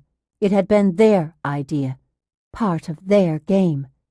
They had been teasing her the way a cat will sometimes tease a captured mouse, letting it think there's a real hope of freedom, letting it squirm away, letting it run a few steps, then snatching it back again brutally. The mezuzah hadn't been dropped accidentally in the bathroom. It had been left there on purpose to nudge her toward an escape again, so that the cats could have their bit of fun. She'd never really had a chance. Harch and Koontz descended the altar steps and moved to the communion railing. Jellicoe and Parker appeared in the aisle at her side. They were both grinning. She was limp. She couldn't even raise a hand to protect herself, let alone to strike out against them. "Has it been as much fun for you as it's been for us?" Carl Jellicoe asked her. Parker laughed. Susan said nothing, stared straight ahead. Harch and Koontz opened a gate in the communion railing and walked up to the first pew, where Susan sat. They stared down at her, smiling. All of them smiling. She stared between Koontz and Harch, trying to keep her eyes fixed steadily on the cross. She didn't want them to see her quaking with fear. She was determined to deny them that pleasure, at least this one time. Harch stooped down, squarely in front of her, forcing her to look at him. "Poor baby," he said, his raspy voice making a mockery of any attempt at sympathy. "Is our poor little bitch tired? Did she run her little butt off tonight?" Susan wanted to close her eyes and fall back into the darkness that waited within her. She wanted to go away inside herself for a long, long time. But she fought that urge. She met Harch's hateful, frost-gray eyes, and her stomach churned, but she didn't look away. "Cat got your tongue?" "I hope not," Koontz said. "I wanted to cut her tongue out myself." Jellicoe giggled. To Susan, Harch said, "You want to know what's going on?" She didn't respond. Do you want to know what this is all about, Susan? She glared at him. Oh, you're so tough, He said mockingly. The strong, silent type. I love the strong, silent type. The other 3 men laughed. Harch said, I'm sure you want to know what's going on, Susan. In fact, I'm sure you're dying to know. Dying! Jellicoe said, giggling. The others laughed, sharing a secret joke. The car accident you had, Harch said. 2 miles south of the turnoff to the Viewtop Inn. That part was true. She refused to be prodded into speaking. You rolled the car over an embankment, slammed it into a couple of big trees. We weren't lying about that. The rest of it, of course, was all untrue. We're all shameless fibbers. Jellicoe said, giggling. You didn't spend 3 weeks in a coma. And the hospital was a fake, of course.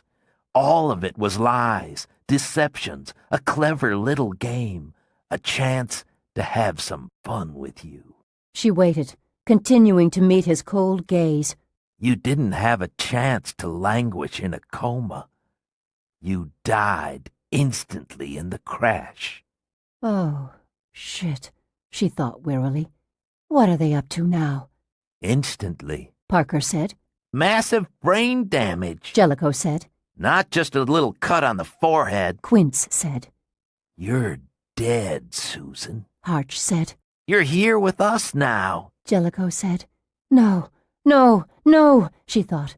This is crazy. This is madness. You're in hell. Harch said. With us. Jellicoe said. And we've been assigned to entertain you. Quince said. Which we're looking forward to. Parker said. Very much. No. Never thought you'd wind up here? Jellicoe said. Not a goody-goody bitch like you. Parker said. Must have all sorts of secret vices. Jellicoe said. We're really glad you could make it. Quince said. Harch just stared at her, stared hard, his cold eyes freezing her to the core. We'll have a party. Jellicoe said. Quince said. An endless party. Just the 5 of us. Jellicoe said. Old friends. Parker said. Susan closed her eyes. She knew it wasn't true. It couldn't be true. There wasn't such a place as hell. No hell or heaven. That was what she had always believed. And didn't non-believers go to hell? Let's fuck her now, right here. Jellicoe said. Yeah. Quince said. She opened her eyes. Jellicoe was unzipping his pants. Harch said. No.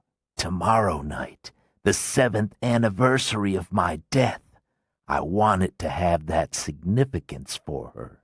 Jellicoe hesitated, his fly half undone. Besides, Parker said, we want to do it to her in the right place. This isn't the right place. Exactly. Harch said. Please, God, please, Susan thought. Let me find my way back up the rabbit hole, or let me just go to sleep. I could just lay back here against the pew and go to sleep forever. Let's get the bitch out of here, Harch said.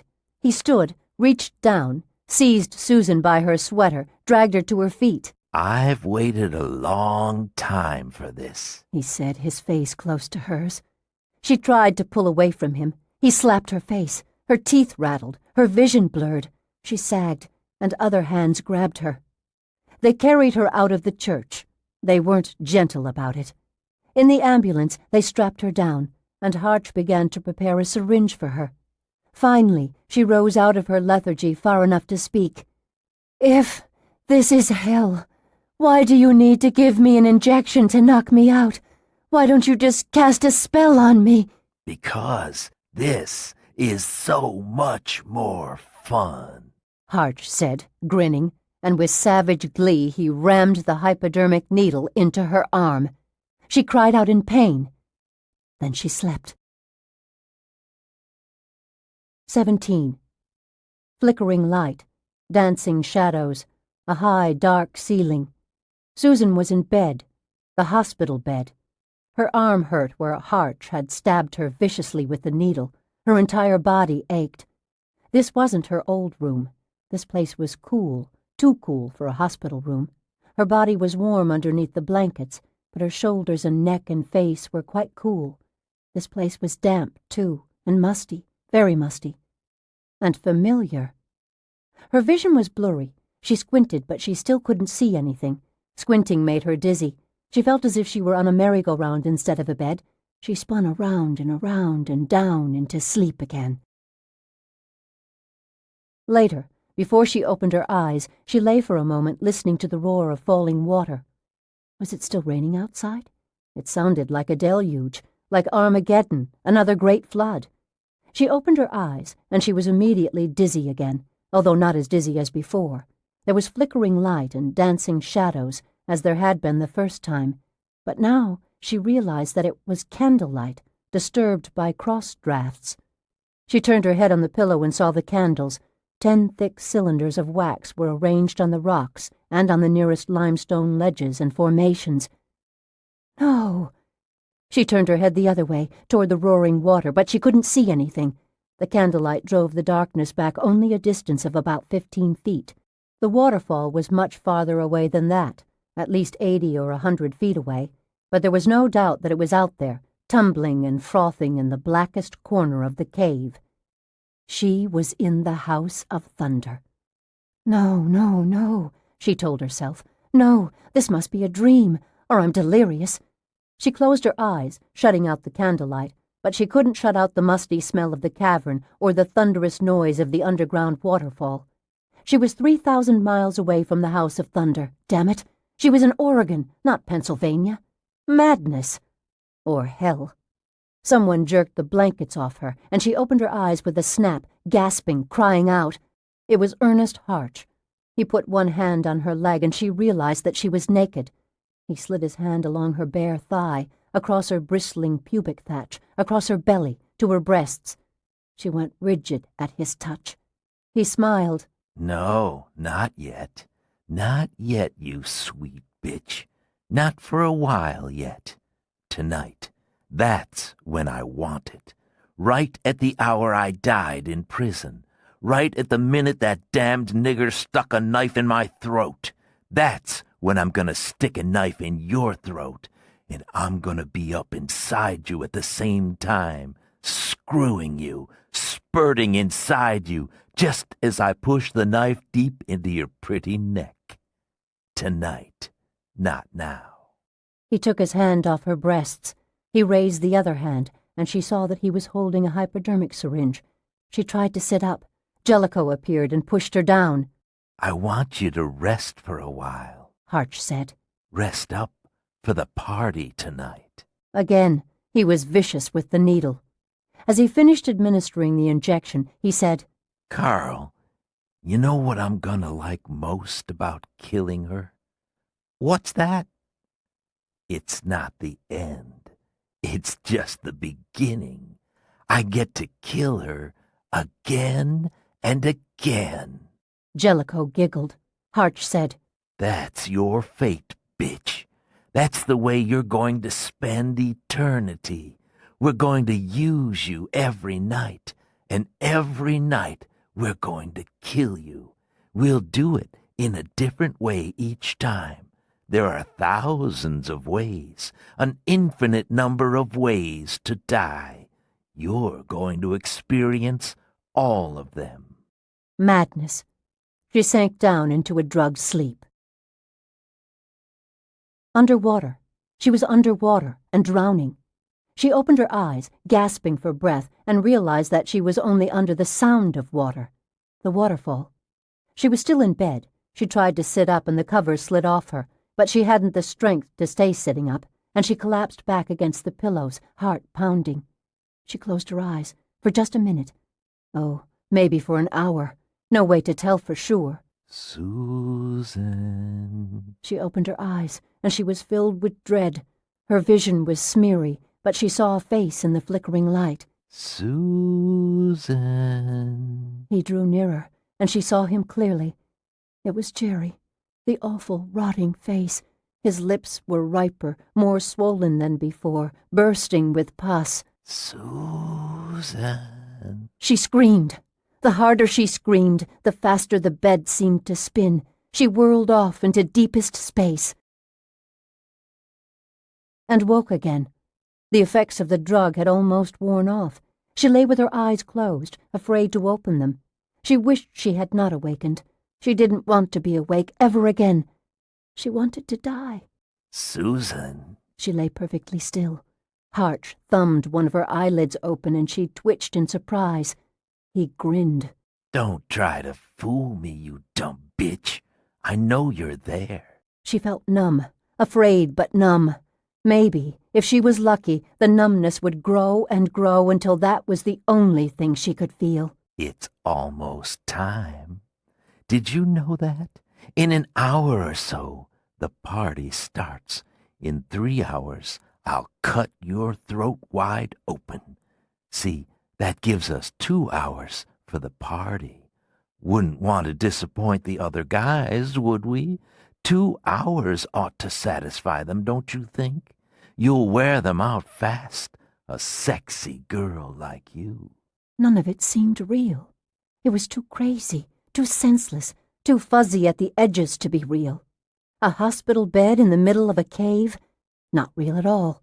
The terror, the violence, the implied violence, the purity of Harch's evil, all of that had the quality of a dream. Yet she could feel the 2 separate pains of the 2 needles that had jammed in her arms. That felt real enough.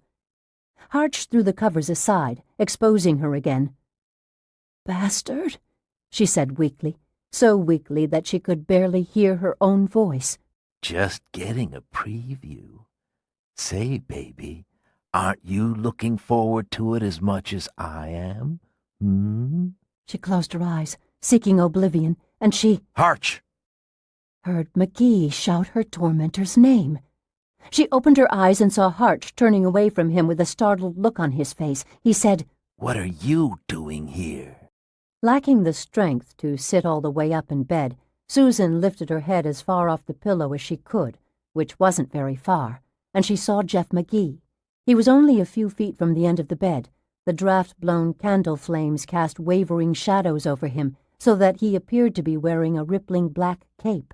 He was holding a long-barreled pistol, and it was pointed at Harch. Harch said, What in the hell are you? McGee shot him in the face. Harch pitched backwards out of sight and hit the floor with a sickening thud. The pistol had made only a whispering sound, and Susan realized that part of the long barrel was a silencer. That soft hiss, the sight of Harch's face exploding, the dead-weight sound of him hitting the floor, all of that had the unmistakably gritty feeling of reality.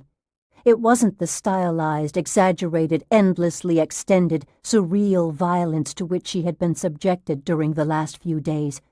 There wasn't anything remotely dreamlike about this. It was death. Cold, hard, quick.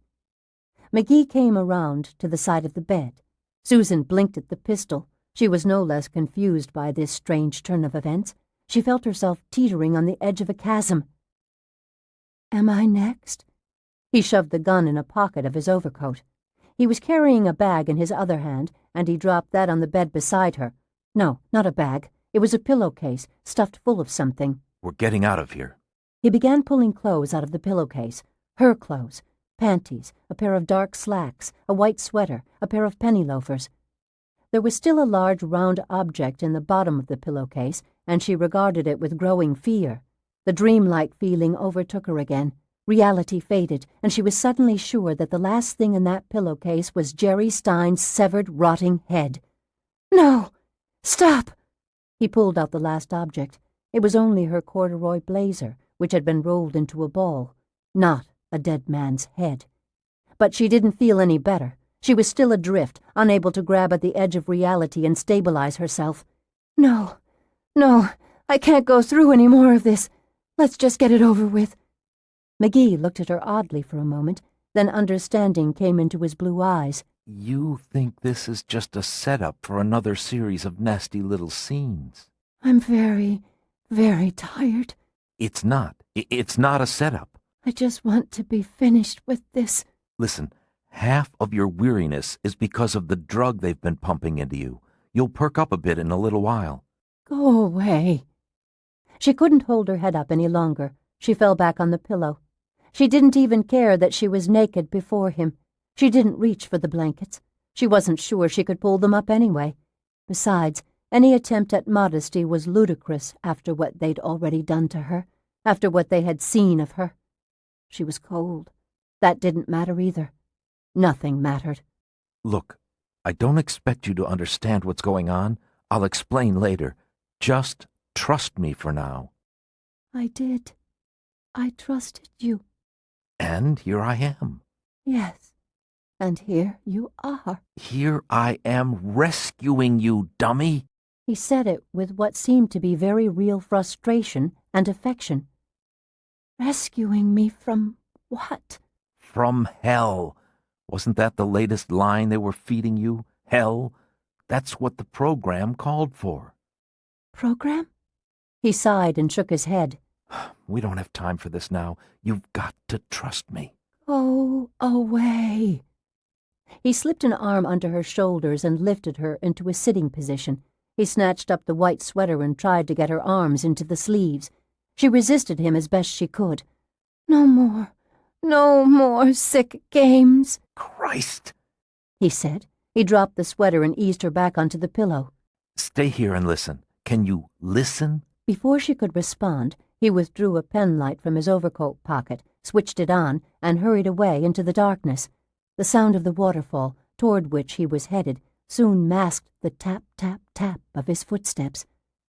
Maybe he would leave her alone now, or finish her off, one or the other. She closed her eyes. The roar of the waterfall stopped abruptly. In an instant, the house of thunder became the house of silence. She opened her eyes, frowning. For a second, she thought she had gone deaf. McGee shouted to her from the darkness. Hear that? Nothing but a tape recording of a waterfall. He was drawing nearer as he spoke. There was no sound to mask his footsteps now. It was a tape recording, blasting through 4 big quadraphonic speakers. He stepped into the glow of the candles and switched off his penlight. Driest waterfall you'll ever see. And this cave? It's a bunch of hollowed-out rocks, papier-mâché, cardboard, and spit. A stage setting. That's why there's only a few candles. If you could see only a few feet farther, you'd know it was just a hoax. It's set in the middle of the high school gymnasium, so that you get a feeling of open space beyond the darkness. I'd turn the lights on and show you, except I don't dare draw any attention. The windows are blacked out, but if even a little light escaped, someone might notice and come running. And that musty smell, in case you're wondering, is canned odor, guaranteed to make a spelunker feel right at home. Some of our people whipped it up in the lab. Aren't they handy? What is Willowalk? She asked, getting interested in spite of herself and in spite of her fear that she was being set up once more.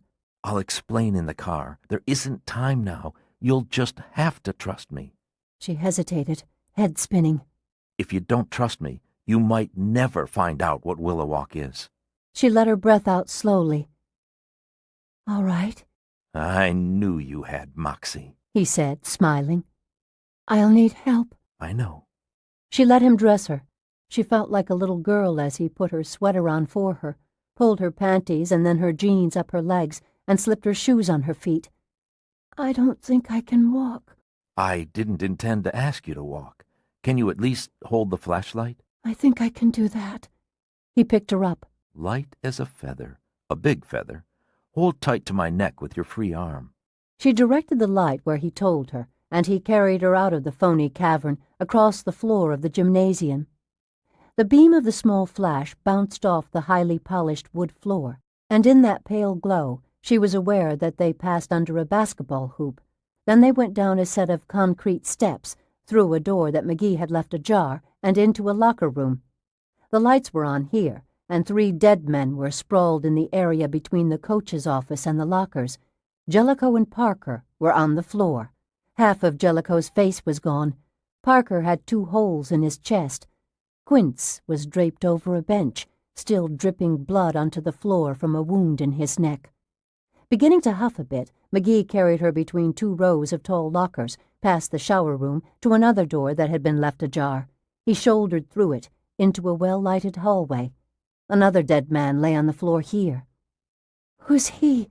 Guard. They went a short distance down the hall, turned the corner into another hall, and went to a set of metal doors, beside which lay another corpse, apparently another guard. Kill the flash. She switched it off, and he leaned against the push-bar handle on the metal doors, and they were outside.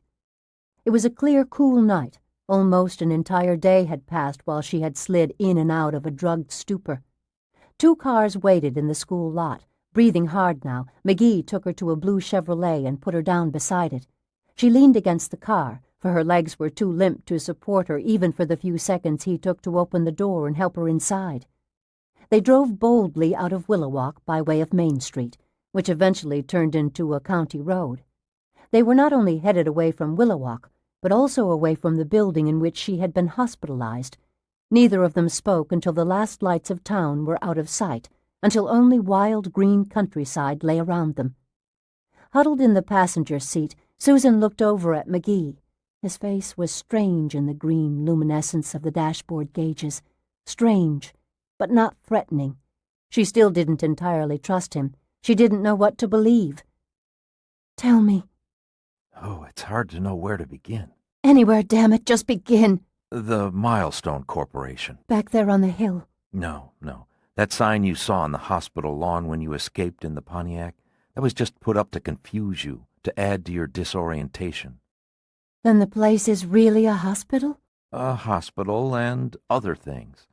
The real Milestone Corporation is in Newport Beach. "And I work for them?" Oh, yes, that's all true. Although it wasn't Phil Gomez you spoke with on the phone. That was someone in Willowwalk pretending to be Gomez. "What do I do at Milestone?" It's a think tank, just like I told you. But it doesn't work with private industry. Milestone's a front for a super-secret U.S. military think tank that functions under the direct control of the Secretary of Defense and the President. Congress doesn't even know it exists. Its appropriations are obtained in a very roundabout fashion. At Milestone, 24 of the finest scientific minds in the country have been brought together with perhaps the most sophisticated data library and computer system in the world. Every man and woman at Milestone is a brilliant specialist in his or her field, and every science is covered. "I'm one of the experts?" she asked, still not able to recall a thing about Milestone, still not even convinced that it actually existed. You're one of 2 particle physicists they have there. "I can't remember." I know. As he drove through the dark forested countryside, McGee told her everything he knew about Milestone, or at least everything he professed to know. Milestone, according to McGee, had one primary goal: to develop an ultimate weapon, a particle beam, some new kind of laser, a new biological weapon, anything which would in one way or another render nuclear weaponry not just obsolete, but useless. The U.S. government had for some time been convinced that the Soviet Union was seeking nuclear superiority with the express intention of launching a first strike attack the moment that such a monstrous tactic was likely to result in a clean, painless Soviet victory. But it hadn't been possible, until recently, to sell the American public on the idea that rearmament was a desperate necessity. Therefore, in the middle 70s, the President and the Secretary of Defense could see no hope except a miracle weapon that would cancel out the Soviet arsenal and free mankind from the specter of an atomic holocaust. While it wasn't possible to launch a massive arms buildup costing hundreds of billions of dollars, it was possible to secretly establish a new research facility, better funded than any had ever been before, and hope that American ingenuity would pull the country's ass out of the fire. In a sense, Milestone became America's last best hope. But surely that kind of research was already being done. Why was there a need to establish a new program? Anti-war elements within the research community, primarily student lab assistants, were stealing information and leaking it to anyone who would listen and who would join the battle against the Pentagon war machine. In the mid-70s, The university-based weapons research establishment was crumbling.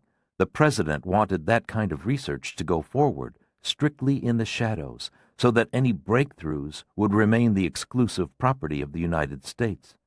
For years, the very existence of Milestone was unknown to Soviet intelligence. When agents of the KGB finally learned of it, they were afraid that the U.S. might be nearing, or might already have achieved, its goal of rendering the Soviet war machine impotent. They knew they had to get their hands on one of Milestone's scientists and engage in weeks of unrestrained interrogation. The Chevy began to accelerate too rapidly down a long, steep hill, and McGee tapped the brakes. The scientists at Milestone are encouraged to familiarize themselves with one another's fields of interest in order to search for areas of overlap and to benefit from cross-fertilization of ideas. Every one of the 24 department chiefs at Milestone knows a great deal about the workable ideas that have come out of the place so far. It means that many of the Pentagon's future plans could be compromised by any one of the Milestone people. So the Soviets decided to snatch me, Susan said, gradually beginning to believe him, but still filled with doubts. Yeah. The KGB managed to find out who worked at Milestone, and it investigated everyone's background. You seemed the most likely target, for you were having serious doubts about the morality of weapons research. You had started on that road immediately after earning your doctorate when you were only 26, before you were really old enough to have developed a sophisticated system of values. As you grew older, you also grew concerned about your work and its impact on future generations. Doubts surfaced. You expressed them to your fellow workers, and you even took a month-long leave of absence to consider your position, during which time you apparently reached no conclusions, because you returned to work, still doubting.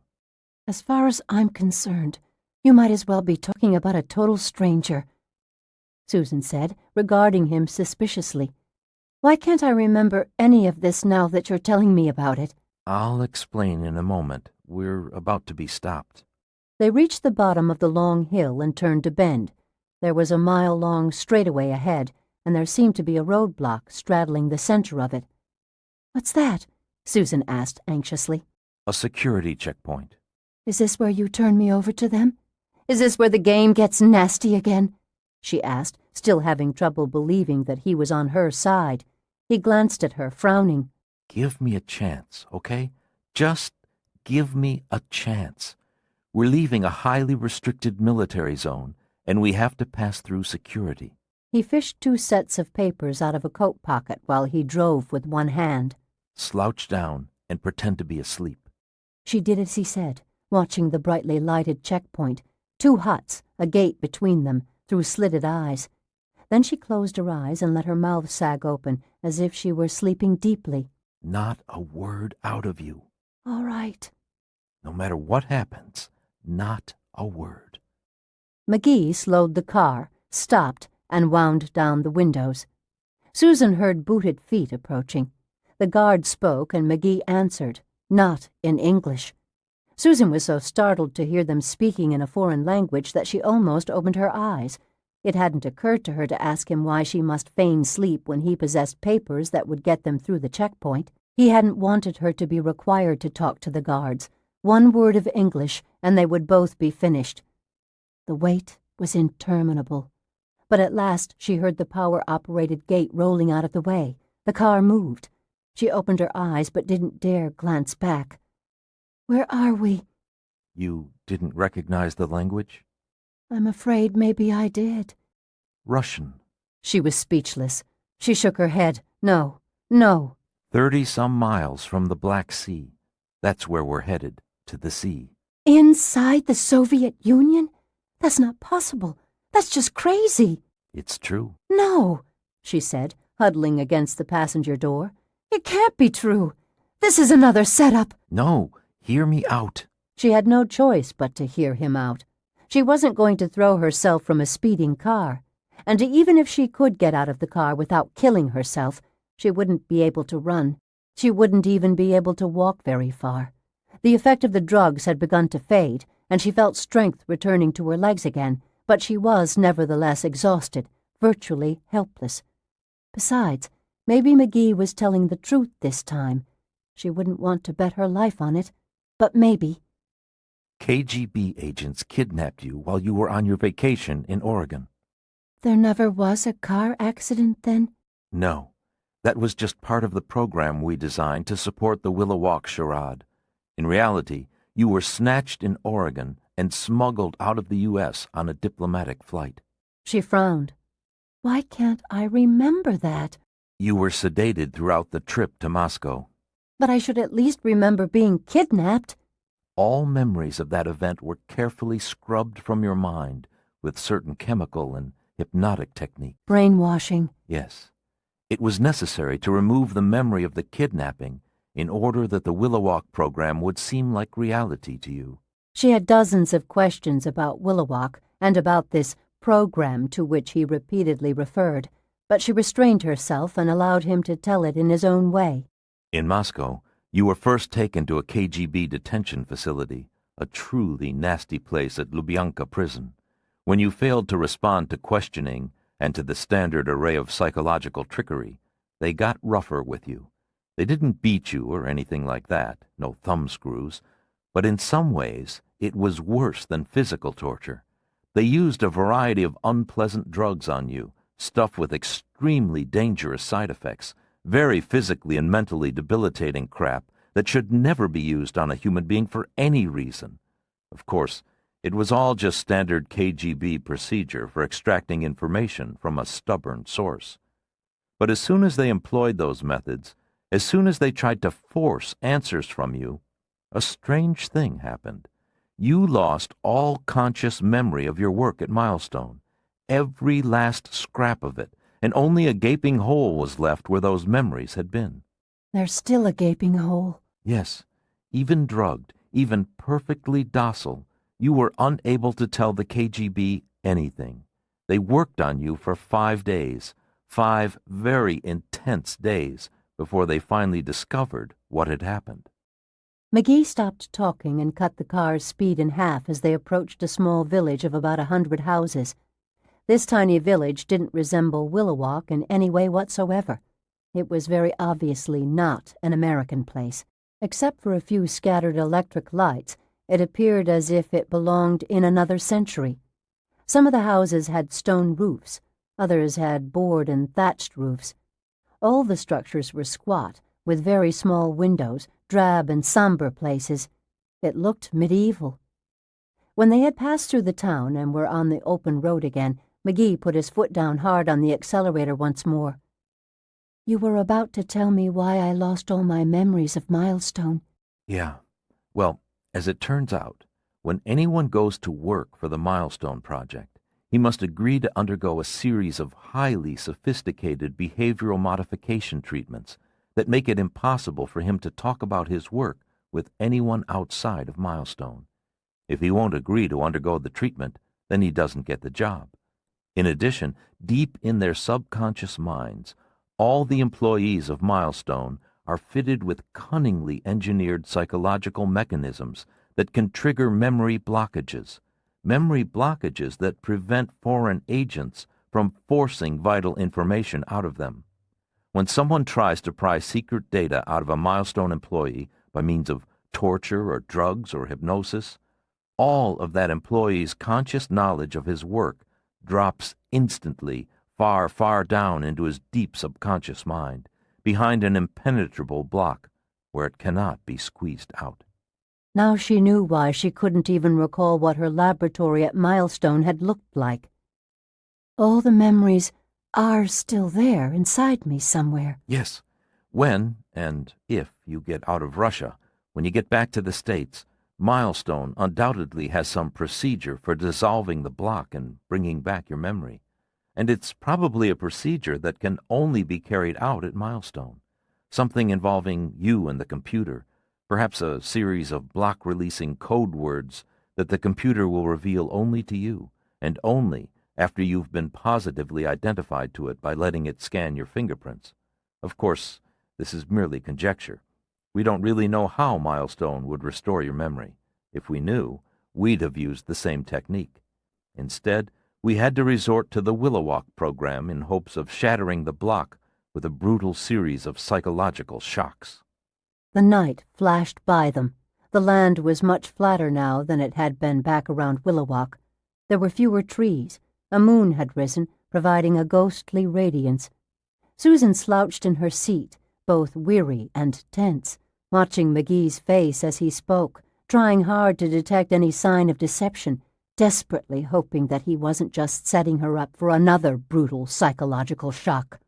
A memory block can be based on any emotion, love, hate, fear, but the most effective is fear. That was the inhibitor that Milestone used when creating your block. Fear.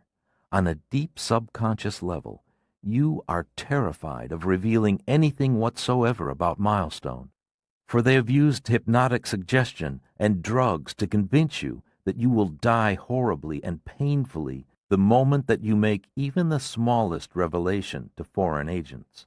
A fear block is by far the most difficult to break. Usually, getting through it is utterly impossible, especially when it's as well implanted as your block is. But you found a way? Not me personally. The KGB employs hordes of scientists who specialize in behavioral modification techniques, brainwashing and so forth, and a few of them think that a fear block can be demolished if the subject, that's you in this case, is confronted with a fear far greater than the one upon which the block is based. Now, it isn't easy to find a fear that's greater than the fear of death. With most of us, that's numero uno. But the KGB had very thoroughly researched your life before they decided to snatch you, and when they looked through your dossier, they thought they saw your weak spot. They were looking for an event in your past that could be resurrected and reshaped into a living, breathing nightmare, into something you would fear more than death. The House of Thunder. Ernest Arch.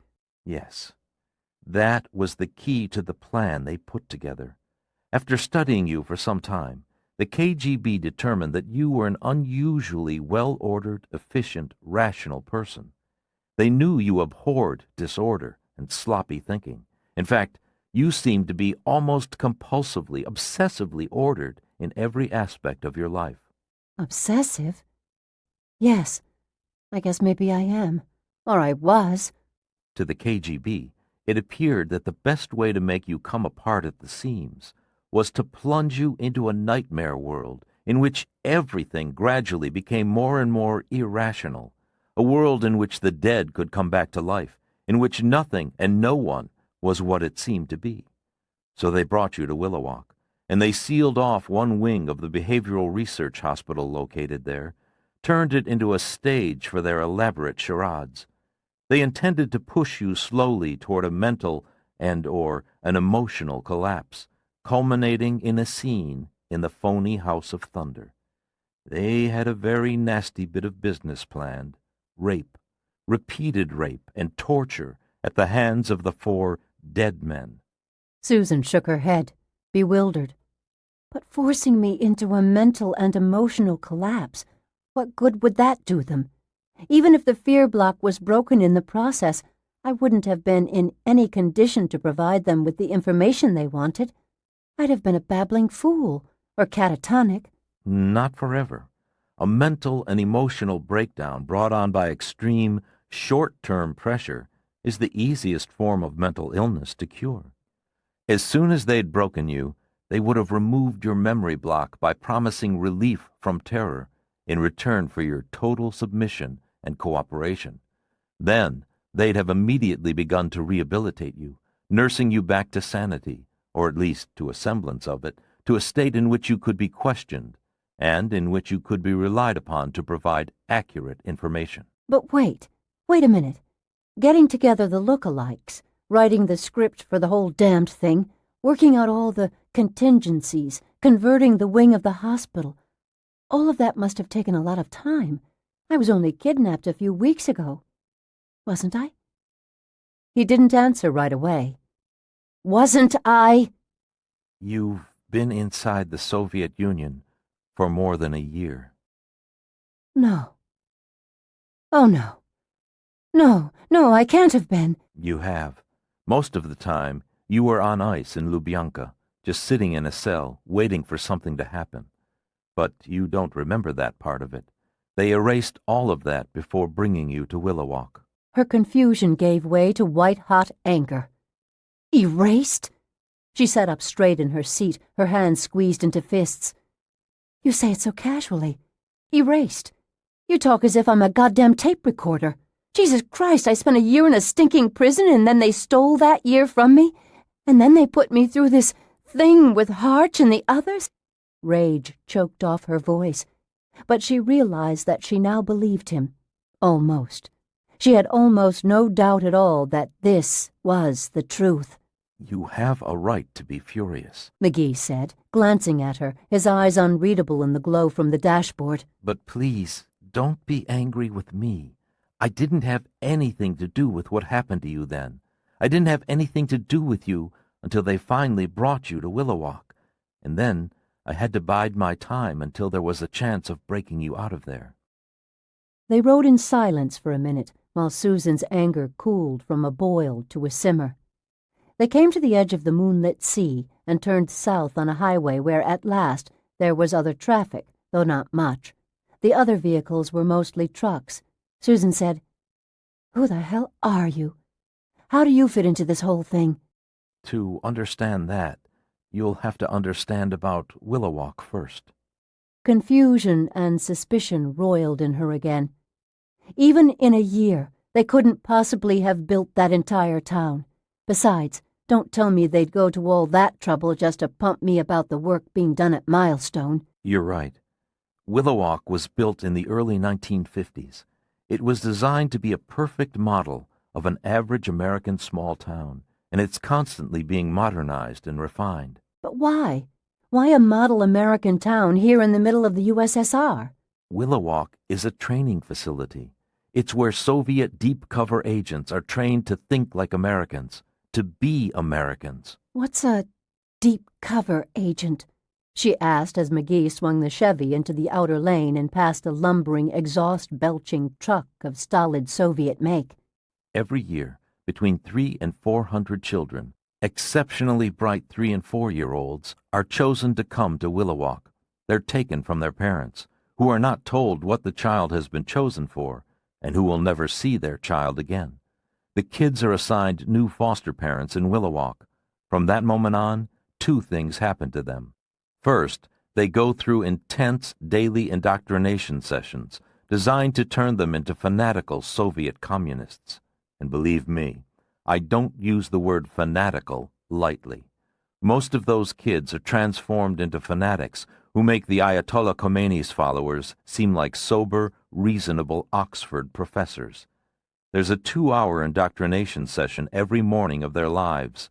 Worse, subliminal indoctrination tapes are played during the night while they sleep. Sounds like they're creating a small army of child robots. That's precisely what they're doing. Child robots. Spy robots. Anyway, secondly, the kids are taught to live like Americans, to think like Americans, and to be Americans, at least on the surface. They must be able to pass for patriotic Americans without ever revealing their underlying fanatical devotion to the Soviet cause. Only American English is spoken in Willowalk. These children grow up without knowing a word of Russian. All books are in English. All the movies are American movies. Television shows are taped from the 3 American networks and from various independent stations, all kinds of shows, including entertainment, sports, news, and are then replayed to every house in Willowalk on a closed-circuit TV system. These kids grow up with the same media backgrounds, with the same experiences as real American kids. Each group of trainees shares social touchstones with its corresponding generation of true Americans.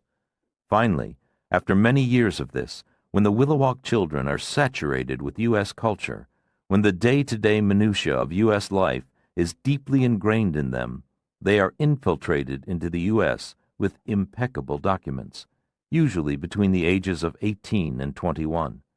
Some of them are placed in colleges and universities with the aid of superbly forged family histories and high school records that, when supported by a network of Soviet sympathizers within the U.S., cannot be disputed.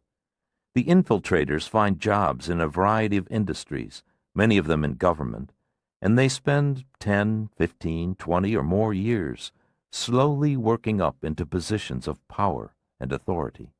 Some of them will never be called upon to do any dirty work for their Soviet superiors. They will live and die as patriotic Americans, even though in their hearts, where they truly exist, they know they are good Russians. Others will be used for sabotage and espionage, are used all the time. My God, the expense of such a program, the maniacal effort it would take to establish and maintain it is almost beyond conception. Is it really worth the expenditures? The Soviet government thinks so, and there have been some astonishing successes. They have people placed in sensitive positions within the U.S. aerospace industry. They have Willowalk graduates in the Army, the Navy, and the Air Force. Not more than a few hundred, of course, but several of those have become high-ranking officers over the years. There are Willowalk graduates in the U.S. media establishment, which provides them with a perfect platform from which to sow disinformation. From the Soviet point of view, the best thing of all is that one U.S. senator, 2 congressmen, 1 state governor, and a score of other influential American political figures are Willowalk people. Good God! Her own anger and fear were temporarily forgotten as the enormity of the entire plot became clear to her. And it's rare that a Willowalk graduate can be turned into a double agent, serving the Americans. Willowalk people are just too well programmed, too fanatical to become turncoats. The hospital at Willowalk, where you were kept, serves the town as a fully equipped medical center, much better than hospitals in many other parts of the USSR, but it's also a center for research into behavioral modification and mind control. Its discoveries in those areas have helped to make the Willowalk kids into the most tightly controlled, most devoted and reliable espionage web in the world. And you? What about you, McGee? Where do you fit in? And is your name really McGee? No. My name's Dmitry Nikolnikov. I was born a Russian, to parents in Kiev 37 years ago. Jeff McGee is my Willowalk name. You see, I was one of the first Willowalk kids, though that was in the early days of the program when they took young teenagers and tried to make deep cover agents out of them in 3 or 4 years of training, before they started working solely with kids obtained at the age of 3 and 4. And I'm one of the few who ever turned double agent on them, although they don't know it as yet. They will when they find all the bodies you left behind. We'll be long gone by then. You're so confident. I've got to be, he said, giving her a thin smile. The alternative is unthinkable. Again, Susan was aware of the man's singular strength, which was one of the things that had made her fall in love with him. Am I still in love with him? She wondered. Yes. No. Maybe. How old were you when you underwent training in Willowalk? Like I said, that was before they started taking them so young and spending so many years on them. The recruits then were 12 or 13. I was there from the age of 13 to the age of 18. So you finished the training almost 20 years ago. Why weren't you seeded into the U.S.? Why were you still in Willowalk when I showed up? Before he could answer her, the traffic ahead began to slow down on the dark road. Brake lights flashed on the trucks as they lumbered to a halt. McGee tapped the Chevy's brakes. What's going on? Susan asked, suddenly wary. It's the Batum checkpoint. What's that? A travel pass inspection station just north of the city of Batum. That's where we're going to catch a boat out of the country. You make it sound as simple as just going away on a holiday. It could turn out like that if our luck holds just a little longer. The traffic was inching ahead now, as each vehicle stopped at the checkpoint, each driver passing his papers to a uniformed guard. The guard was armed with a submachine gun that was slung over his left shoulder. Another uniformed guard was opening the doors on the back of some of the trucks, shining a flashlight inside. What are they looking for? I don't know. This isn't usually part of the procedure at the bottom checkpoint. Are they looking for us? I doubt it. I don't expect them to find out we're gone from Willowalk until closer to midnight, at least an hour from now. Whatever these men are searching for, it doesn't seem to be all that important. They're being casual about it. Another truck was passed. The line of traffic moved forward. There were now 3 trucks in front of the Chevy. They're probably just hoping to catch a black market operator with contraband goods.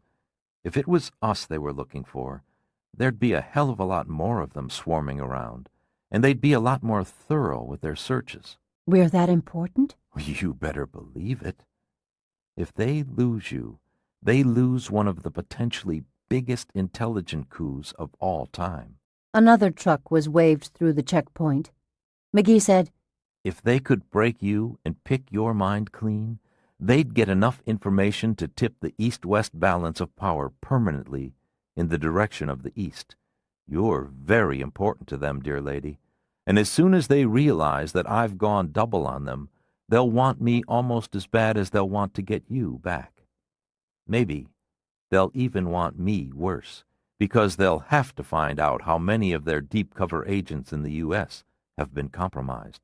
And how many of them have you compromised? All of them, he said, grinning. Then it was their turn to face the checkpoint guard.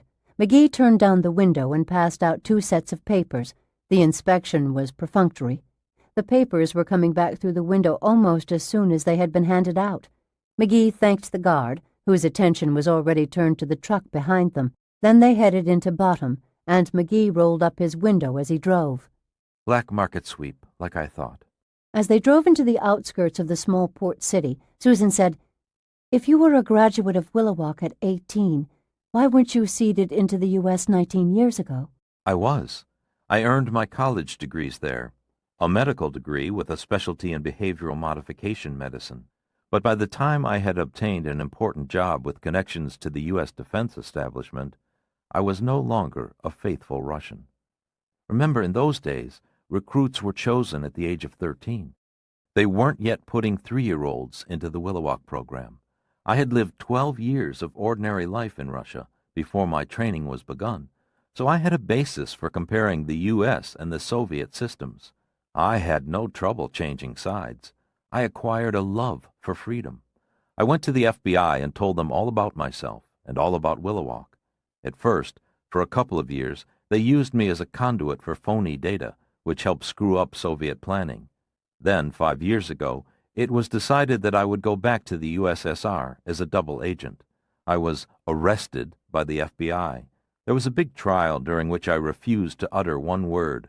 The papers called me the Silent Spy. My God, I remember. It was a big story back then. It was widely advertised that, even though caught red-handed in the transmission of classified information, I refused even to state what country I was from.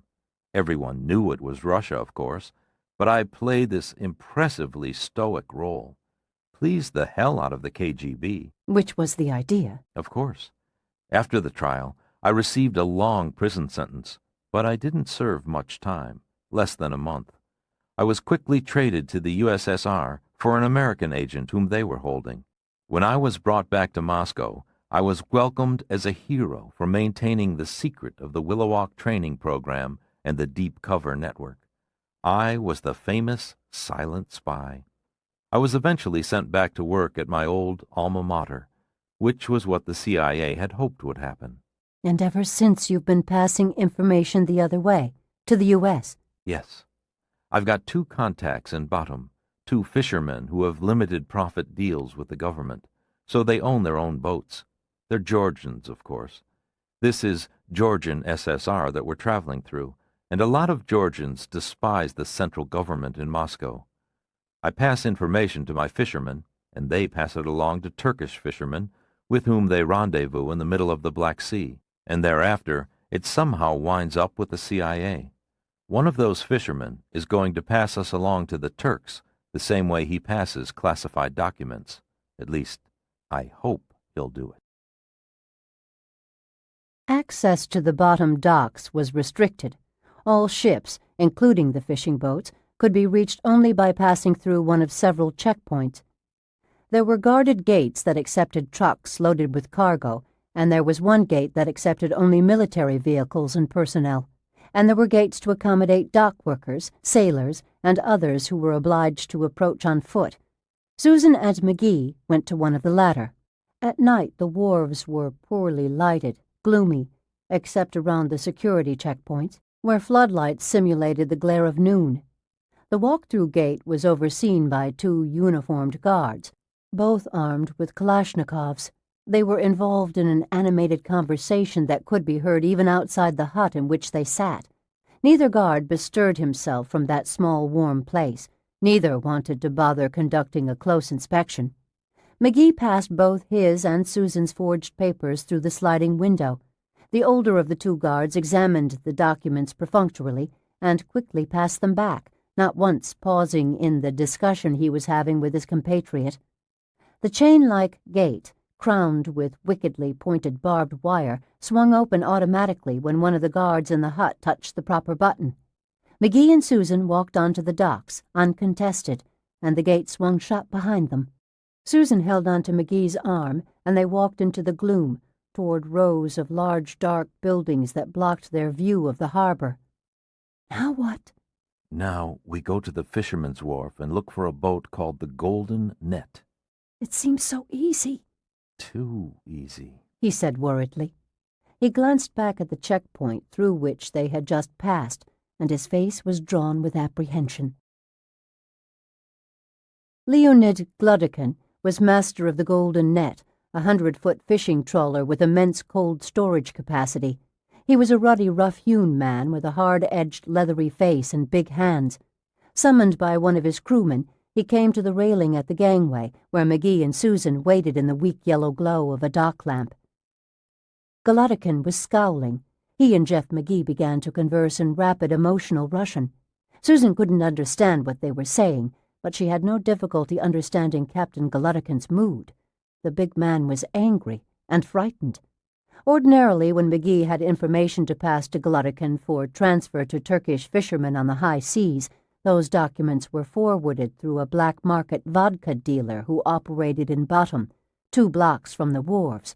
McGee and Gluddikin rarely met face to face, and McGee never came to the boat. Until tonight. Gluddikin nervously scanned the docks, apparently searching for curious onlookers, agents of the secret police. For a long, dreadful moment, Susan thought he was going to refuse to let them come aboard. Then, reluctantly, Gluddikin swung back the hinged section of railing at the top of the gangway and hurried them through the open boarding gate.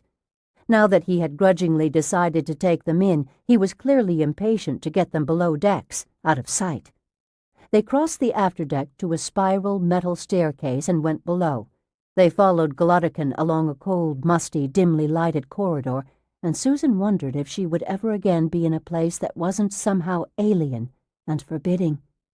The captain's quarters at the end of the corridor were unquestionably foreign, even though the room was warm and well lighted by 3 lamps. There was a desk, on which stood a half-filled brandy snifter, a bookcase with glass doors, a liquor cabinet, and 4 chairs, including the one behind the desk. A sleeping alcove was separated from the main cabin by a drawn curtain. Gluddikin motioned them to 2 of the chairs, and McGee and Susan sat down. Directing Susan's attention to the brandy, McGee said, "Would you like a glass of that?" She was shivering. The mere thought of brandy warmed her. "Yeah, it would sure hit the spot right now." In Russian, McGee asked Gluddikin for brandy, but before the captain could respond, the curtains rustled in front of the alcove, drawing everyone's attention. Rustled and parted. Dr. Leon Vitesky stepped into the main cabin. He was holding a silencer-equipped pistol, and he was smiling. A shock-wave passed through Susan, angry about being betrayed again, furious about being manipulated through yet another charade. Susan looked at McGee, hating herself for having trusted him. But McGee appeared to be just as surprised as she was. At the sight of Vitesky, Jeff started to rise from his chair, reaching into his coat pocket for his own pistol. Captain Gluddikin stopped him from drawing the weapon and took it away from him. "Leonid," McGee said, in an accusatory tone. Then he said something in Russian that Susan couldn't understand. Don't blame poor Leonid. Dr. Vitesky said. He had no choice but to play along with us. Now, sit down, please. McGee hesitated, then sat. He glanced at Susan, saw doubt in her eyes, and said, I didn't know. She wanted to believe him. His face was ashen, and there was fear in his eyes, and he looked like a man who had suddenly come eye to eye with death. But he's a good actor, she reminded herself. For days he had deceived her. He might still be deceiving her. Vitesky walked around the desk and sat in the captain's chair. Golodikin stood by the door, his face unreadable. We've known about you for 2.5 years, Vitesky told McGee. McGee's pale face reddened. His embarrassment appeared to be genuine. And we've known about your contact with Leonid almost as long as we've known about you. The good captain has been working with us ever since we discovered that he was one of your couriers. McGee looked at Golodikin. The captain flushed and shuffled his feet. Leonid? Golodikin frowned, shrugged, and said something in Russian. Susan watched Jeff McGee as McGee watched the captain. He seemed truly abashed. Leonid had no choice but to betray you.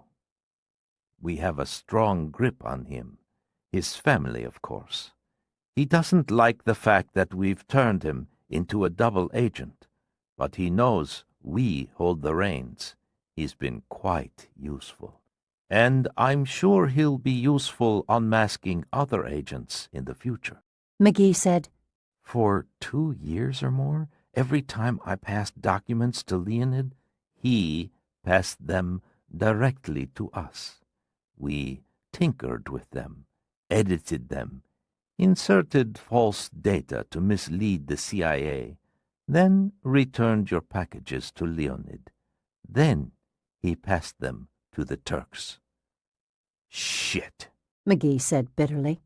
Vitesky laughed. He picked up the brandy glass and sipped the amber liquid. Susan watched both men, and she grew increasingly uneasy.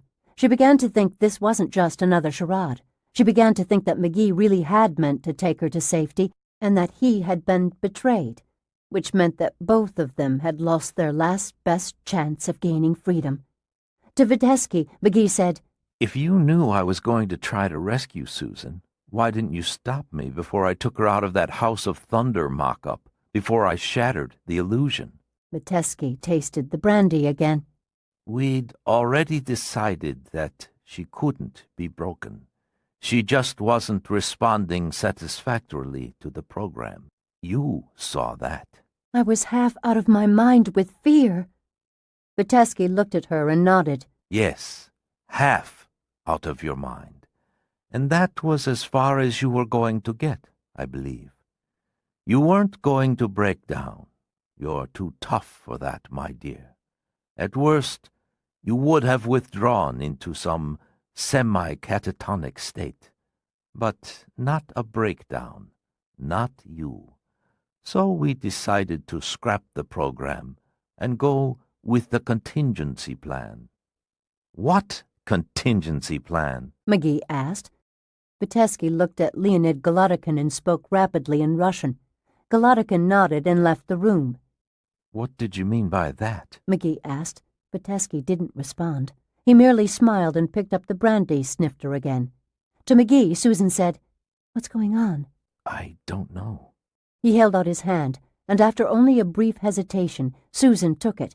He gave her a smile of encouragement, but it was tissue-thin, unconvincing. Behind the smile, she saw fear.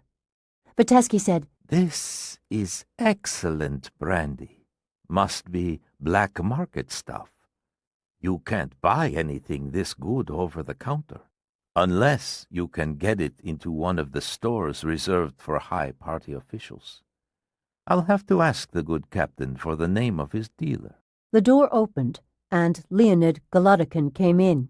2 people entered behind him. One of the newcomers was Jeffrey McGee. The other was Susan Thornton. 2 more look-alikes. They were even dressed the same as Jeff and Susan. Susan's veins seemed to crystallize into fragile tubes of ice as she stared at her own duplicate. The fake Susan smiled. The resemblance was uncanny. His face bloodless, his eyes haunted. The real Jeff McGee glared at Leon Vitesky and said, "What the hell is this?" "The contingency plan. We had it in reserve right from the start, though we didn't tell you, of course." The fake Susan spoke to the real Susan. "It's absolutely fascinating to be in the same room with you at last." Shocked, Susan said, "She sounds exactly like me." The fake McGee said, "We've been working with tapes of your voices for nearly a year." He sounded exactly like the real McGee. Vitesky smiled at the doppelgangers with what appeared to be paternal pride. Then to the real McGee he said, "You'll be shot and dumped overboard in the middle of the Black Sea. These two will go back to the U.S. in your places. Our Susan will start working at Milestone again." He turned to Susan and said, "My dear, it would have been most helpful if we could have broken you. It would have given us a head start. Nevertheless, we'll still get most of what we wanted by placing your look-alike in your office at Milestone. It'll just take us a lot longer, that's all. In a year or so, we'll have found out everything you could have told us. And if our little ruse can last longer than a year, we'll wind up getting more data than we could have gotten from you." He turned to Jeff. "We expect your double will find a place in the American intelligence community, perhaps in their behavioral control research, and that'll give us another well-placed mole." "It won't work," McGee said. "They may sound like Susan and me, and your surgeons did a damned good job of making them look like us, but no surgeon can alter fingerprints." "True. But, you see, for people with very high security clearances, the U.S. has a special system of filing and retrieving fingerprints. It's called SIDEPS, Security ID Protection System. It's part of a Defense Department computer to which we've managed to gain access. We can simply pull the electronic representation of your fingerprints and replace them with electronic representations of the fingerprints of your lookalikes. In this age of centralized computer data storage, it isn't necessary to change the real prints. We need only change the computer's memory of what the real prints look like." "It'll work," Susan said softly, plagued by a mental image of her own body being dumped over the side of the golden net into the cold waters of the Black Sea. "Of course it'll work," Vitesky said happily. "In fact, we would have sent the duplicates back to the U.S. even if you had broken and had told us everything we wanted to know." Vitesky finished the brandy in his glass, sighed in appreciation of it, and got to his feet, holding the pistol. "Captain, while I cover these two, please tie their hands securely." Golodikin already had the rope. He made McGee and Susan stand while he tied their hands behind their backs. "Now," Vitesky said. "take them someplace very private and secure." To McGee and Susan, he said, "Your twins will visit you later. They have a number of questions about your intimate habits, things that will help them perfect their imitations. I suggest that you answer them truthfully because several of the questions are meant to test your veracity. They already know the correct answers to those test questions, and if you don't respond properly, they'll slowly cut you to pieces until you're convinced that cooperation is in your best interest." Susan glanced at the McGee look-alike. The man was smiling. It was not a nice smile. He looked like McGee in every respect except one. He did not have McGee's compassion and sensitivity in his eyes. He appeared to be quite capable of torturing an adversary into bloody, agonized submission. Susan shuddered. "I'll say goodbye now," Vitesky said. "I'll be leaving the ship before it gets underway. He smiled smugly. Bon voyage." Golodikin ushered McGee and Susan into the corridor, while Vitesky remained behind in the captain's cabin with the look-alikes. In cold silence, refusing to reply to anything that McGee said, Leonid Golutikin escorted them to another companionway and drove them down into the bowels of the trawler, to the bottom deck, into the compartments that serviced the cargo holds. The place reeked of fish. He took them into a small storage locker at the foot of the companionway. It was no larger than 4 meters on a side. The walls were hung with spare coils of rope. Thicker hawsers were coiled and braided in stacks upon the deck. The walls were also racked with tools, including gaffs and skewers. There were 4 block and tackle sets of varying sizes and crates of spare machine parts. Golutikin made them sit on the bare deck, which was ice cold. He tied their feet together, then checked to be sure that the ropes on their hands were tightly knotted. When he left, he turned off the lights and closed the door, plunging them into unrelieved blackness. "I'm scared." McGee didn't reply. She heard him scuffling about, twisting, wrenching at something. "Jeff?" He grunted. He was straining against something in the darkness, beginning to breathe hard. "What are you doing?" Shh, he said sharply. A moment later, hands groped over her, and she almost cried out in surprise before she realized it was McGee. He had freed himself, and now he was feeling for her bonds. As he unknotted the ropes that bound her hands, he put his mouth against her ear and spoke in the softest whisper possible. I doubt that anyone's listening in on us, but we can't be too careful. Golutikin didn't tighten my knots that last time. He loosened them just a bit." Her hands came free of the ropes. She rubbed her chafed wrists. Putting her mouth to Jeff's ear in the darkness, she said, "How much more will he do to help us?" Probably nothing. He's already taken an enormous risk. From here on, we can only count on ourselves. We won't be given another chance. He moved away from her as she got to her feet. He fumbled in the darkness for a while before he finally found the light switch and flipped it on. Even before McGee moved away from the switch, Susan knew what he would go after, and she shivered with revulsion. As she had anticipated, he went straight to the long-handled fisherman's gaffs that hung on the wall and pulled 2 of them out of the spring clips that held them. The slightly curved hooks at the ends of the gaffs were wickedly sharp. The light glinted on the pointed tips. Susan took one of the weapons when Jeff handed it to her, but she whispered, "I can't." You've got to. "Oh, God." Your life or theirs. He whispered urgently. She nodded.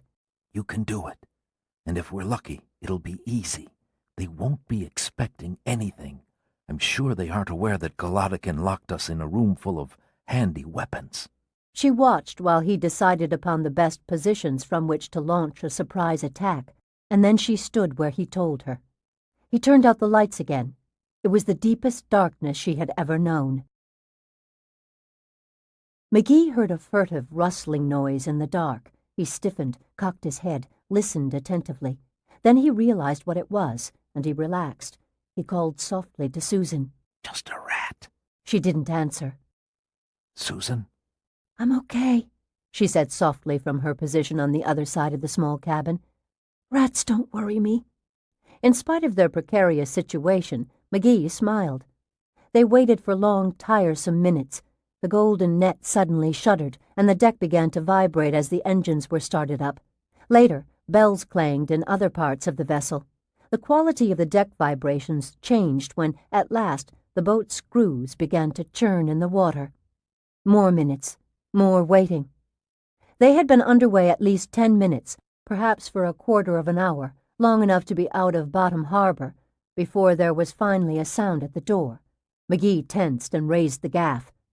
The door swung inward, and light spilled through from the corridor. The doppelgangers entered, first the woman, and then the man. McGee was positioned to the left of the door, almost behind it. He stepped out, swung the gaff, and hooked the vicious point through the belly of his own twin, just as the man switched on the cabin lights. Revolted by the sudden gush of blood, sickened by what he had to do, nevertheless determined to do it, McGee wrenched the long-handled hook, twisted it inside his twin, trying to tear the man wide open.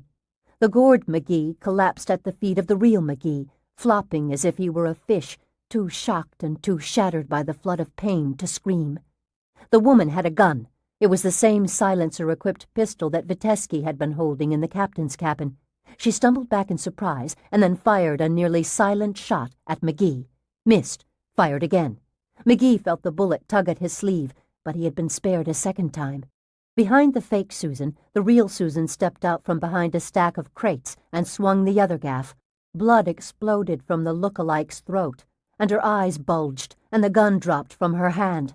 McGee's heart twisted inside of him.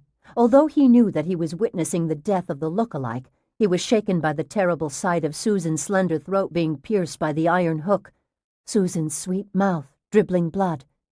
The fake Susan fell to her knees, then toppled onto her side, eyes glazed, mouth open in a cry that would never be given voice. McGee turned and looked down at the other one, at the carbon copy of himself. The man was holding his ruined belly, trying to hold his intestines inside of him. His face was contorted in agony, and, mercifully, the light of life abruptly went out of his eyes. It was like seeing a preview of my own death, McGee thought as he stared down at the duplicate's face. He felt cold and empty. He had never enjoyed killing, though he had always been able to do it when it was necessary. He suspected he wouldn't be able to kill any more, regardless of the need. Susan turned away from the bodies, stumbled into a corner, leaned against the wall, and retched violently. McGee closed the door. Later in the night, in a cabin that had been reserved for the fake Susan and the fake McGee, Susan sat on the lower of 2 bunk beds and said, "Does Galactica know for sure which we are?" Standing by the porthole, looking out at the dark sea, McGee said, He knows. "How can you be sure?" He didn't say a word to you, because he knows you couldn't answer him in Russian. "So now we go back and start feeding tricked-up data to the Russians, but they think it's the real dope, coming from their 2 look-alikes." Yes, if we can figure out what channels they were supposed to use to get their information out. They were both silent a while. McGee seemed fascinated with the ocean, even though he could see very little of it in the darkness. Susan sat studying her hands, searching for any blood that she had failed to scrub away. After a while she said, "Was that a bottle of brandy Galactican left?" Yes. "I need a shot." I'll pour you a double. At sea, shortly after dawn, Susan woke, a scream caught in her throat, gasping, gagging. McGee switched on the light. For a moment Susan couldn't remember where she was. Then it came back to her. Although she knew where she was, she couldn't stop gasping. For her dream was still with her, and it was a dream that, she thought, might just possibly be a reality too. McGee had jumped down from the upper bunk. He knelt beside her bed. Susan, it's okay. It's really okay. We're at sea, and we're going to make it. "No, What do you mean? the crew. What about the crew? Harch, Quince, Jellicoe, and Parker. They're all members of the crew." No, you were dreaming. "They're here," she insisted, panicky. The charade is over. McGee assured her patiently. It's not going to start again. "They're here, damn it!" He couldn't calm her. He had to take her through the entire boat as the crew began the day's trawling. He had to show her every room on board and let her see every crewman in order to prove to her, beyond all doubt, that Harch and the others were not aboard. They had breakfast in their cabin, where they could talk without rubbing Galactican's face in the fact that Susan couldn't speak Russian. She said, "Where did they locate the look-alikes of Harch and the other 3? Soviet agents in the U.S. obtained photographs of Harch and the others from newspapers and college files. A search was made for Russians who even vaguely resembled the 4 fraternity men, and then perfection was achieved with the help of plastic surgery and the judicious use of makeup. Harch's eyes, Special contact lenses. like a Hollywood film. What? Special effects. Yes, I guess they were worthy of Hollywood, all right. Jerry Stein's corpse." A hideous piece of work, wasn't it? She began to shake uncontrollably. Hey, easy, easy. She couldn't stop shaking. He held her. She felt better the next day on the Turkish boat after the transfer had been effected. Their sleeping accommodations were more comfortable, cleaner, and the food was better, too. Over a lunch of cold meats and cheeses, she said to McGee, "I must be important for the U.S. to sacrifice your cover to get me out of there." He hesitated, then said, Well, that wasn't the original plan. "Huh?" I wasn't supposed to bring you out. She didn't understand. I was supposed to kill you before the Willowwalk program had a chance to work on you. A bit of air and a hypodermic needle. Bang, a lethal brain embolism. Something like that. Something that no one could trace to me. That way, I'd be kept in place, and there'd be no chance of the Soviets breaking you. The blood had gone from her face. She had suddenly lost her appetite. Why didn't you kill me? Because I fell in love with you. She stared at him, blinking. It's true. During the weeks we were setting you up for the program, working with you, planting the hypnotic suggestions that sent you to the sheriff's station and the Shipstat house, I was impressed by your strength, your strong will. It wasn't easy to set you up and manipulate you. You had moxie. You fell in love with my moxie? He smiled. Something like that. And couldn't kill me? No. They'll be mad at you back in the States. To hell with them. 2 nights later, in a bedroom in the United States ambassador's residence in Istanbul, Susan woke, screaming. The maid came at a run, a security man, the ambassador, and McGee. "The house staff," Susan said, clutching at McGee. "We can't trust the house staff." None of them looks like Harch. "How do I know? I haven't seen them all." Susan, it's 3 o'clock in the morning, the security man said. "I have to see them," she said frantically. The ambassador looked at her for a moment, glanced at McGee, then to the security man he said, "Assemble the staff." Neither Harch nor Quince nor Jellicoe nor Parker was employed by the United States ambassador to Turkey. "I'm sorry," It's okay. McGee assured her. "It's going to take a while," she said apologetically. Of course it will. "Maybe the rest of my life." A week later, in Washington, D.C., in a hotel suite that was being paid for by the United States government, Susan went to bed with Jeff McGee for the first time. They were very good together. Their bodies fit together like pieces of a puzzle. They moved together fluidly, in perfect, silken rhythm. That night, for the first time since leaving Willowwalk, sleeping naked with McGee, Susan did not dream. The year was 1980, an ancient time, so long ago and far away. Humanity was divided into armed camps. Millions lived in chains. Freedom was in jeopardy, and a town like Willowwalk actually existed. But there is a new world order, and the human heart has been purified. Has it not? A place like Willowwalk is impossible now. Evil has been purged from the human soul. Has it not?